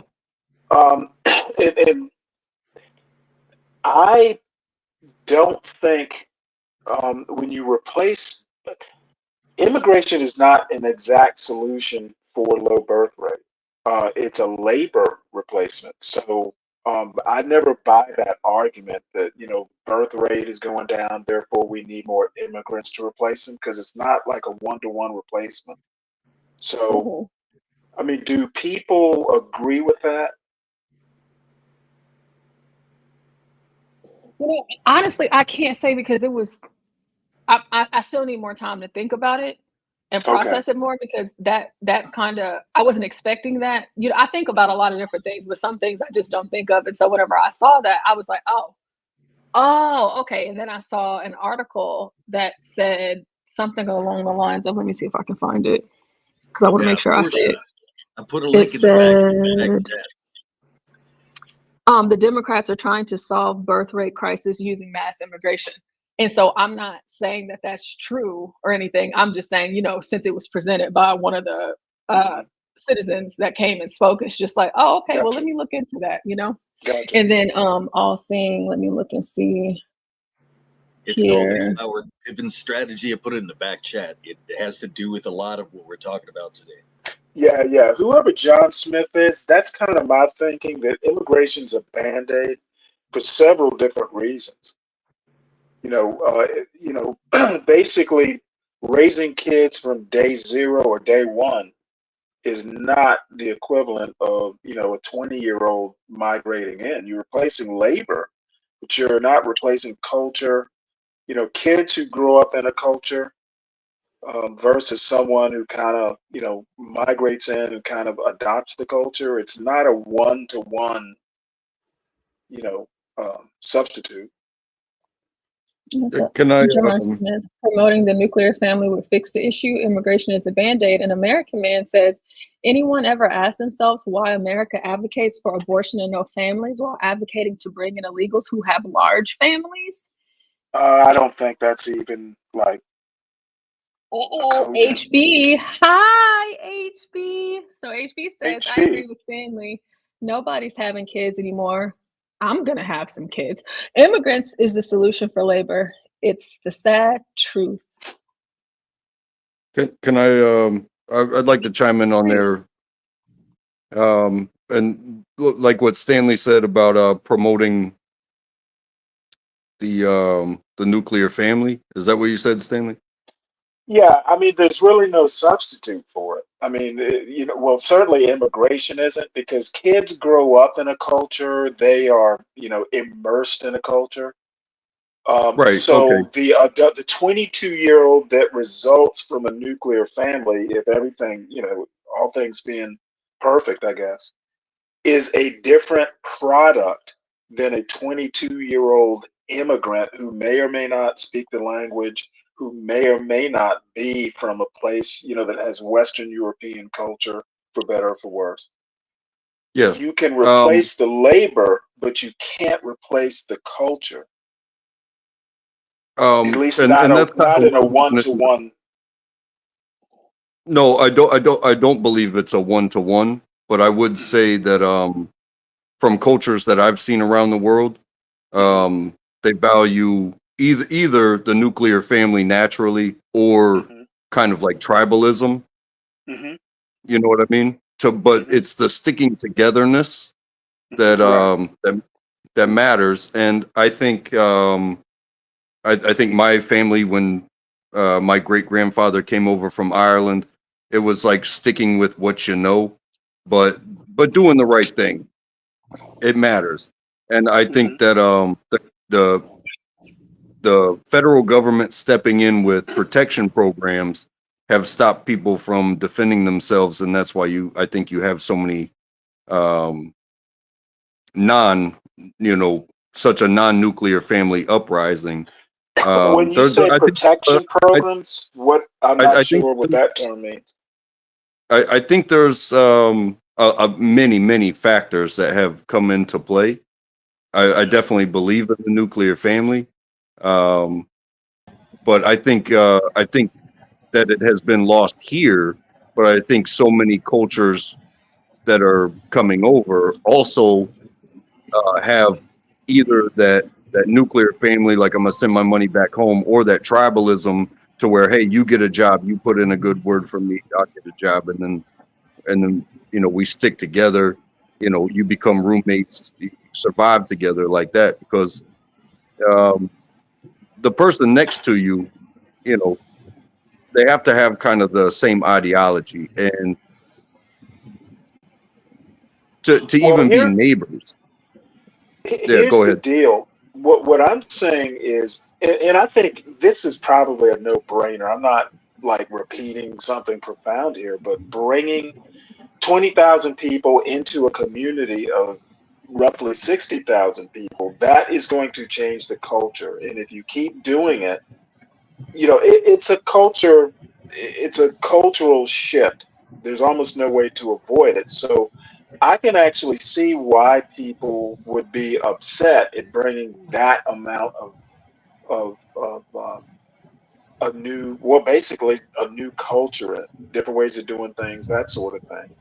So is the argument at the council that it's okay? I mean, I guess I better watch. I've seen a few of these interviews this morning because John started fairly early with this, with Springfield. But I don't even understand why there's an argument that bringing 20,000 Haitians in is going to change things. I mean, what is? I guess I'll just have to watch because I'm trying to figure out what the council is trying to justify.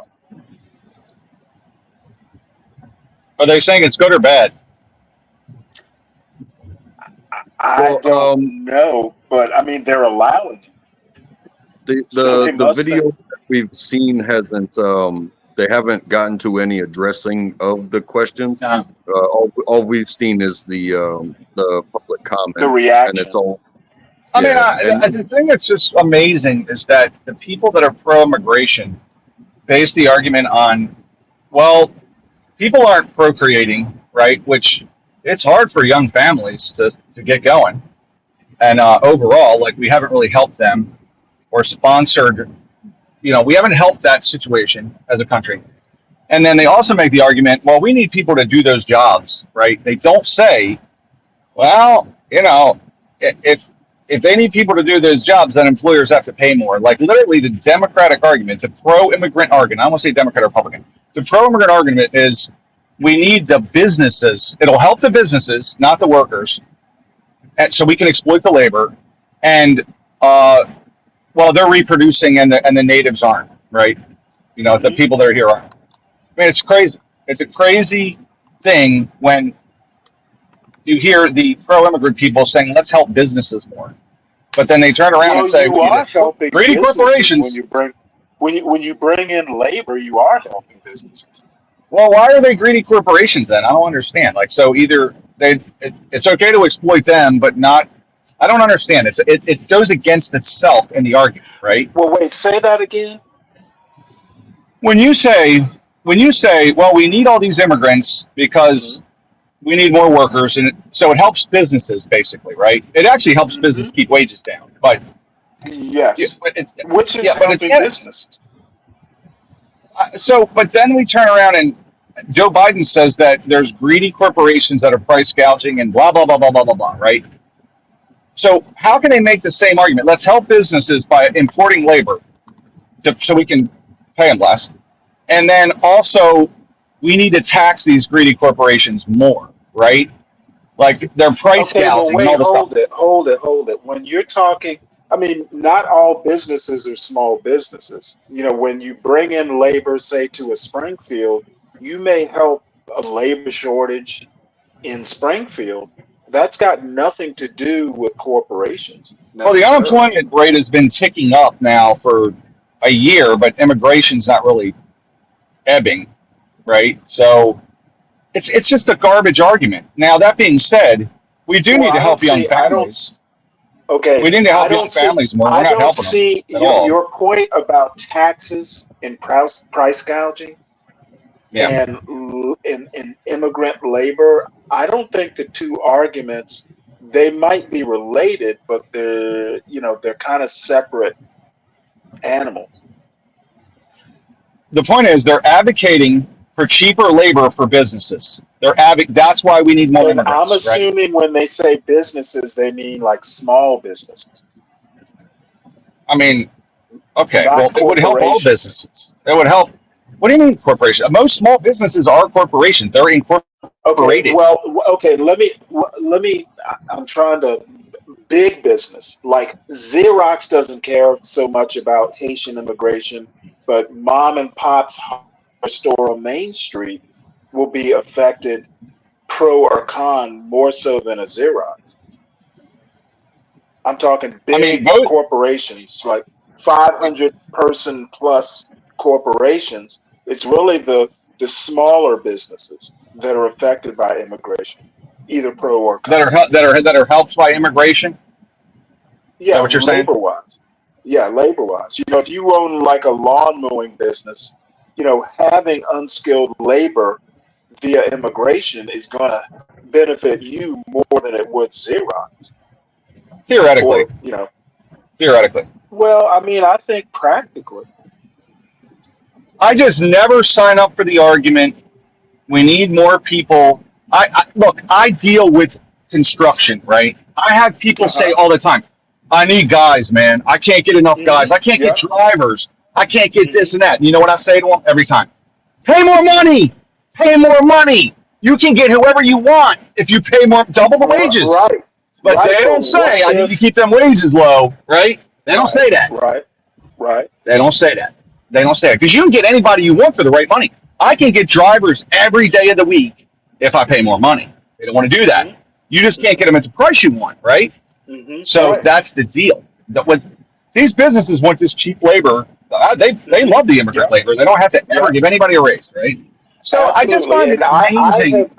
If you'll recall, I've said that the Chamber of Commerces of America are part of the reason immigration is, has been ballooned or, But do you find it odd that the party that was against immigration forever, right? Because it hurts. Do you find it odd they flip-flopped on this? I'm just asking. No, the Republicans always wanted it, right? I don't think it's odd. Yeah, I mean, does it appear that now they've taken this pro-immigrant position, and they talk about working people and tax cuts for billionaires and greedy corporations and pay your fair share, but yet Are you talking Republicans or Democrats? Because both sides have done this.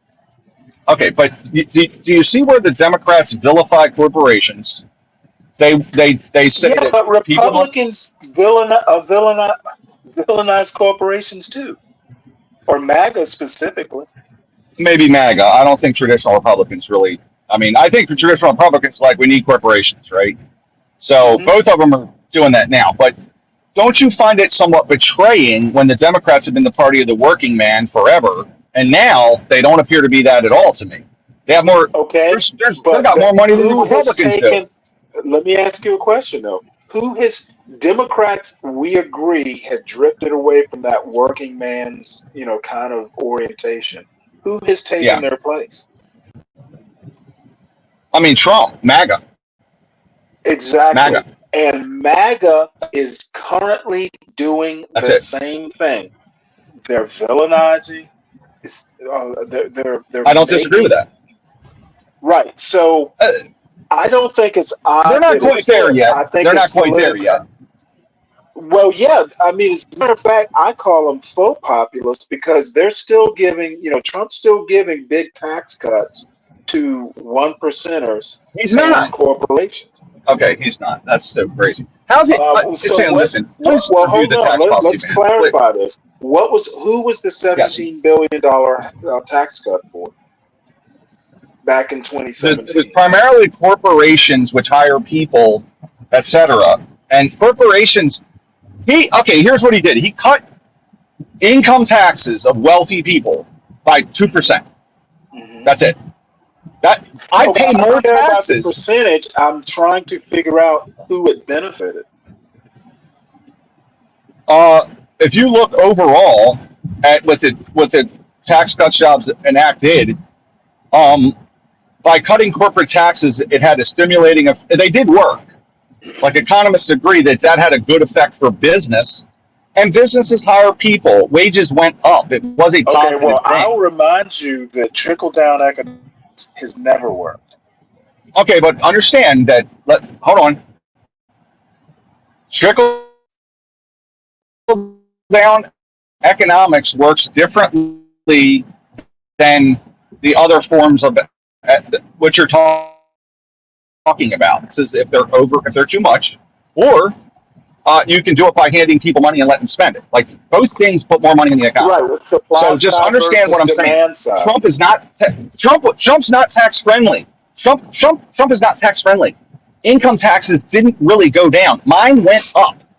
Because he took away deductions. But what I'm trying I to paid get $5 at, grand a year more for these people. what I'm trying to get at is Trump and MAGA in general speaks out of both sides of its mouth.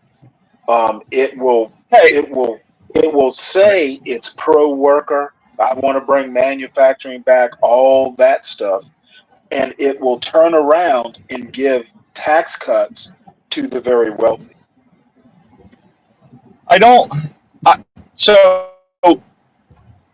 The only thing that happened is the major cut that he made was a corporate cut. But understand who absorbs the corporate cut. It's workers, right? Oh, It's absolutely. everybody Yeah, in the it chain, drives up. It right? drives up the debt. Yeah, absolutely. Well, no. Workers pay more because it drives up the cost of the business. And these businesses don't lose money if you look. It's not like it comes out of corporations. They make you pay more also at the don't do pump. the hiring. A lot of that money went back into things like stock buybacks. Here's another thing that he did. He gave carry forward interest on R&D, okay? So in other words, you could depreciate things differently, which had a positive effect on the economy, okay? So what I'm telling you is, look, one of my biggest griefs with Trump is his tax cuts did not really cut income taxes for individuals. Like people talk about Elon not paying It taxes. wasn't meant to. Yeah, well, I got hurt under Trump. I'm telling you. He's not tax friendly. He's a tax and spend Republican. Right. Basically, what I'm saying is that number one, MAGA took the place of Democrats as a quote working man's party. MAGA is is barely a working man's party. It talks a good game, but it actually benefits the 1%. Okay, do this. Will you do two things for me since we debate a lot? The tax cuts did not benefit the working man, as in, there are more jobs. A lot of that money went to the benefit of the 1% or corporations in stock buybacks. Okay, that money did not flow downwards. So do this for me, please. I beg of you. Go to the Federal Reserve's website and look up. This information is available. You can look up, under Obama, under Trump, under Bush, under all the under Clinton, the wealthier have gotten wealthier without any other. It doesn't matter the president, but the lower demographic, it's been the same. They're getting wealthier. The thing is, they're also pillaging other countries to get that money, right? But no one says it. But here's what I'm saying: if you look at the demographics that were helped during Trump, oddly, it was the lower tier, lower quartiles did better and had more wage growth than the upper tier workers. Okay, that's in the Federal Reserve. Okay. So, and you can also look at the actual one of my criticisms of Trump is he's a tax and spend Republican. He drove up the debt, and he really didn't cut taxes for anybody. Like he didn't. I want a guy that's going to cut a lot of taxes because I think we're not competitive globally. He hurt me. He hurt many people that I know because he took away deductions. But the people you're talking about, that lower quartile that had wage growth, it didn't really benefit them because it was offset by taxes. No, they're not. They don't really pay taxes. Like people making 40 grand don't pay federal taxes, man. They pay very little. They pay out of that they're going to pay 10%. They don't pay any money. Yeah, I mean, look, I'm not bullshit. Like I'm just telling you that Trump is not tax friendly. My contention is that basically MAGA took the place of Democrats as a quote working man's party. MAGA does not do a very good job as a working man's party. They've got dual loyalties. I gotta say, go ahead. Hey, pardon me. I gotta chime in. You mentioned about paying federal taxes. I make in between 35 and 40 thousand a year, and it has never changed. It's almost 25% every year. Your federal taxes are 25%. They're not 25%. Maybe your combined taxes are, but you're not. Okay. I mean, look, I don't know who's doing your taxes. Your federal taxes on 40 grand are, you get 12,000 off the top.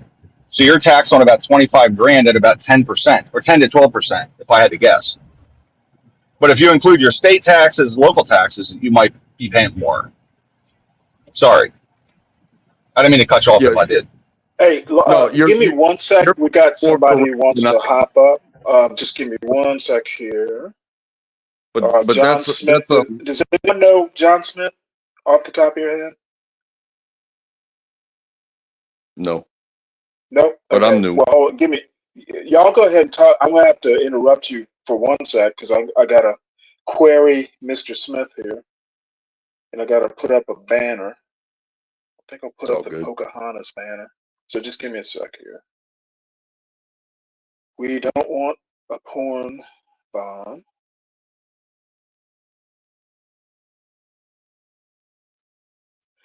Excuse me. Hey, John Smith. Hello, John Smith. Hello. Can you hear me? Yeah, I can hear you. Hey, how did you find us?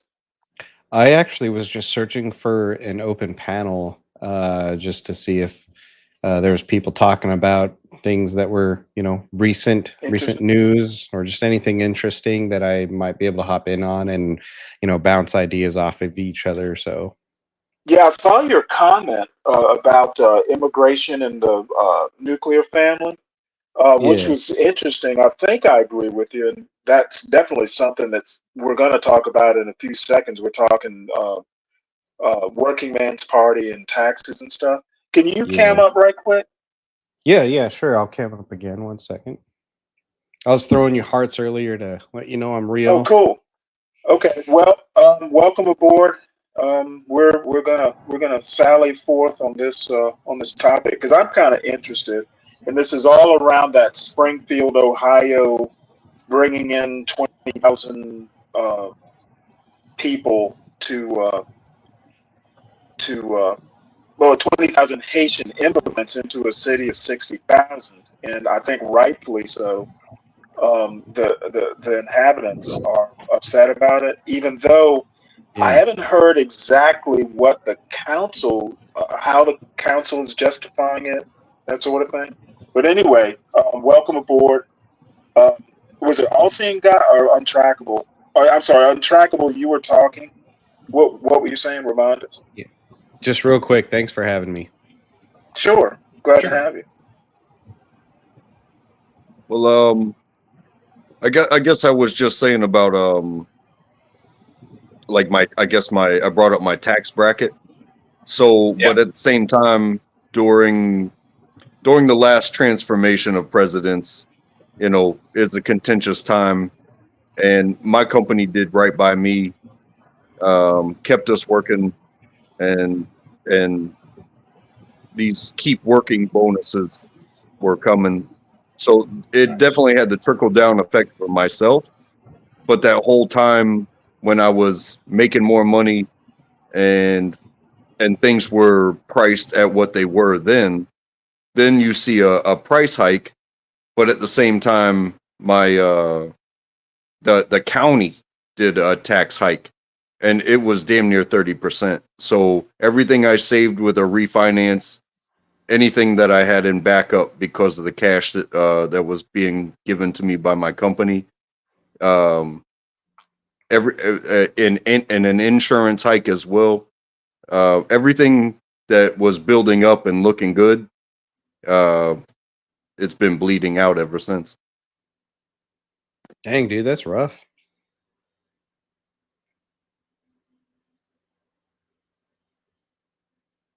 But I'm out here on the free market, and I'm doing my thing, and I'm going to do what I have to do. And I think that's where more people are than people, sucking off the teat, like what was said earlier.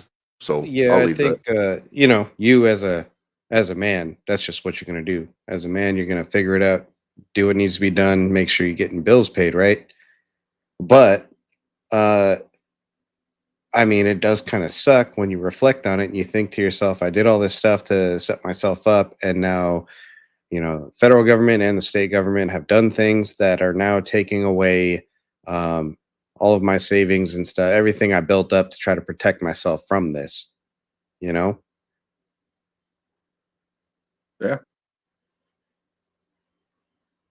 I mean, I'm okay. I'm okay. I'm okay. But Good, when good. don't take it the wrong way. I'm okay.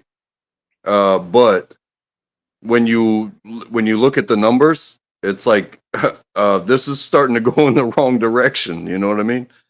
Yeah, yeah.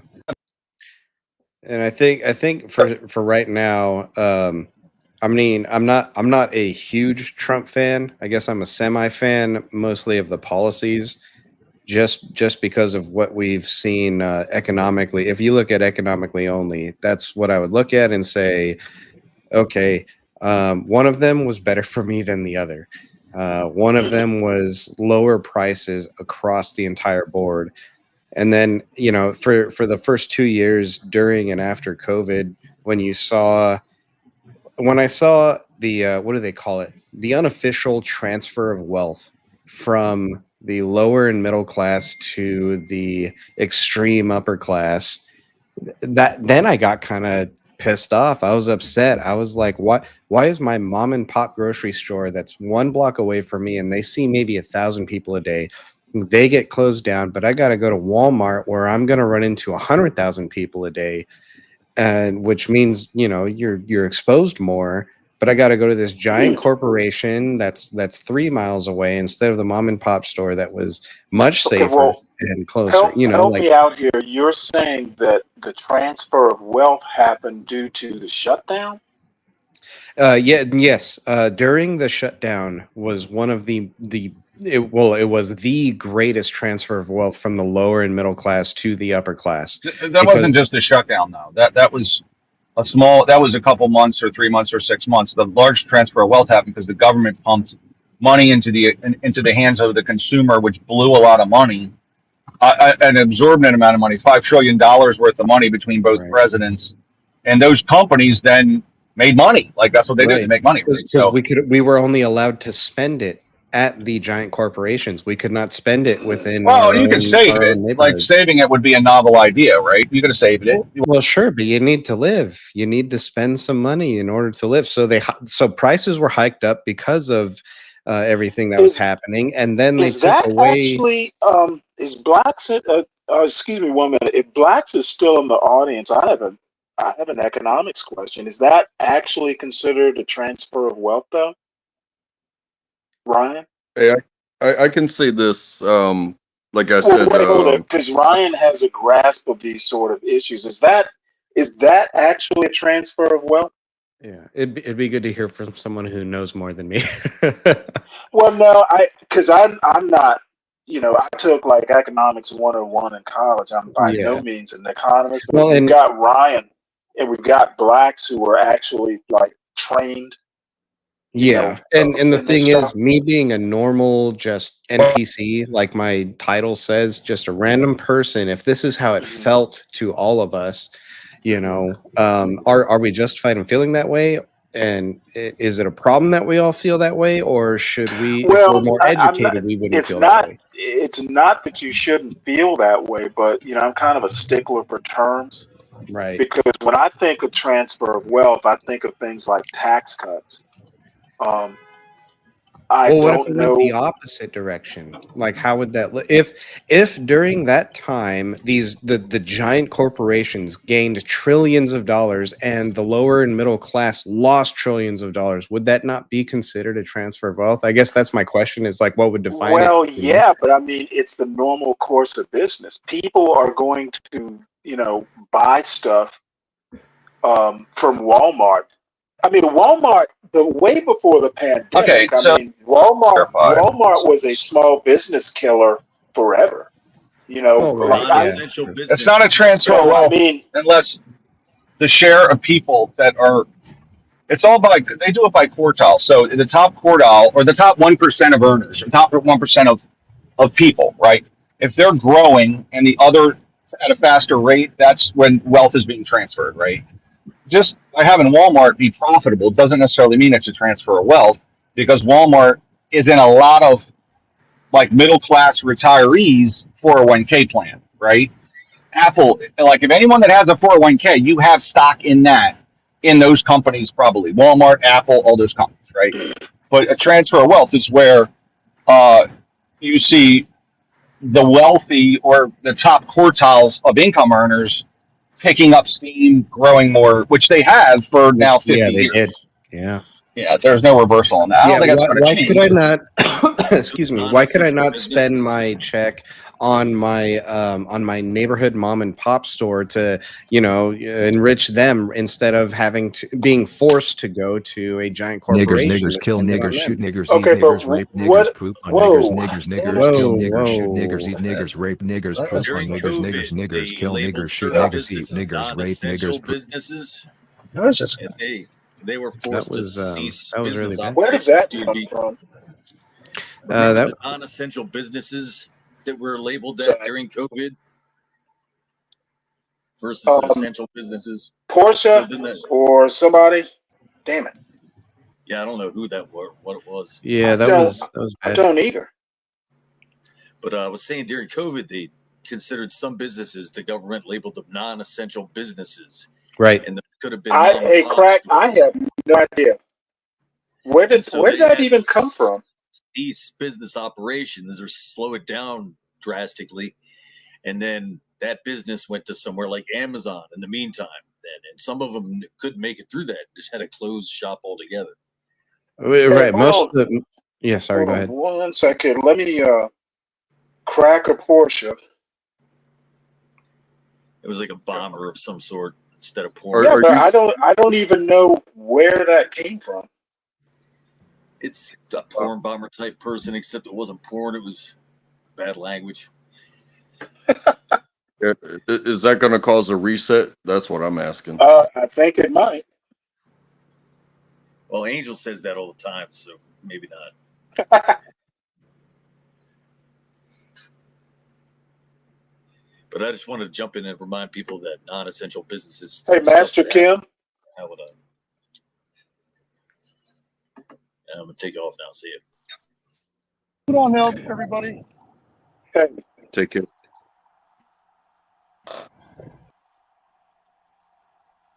What are we doing? Well, y'all go ahead and talk. I've got to wait because I'm not exactly sure So Stanley, what or where I saw. Yeah, go ahead, Master Kim. I just want to throw this in there, and in no way, I may have been listening to the stream that's a little delayed, but I just want to throw in a little biscuit in there and see how it falls into the fray, if you will, or maybe that's the wrong word to use. Okay, so normally as you tax one entity, human, individual, or company, and then you give out resources to others, right? A transfer of wealth. What about with the fake digitally printed monies, like what we're sending to Ukraine? It's almost like we're doing our own Bitcoin, just magically creating. We're not selling treasury notes to balance out the new digital money that we're printing, unless maybe I got it wrong. So with that being said, not only does it devalue the dollar, but it also interferes with the concept of the transfer of wealth, right? Tax the rich and give it to the poor, right?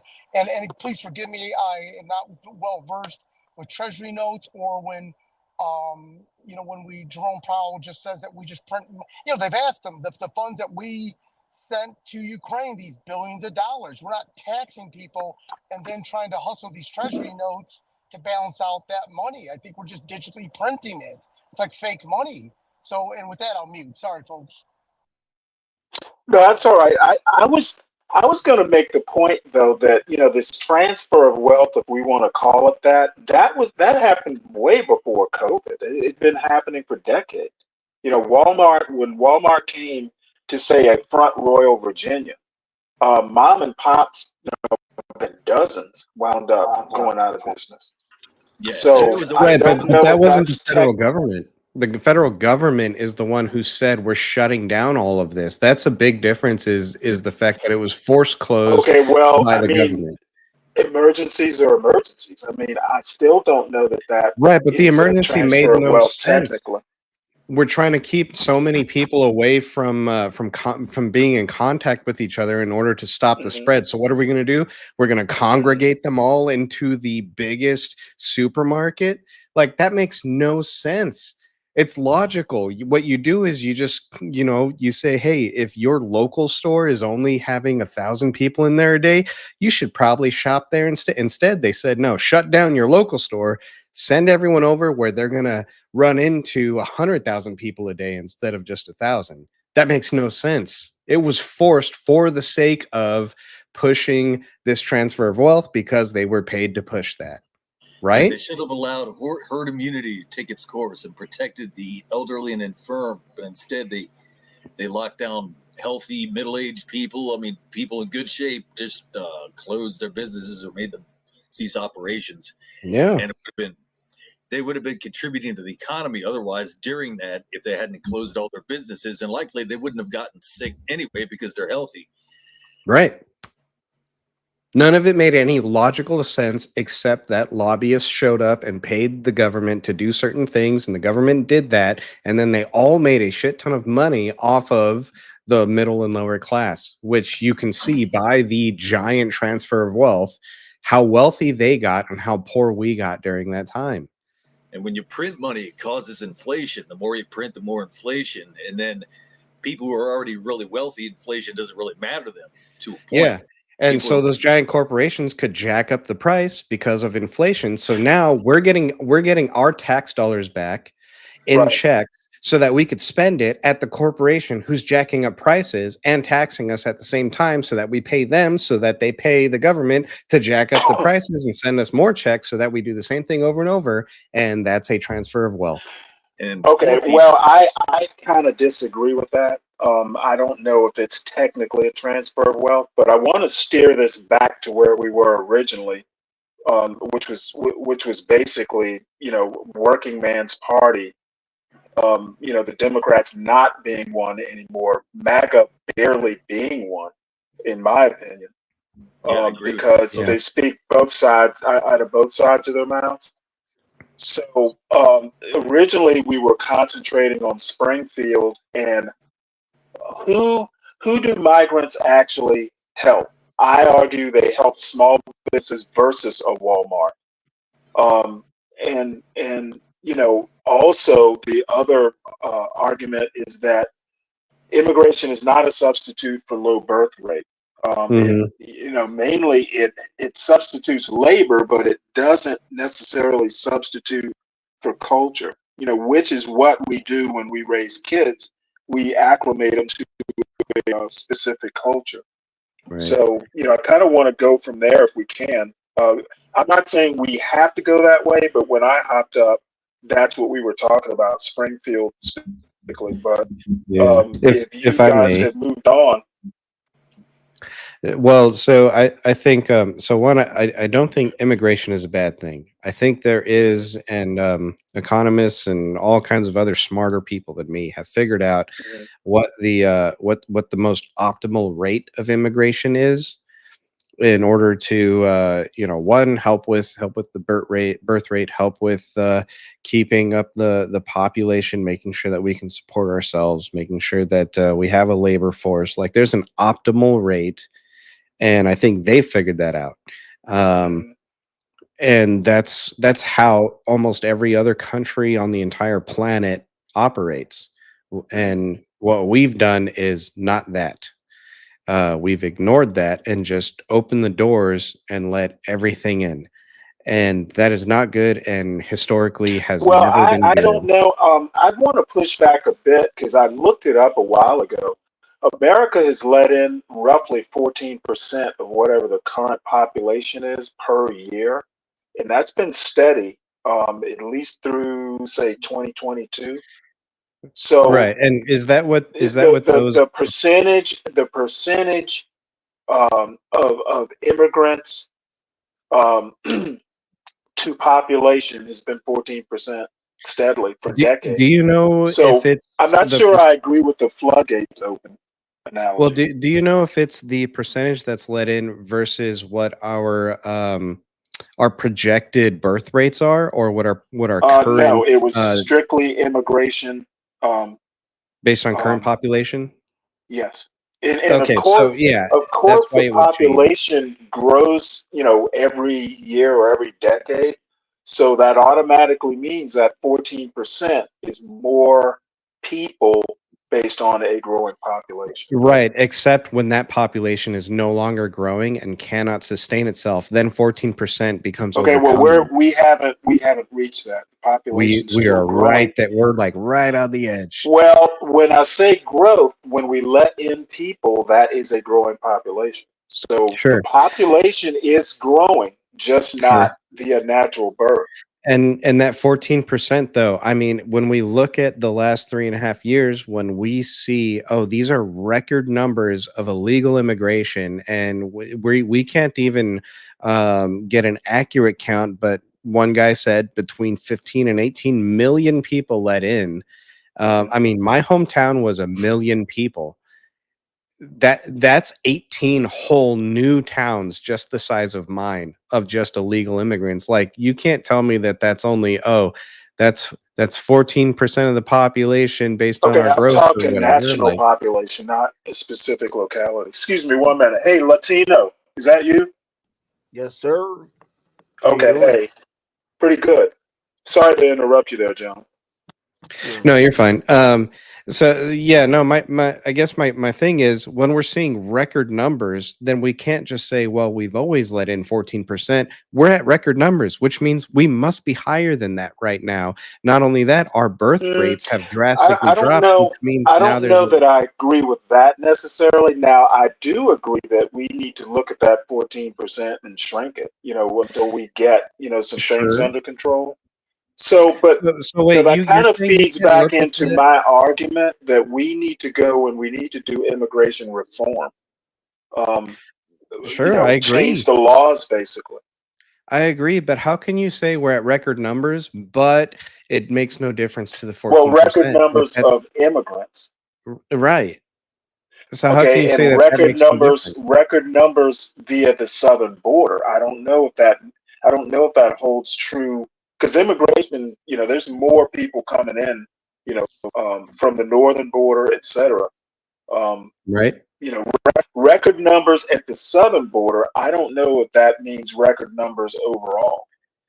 Right, but so It that's why might. I'm saying there's no way that you can say, "Oh, the U.S. has always let in 14%, and we are still currently letting in only 14%." Well, I If don't it's know. like legally letting in, that's one I thing. don't know what the current numbers are. What I saw was through 2022. Right, So I don't and know about 2023, and I don't know current numbers because I think all the 2024 is evidence not. points to What immigration has evidence? increased far beyond that. What evidence? I mean, the evidence of the last 3.5 years.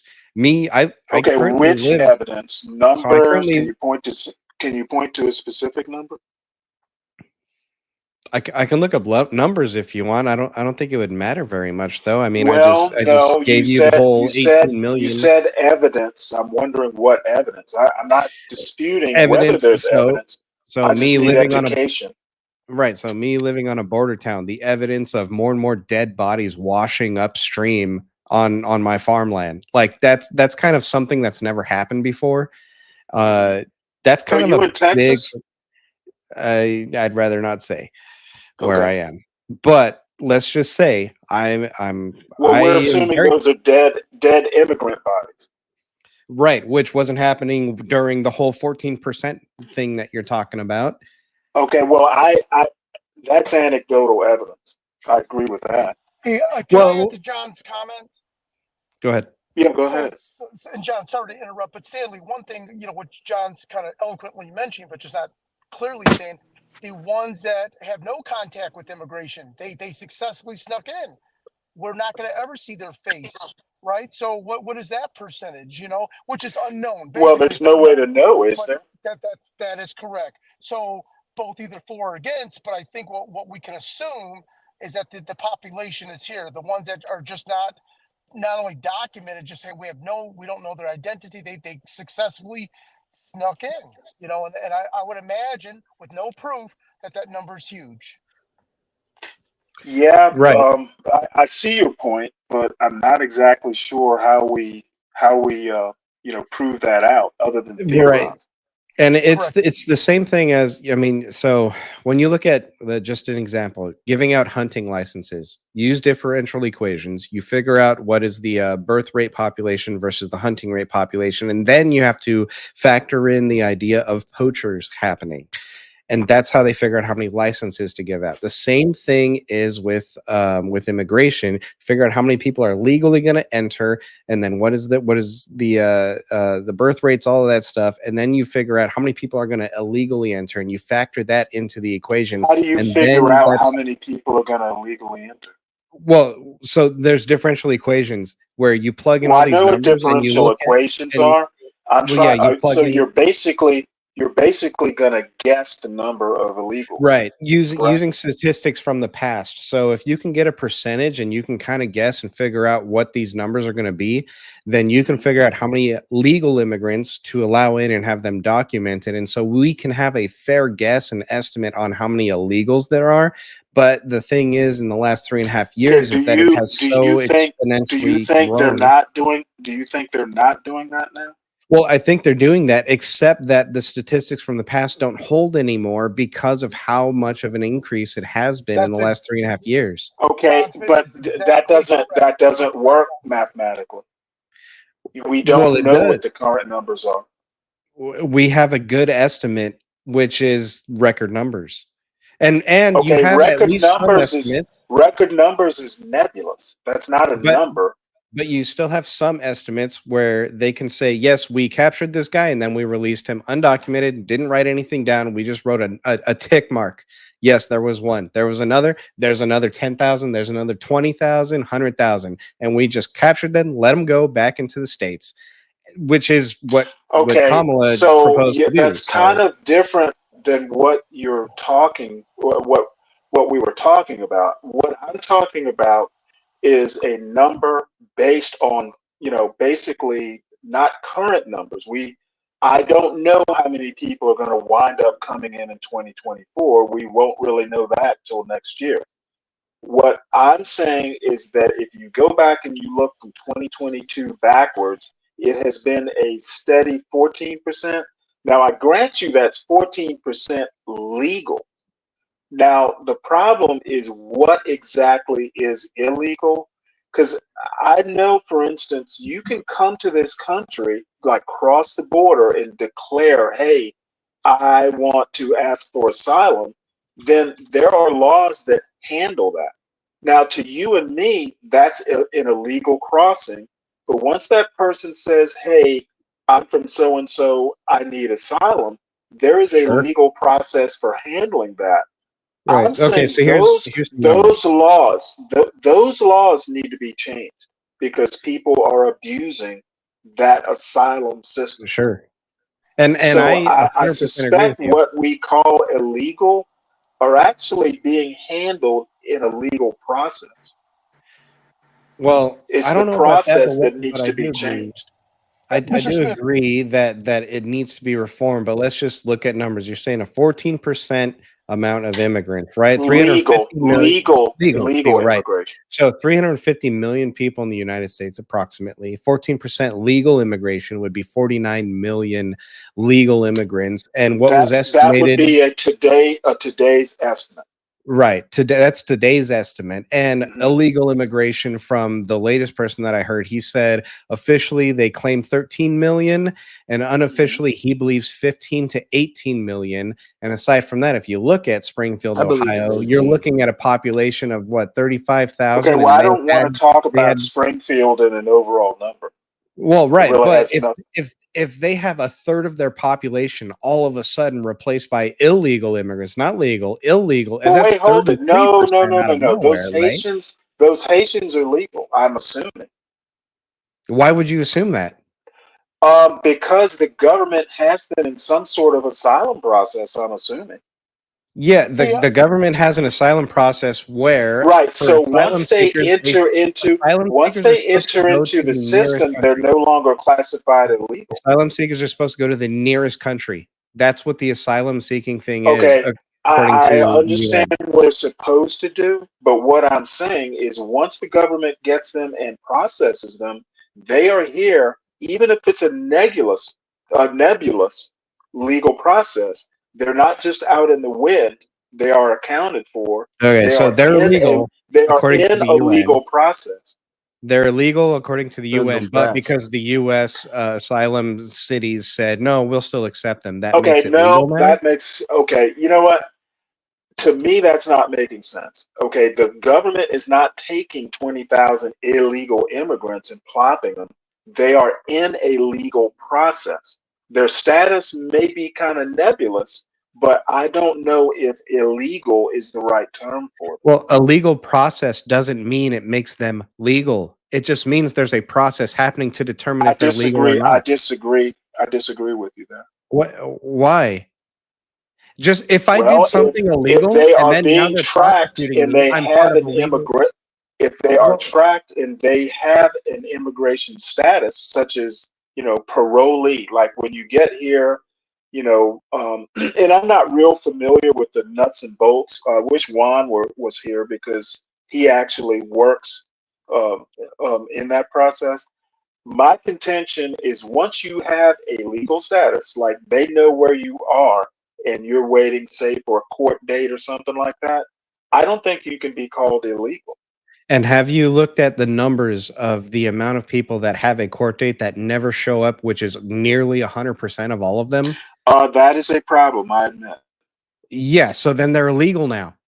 Just because you were They being will be, they processed will doesn't be, make they you will legal. be illegal once they skip court. I agree with that. No, no, no. John They're Stanley, illegal as may soon I as add a they walk comment? in. What No, makes go them ahead, legal Master is Kim.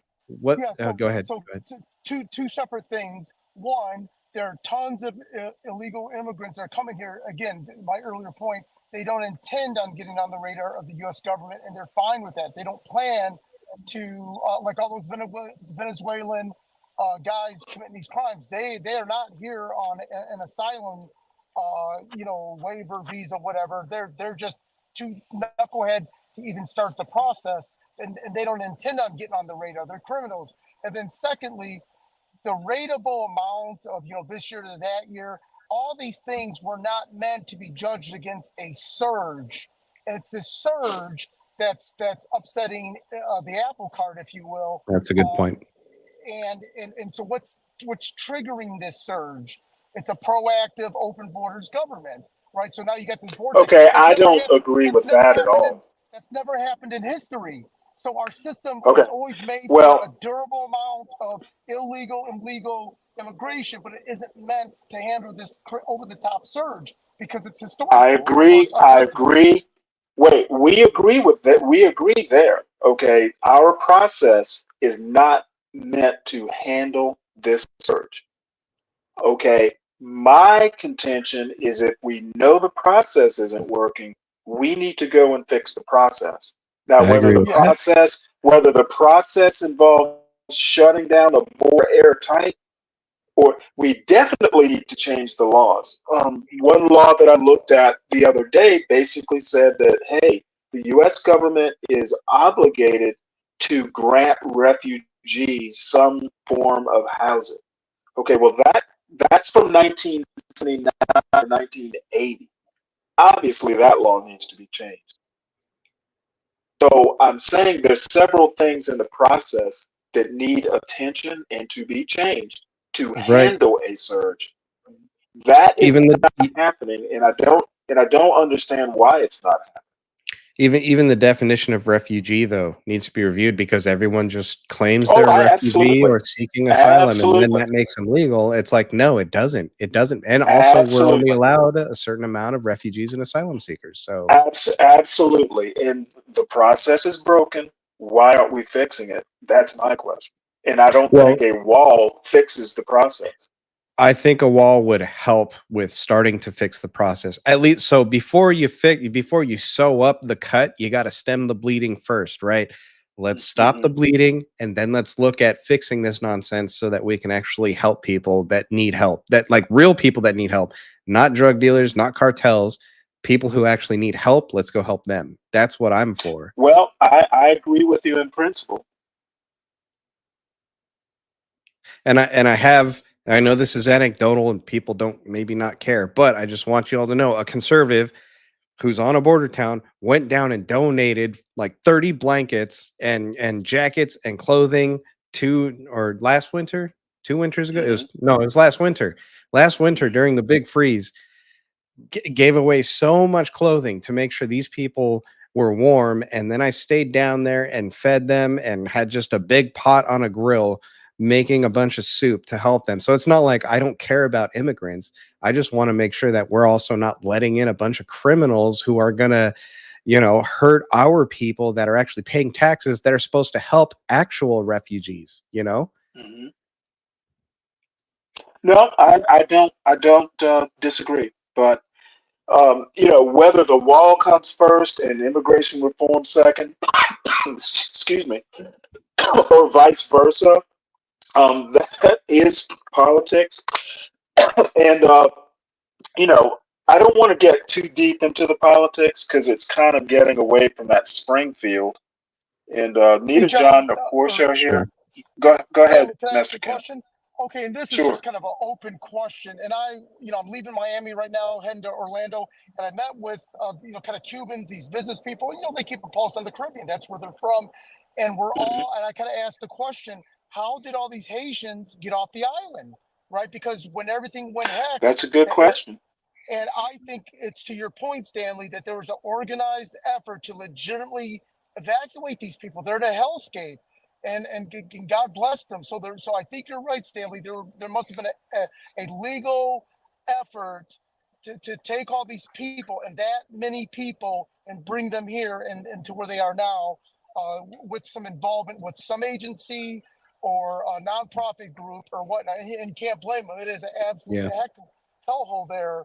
And yeah, because they're very poor there, and how unlike the others that can snake their way through the Darien Gap and all this and that and whatnot, how do they escape an island? So yeah, I definitely think you're right, Stanley. There's some bigger forces at play and organize them to be here, and that's not a bad thing. I'm saying it like in a positive, let's save these people way, And Stanley, do you have, because you're saying that things need to change, do you have an idea of what you would like to see change? Like what would you recommend, I guess? Well, and again, I'm not an expert. I'm kind of just going, none of us from, but the thing is, the fight over immigration reform versus the wall in which comes first.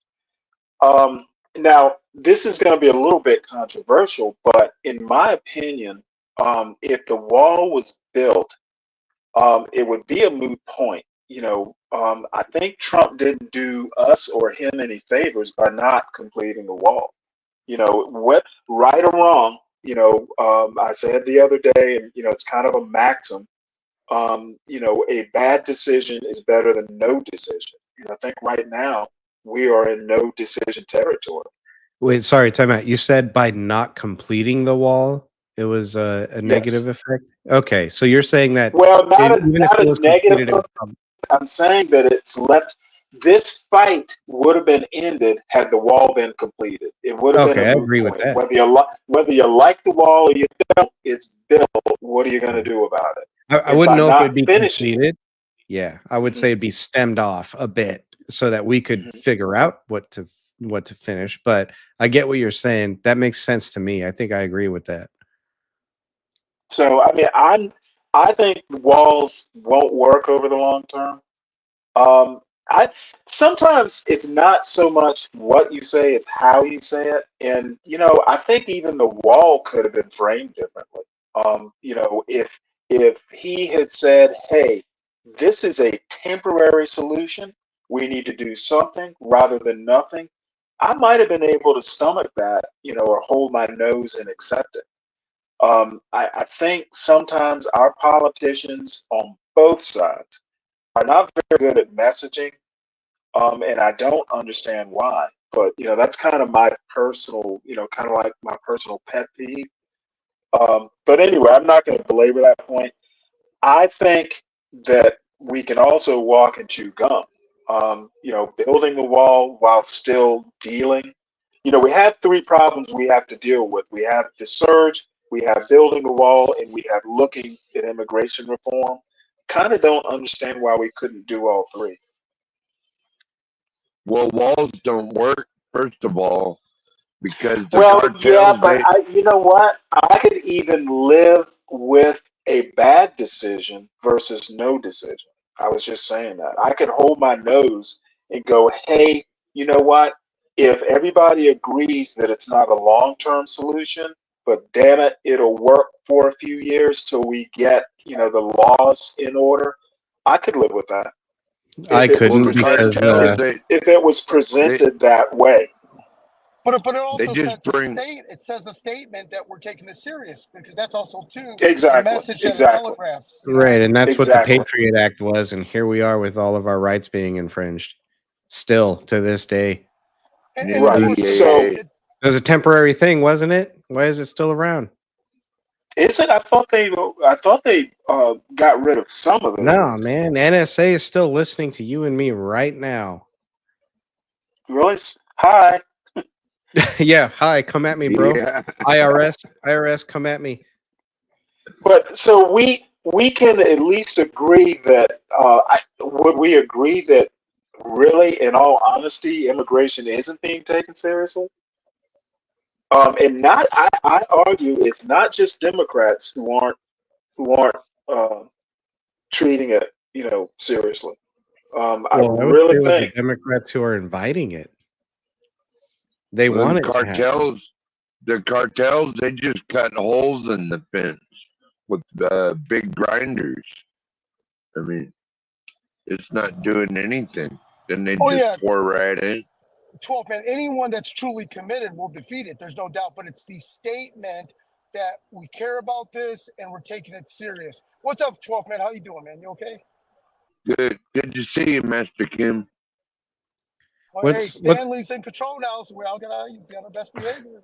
What's the point of the statement if you don't actually do anything about it? It's just like every other false promise that a politician has made to all of us that has never been completed. Like, Well, it will deter 80%, right? It'll deter the surge. It'll slow the surge down, if anything. well, right, right? but that's yeah. So the statement to the rest of the world, hey, don't come here. We're actually enforcing this. That would make a difference. Yes. But Yeah. then the people on the border that know the real deal, of course, they'll get in as they always have in the past, right?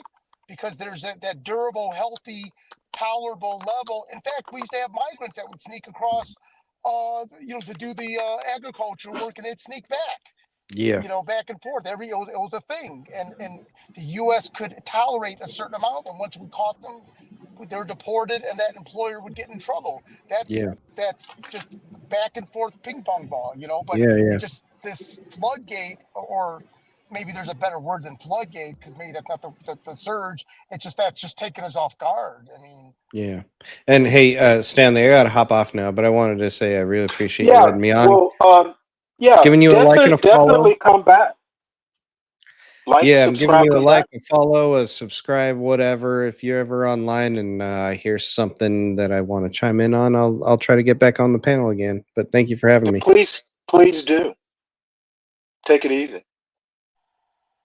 Take care, John Smith. Hey, Stanley, has yes, anyone sir. called? Has anyone called in that's Haitian American? That's kind of like legit first generation Haitian American. That's tied to the community. That kind of understands how these migrants got here. Like, is there a Haitian version of Diwali calling in? Not that I'm aware of. That would be it. Would be. Yeah, that'd be nice. Well, you know what? I bet John probably is either working on it, because I know he has talked about several things that he's trying to get in, and if he's not working on it, we need to remind him or ask him, if that can happen, because he's dated Haitian. Surely he knows a few. Hey, and I know you don't want to talk politics, but did you hear me on the No, I stream do. earlier? Did you hear me talk earlier with John about I gave props to Kamala? I think she did a great job, which all Americans need to hear that just in case she wins. You know, we don't want a brain dead knucklehead running the country. She did great last night. Well, I'm gonna be honest with you. I thought it was pretty like even. I don't think either did that great, Really? but Wow. I didn't think so. I thought that she beat him pretty handedly. I thought she well, beat. She proved she was competent, capable, etc. I mean, it's Trump only well, had I to know lose. she. Trump. Right, It wasn't about right. the argument. It was about is she competent, right? Oh, She okay. proved she Well, was. yeah. Yeah. Well, I was looking for a little bit more dominance, Well, let's put it but this way, Stanley. Like people know Trump and they either like him or hate him. With Kamala, independents don't know. Like it's been very muffled. Like, what are the policies? What are you going to do? Is she competent? Like so far, the vice president has appeared to be an idiot, right? Prior right, to like Correct. Russia is a big country. Ukraine's. I mean, like you know what I mean? Like she's not been portrayed well, and I don't believe she's come off well.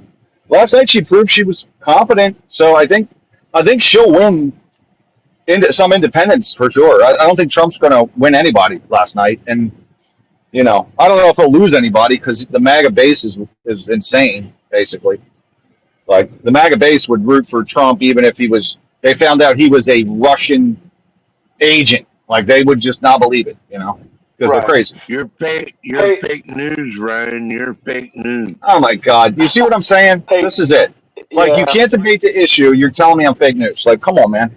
Hey, guys. Look. Go ahead.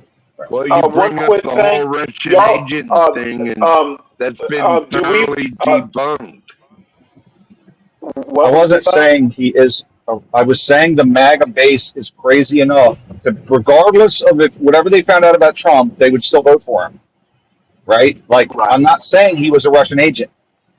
I'm saying if he was a Chinese agent, they would still vote for him. If he was, they found out they're almost crazy with their views on Trump. They think he's like Jesus. Well, The I MAGA base. was actually kind of surprised at the reaction. I haven't really gotten too deep into the conservative uh, review, but the never Trumpers, the people who are still Republicans, actually had a very good impression of Kamala last night. It kind of surprised me because I was kind of neutral and still am, frankly. Stanley, I think there's a level of relief, right? That if she wins, that, oh, okay, well, we don't have someone that's drooling and their brain is absent, right? We've got a traditional politician in office. Now, mind you, whether she's swaying to the left or centrist or whatnot, we have yet to see.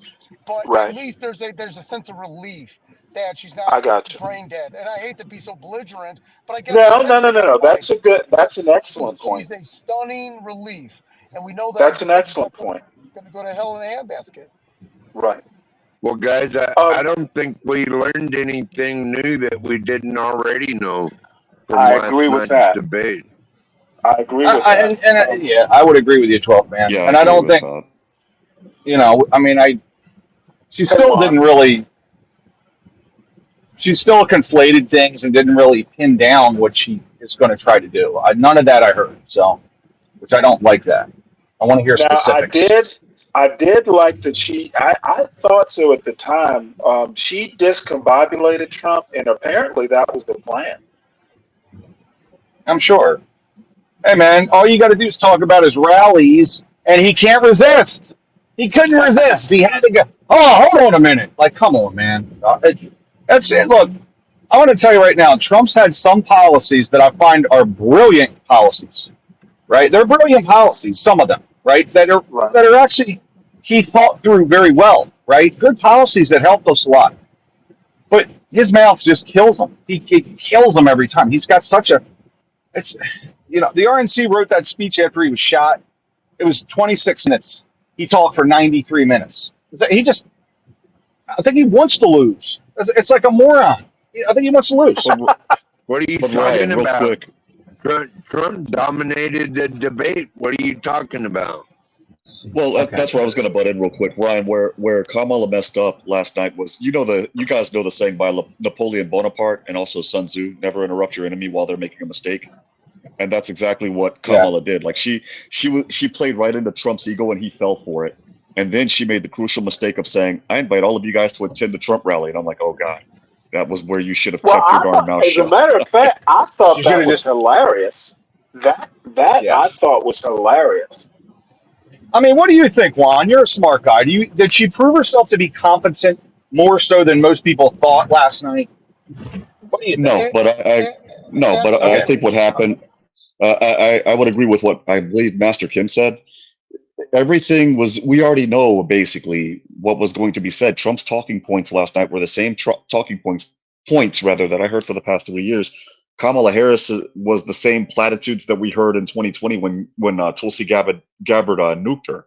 In fact, what I kept saying, and Wicked agreed with me on this on another panel, had Tulsi won, had the Democrats accepted Tulsi, it would have been game over from get-go, and you wouldn't be dealing with voter fraud, this, that, and a third. It would have just been game over because she was more like Trump in so many ways, but she was on the Democratic side. Hey, Juan, you do know she was heavily involved in the debate prep, right? Last night, yes, but where I'm getting at is had they sided with her in 2020, the vote would have been split up in such a way that you couldn't say whether or not it was rigged or not. Those types of fights wouldn't exist because Trump would yell, "This was robbed" or what have you. And, the people that voted for Tulsi, potentially myself included, would have been like, "No, dude, like, come on, man. Like, you lost fair and square. Take the L, buddy." Well, that argument applies to the Biden win also. It does, but again, it would have been a lot more credible with Tulsi Gabbard because, No, it again, was. let's just face it. Tulsi would have not. Tulsi wouldn't have made it any more credible than Biden was. Dude, the man did 60 cases and one kinda went his way. Trump Yeah, but lost. those cases, Stanley. And But those cases, Trump, those cases. Go ahead. I'm sorry. Go ahead. no, not having standing literally is a loss. Okay, It's not. How is it a Trump, loss when the Trump said, merits were not well, overheard yet? let me explain to you how it was a loss. Trump said that everything's up in the air because the cases weren't heard. Well, if you don't have standing to bring the case, that's a loss. You could not establish enough credibility for a judge to even waste his time. That is a loss if you're trying to swing an election. I could understand that if it would have. I could understand that if the Third Circuit and also the Fifth Circuit would have said what you needed to do and then not backflip. So on the Third Circuit, it was, we don't have standing because the case isn't right because not all of the ballots were counted. All of the ballots were counted, and then they sued again, and then the standing doctrine wasn't met because they said that it was already resolved because the votes were counted. So, make that make sense to me. It was, and again, I'm a law grad. I don't have a law license yet, right? But the thing to me was, it was like the court's way of playing pass the baby to the other side to play keep away. I don't know if you guys have ever played keep away as a kid, where you take a football and you throw it away from the person. Yeah, to me, that's what it was indicative of. Had there been a hearing on the merits, and there would have been a precedential decision that was handed down, similar to the Bush-Gore decision back in 2000. Then at that point, if Trump would have lost, I would have been like, look, I don't agree with their decision, but again, take the L, buddy. I mean, you guys are going to have to be a little bit more clever. I definitely don't see it your way. You know what? Even where they went and did like several recounts, Trump in Georgia is the sterling example. They recounted electronically and by hand, and Trump never got anywhere near swinging the election. So there is nothing in Trump's favor that makes it smell fishy. Okay, the standing, if you have a problem with that, all the recounts that were done, none ever approached a point to where anybody rubbed their the hairs on their chin. Nothing went Trump's way.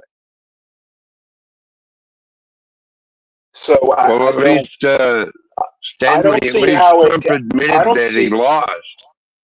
Oh, Trump did did he? admit that he lost. Did he? Yeah, but real quick, Yeah, what he were you said, saying on that last part before you got cut off by 12th man, Stanley? I was No, taking notes because what you said was interesting. I'm pretty much done. I just think that sorry, guys. Okay. nothing in my opinion even hinted at Trump getting close to winning. I mean, and that's just the mechanics, like the actual election part. When he tried to get folks in the Justice Department to sow some seeds of doubt, people threatened to quit. Not only did they threaten to quit, Stanley, they actually quit. I remember that. It was like the Saturday evening massacre. I'm sorry, not the Saturday evening massacre. That was what was his name? I That was totally Nixon. agree. It was the massacre at the Red Corner. Basically, let me go ahead and fire all of the CEOs and CFOs. But at the same time, all that the courts needed to do, in my honest opinion, is all that they needed to do is hear the case on the merits, cite Bush v. Gore, which at that particular point, that would have been a loss, fair and square, dude. Like at that point, I would have been like, "Hey, Trump, dude, you lost." I mean, because Bush v. Gore had several arguments, very good arguments against Trump, and the other side actually used them. Again, they weren't heard on the merits. Had they been heard on the merits, I'm not saying that I don't agree with you or disagree with you, Stanley. I'm just simply saying that these decisions would be a little bit more credible to the masses. Not somebody like you or myself who can debate about this stuff because we're collegiately educated.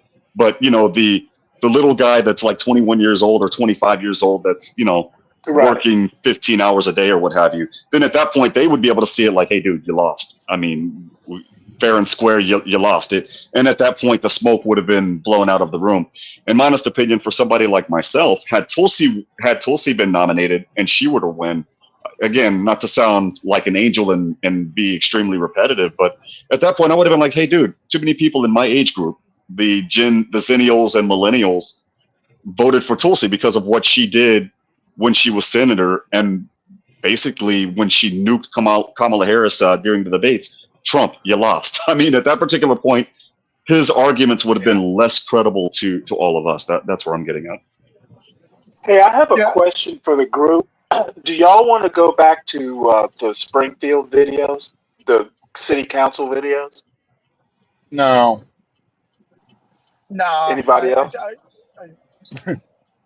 Yeah, that's already been that horse has already been beaten already. All right. So Stanley, are you saying non-citizens can't vote in our elections? I've heard in New York City, I think it was. I've heard in some No, localities. I mean federal. It's illegal, right? It's illegal, right? Yeah. Yeah. Well, so I'm sure the Senate and House will both pass the bill to just make Republicans feel okay that's being proposed in the House, which just says, hey, undocumented people can't vote in the election. They're definitely going to pass it then, no question, because it's already a law. So they're just going to pass it, I'm sure. Yeah, but they're not. To me, they're fighting. and they're fighting it. This is they're where fighting this is where I have a problem with that, right? They're basically going to waste their time when there are other things that we have to worry about, such as our debt capitalizing by $1 trillion every 120 days. It's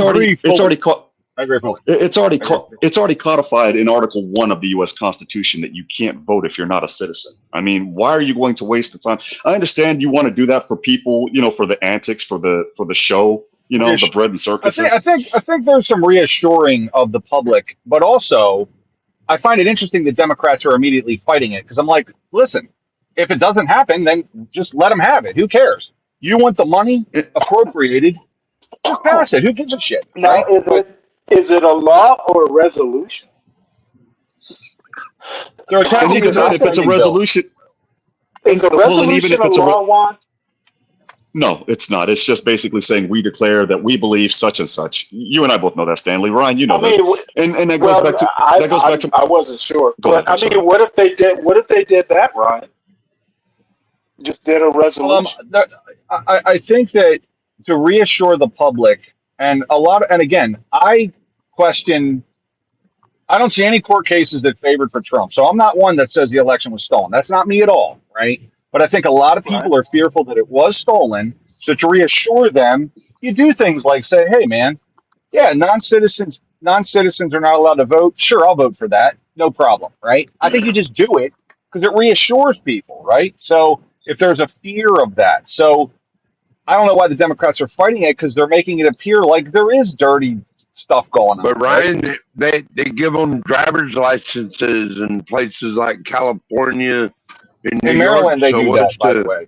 I what's don't to agree with that stop either. them from voting?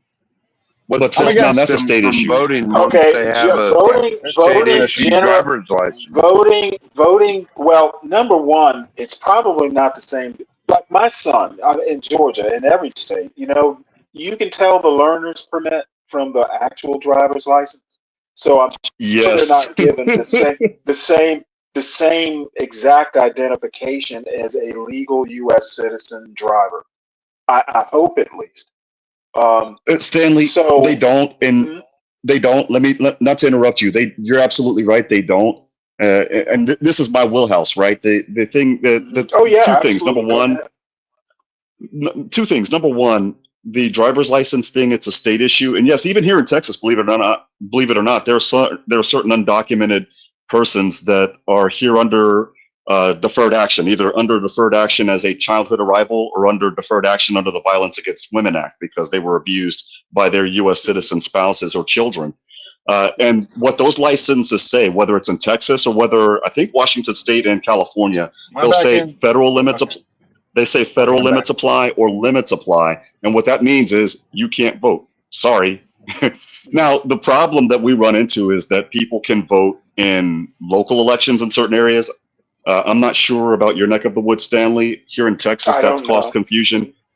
But I can tell you that on the immigration side, it hurts them. And the reason why it hurts them is because the moment you vote, period, and it doesn't matter if it's federally or if it's local, the moment you voted in a U.S. election, period, you can never become a U.S. citizen. Never. And in fact, there are immigration and in fact, there are immigration consequences if you vote. For people that are in the chat, if you're worried about that, consult an attorney. That's the main thing. So if you vote in a local election, you automatically can never be a citizen. There are immigration consequences because you voted in a U.S. election, and on the form N-400, that's the form that you use when you want to apply to naturalize as a citizen. One of the questions for right now, at least, is have you voted in an election? It doesn't say have you voted in a federal election. It says have you voted in an election. Okay, Juan, what if you were counted in the census? Does that disqualify you from being a citizen? None of us on the panel know that because that's that's going through the courts right now. We don't know. Wow. Okay. We don't know. And, I mean, because there are valid arguments on both sides. The census is designed to count people. It doesn't say necessarily that it's designed to count citizens. So there are questions that are at play right now. Yeah. Trump wants that count, citizen versus non-citizen, right? I don't know if it'll citizens favor or hurt because them, right? I don't know if it'll favor it or hurt them because Florida and could Texas actually have a hurt lot them. of. Well, I thought Trump wanted illegal or immigration status on the census form. Not necessarily immigration status. He just wants, citizenship status, which I don't mind that. Like in Mexico and in Canada, it's, your citizenship status is determined versus, for example, in Mexico, an FMT visa or in Canada, a TRP, right. so that they're able to determine whether they can actually count you or not. I don't mind that, but that doesn't necessarily mean that it's going to help Trump. Texas could actually lose the 5 electoral votes that we gained over the past census, or over the past 2020 census. Sure. Yeah. California might actually gain, believe it or not. No, they would lose because they got a lot of illegals also. They would lose House seats, right? It could be, or they could gain because there are a lot of Canadians that are applying for citizenship in California, believe it or not. Nobody talks about that though. Really? Why? Yeah, there are a lot of Canadians that are moving to California as permanent residents on EB1, the Einstein visa, and EB3 visas because they're opening up, they're engaging in business franchises. They don't tell immigration specifically what those franchises are, believe it or not. They should, but they don't. But it's basically to engage in the cannabis business in California. You can do that. Yeah. You guys, there's a very simple answer to all this. It's just Congress. You just have has to have Congress that has the will. Jus sanguinis. I'm sure you know what that means. Birthright by blood. Birthright by blood. Yes. And as we should have it here. It's very simple. You pass a law in Congress and you have a president sign it that says no person that's immigrated to this country for 5 generations can be a citizen, have any rights or any protection. Then, if you have any courts that resist, how are you going to get that done? I will tell you. I will tell you. It's very simple. All you have is the speaker go out there and say, any judge that rules against us will be immediately impeached, replaced, and we'll file it again. That's a monarchy like you want, Imperious. Sir, we're already in a monarchy. Well, you're just not coming to terms with it yet. The game now is to put the person you want as monarch in monarchy. I know agree. that It's the the illusion of choice. policies we are going down are just insanity. Like we're over here messing around with stupid stuff, and the Chinese are capturing the chip industry. So, they care about industrial policy and we care about bullshit, who's eating dogs and cats like that. It's just dumb. So, it's insanity. Hey, did John ever get any information on the earlier calls of people that were, my dog ended up missing? Did he get any feedback on any of that? I don't know, but the one call I heard, it was some young female in some sort of shop, some sort of retail business. She didn't seem to know much of anything. They were trying to avoid the calls. They were trying to avoid comment. Yeah, they were trying to avoid comment. Matter of fact, he got hung up on quite a few times. I mean, really? I can't lie. I would hang up on him too, to be quite honest. But the thing is, yes, we can. I'm sorry. Yeah, I didn't mean to interrupt you, Portia. Hey, Portia. I'm driving. I just wanted to come up to say that there's one lady from earlier who took John's number, and John didn't realize at the time that he could have taken her number because she was actually willing to give it out. And John was like, "Oh, you don't want to say this online," but all he had to do was mute. It's fine. Sometimes older people forget things. However, she took our number down, and she's supposed to be calling us, but we won't know that until John comes back. So, hey, John, give us a call. hey, Ryan, I got a question, buddy. Quick question, not even a facetious one. Do you not kind of agree though that our country has always slid back and forth? All right, sorry, I was talking. I was trying to answer Master Kim's question. It's going to be really quick. So, Master Kim, did you have any other questions about the phone calls from earlier? Just curious. Did anyone comment about their pet missing? But again, just like you mentioned, some people were very guarded and whatnot, is what to say. But Miss Portia, if you don't mind me asking, I mean, when I get to I'm heading to Orlando. When I get my hotel, I'm going to go on to YouTube and search around. Are there any local YouTubers in Alabama or up in Springfield, Ohio, that are kind of posting stuff? And maybe we can reach out to them because they're the man on the street currently. I'm assuming that they're out there online right now as we speak. Right. Yeah, that would be great, actually. That would be very helpful. Yeah. I'm really hoping that lady calls back. She just said that she's seen them taking ducks and geese. Oh, yeah. She says it's horrible what's going on there. Yeah. So hopefully, I really hope that she calls back because John did let her know that we're 24 hours. So I'm going to hop back down and we'll let Imperious go on with Ryan. Real quick, Portia, can you share with Imperious the meme that I sent you? I think I know you got a kick out of it. I think you get a kick out of it as well. Oh yeah, no, I thought it was great. I'll upload it. Give me a second. Yeah, put it on the center screen if you can. It's probably I've seen a lot of really good ones today. But Ryan, I was just asking a genuine question. Do you not think though that I know you're kind of resistant to the thought of monarchy? Don't you kind of think though that in all the times of great peril and great adversity though we've kind of slid back into monarchy? Washington with the Whiskey Rebellion and Shays Rebellion, and then Lincoln habeas Nat corpus. Turner's Rebellion. So Imperious, I don't disagree with a very strong restore order situation based on some of the insanity that's gone on recently. And I don't trust democracy fully because the populace is pretty dumb now. So I'm not against a quasi monarchy, not a monarchy, but like just there's just too many idiots in the Well, United States now. Like there's a lot of dummies. we already had that. I mean, democracy was not the number one priority of the founders. Thank you, Yeah, we were a Stanley. republic, Thank I you. thought. Yeah, well, before that, However, he was offered monarchy. Well, wait, Remember, hold on Washington. now, but neither was monarchy. Well, Washington was offered monarchy first because it's the most And he pragmatic turned way it down. forward. Okay, I certainly think you should qualify to vote. Why did Washington leave? Okay, that is Because obvious. I'll He tell you wasn't why. a Because he's one of monarchy the fan. few. Yeah, exactly. He's one of the very few. But you got to also read his journals. He also tended to side with a monarchy if there was chaos. He understood that because you were living in a new world so far away from the influences of Europe, you could cultivate a type of democracy because it's away from the Okay, influences so of so Imperius, let me give you a kind of a semi good answer. I think you should have to qualify to vote because there's too many idiots voting. Number one, number two. Some of these policies are so insane, like how you have to multilingual a ballot. How do you understand the issues if in a foreign language if you don't understand the native language? It doesn't make any sense to me to have ballots in Spanish.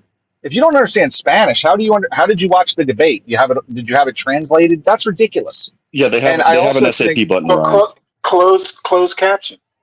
okay, so Well, it was but okay, simulcast by Univision. I mean, they have a Spanish, like, what do they call it? Doblada, like when you have it in Spanish, the audio. well, They have I that. think that you should probably have to learn some type of native language if you're going to move there. I think it benefits everyone Ryan, involved. I'm gonna have to push you. I'm gonna have to push back, buddy. And the reason why I have to push back is because you look at U.S. territories like Puerto Rico. You look at U.S. territories like the Well, U.S. Virgin why don't we Islands. print them in French? We got Haitians here. Let's print them in French. Let's print them in Chinese. The point that I'm making is the territories. Most Haitians don't speak French; they speak Creole. Okay, Well, whatever it that's, is. But the point is, we have 155 countries that have poured through the borders. Do we print all those different languages? We print them all? No, but the point that I'm making. We like them the best? No, Ryan, no, you don't do that. But at the same time, you have to understand, not to push back on you, with you. There are regions in the United States that were once before owned by the French. They were given to the United States post-French Indian War. You have the southwestern United States with the mestizo population.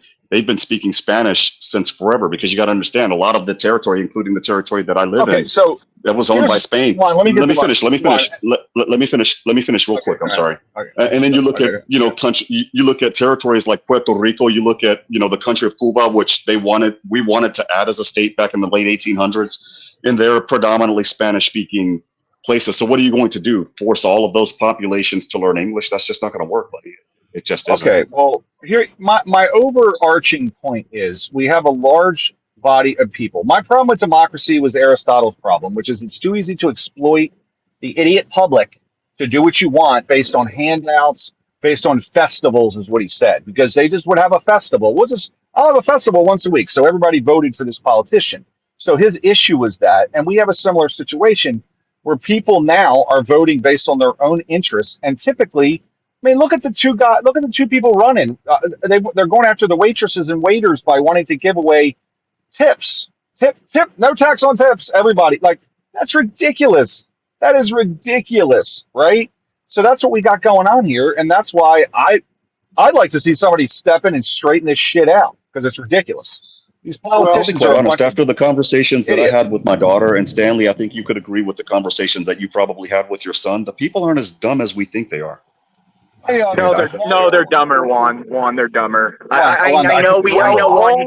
You have faith, and What before we go full anti-democratic or anti-democracy? Why do we pay attention? Why do we give at least lip service to democracy? because it's a form of flattery to the human ego. People need in our culture to avoid grassroots uprisings. Okay, you That's my cannot point, go. yes. To appease the ego, because we've been taught that people that's the other thing the founders had to balance. Okay, you Well, cannot no, no, totally no, no, no, go. no, no, no. They didn't. They didn't because back then we did not have inalienable kind of rights like you're thinking Okay, we do now. you're absolutely wrong about this. There was a whole discussion at the Constitutional Convention about one house being closer to the people. Originally, And one they house wanted being closer to the elites. right. Yes. So basically, Well, or the states, or just states' the rights. Congress, basically the House of Representatives was a nod towards a more, a lean towards democracy. Yeah, it Whiskey was Vox Rebellion. Populi. You brought up the whiskey. The whole reason there's a constitution was because of Shays Rebellion. So Well, rebellion. we're not a democracy, so I don't understand why Okay, everyone's that's We're a my saying type point. of That's my democracy. We're a point. democracy. type of We democracy. we are not a democracy, but you can't totally discount a democratic leaning. Is my point because you get you get grassroots uprisings. Shays Rebellion. I We're thought that was the whole we're doctrine of the But hold constitutional on, hold on. monarch to They begin only with. got. Go ahead. I'm They sorry. only got. They only did that. Those were Whiskey Rebellion and Shays Rebellion. Two reasons. They still had arms and training from the revolution, so they were still all kind of little rowdy and ready to Yeah. go. Okay, because And they we're were not thinking now. again. Huh? What was that? I was Sorry. We're going to say not we are ready now. for. Look at I the mean, Battle of Athens, Tennessee. After World War II, the cops went in and I forget what they did, but the No, that World War was II earlier vets than actually that. Wasn't surrounded that earlier? the sheriff's department. Wasn't that the Battle of Athens in the so 1700s? I thought, wasn't it? well, No, there was here's the there's a deal though. separate We Battle of got Athens more post World War guns. II. Everybody has a gun now. Tell me we are not more prone to an uprising. We're not. Yeah, Stanley, I We're know we not. Yeah, think so, but Oh, we're not. come on. No, Stanley, if it was that bad, Stanley, They were going to kidnap a whole governor. Stanley, if it was that bad, you would have people on the border with their own arms right now. Well, actually, they do. That's the Minutemen. They No, actually but do. actually What firing upon people. What I'm saying is you don't want to diss democracy totally. No, I'm not But Stanley, to saying that, push and back, I'm not even saying that I think it would be feasible at this moment. But I'm but telling to you push that back, if you look at the mood of the country and the actual opinions and the propensities of what people are allowing, people are sliding more toward agreement of a monarchy, even though they might not say it. Well, they actually are. Let me put it to you this way. If there's a time to distrust democracy, now's the time to do it now's the because time. it's like, if the democracy is leaning towards monarchy, there's a huge problem there. Because Well, but it once always they does. Eventuality get always what they does. want, believe me, there's going to be a revolution. The way that would happen is if you. Let me finish real quick. I'm sorry. The way that would happen, guys, is if they turned off the internet. Here's the problem: we're too fat and happy right now. I'm not saying us in the panel and in the chat. You're right, but Vaughn. as a population, we're fat and happy. I mean, dude, in 2 minutes I can still do a DoorDash order and get my food. I mean, Juan's right. once that's Yeah, all done, Let me once interrupt all right that's quick. done. Let me interrupt right quick to react to Go Lawyer ahead, man. Chick in the chat. It'll be quick. Yes, we go almost 24 hours, so yes, we're still going, Lawyer Chick. So y'all go ahead. But I would say this, Stanley, I think people would be amenable to this, though. I think a different form of governance where you have what did they call it? A constitutional monarchy, I think, is a better model. That we could make a constitutional monarchy that would be a more, I think, we have cultivated individuality to a point to where I don't have confidence that anything But like that Stanley, would fly. you not let me say this though. Let me give you just the in the cloud dreams. Okay, I'm not saying this is going to happen, but I'm saying if you tell me you can't sell this to people. All right.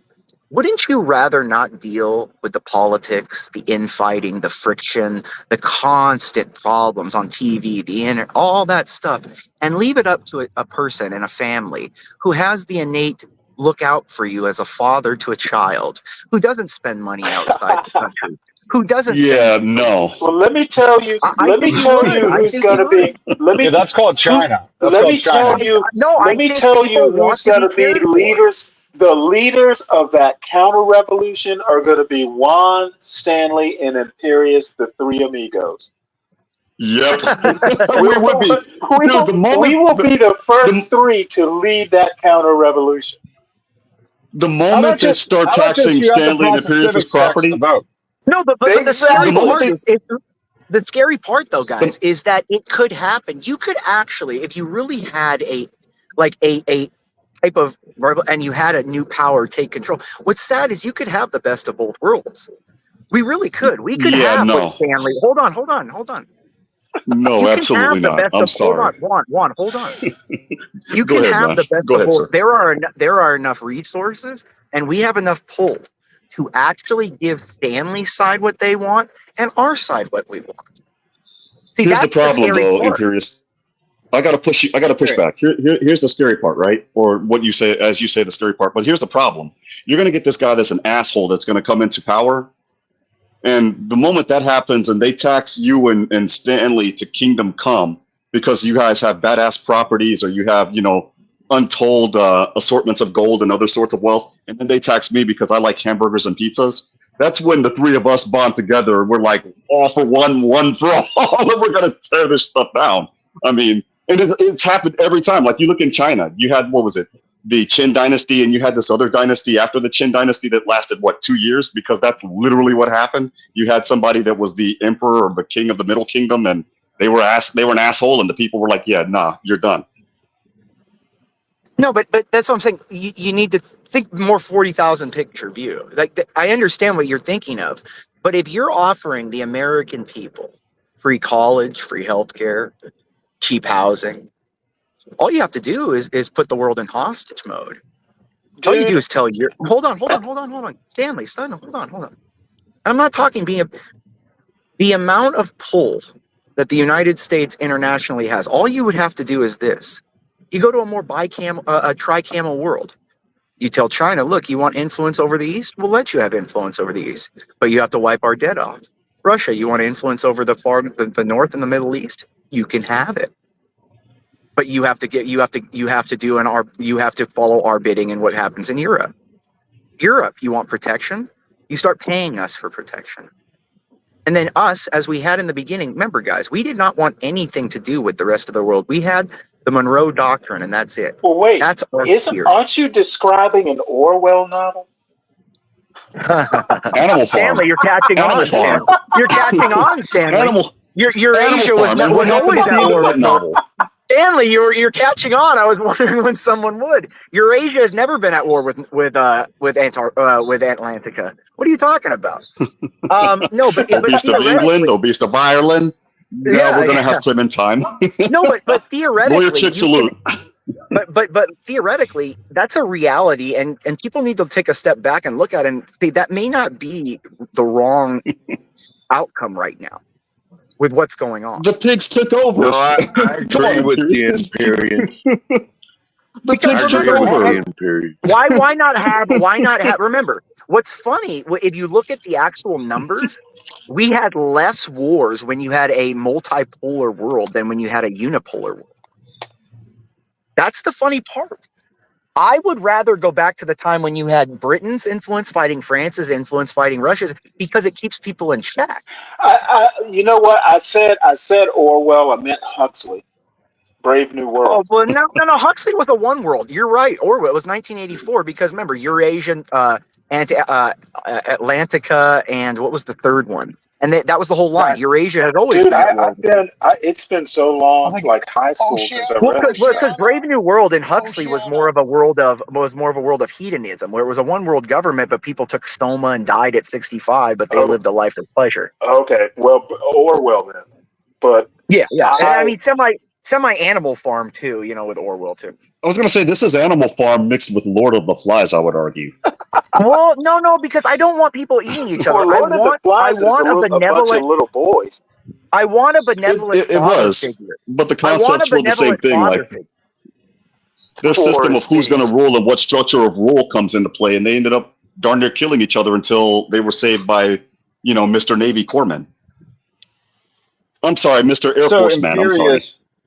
Imperious. If the people don't agree with the monarch's policies, what is the recourse? Well, again, like, I think you can let two things. I'm very, very fine with letting everything crumble, and we'll get to monarchy anyways. Remember, Oh my Lord. but Well, hold one of on, the Stanley. You two. can't I argue with. agree with you. Well, you can't argue me with this, Stanley. That every governance, every democracy has always fallen into reverting to monarchy. Like No, Aristotle said the moment that we start having lavish festivals once a week, and you can exploit the population is the beginning of the end of the democracy. So we're on the way, because the government has promised to fix everybody's problems, and they just did again last night, and they keep doing it. They're going to solve everything. And But nobody believes that the government's going to fix all of our problems. This isn't Rome circa 400 Well, they AD. certainly spend the money to do it. No, they because do. All I Juan. heard No, was no, no, about Juan, they do. inequality and bullshit last night. Yeah, Juan, they do. Because every They try problem, to. the first people they call is the government. They do. Juan, that's what I've been trying to say for a long time. We've replaced God with government. We've replaced It is you know, God. It that's is the God now to a lot of people. Like, think about it. Yeah, we've replaced that's good. That's Yeah, scary, because look, all of our hopes and dreams are given to us it's by the frightening. government. We pray to the government for mercy, to be just. We beg them to please be just to us. You know, that's what I'm saying. We Govern look me at harder. everything. Basically, govern me harder, Daddy. Govern me harder, Daddy. I learned after the beer flu why I don't want All that the to happen. charity has been taken over that the church once delivered is taken over. Marriage is taken over. Almost every institution is taken over by government. And guess what? Home mortgages are next because they now have all the FHA loans they're sitting on. They got all that. They're now backing half the mortgage industry with the friggin' by taking that over. They took over college loans. They're now the bank. I mean, they're pretty much they're the thing, right? Like the bailout. That's what the quantitative easing in '08 was that. I mean, they're going to help people with homes. They're going to help people with marriage. I mean, what are they saying they can't do? Because they'll say they can And do see it. why this They'll try leads to a bad place is because for people now, because everyone's secular, government is God. Instead of if you have a theological or a religious people, governance is directed under the influence of God. So if it doesn't act in accordance of God, you get rid of it. I'm curious. Look, my tithes are really killing me. Okay, my tithes and offerings are quite a bit. So I'm sick of that shit because I don't get nothing from these punks. Bend over, you'll like it. Basically, yeah. Yeah, and you'll like it because and then it's even worse than that. Bend over and like it, and if you don't like it because we tell you what your morals are, you're a bad person if you don't like it. That's a good and point. you go They to also jail. do It's like that. So. Yeah, and if you don't like it, you go to jail for not liking it. It's like this short story that I read when I was in college called "My Happy Face." It was about a guy that he had gotten out of jail. Or I'm sorry, it was "Your Melancholy Face" was the name of the story. The guy had just gotten out of prison. He has a sad face, but it was supposed to be a day of festive, and you're supposed to be happy. So they arrested him for being sad. And he had gotten out of jail for actually having a happy face because he was laughing and joking during a day of mourning. That's what this sounds like. You will own nothing, and you will like it. I think the right answer force. is I want George Washington to show up, fix it, and then step down, right, and let it roll, right. Like Yeah, but George had no kids, like so he was in a different Washington point. stepped away. Yeah, but someone George didn't like have that. any kids. I don't think. Did he? I don't think he had any children. So he was in a unique position where he had no interest and he had no heir to pass it to. So he's like, look, I do the best I can and I'm walking away. If he had an Let me heir ask to you a pass it quick to, he may have question, accepted. Imperious. Just a quick question off the topic slightly. Do you know a guy named Alex Titus? No, I don't. Okay. Reason I ask is I'm on the Project 47 website, and he's like the leader of it. He lives in Florida, part-time anyway. So I figured, he's a conservative. Yeah, no, I haven't really read into Trump's 47 or that 2025. I don't read into these platforms because those are all just public messaging propaganda. Right. You know Well, what I mean? I don't want to derail. He lived in Florida, and I figured y'all might have crossed paths. No, I mean, maybe I should. I should probably go and start getting into fundraising. But it's still, again, it's too far along. I'm not really. I don't look into. You know what I mean, Stanley. Right. But So no, go back to what y'all were talking about. yeah. No, I think the thing is we're afraid of things we just when we think of monarchy, we think of a Nazi-esque figure when that wasn't a monarchy. You know what I mean? I think we have a different view. Remember, monarchs most of the time. I know people think, oh, we had horrible monarchs; they were monsters. Most monarchs were pretty decent if you looked at it. Some of them were okay. They Yeah, weren't sure. perfect. They weren't Good and bad. perfect. They They weren't could be horrible. The one We're in only the against some one in of those monarchs because they weren't decent. Yeah, but the Yeah, thing George, is, some anybody? monarchs, imperious Isn't that the monarchs reason have we this. fought the revolution to begin with? Well, okay, Was so to monarchs have fight off the in them. monarch? Monarchs can no, get it shit wasn't done quick. monarchy. We They didn't can get have the things done problem with quickly. monarchy. It was just that we didn't have anybody in the House, the People's House, in the lower house, not the House of Lords, but the House of Commons. Parliament, We The yeah. House didn't of have Commons, anybody yeah. there. We didn't Yep. have anyone there. It's not that we wanted against monarchy. We just wanted someone to appeal to the king for us that was there constantly. Right, and That's all. basically, you know how things I balloon. don't know if I agree with that. Basic. Well, no, he's Imperius is right. We'd have been perfectly fine if we had been treated. Well, I say we. If the founding fathers had been treated like the English elites they thought or wanted to be, we'd still be an English colony. No, Stanley, they would. You and I would be in the Oh, fields. You would be in the fields in Georgia, and I'd be right. in the fields in Puerto Rico picking Right, sugar but the cane. deal is when England said, "Hey, land speculators, you can't go across the Alleghenies." That's when in my opinion, that was the linchpin. So That but was the that's linchpin. that's What very was the debatable. linchpin It's is very when they debatable. came for the guns. That when And they by the way, came Yeah, the for that's English had a totally the good what it reason was. when When for they it. they went to came for the Lexington, local armories, when exactly. they When they came went to for the Lexington, local Nah, armories, that's the English when had it a good reason fired though. off. They didn't want to get into it with the Indians again and the French. They were trying to avoid that. Exactly. Like it actually, yeah, Right. exactly. Yes, that That's was what I'm exactly. saying. justifiable. If you look back at the actual writings by the Continental Congress to the king, do you read the pleading? And remember, they're called pleadings to the king. They're not called demands. They didn't go to the king and say, "Hey, look, we're demanding." They pled with their king because they knew he's their king. He was sent by God. He was dictated by God. He had divine right of kings. And they felt that. Yeah. Why do you think Patrick Henry? Why do you think when he said, "Give me liberty or give me death," he said it in a church? Because you Because had we to enact believe, the value. You had to enact the value of God to unseat God. That's the to point. unseat the king. Yeah, Imperius, because he had divine it right was of to unseat the king. king. You had to convince the population that he and his values were going against the values of God. Well, not Okay. necessarily. I have to push back. The king, what England believed was that the king had the divine right of God, and what we believe, from what I've read, is that all of us as the citizenry have the divine right of God. That the king is not one, the end all to be all. We all are. Inalienable No, rights of no, all. absolutely not. They Yeah, did not believe that's that. the term. No, if you That's where the term. That's where the term inalienable rights comes from. That's why that was put in the but it Constitution. is endowed by our Creator. We don't endow it to ourselves.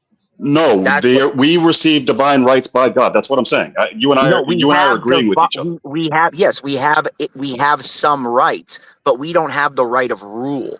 They never talk that the individual has the right of rule. In itself, the pleadings to the king, they said they admonished God. They said, we appeal to God's just rule that the king himself is no longer following his divine edict. That's what they were saying. They were saying that you guys, you do not bring up the letters to the king itself. When they wrote it and signed it, they did not sign it as in saying, we have divine right to rule ourselves. They said, you have I lost disagree. the right to rule. No, I disagree. We are endowed by our Creator. Let me finish this whole thing real quick. I'm sorry, because I'll lose my train of thought on this one. We are endowed by our Creator with unalienable rights, that among those are the right of life, liberty, and the pursuit of property. We've changed that now to the pursuit of happiness. But, Imperius, that our original preamble says, the pursuit of property. And in order to ensure that our rights are fully protected, we have established government among men, that they rule by the consent of us, the governed. Those rights, the right to rule is given to us by God, and by us, through God, by us, we create the government, is what that says. That's what I think. I could be wrong, but that's what I think. But I would push back and say this, that if the right of life, liberty, and properties are endowed by their creator, right? A man-made cannot take that away, because a man is not greater than God. So that contradicts with that you can have right, life, liberty, and property taken away with due process of law. That's the contradiction. That's what I'm trying to say, is that yes, if they were really thinking in that manner, you would be right. But they've contradicted themselves in their own constitution, because if you're endowed by your creator is superior to you. You're absolutely right. That contradiction is in our fifth and that's what I was saying. That contradiction is in our 5th and 14th Amendment, and I don't want to go too far in that, because then at that point you and I are going to have a legal treatise argument. I know. I don't want to do that again. Well, we've got a third legal person up here. Lawyer Chick, how are you? Yes. I've never talked to you before. Yeah, okay, hey, Lawyer Chick, should Rachel Levine be in the cabinet?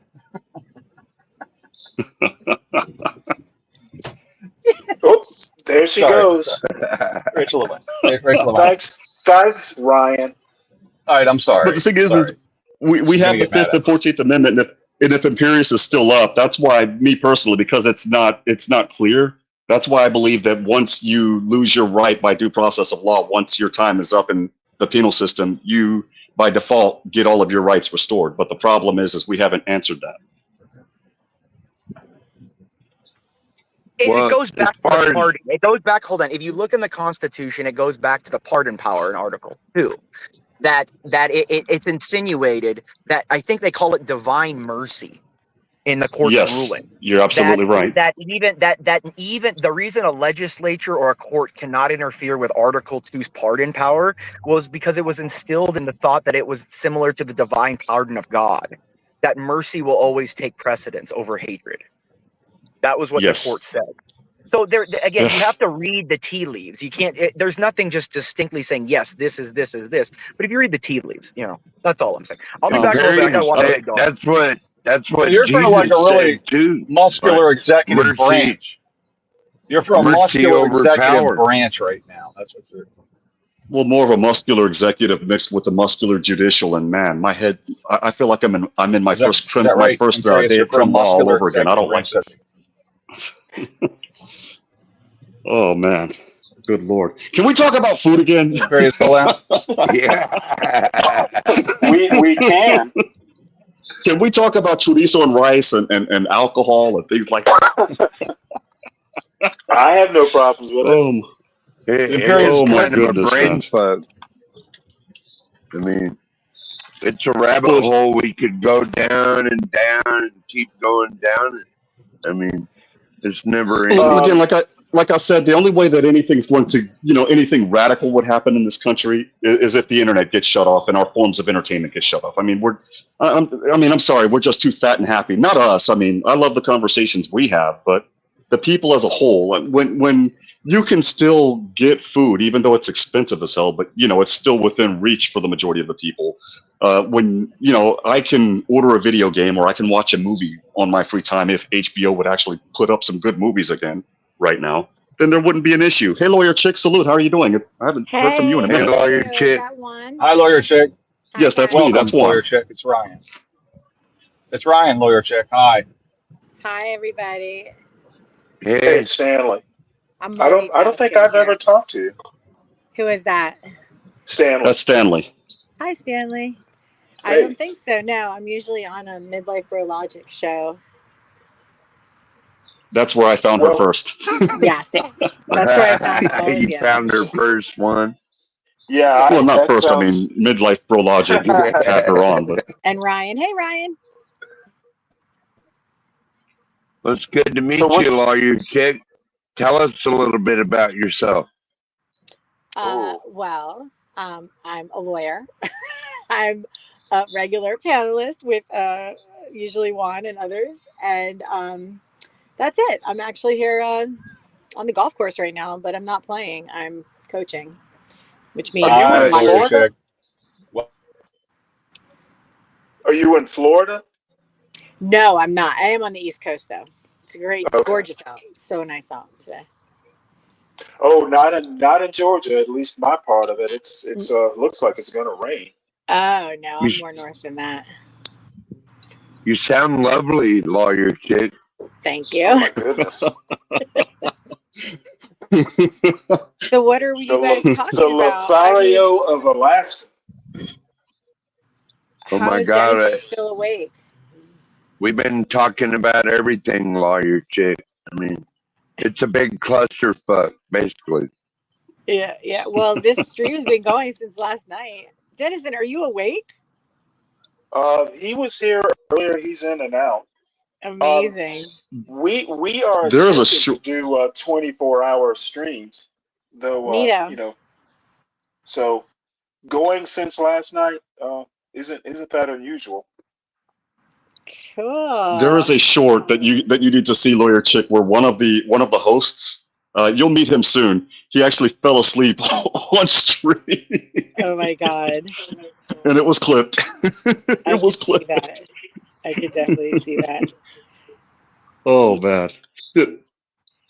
Yeah, John Galt I saw was here earlier. I've never met him, but I love that book. Do you know what book that Who is John Galt is from? The Fountainhead by Ayn Rand. Yeah, no, Yeah. Atlas Shrugged. Same author as The Fountainhead, yes. And did you know there was actually a John Galt? He was like a Scottish author. Really? He spanned the mid 18th century through the 19th century. He died in like Didn't he buy his 1836. books? Didn't he buy his You know books, what? Stanley? Actually, I did. There's an anthology of his short novels I got for like $2.99 off of Amazon. I haven't had a chance to read any of it, but I had no idea John Galt was an actual name, outside of Rand. Yeah, there he is. He's in the chat now. The White John Galt. The White John Galt. I thought I would add that because I actually was shocked. So anyway, That I'll let you name know. cracks me up every time I hear it. The White John Galt. Well, originally he was Scottish. Yeah. On my free time true. today, I was able to watch a couple of court hearings because they're now up on YouTube regarding child support. And oh my God, Really? the county that I live in Texas. Oh yeah. In your neck of the woods, Stanley, there is a wonderful judge by the name of Judge Alex Manning. She is no nonsense, but the way that she placates to, I guess, her YouTube audience is just as hilarious. Okay, this is Judge Alex Manning's courtroom pre-trial. You guys are something. But we had this one where this Her name's girl, I kid you not, it was Alex Manning. Interesting. Okay, well, Alex. I'll look that up. Yeah, Alex Manning.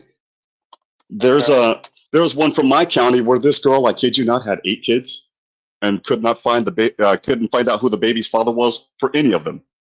And I'm like, oh God, oh God, my county is up for all embarrassment to see. And then of course the comments from everybody across the nation just roasted the living daylights out of this. They're like, wait a minute, I thought that only happens with black people. She doesn't look black. And I'm like, oh no. Sorry, I had to Wow, pop okay. off. I'm back.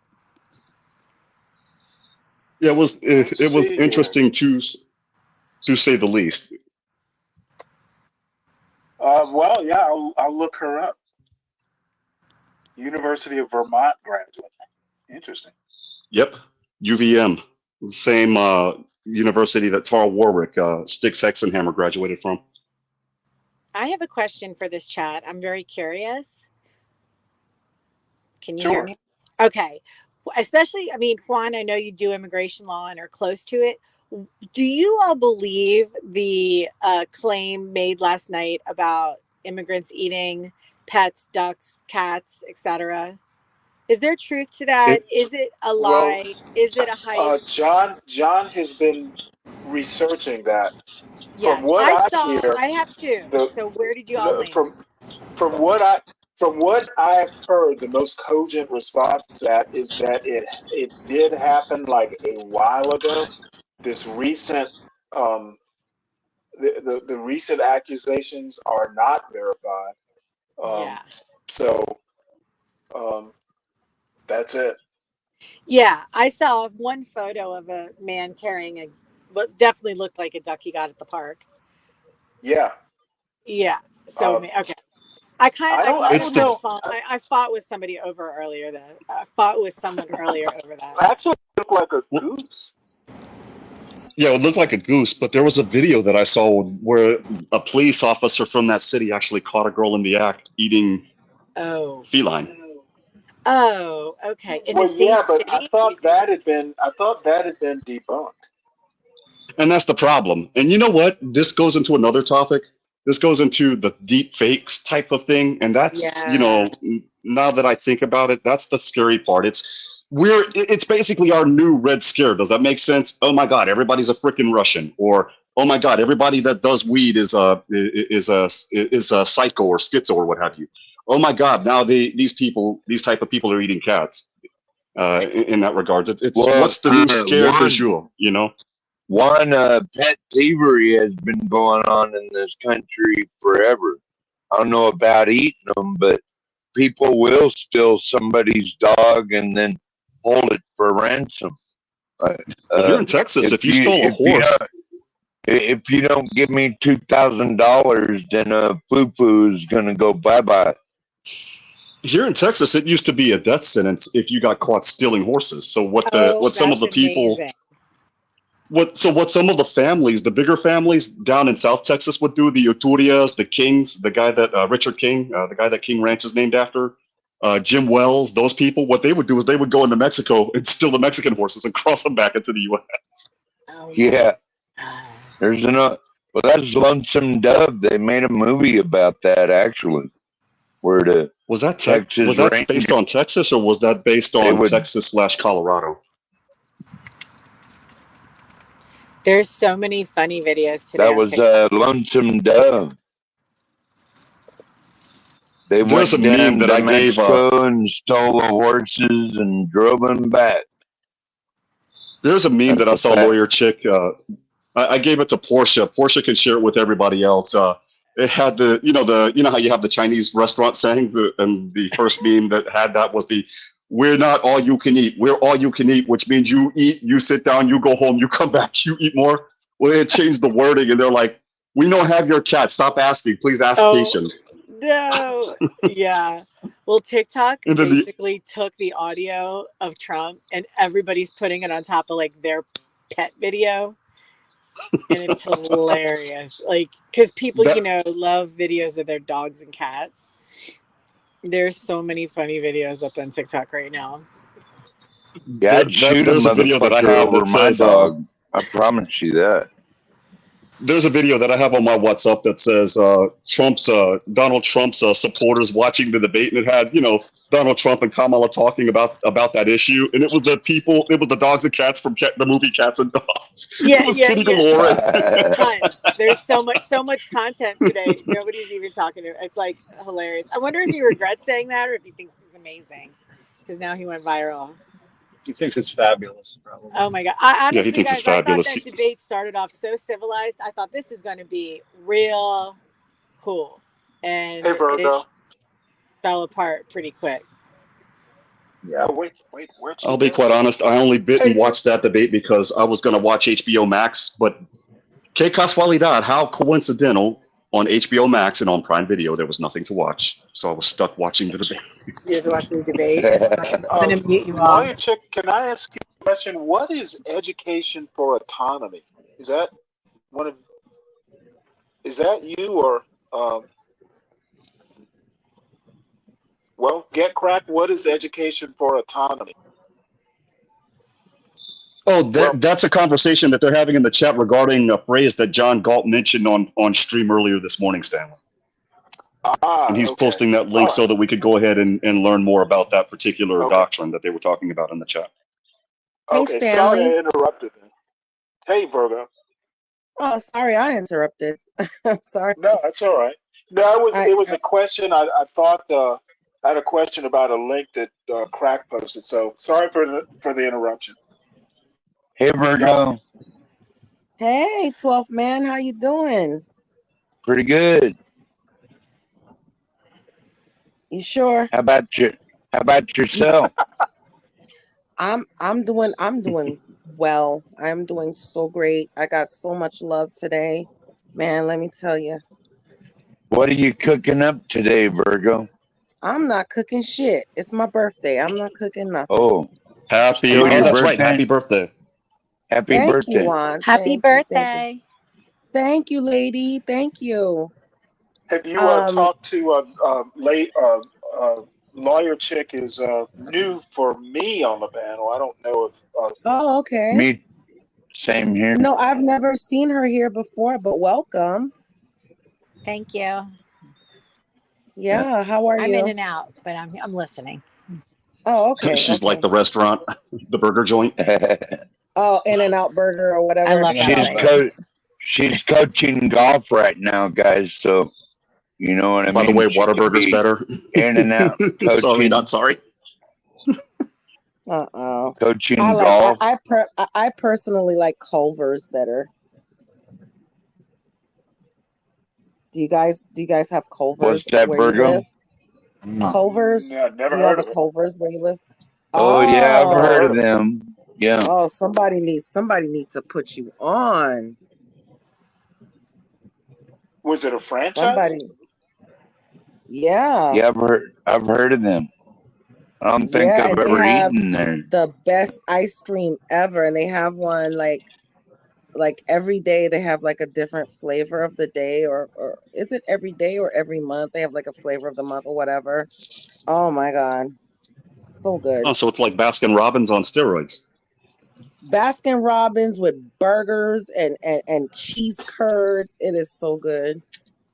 It Oh, is okay, so a it's like there's fried curd. pleasure. Yeah, it's like there's a place here in Brownsville called Johnny Rockets, and they're like that. I just don't have $25 for a burger. We have Johnny Rockets here in Florida too. There's one in Orlando, where when I used to live in Orlando, I used to live right across the street. There was this little strip mall called the Loop. So we lived right across the street. I was literally, if I went left, I'm in Kissimmee, and if I walked to the right out of my apartment complex, I was in Orlando. So that was an they're good experience. That's burgers. the first time I ever lived in an apartment in my life, and I was like, holy crap, I can't do this. I can't even stand to live in town, Virgo. Like I'm in town like a few hours. I can't wait to get the fuck back in the sticks. I know we're You know what I trying mean? to move. We're trying to move from where I am because they're building up so much stuff where I am.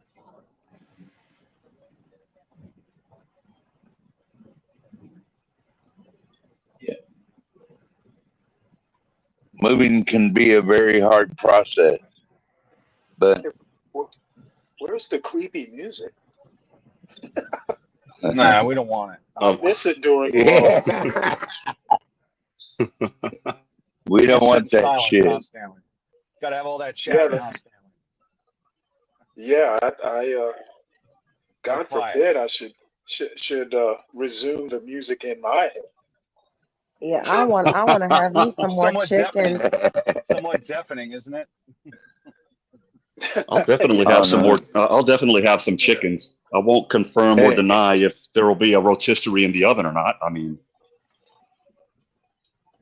Well, I'm not afraid to slaughter a chicken to eat. I'm not either. You might be competing. it just depends on. I just killed 10 of them for sitting on my deck. They wouldn't stay off my deck, so I killed them all, jarred a few, and ate a few. You know. I told my neighbor, I said, if her goat comes into my yard one more time, I'm gonna eat it. It reminds me of this news story And Virgo, this news story was in your neck of the woods. I think this was Orlando or possibly Jacksonville. I don't remember where, but Well, this I'm guy nowhere was close to getting Jacksonville. Make this us some this of guy that. got well. This guy got pecked by a rooster constantly. He would go walking by this guy's house, and the rooster would get out and peck him. So he basically punched the rooster in the head, and it died. And the other guy called the cops, and of course this guy was charged with cruelty to animals. But what he said on the news was hilarious. He was like, so they called the chicken police on me, but the chicken was doing that little dance that he does before he bites me. I didn't know it was going to die. And then at the end he goes, chickens die every day at Popeyes, at churches, at Kentucky Fried Chicken. Was he convicted or was that a successful defense? Actually, the charges were dismissed out of judicial economy. See? Chickens aren't pets, though. They're livestock. One. That's the difference. Yeah, I know. I know. Chickens But the do thing die was, every day, though. the thing was, it kept biting the guy. Like it would get out of this other guy's yard, and and it wasn't any chicken. It was a rooster. And all of the comments were like, "Why are you arresting this guy? Roosters are meat." Well, they're supposed to be to protect their flock, right? The rooster's supposed to be a badass. I had a joke, but I can't say it because I don't want this stream to get eaten. I'm sorry. I'll post it in the back chat. Yeah, you do that. Because I think I already know where you're going, Juan. I think so too. I have a question for Lawyer Chick. Is there? I didn't realize that fall was golf season. I thought it was spring for high schools. Yeah, where we are, it's fall. Here, I'll turn my when I get to the next hole, I'll turn my camera on because the kids are little, so I don't want to put them on camera. Yeah, fall. We are you are right. Most schools, I think it is spring, but we're fall and it's short. I'm gonna mute you guys for a sec. Hold on. Now that's Stanley, that's interesting. Stanley, in 2 weeks, you and I get to be enemies for a different reason. Why is that? Because in 2 weeks, the University of Texas plays UGA. You know what? I don't even. Texas isn't in the SEC, is it? Yeah, this is their inaugural season in the SEC. The SEC. Oh, okay. You know what? I knew it was gonna happen. In all honesty, I don't even keep up. I haven't even kept up with Georgia Tech football. It's the Navy kind of ruined. Just kind of like ruined me. Like watching sports religiously. It's like every year, I watch it less and less. So, I assume Georgia's gonna win. I'm sorry, but hook 'em. I have to watch football because, again, the politics talk. It's one of those where when we talk about food or I could talk about something else, my head doesn't hurt as much. And it's no offense to anybody. I mean, I love the talk, the conversations that we all have. But, man, good Lord, it's like, dude, like everybody knows exactly where they're going to stay. It's almost like everybody's beating a dead horse. And then something else comes up, but it's literally the exact same thing that we said months ago. It's the part of the phone. We can talk about China trade policy. You know what? If we're going to talk tariffs, I'm in. Viewers drop off. By the time the conversation's over, there's like one viewer. As a matter of fact, I wish they had talked tariffs last night. No, why do something important, Stanley, when they can talk about bullshit? Exactly. That would be the smart thing to talk about. Yeah. Let's talk about how we're going to end up in a third world weak country with no money, vassals to China because we're just screwing around over here. And let's do, why do that, right? Why do that? We can talk about blah blah blah. Something extreme. It was a joke. Well, I thought one of the things missing from last night's debate was Social Security and Medicare, because they're giving them Social Security and Medicare to all these illegal immigrants. We're paying for the housing. We're paying for their food.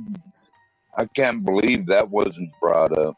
They should have asked about. Well, because both parties want to run that into the ground. That's why. That's both parties. they're really good at playing pretend, going at what's the word I'm looking for? Basically, when you're trying to pander to one side to get them to go for you and the people fall for it. But it's both sides. The Democrats Rallying your complained about base. excessive Rally the spending. base. The Democrats complained about it in I'm tired 2006. of paying all that, including bills. Shit. Serious. Jubilee year. Let me run for president. I'll be like the guy running for class president. I'll be like, and everybody gets their debts erased. There's going to be a free juicy box in the house. That's right. That's right. Hey, listen, man. Everybody gets free pizza. Look, at the end of the day, they didn't talk about. It was all ridiculous. Like, like I don't know. Yeah, we didn't learn anything new. I'll tell you, the last media. night. I only indict the media, not the candidates. The media did a terrible job. They didn't really ask either candidate poignant questions other than nonsense, and allowed them to squirm on most things. Right? No real specifics. Always broad bullshit. And the media sucks. It just sucks.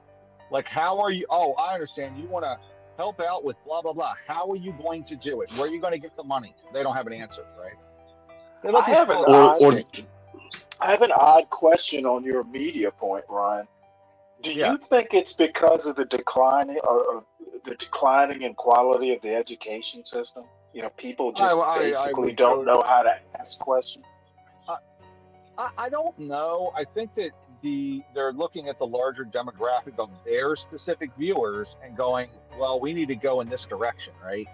But because most people don't understand, like, what are the impacts of tariffs? You got steel workers that go, yeah, man, let's tariff the Chinese, right?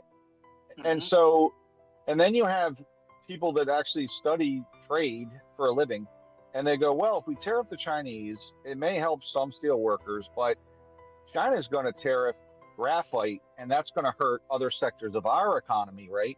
So the trade people care, or the people that actually look big picture. The steel workers just happy, and if that's Trump's voter, then he don't care about the overall economy. And it's the same for the Democrats. They have their nonsense and free college loans for all. Like, no one talks about the fact that it creates more moral hazard. It doesn't check the college system. They can continue to up pricing for everybody. Like, but it sounds good to a bunch of people that have college debt, right? So, I mean, really, the solution is create more, find a way to check college prices for American citizens. That's the real solution. How do you do that? Do you create more competition? I mean, I have a brutal solution. Like, if you don't get a scholarship, you don't go. I would agree. You have to get into. Can't be a dummy like I was. I went to a community college initially and flunked out. I was that dumb, right? They should. Well, were you dumb, or you just didn't care? I didn't care. I wasn't ready or mentally for college, but yet I still thought I had to go. And I went back on my own dime, and I got all the way through. Initially, I borrowed. My mom said, "Oh, I'll pay for it," and then she made it into kind of a loan, and I flunked out. And ultimately, guess what? I wasn't ready, and I shouldn't have been allowed in based on my high school grades. They never should have let me near the college other than to landscape, okay? That's the truth. We let every kid in coming and going. Doesn't matter. He could be a total dipshit that doesn't deserve to go to college, right? I didn't prove that I should have been getting into any college, community college, nothing. I shouldn't have got, you know what I'm saying? So, but instead we say you should go, and then the government says, "Oh, here's your money," even though I got D's and shit. So in high school, I barely made it through high school because I goofed off so much, right? Well, that's one of the reasons that college is so expensive, because they basically get unlimited blank checks from the federal government. Well, that's that's not necessarily true. Well, that is true. No, I mean, places like Harvard, some of these places that have huge endowments could probably survive without government. Well, some why of the don't money, they then? oddly enough, because they don't have to, I guess. Hosting things like ROTC programs, that's in the government's interest. Yes, So, I agree with that statement. there's certain programs that are actually beneficial,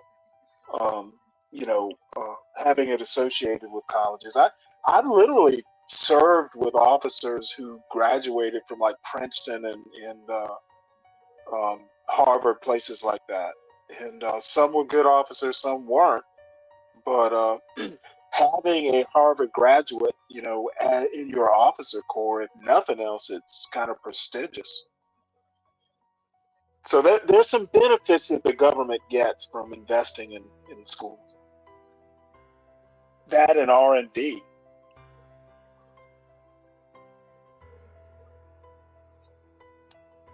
Where did 12th Man go? No, I'm still here, Oh, there. Stanley. Oh, okay. I'm sorry. I looked and we went from like 5 to 4. I guess So- we're boring them, Stanley. Oh well, either that or they, how you get phone calls and stuff like that. Yeah. There was a point that made online. It says black people here. Let me put this up. I've never heard this point before, but online it says black people hear better than white people, and girls hear best of all. But I think involved in that might be directional hearing or ability to focus hearing, among other noises. Yeah, you can kind of separate, especially at night where it's fairly quiet, you can kind of separate out noises and know which noise belongs to what. But I've never heard that there are racial differences between hearing and sex differences. That's pretty interesting. What, Stanley? What do you do if you hear something go bump in the night? Well, because I live alone, I figure out whether it's something I should investigate or not. Now, if it's outside, because I do live, in an exurb, you'll get stray dogs running through here. You and live that in sort the of stuff. sticks like me. No, it's in a neighborhood, but it's an exurb, like out in the county. And, this is kind of an old growth neighborhood, so there are plenty of trees and stuff. Yes, sir. So, we'll get deer and, stuff like that running through the neighborhood. So Yeah. it's not exactly the country. I just had a moose. And I had to get up and look, but it was a big ass bull moose hit his horn on the side of my cabin, and I damn near scared the shit out of me and the dog. But of course, 12th Man, wolves are more, or moose are more dangerous than wolves up there, huh? Moose hurt people, yes, dude. sir. Yeah, they'll kill you. Especially you get between a moose and a calf, then you're all fucked up. Game over. Gotta People be forget real those careful. are 2,000-pound animals. Those are cars. Yeah. Yeah. And how fast do they run? I imagine they're probably fairly fast. In the 30s, runners. low 40s, probably 35, 40 miles an hour, I'd guess. something like Yeah, that. I went outside one day, y'all, and goddamn bull moose came charging down the mountain and missed me by like 3 feet. Talk about shit in your pants. Oh my God. Yeah, see, the people think bears are the thing to think of. Dude, you'll come across a moose before a bear, and those things will stomp you to death, man. Like, that is no joke. They're no joke. The bulls, same thing with the like the big deer, the male deer during heat and stuff. They'll charge you and gore you, dude. Well, we have a saying about bears up here in Imperius, and that's black, fight back, brown, lay down, and white, you're done. Good night. Oh, yeah. Well, if you see a white one, it's hunting you. You run into a polar bear, you're screwed, dude. Because they're Unless purely you have an carnivores. AK-47 or something like that. They're pure carnivores, and they have to eat whatever they see because they're so scarce of food up there. So they're vicious hunters, man. Mhm. Yeah, there's a video on YouTube, as a matter of fact, of this native family out harvesting a whale, and then the polar bears came up wanting to get their fair share, right? And so what did native man do? He pick up the AK-47. Yeah, you got to gun that bear down, dude. Bye-bye, bear. Yeah, you got to eat that because the bear will eat you and that carcass. Yeah, and plus they're going to eat the bear, yeah. Yeah, yeah. Oh, I so mean, and the thing is the so natives they. up there. Oh, wow. Sorry, go ahead. So they were going to have bear and whale. Nice.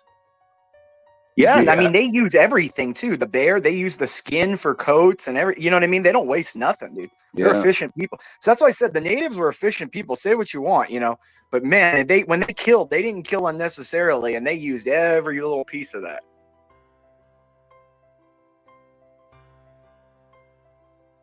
Yeah, this is another interesting point that Nobleness D puts up about hearing. You know, if you've ever lived in the country, I remember moving from the city. Like the first time I moved up into the mountains, two things that almost scared me. It was the silence, and at night, literally, because where I lived, there were no street lights or anything like that. It was scary how dark it could get. Isn't that amazing, Stanley, that people get scared by silence? I mean, I love it. And then if the Well, wind when you're blows hunting, just a if little you're in the bit, woods, if you're in the I woods and love it being goes silent, if you're in the woods and it goes silent, there's a problem. That's all I'm gonna say. Yeah, you better look behind you if it's because the thing Like the all most the beautiful. birds all of a sudden stop Yeah, chirping. because that's usually the indication there's something gonna get killed. Dunk hunting. come on, man. What's up, Latino? No, I'm saying That's though, not like the silence. That's why it's so You eerie. seen how I Because if you sent you go guys into a forest and it goes dead a quiet, video there? that's not natural. Whoever's controlling the panel.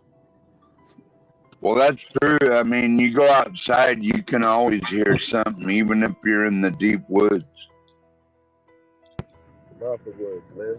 Ain't nothing more greater than that nature smell. Oh, smell, dude. I have the sense with me. That's my most sensitive scent, dude.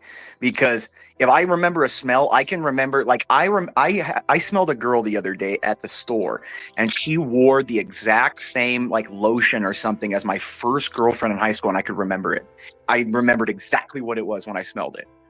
You know what I mean? Like your sense of smell and memory are so intrinsically tied.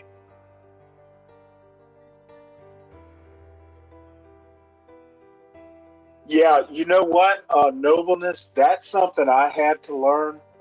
If there's walking down a road in pitch black, the only way not to wind up in the middle of the forest or just, somewhere weird is you have to look up and follow, look at the sky between the trees on either side. That's something I had to learn. That's why I really loved living up in the mountains, out in the rural. It is just a different way of life than city living. And I think it's more like corridor. I think it's closer to like our natural state. You know, it brings out like something basic in us. You know, when we go out there, there's something that connects us to Agreed. that. right, yeah, you definitely get in touch with your senses. That's why, like the Native Americans, they would send you off on those vision quests. You know what I mean? Where you had to become a man and like go into the woods or go into the desert by yourself and have an existential experience or something. And know, so there's something with nature when we go into there that connects us to it. You know? Right. Yeah, the bugs and shit though. Insects. Have you guys ever? What's up, Latinos for Trump? We can barely hear you, brother. Have you guys incurred with tarantulas in the forest at all? No. Oh, I had a friend who had a pet tarantula when he was a kid. Tell you Yeah, a pretty story, interesting dude. They're actually smart I was though. on They my won't way bite to you. the river. Yeah, I was in Taos, New Mexico, and the tarantulas migrate. And when they Oh, dude, migrate, those they're things, just everywhere. and they move quick, dude. San They Diego move too. quick. When I was conceived, I think I was conceived in San Diego in like Oh, 85 or hairy 86, shit. whatever. It's And like a dude, they walking had Huey. the tarantula migration, and they Well, used to have anyways, I saw thousands. we were on the way to the They'd river have with a couple thousands on friends, their streets, and dude, in the on the way streets to of the San river, Diego. I Can see you imagine that? two of them like mating, and dude, like the male just got off and was just like on attack mode. Man, I dipped and I left those people there. And when they went back to the house, they were like, "Yo, why you leave?" I said, "Man, I'm in a third world country with no health insurance. You think I'm gonna be messing around with this type of shit?"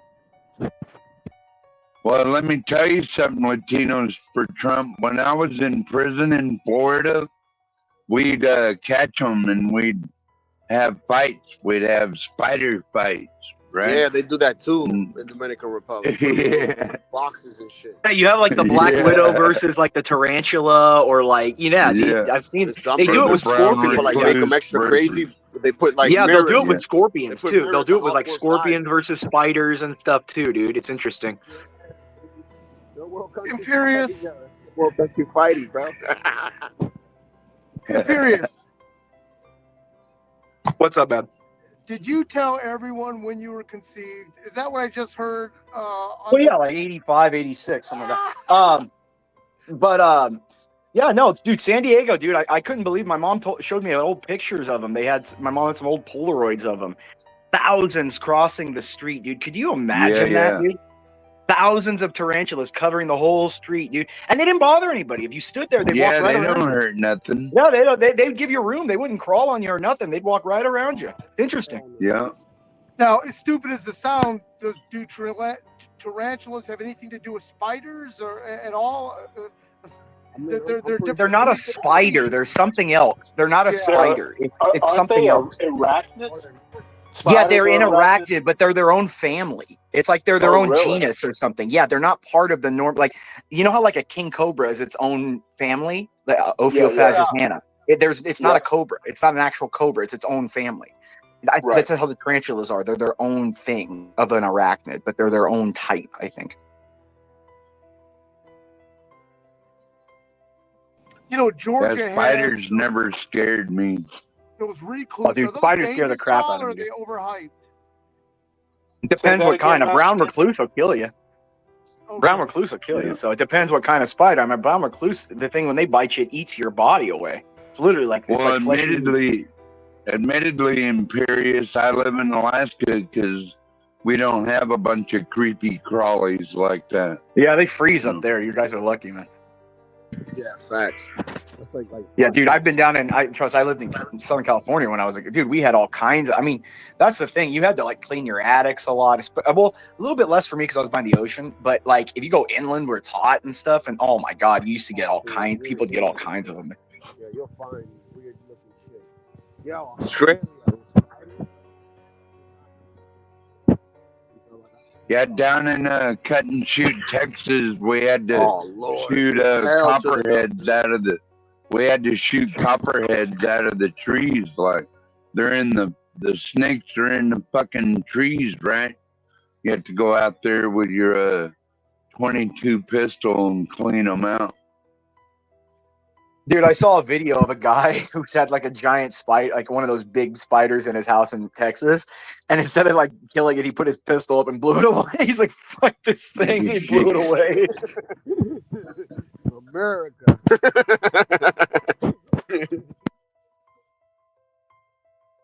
Very Texas of him. Yeah, it really was. It's like he said, "Woo." That's why you gotta love the rattlesnake, because at least he'll warn you before you get Rattlesnakes close. are cool. They're not even that mean. Dude, snakes aren't even that bad. I don't know why people are always afraid of snakes. They'll run from you, dude. Even the big ones, they'll run from you, dude. They don't want anything to do with you. People just don't like anything that crawls, dude. Except Well, babies. it's our natural prey instinct when we were hunted like by animals like that we have a fear Like ingrained in us. You know? I'm pretty sure like you could be in your house and like something crawl up and I'm pretty sure it will make you jump, and it could be the smallest. Oh yeah, dude. Yeah, you know what I for mean? sure. It's just human nature, man. Well, yeah, it's our instinct, dude. It's why we evolved color. Like we why we evolved color in our eyes was because we had to eat fruit. You know what I mean? With that change in I'm not talking about full on evolution, but that small trait of being necessitated to eat fruit was why we got color, so we could tell which is poison and which isn't. They also say snakes was a big one too. Because we were around snakes a lot, we were getting killed by them, and we had to be able to identify poisonous snakes. Is why we might have, and that's why snakes are so ingrained as a fear in so many people. It's crazy. Well, it's pretty easy to do. I mean, if a snake if a snake is poisonous, it'll have a diamond-shaped head, and if it's not, it'll have Yeah, more but of a.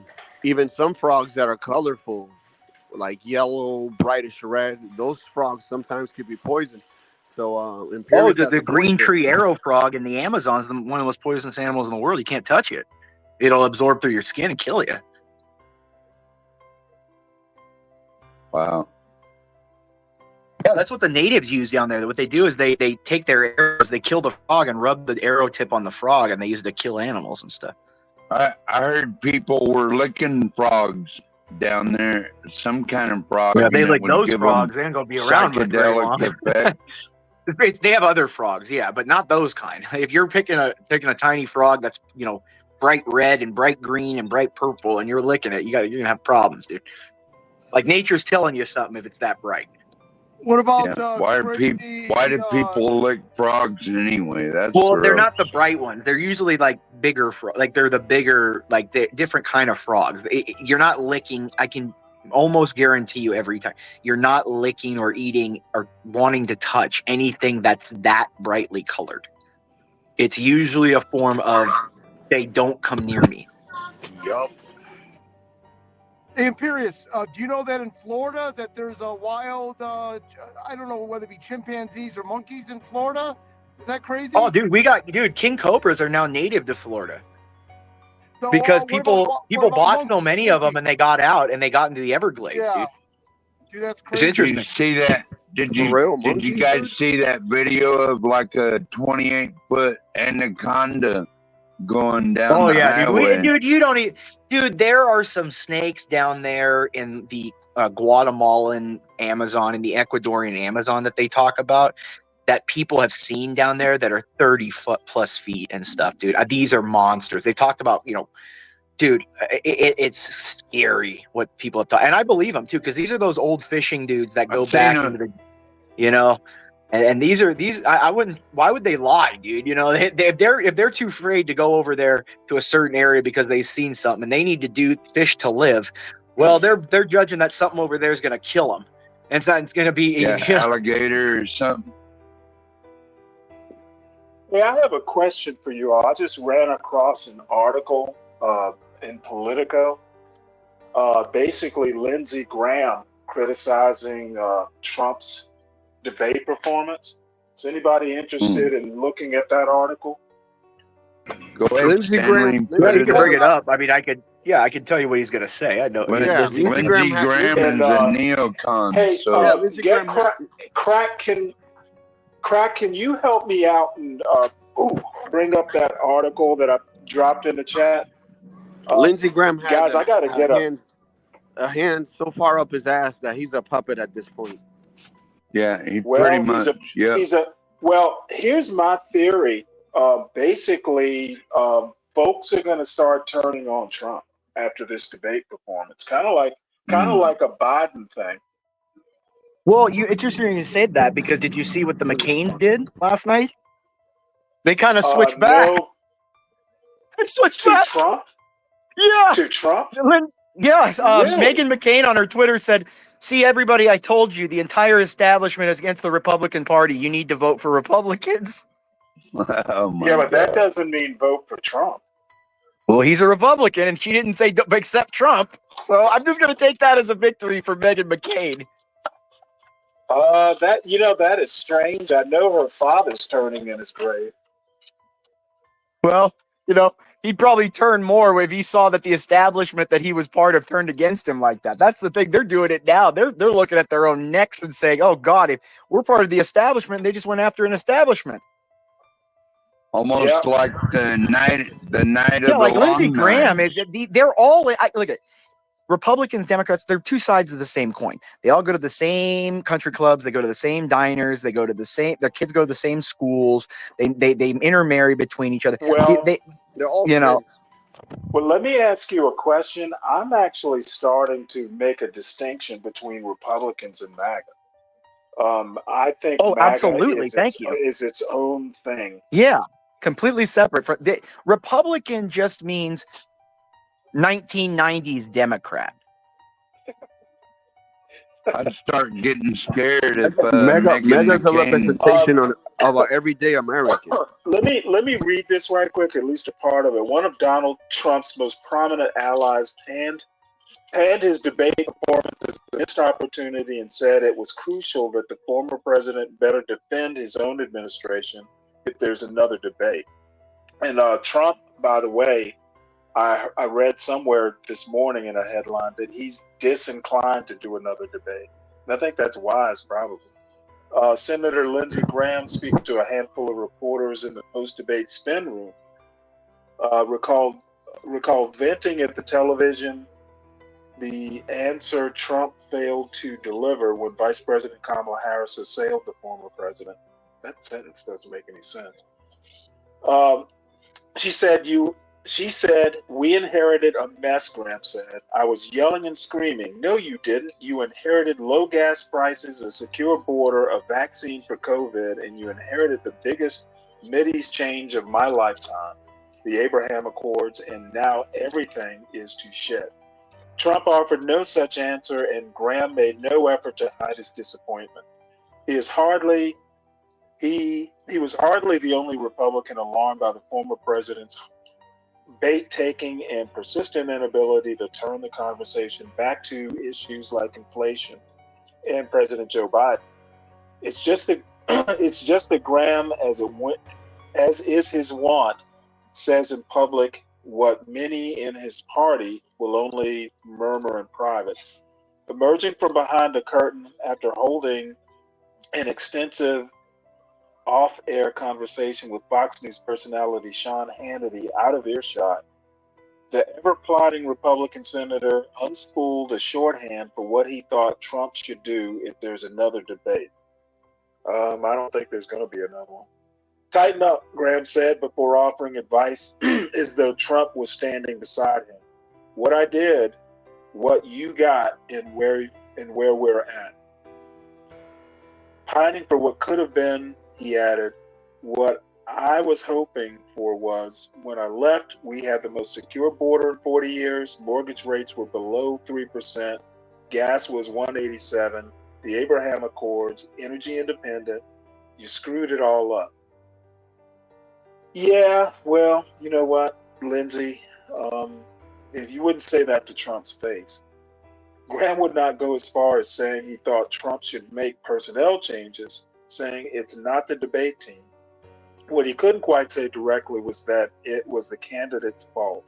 But Graham conceded the debate here marked a missed opportunity because Trump had a chance to lay it all out. Then it was back to the coaching. The central theme is a nation in decline, and if you could have done it, my goodness, and if you could have done it, why haven't you done it? Graham said. He told Trump as much. I told him, had he told Trump as much? What do you I told want from him, me? what? Your closing was great. If Yes. you do another debate, just effectively prosecute what you had and where we're at. I Graham don't said, referring to understand. the country I before and feel after like Trump. I communicate pretty clearly. You do? And what he would call I don't Trump know why tomorrow we live in different and what he realities. called Trump tomorrow to reinforce his message. Yes, Graham immediately shot back. The senator and other unnerved Republicans may get their wish for another debate.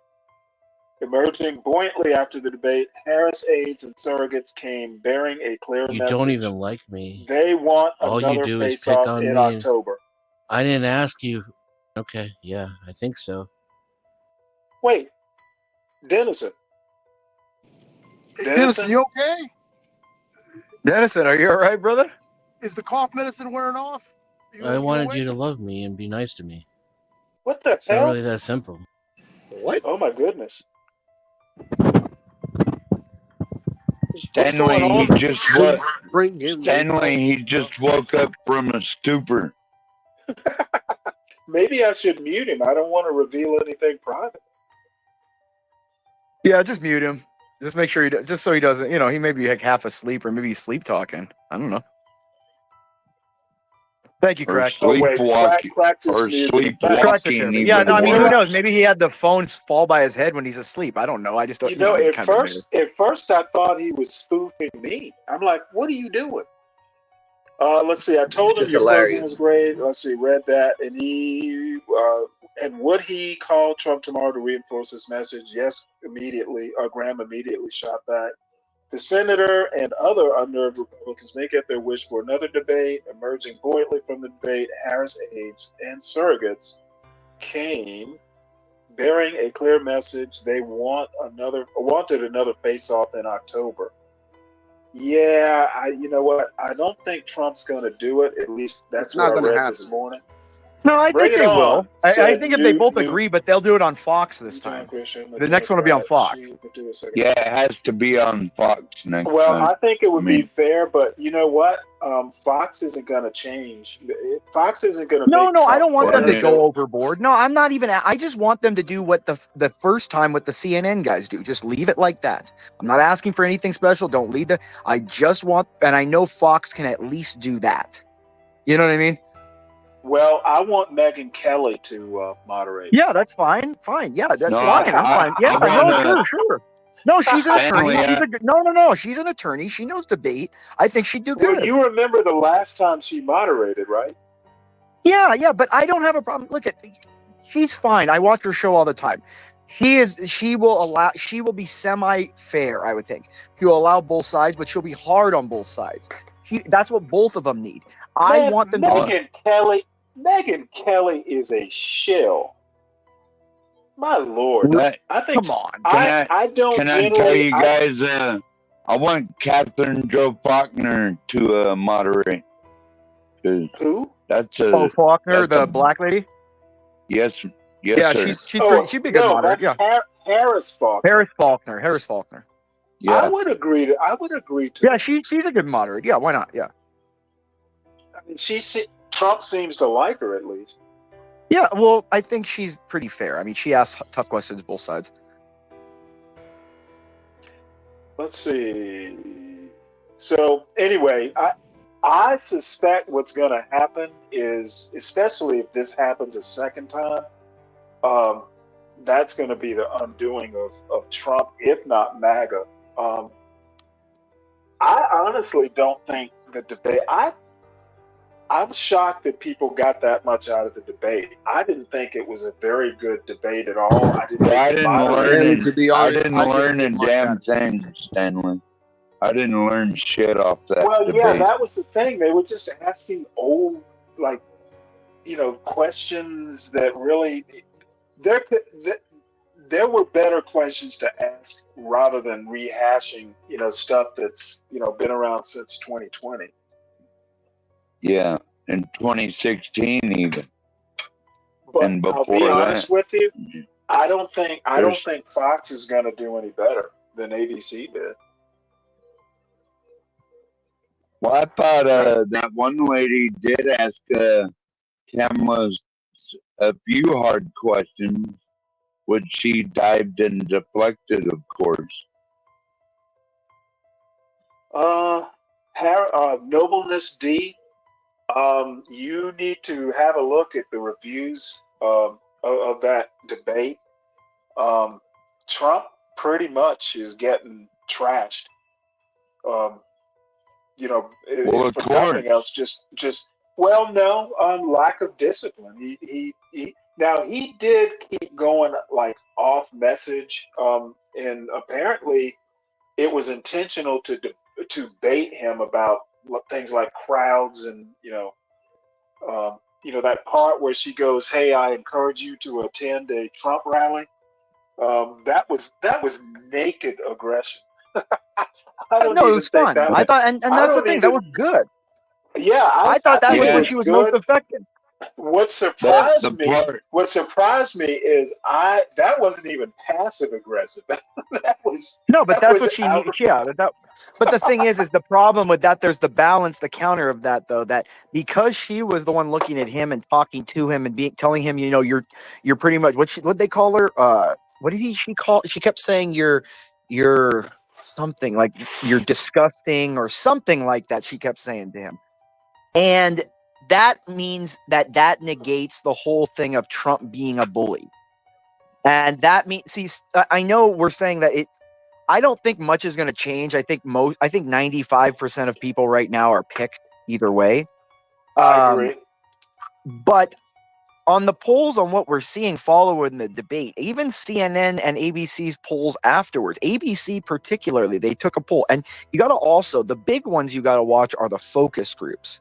Now, ABC Well, and there was a focus group that I think it was the Washington Post did, and Trump didn't do well in that. Like, they were undecided voters in a focus group, and it was a pretty cross-sectional sort of grouping. Trump didn't do well there either. Okay, well, I'm looking at the one CNN and ABC had live last night and after the debate. Oh, I see. And I didn't know. Yeah, I didn't know about, because I was watching. Yeah, it was very clearly that people said two things. One, we know what Trump is going to give us. We know who he is, but we still don't know who Harris is or what she's going to bring. That's different than the previous 3 years. And the second is that she has still the burden to put on that to prove that she has a plan for the inflation. Trump gained. Well, let me ask you a question on the inflation. One thing. Hold on. On ABC's instant poll after that, they took of 1,500 people in Pennsylvania. He gained 2 points in approval on the economy after the debate from their previous poll. So what that tells me is that people may not like Trump, or even he might not even be giving details, but they're comfortable with something that's familiar, and they're not comfortable with somebody that where they're at now. That's the big problem right now that Harris has. And yes, she did fine. I don't think she did horrible in the debate. She did miles and better than Biden. Did you see? Apparently, there's good inflation news this morning. Yeah, but then the job news. Did you see the stock market because of the unemployment report? Unemployment went up by like almost a percentage, and the corporate job numbers. Remember, they had to readjust June and July's by negative 82,000. The jobs number, in my opinion, isn't that big a deal because they've been so stellar up till now. That just I know means it may not to us, but off. to the stock market, it is. A hiccup in the stock market goes plummet. It went down by like. I think what's going to happen is that basically they'll definitely drop the interest rates by 0.25% or so. Well, I know what we need to drop. We need to drop an Angel song. Play it, Crack. Is that what Crack was going to do? We got to play it, Crack. Play it. Wait. They argue with the numbers. Drake knows the business. It's all about the singles. Damn, what happened? Now you got me like in my Ja Rule kind of mode, Jungle. Like just talk about like rap music. One of my favorite songs of Ja Rule was "Put It On Me." I die if you ain't with me. So baby girl, put it on me. What would I do without you? I only think about you. I was tired and lonely. So baby girl, put it on me, on me. 10 more seconds and Ja Rule get a screen for this. Keep going. Who would I be without my baby? The dial on my break, man. I don't wanna go crazy. So every thug needs a lady, lady. I think Ja Rule just got paid for that way. You know what my favorite part of that is that little head wiggle that he does before the second verse. When it slows down, like it's like where it's like a little head wiggle. Like, dude, I love it, dude. Angel's awesome, dude. He's so funny. He's like, nah, my favorite part is he's like, you got me on my Ja Rule move. My Ja Rule shit, right? We got to do another. You know what I was thinking? It would be a good one for him. DMX, a DMX song would be really funny. I think if he did it. One thing that's funny too is how John, I don't know if it's maybe the echoing, it makes it sound like he's in a DJ booth at a nightclub. Is that funny? Yeah, yeah. Yeah, it's like, and John comes in like, Angel, you don't even know what you're doing. This is great, Angel. You know what I mean? It's like, John just encourages it, you know?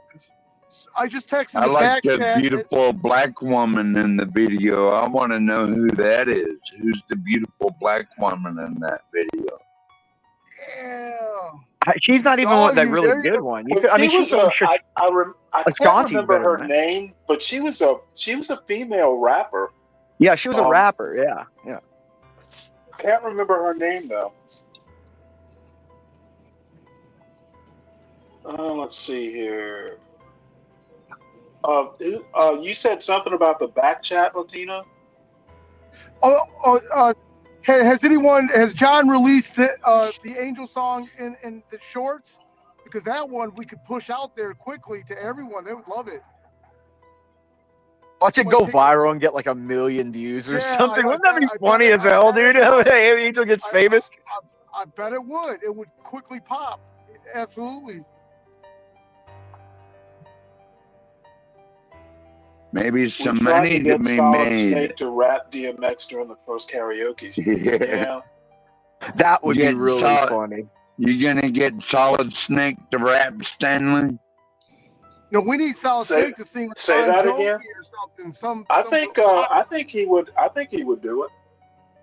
Oh, dude, he'd do it when he's buzzed. He's funny, dude. Like that's the thing. He goes. bet- Sometimes he has a I bad bet he night, but then can most of rap. the time he's pretty funny, dude. If he's like in a couple beers in, he's really funny. But once he gets too buzzed, then he gets like depressed and stuff, you know.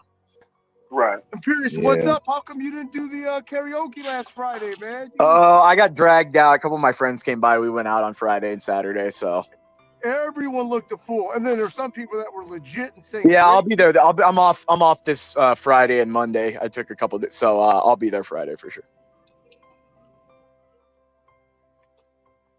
I know I chickened out of you it. doing some Gregorian chant.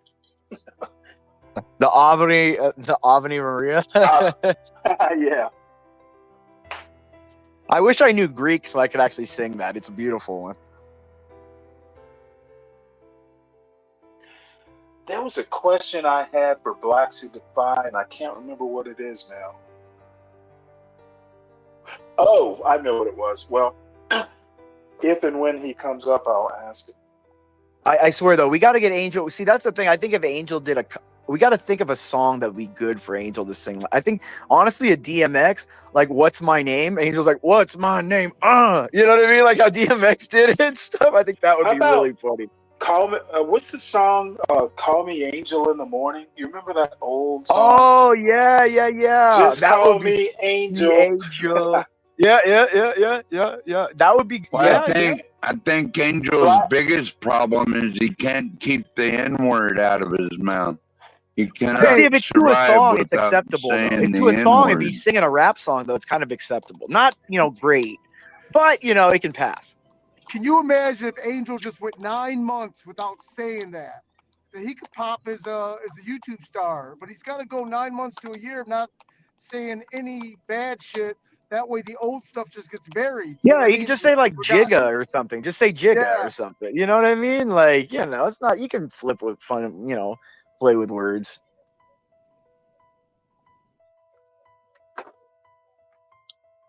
Yeah, but I don't think Angel has any discipline, so he Yeah. won't, Well, who cares, be dude? I mean, able he's to living the do life, any of dude. that. Angel's a player, dude. He's living it up. He gets paid. He chills at his place. He gets to just screw around. Dude, he's on a reservation. He could do whatever he wants, man. If they let him do what he wants on the reservation, he can do whatever he can do any kind of drug. Yeah, he could be snorting coke right there, and they couldn't do anything. Well, the tribal police could. Yeah, but if they decide not to, what are they gonna do? Can you imagine if Angel got like a massive dose of testosterone? He would be. I know. Watch it. You know what I mean? Like, yeah, Angel just goes nuts, dude. He would wake up and be like, "Oh, women! Oh shit! Where'd they come from?" See him start building up. He starts working out every day on stream, doing pull-ups. Throwing a 45er on his waist and doing pull-ups. And at that point, he'll be chasing. I don't think that's going to happen in Imperius. You never know. Wait, watch Angel just get committed, dude, and become the giant. You know, he'll be known as Giant Red Destroyer. His Indian name will be, Giant Red Destroyer, the Big Red Machine. Well, I keep thinking of a rooster chasing chickens around the yard. That's what testosterone would do. Hey, I did some bootleg TRT about 3 years ago. I was so surprised what a big difference that makes. I mean, it's just a night and day difference. Oh, dude, yeah, it's not even, dude. What it is it doesn't just it's the recovery aspect. That's the point. It's that you have like zero recovery. You can go work out 3-4 times a day, dude. That's the thing. Yeah. It's like, I used to take like Glutacor, Cytocor before and after working out for recovery and like to get a good workout and stuff.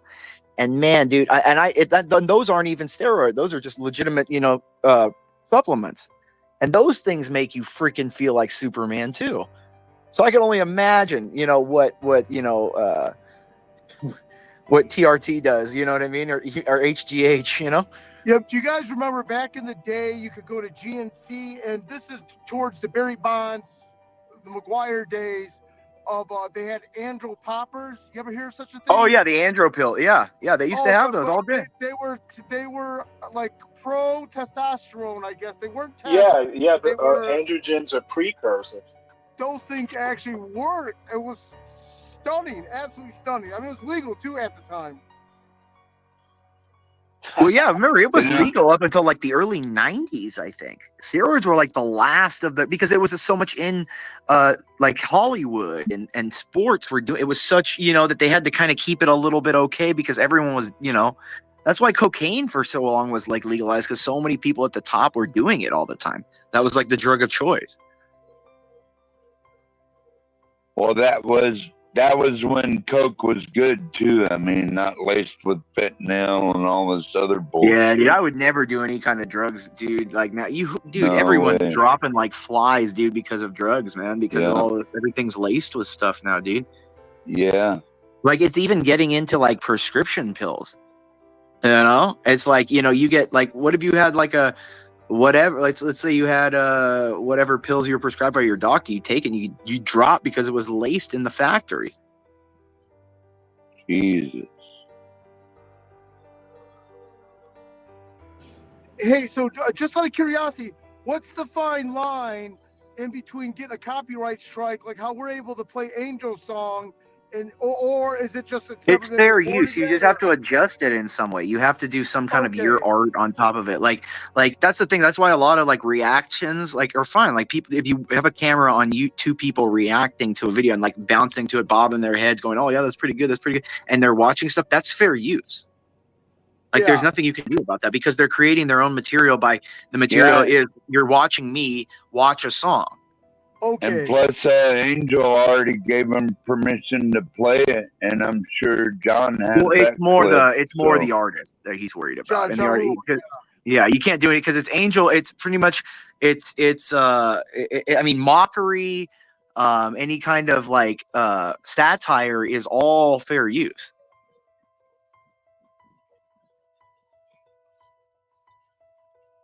I think you have to be careful on ScrewTube.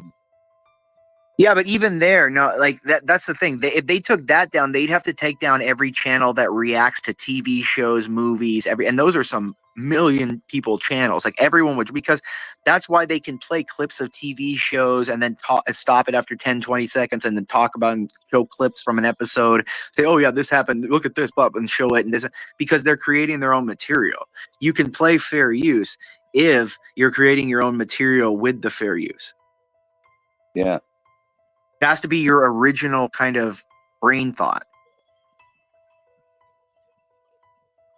Kind of like John Galt taking us downtown New York City. I mean, to me, that's content right there. Well, yeah, of course. That's original as you can get, pretty much. IRL is the way to go. I mean, I think the big guy that was one of the guys that did this was Weird Al back in the 80s. He sued and won some big cases because of satire.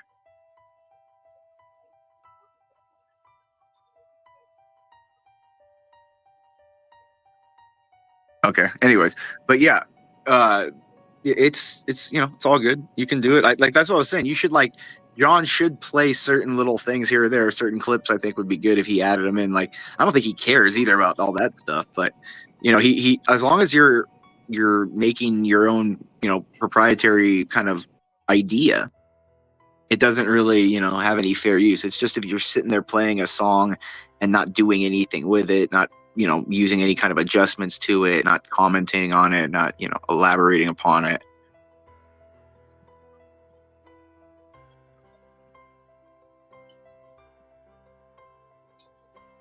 Well, you almost have to be afraid what you can and can't say, even on ScrewTube.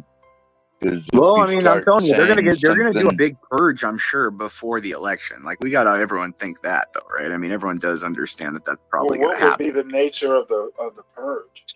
Well, I think just any kind of like what they'll consider, how would you say it?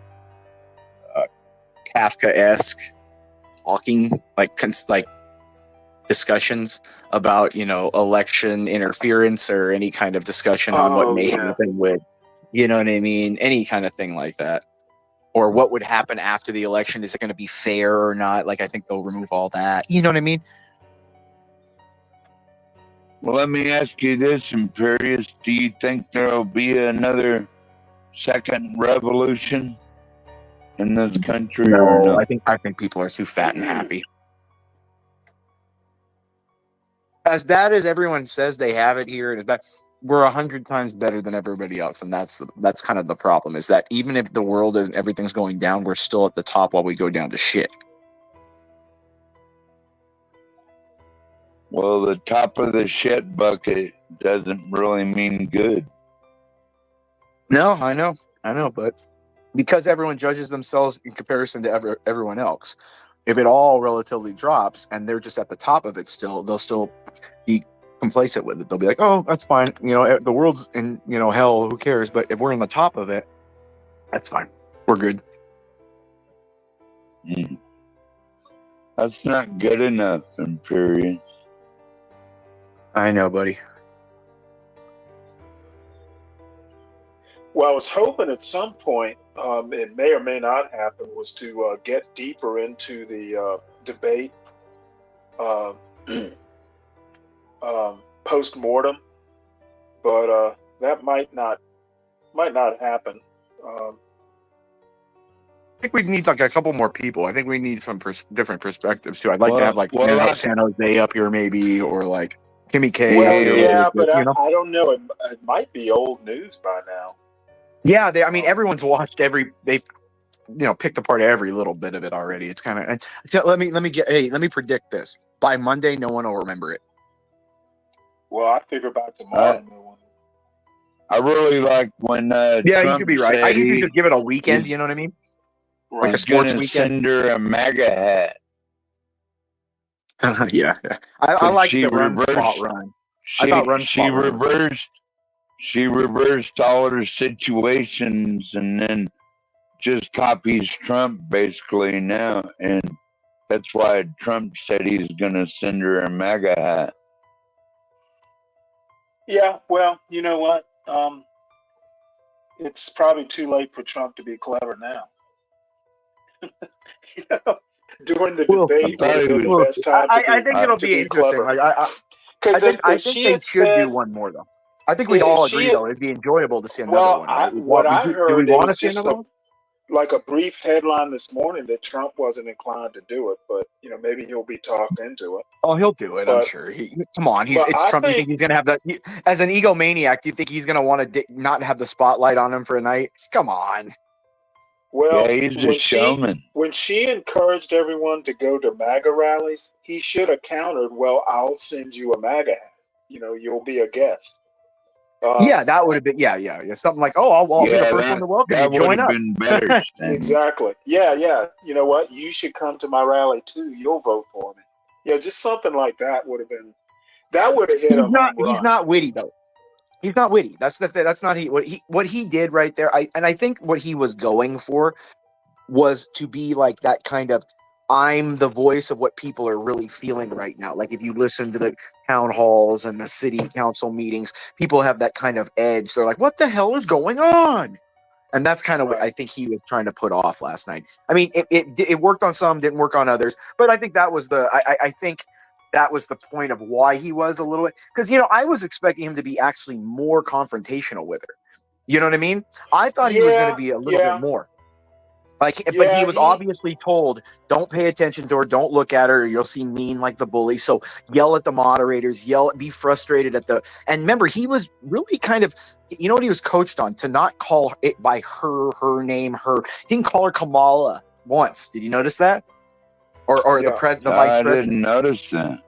Okay. He said them a lot. He's trying to tie her to that Biden aura. You know what I'm saying? The deep state cabal, basically. Well, Biden. No, he's trying to just keep her tied to the Biden administration.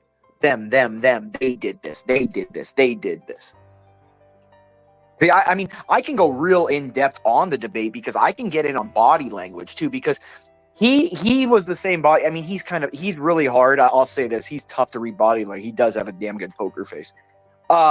Yeah, I would hate to be in a board meeting with him or a corporate takeover negotiation. He has a You tough. know what though? I think it's easy to tell when he's annoyed. No, it is. But what the thing is that he doesn't. He has this way of maybe because he is an asshole. He has this way of making you look small. And he does that. Like even the way he interrupted her, he turned her because he saw that. He's like, I'm the asshole. You're not going to do that to me. So he told her, excuse me, I'm speaking. How do you like that? Yeah, right. Yeah. You know what I mean? Like he's just, that's just how he is. And sorry, go ahead. I don't think she's ever been talked like that to before. Well, that's why I was saying that last night. The reason she reacted is a black woman, in politics and, DA, that sort of thing. I guarantee you she has. Yeah, she has. It's just she's been in power and she's been able to punish somebody when they talk to her like that. That's the thing. Like, what people don't seem to understand is someone of her generation, and she's basically my generation. Shit, I've been talked to like that. So, yeah, I think she's been talked to. I just don't think he was used to the direct. She probably also knows how to handle it, and I think she did. Well, that's because I don't think she was really actually bothered by it. I don't think but she did. If you looked at the body and the two moments that I looked at, that her body language showed that she was on shaky ground was the first when he mentioned the border czar. He took the have you ever seen the sharp intake of breath where she went like she looked at him and took a sharp that is a tell of fear. No, well, in body language that or study. she was like sucking her teeth. Like, really? Well, no, but that's the react. It means you hit something that caused what they call it is like a memory reactive. It's memory reactive. That means there's something there that gives a direct response.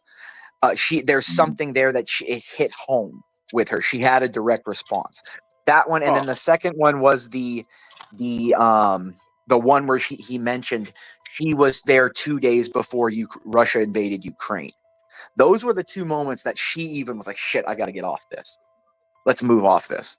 And that's normal. I mean, I've seen it in every debate. And he had one too. He had the IVF one was the one where he had one.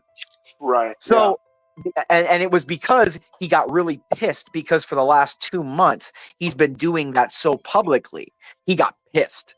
That's what, that it struck his memory reactive. He was like, fuck that shit. What are you talking about? That's what he wanted to say. Like that, it's interesting. The hand on the chin is more of a power play. It's more to say I'm the smart one here and I'm looking and analyzing you like an intelligent person and I'm trying to read you and stuff like that. It's a posturing maneuver. Yeah, the way she snickered her nose and winked her eyes, she was looking at Trump the whole time. It's the same way how Trump uses the knife hand when he was talking. It's a posturing maneuver.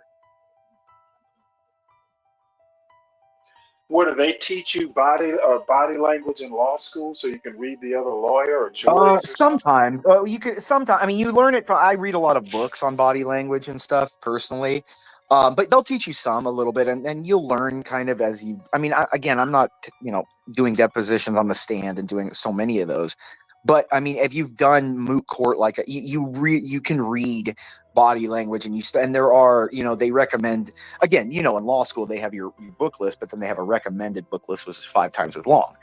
You know what I mean? Which they say Right. it's kind of like, it's like you have your required one. Here's 5 times more. You probably should read those too. And just in case, we might throw some problems at you with those too. So it's kind of like you better read them, or you might risk not knowing. So Strongly encouraged. yeah, quote unquote. You know what I mean? It's like quote unquote Stanley. It's strongly encouraged to go to lab.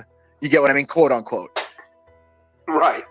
Well, that's why there's masonry, right? They have different hand signs and signals and everything. If you look that up, I mean, everything they do, like the OK sign, that's Mason. The peace sign, that's Mason. And then there's the knife, which Trump dropped down several times last night. He kept pointing his hands. That's the double knives coming out, basically. And those are all masonry signs. So body language is a real thing. I mean, can't imagine Trump being a Mason.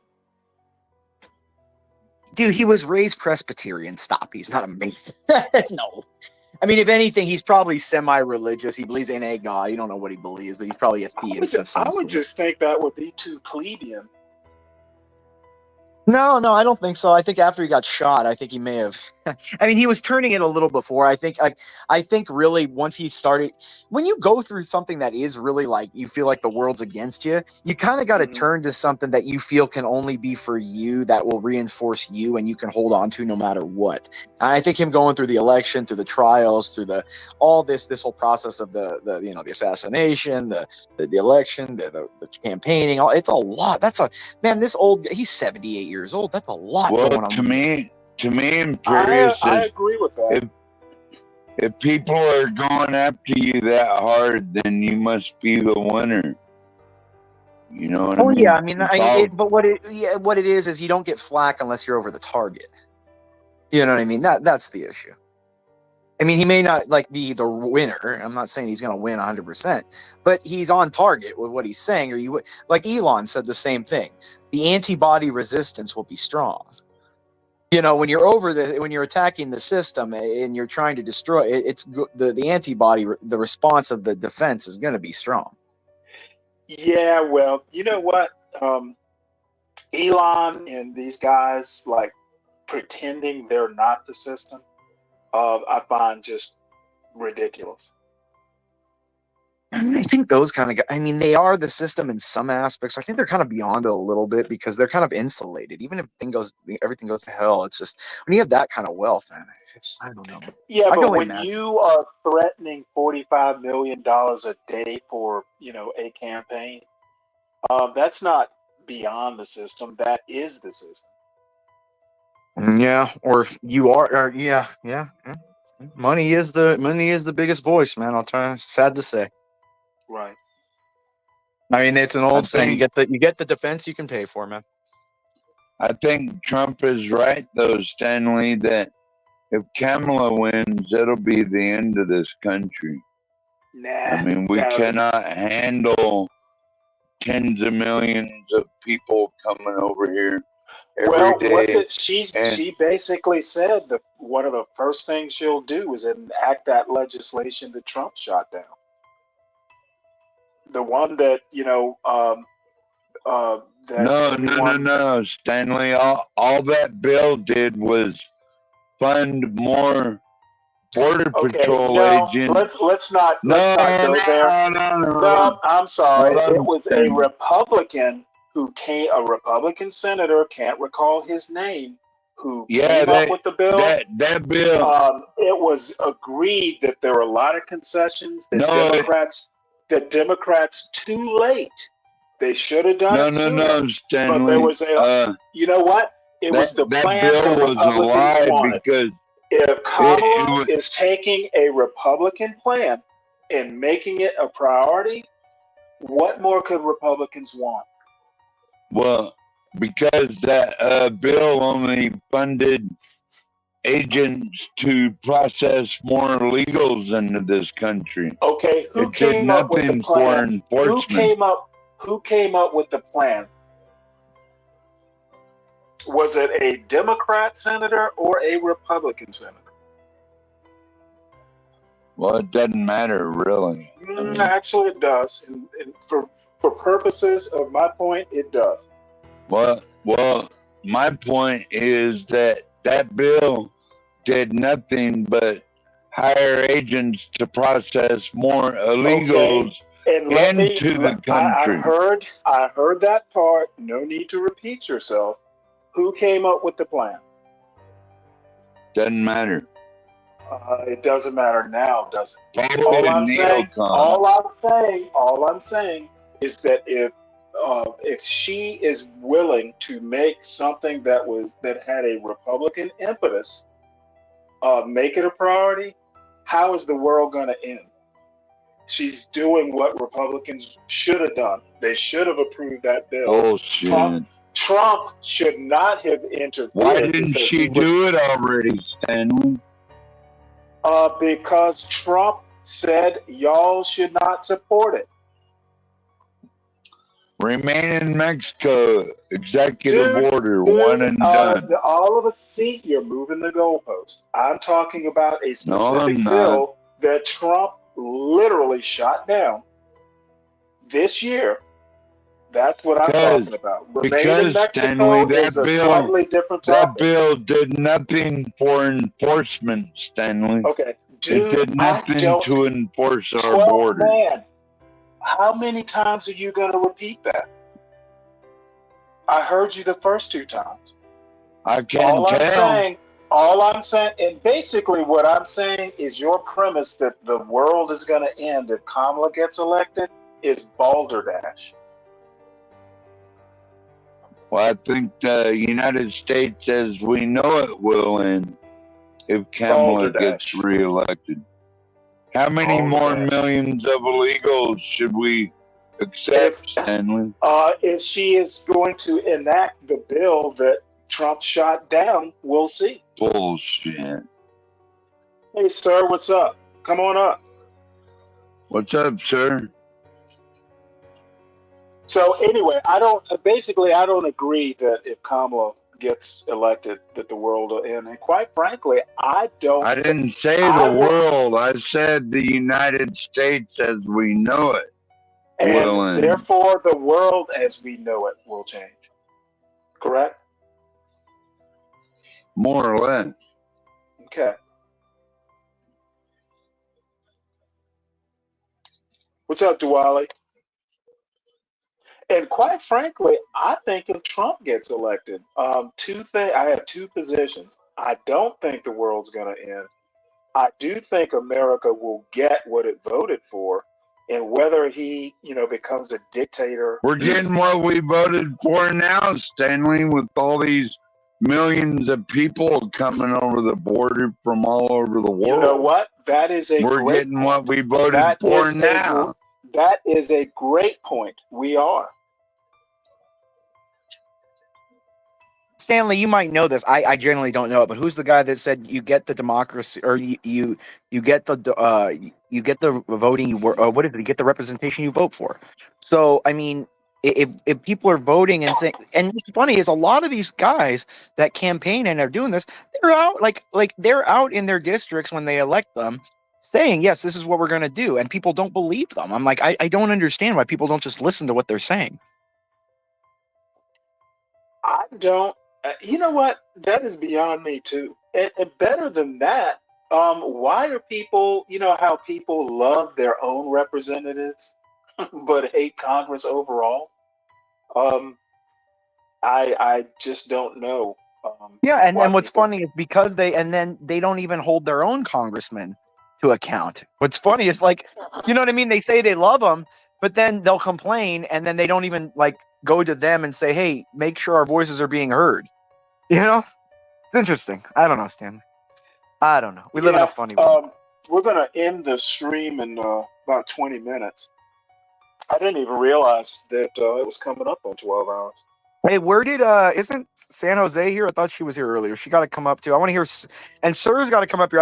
We got to talk about the games this weekend. There's some pretty good games this weekend, I think. So I think yeah. I don't know how that'll work out. We got 20 minutes to do it if he wants to. The Seahawks going to New England. We're gonna rule the Patriots. Oh, you see, Seahawks fan? Nice. There you go. Well, I mean, we'll see. I mean, the Patriots. Their defense looks damn good, though. I mean, their defense looks damn good, and up there in Foxborough. I mean, I know it's not that cold yet, but they're tough to beat up there. So we'll see. Yeah, well, the Seahawks are used to that kind of weather, so that's nothing. Yeah, we'll see, man. I mean, I'm. Well, every week it gets a little bit better. That's what I say. So, because I'm excited because next weekend's when my Trojans go to the Big House in Michigan. So that's what I'm looking for. Oh yeah, you like the college game in period? Yeah. I mean, dude, when you used to go, if you've ever been to those games when you were young or at a time, I used to go to the games all the time. The Coliseum was just hour away from my house and stuff. So it's like, man, it's when you go to college games, there's a kind of excitement and just. You're more into it because the entire crowd. Like, Stanley, do you mind if I send you a link to like an opening of a game, like a kind of like right before the game starts, what like a crowd does in college football? Is that okay? Would you mind that? Okay, yeah. Let me go. Let me post the link real quick, and I like. And the thing is, I've been to pro games. I swore that when my son was maybe 2 or 3. And I went with my father-in-law and a friend of his. This one specific game I'm thinking of. Man, pro games are not very family-friendly in my opinion. No, dude, there's a lot of fights and people just getting drunk and effed up. Like college games are a lot more, quote, innocent. I mean, and people still get drunk, but they're kids and they're getting drunk being fun and happy. They're not depressed in their lives getting messed up and drunk because they're pissed and they hate everything. They're college kids having fun and partying. You know what I mean? It's not like they're looking for fights to beat people up all the time. Right. Man, they serve liquor at football games. I'm like, that's craziness.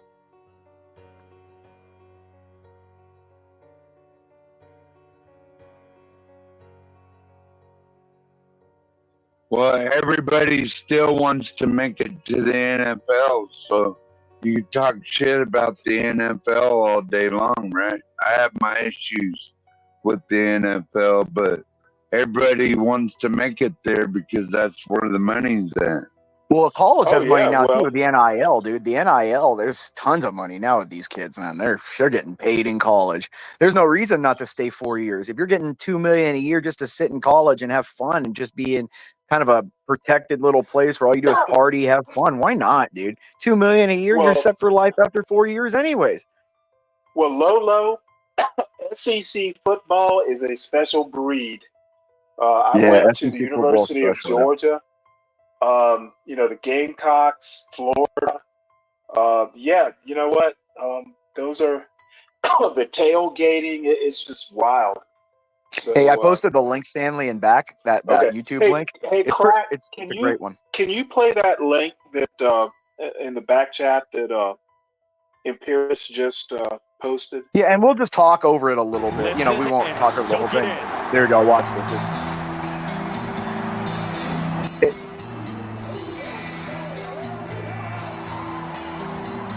Oh, Lord. It's tradition. There's tradition. It's 100 years of this.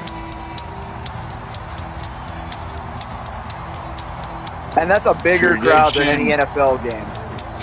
Tradition with Metallica. No, not that. I mean the game. These are like you see dads in there of kids and kids and of kids and stuff. It's like you're connected. I always feel connected when I go to You see those decibel levels on that reader? Go back a second. back like 15 seconds and where that, look at the decibel numbers on that. On the field at 104 decibel level. Jesus.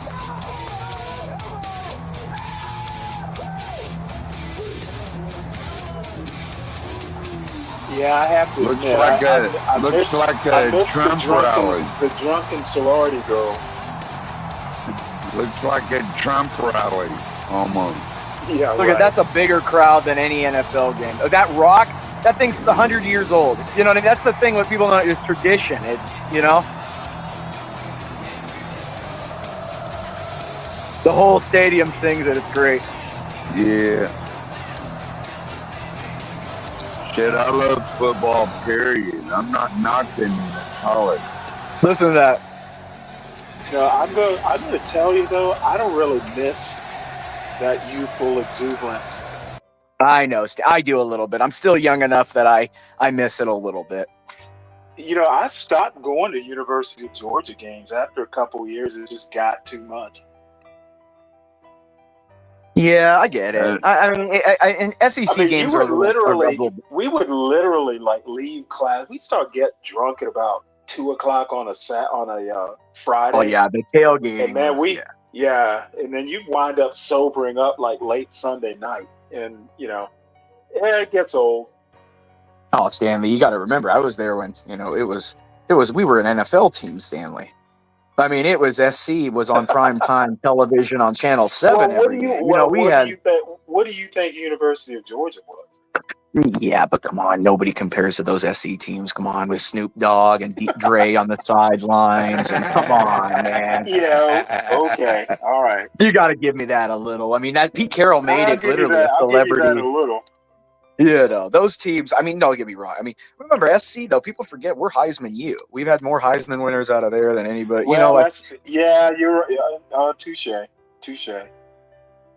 No, and we're Pete running back. Carroll. And not just that, but we're also running back U and quarterback U. We've had more quarterbacks and running backs drafted from us than any other school. No, Pete Carroll still works for the Seahawks, but he's like a defensive coach. No, he works for SC something now. like He's that. teaching. No, he's back on campus teaching. Oh, really? What does he teach? Yeah, he's on campus. Seahawks He teaches fired him. no, I think he teaches like some kind of like English history or something like that. He teaches something actually pretty interesting. Mm-hmm. Interesting guy. Oh, I love that. Yeah, he's back on. Well, he wants to teach. He is remember, one of the best. He is one of the best coaches in football. I mean, well, but the thing is he also, the reason he enjoyed it and he loved it was he had that connection with the kids. Why he could recruit so well was because literally he had that exuberance and positive vibes where it's like, he was like your dad. You wanted to follow him. He was going to guide you there. And he was just positive. He'd go throw the ball with guys. Remember, he was doing stairs with the guys in practice. 58, 50. He was doing stairs. He was in great. He would do every morning. He was out there with them lifting weights, doing that. He was never in his office and stuff. what do you think Geno Smith is doing this morning, running up and down the stairs? That's what Geno Smith come is on. doing. He now maybe, but when SC was there, when SC is on top, there's nobody close to that pinnacle because nobody can recruit like we can. SC, that's the thing. We're in Hollywood. It's Hollywood. Everyone wants to live in Southern California. Everyone wants to live in the flashes of Tinseltown. It's just it's the greatest recruiting aspect. If you had Pete Carroll or any good coach there, I don't know why they hired Lincoln Riley, but if they have any kind of good coach there, you could recruit everybody. I mean, that's the thing. Pete Carroll used to go into SEC territory and get every number 1, number 2, number 3 recruit out of Alabama, Florida, Georgia, South Carolina. So I mean, when SC is on, it's the center. It's quarterback. It's Heisman U. I mean, everyone wants to be the Heisman to go there. I mean, no other school had 3 Heismans back to back to back. You know what I mean? Leinart, Bush, what's his name? Palmer. You know what I mean? Like 3 Heismans. I mean, come on, guys.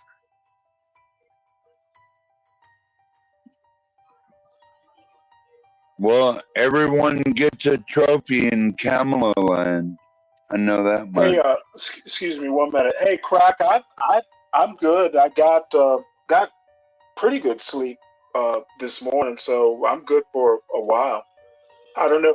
Now I don't know if I'm gonna be able to go all night, but who knows? I'll know when I get there. Hey, I gotta hop off real quick. I got a call from work, but I'll be back. All right, take it easy. Right. Take care, Imperious.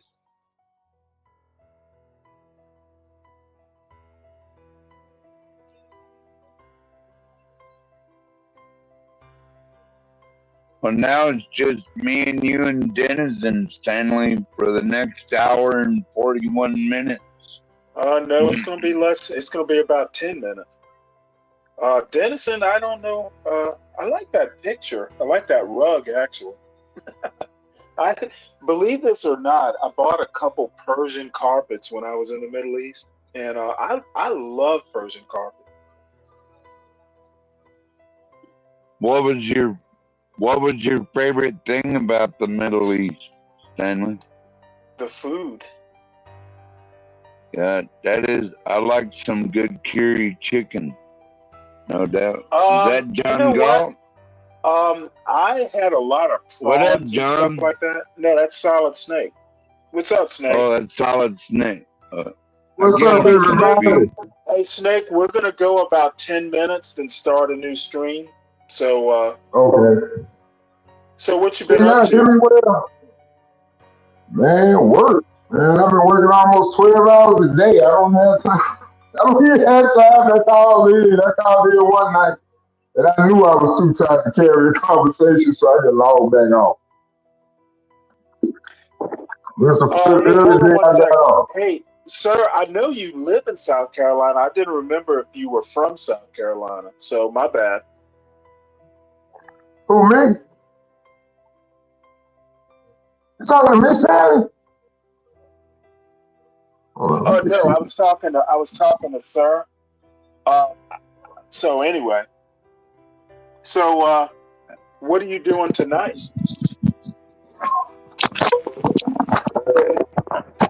For a while, I guess, because I ain't got nothing else better to do.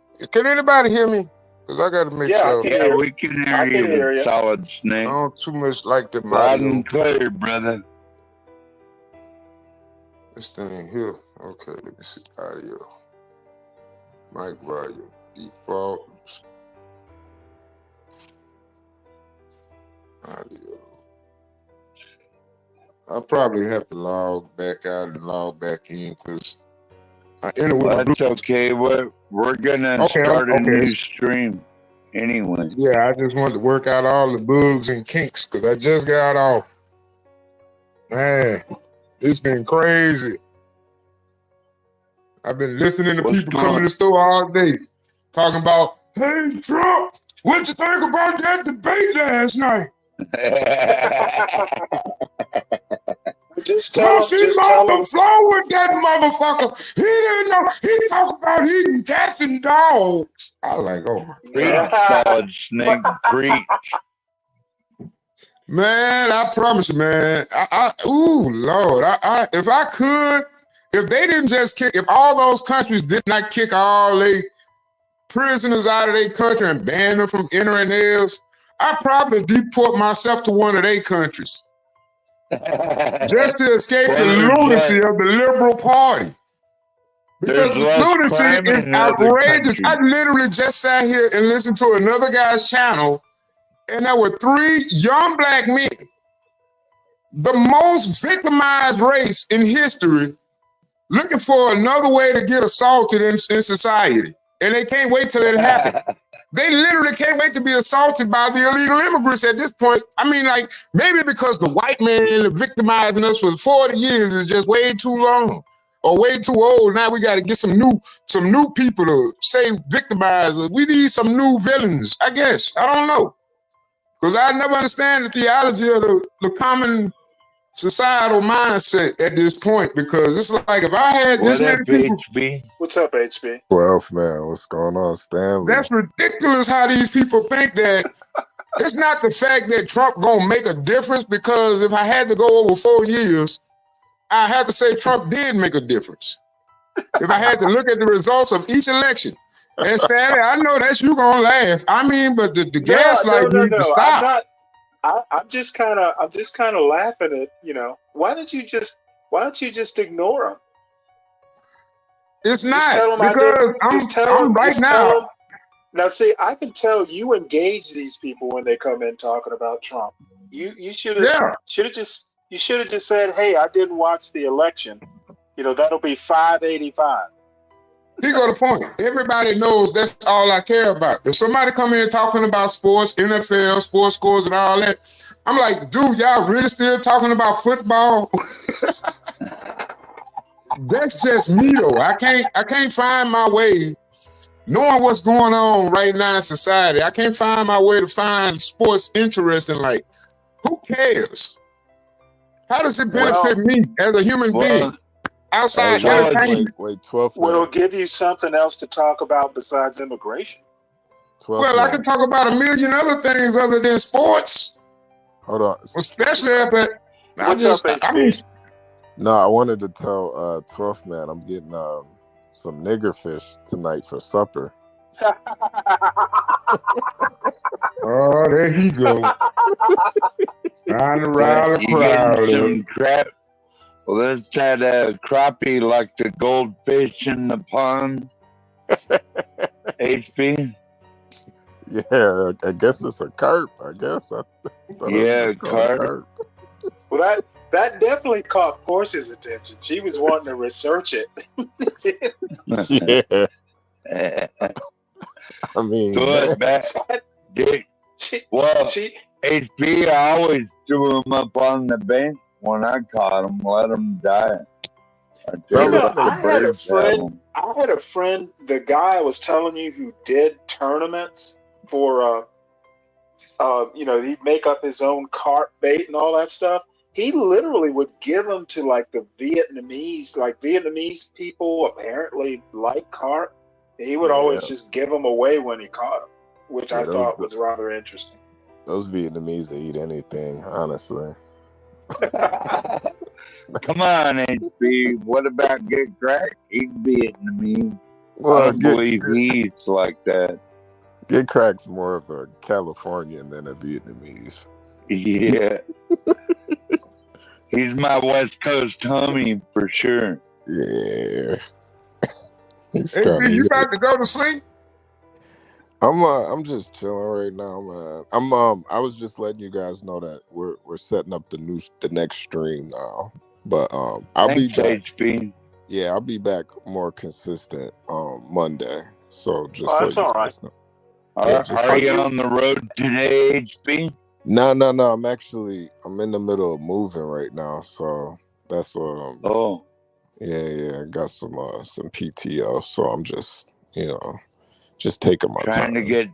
Trying to get settled in and shit. Yeah. I understand that. Yeah. Just chilling. Yeah. Man. Yeah, I was Now, you having to do all the moving yourself? Do you have help? No. It's just all me. So yeah. Oh, that sucks. Yeah. Damn. Now, the only good thing is you're probably finding things you lost a while ago. Yeah. Oh man, that'd be the worst, right? You like at the time you needed it, you really, really needed it, and you couldn't find it, so you went and bought another one or whatever. Wait, let me. And then, like when you really don't give a damn about it no more, oh, there you go. Wait, let me do my American Man impersonation for Bob. Portia. You know what? Portia. These monkeys. You know what, Portia? Hold on a second. You know what, Portia? Stanley.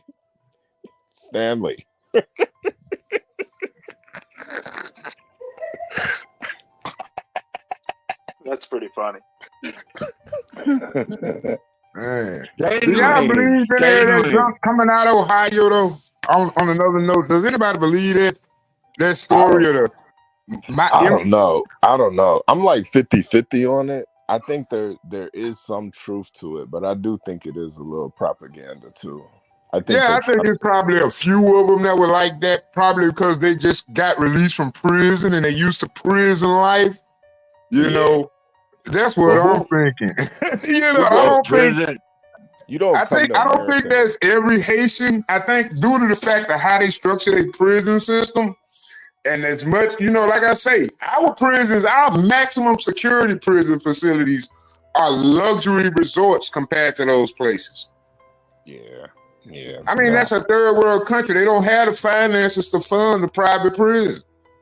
Yeah, And what billionaire going to fund the private prison when they really want to do exactly what the Venezuelan leader did a couple of years ago? Just kill them off. Just kill them off. I think it was maybe like one or two Haitians ate a cat or a dog, and then they just blew it out of proportion. And you know what really annoys me about it is the racial aspect of it. It's because, like, during the coronavirus, you had Chinese and Asians eating bats and rats on TikTok. Nobody talked about it. It was like, oh, that's so disgusting.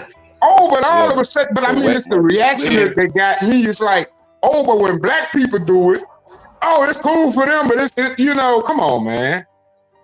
Oh, it's all about legal immigration now. But when the Asians were doing the corona, I mean the thing. Snake, to be fair though, they were eating bats over in China though. They weren't over here eating. I mean, she literally got on that bit into that bat, but I don't know if that was a gummy or a gummy.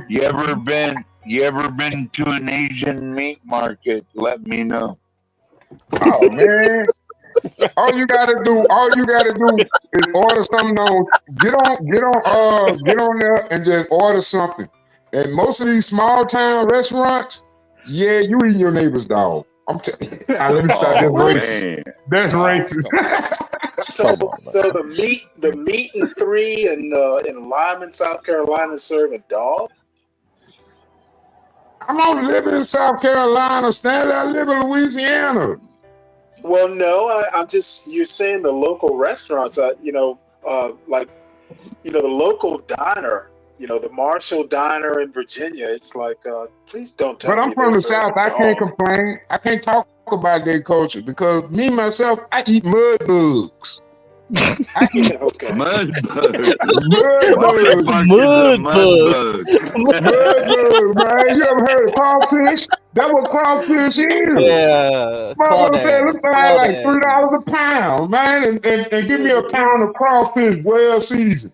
Man, I'm gonna tear that thing up, and then my jaw's gonna swell up, and man. The mud. I'm gonna have all kind of allergic reactions because I love that stuff, man. I love crawfish. I love shellfish. I can't eat it, but I do. I don't care. I ain't got but one life to live. What am I do? Die? My brother. I wonder what that crawfish. You gotta eat better than that solid snake, my brother. Man, come on, man. It's not what is better. Wait, solid snake. What happened to you? Think about that. What is better? Snake, what happened to you? It's better what's good for you. Man, it's his glass better has been what's broken healthy forever, for you, man. or it's better what makes you happy. You haven't noticed? Yeah. What? He keeps changing. He had like zip ties at first, then he went back to tape, then went back to zip ties. God dang, man, you was very observant, Gibby. Yeah, I am observant, man. Of course I am. I have to leave the late night show when you're screaming at everyone. That's why you gotta love the Asian. Dude, I just gave T-Mobile this month $500. I just gave T-Mobile $500 so I can try to get the new iPhone 15. just bad way of going man, about get off the iPhone the plantation. iPhone 16, but I don't even play with iPhone. I get on iPhone 16. I ain't never been on iPhone. I'm an Android guy. But I'm trying to save money. I could have been on some new frames. I'm What's just the iPhone plantation?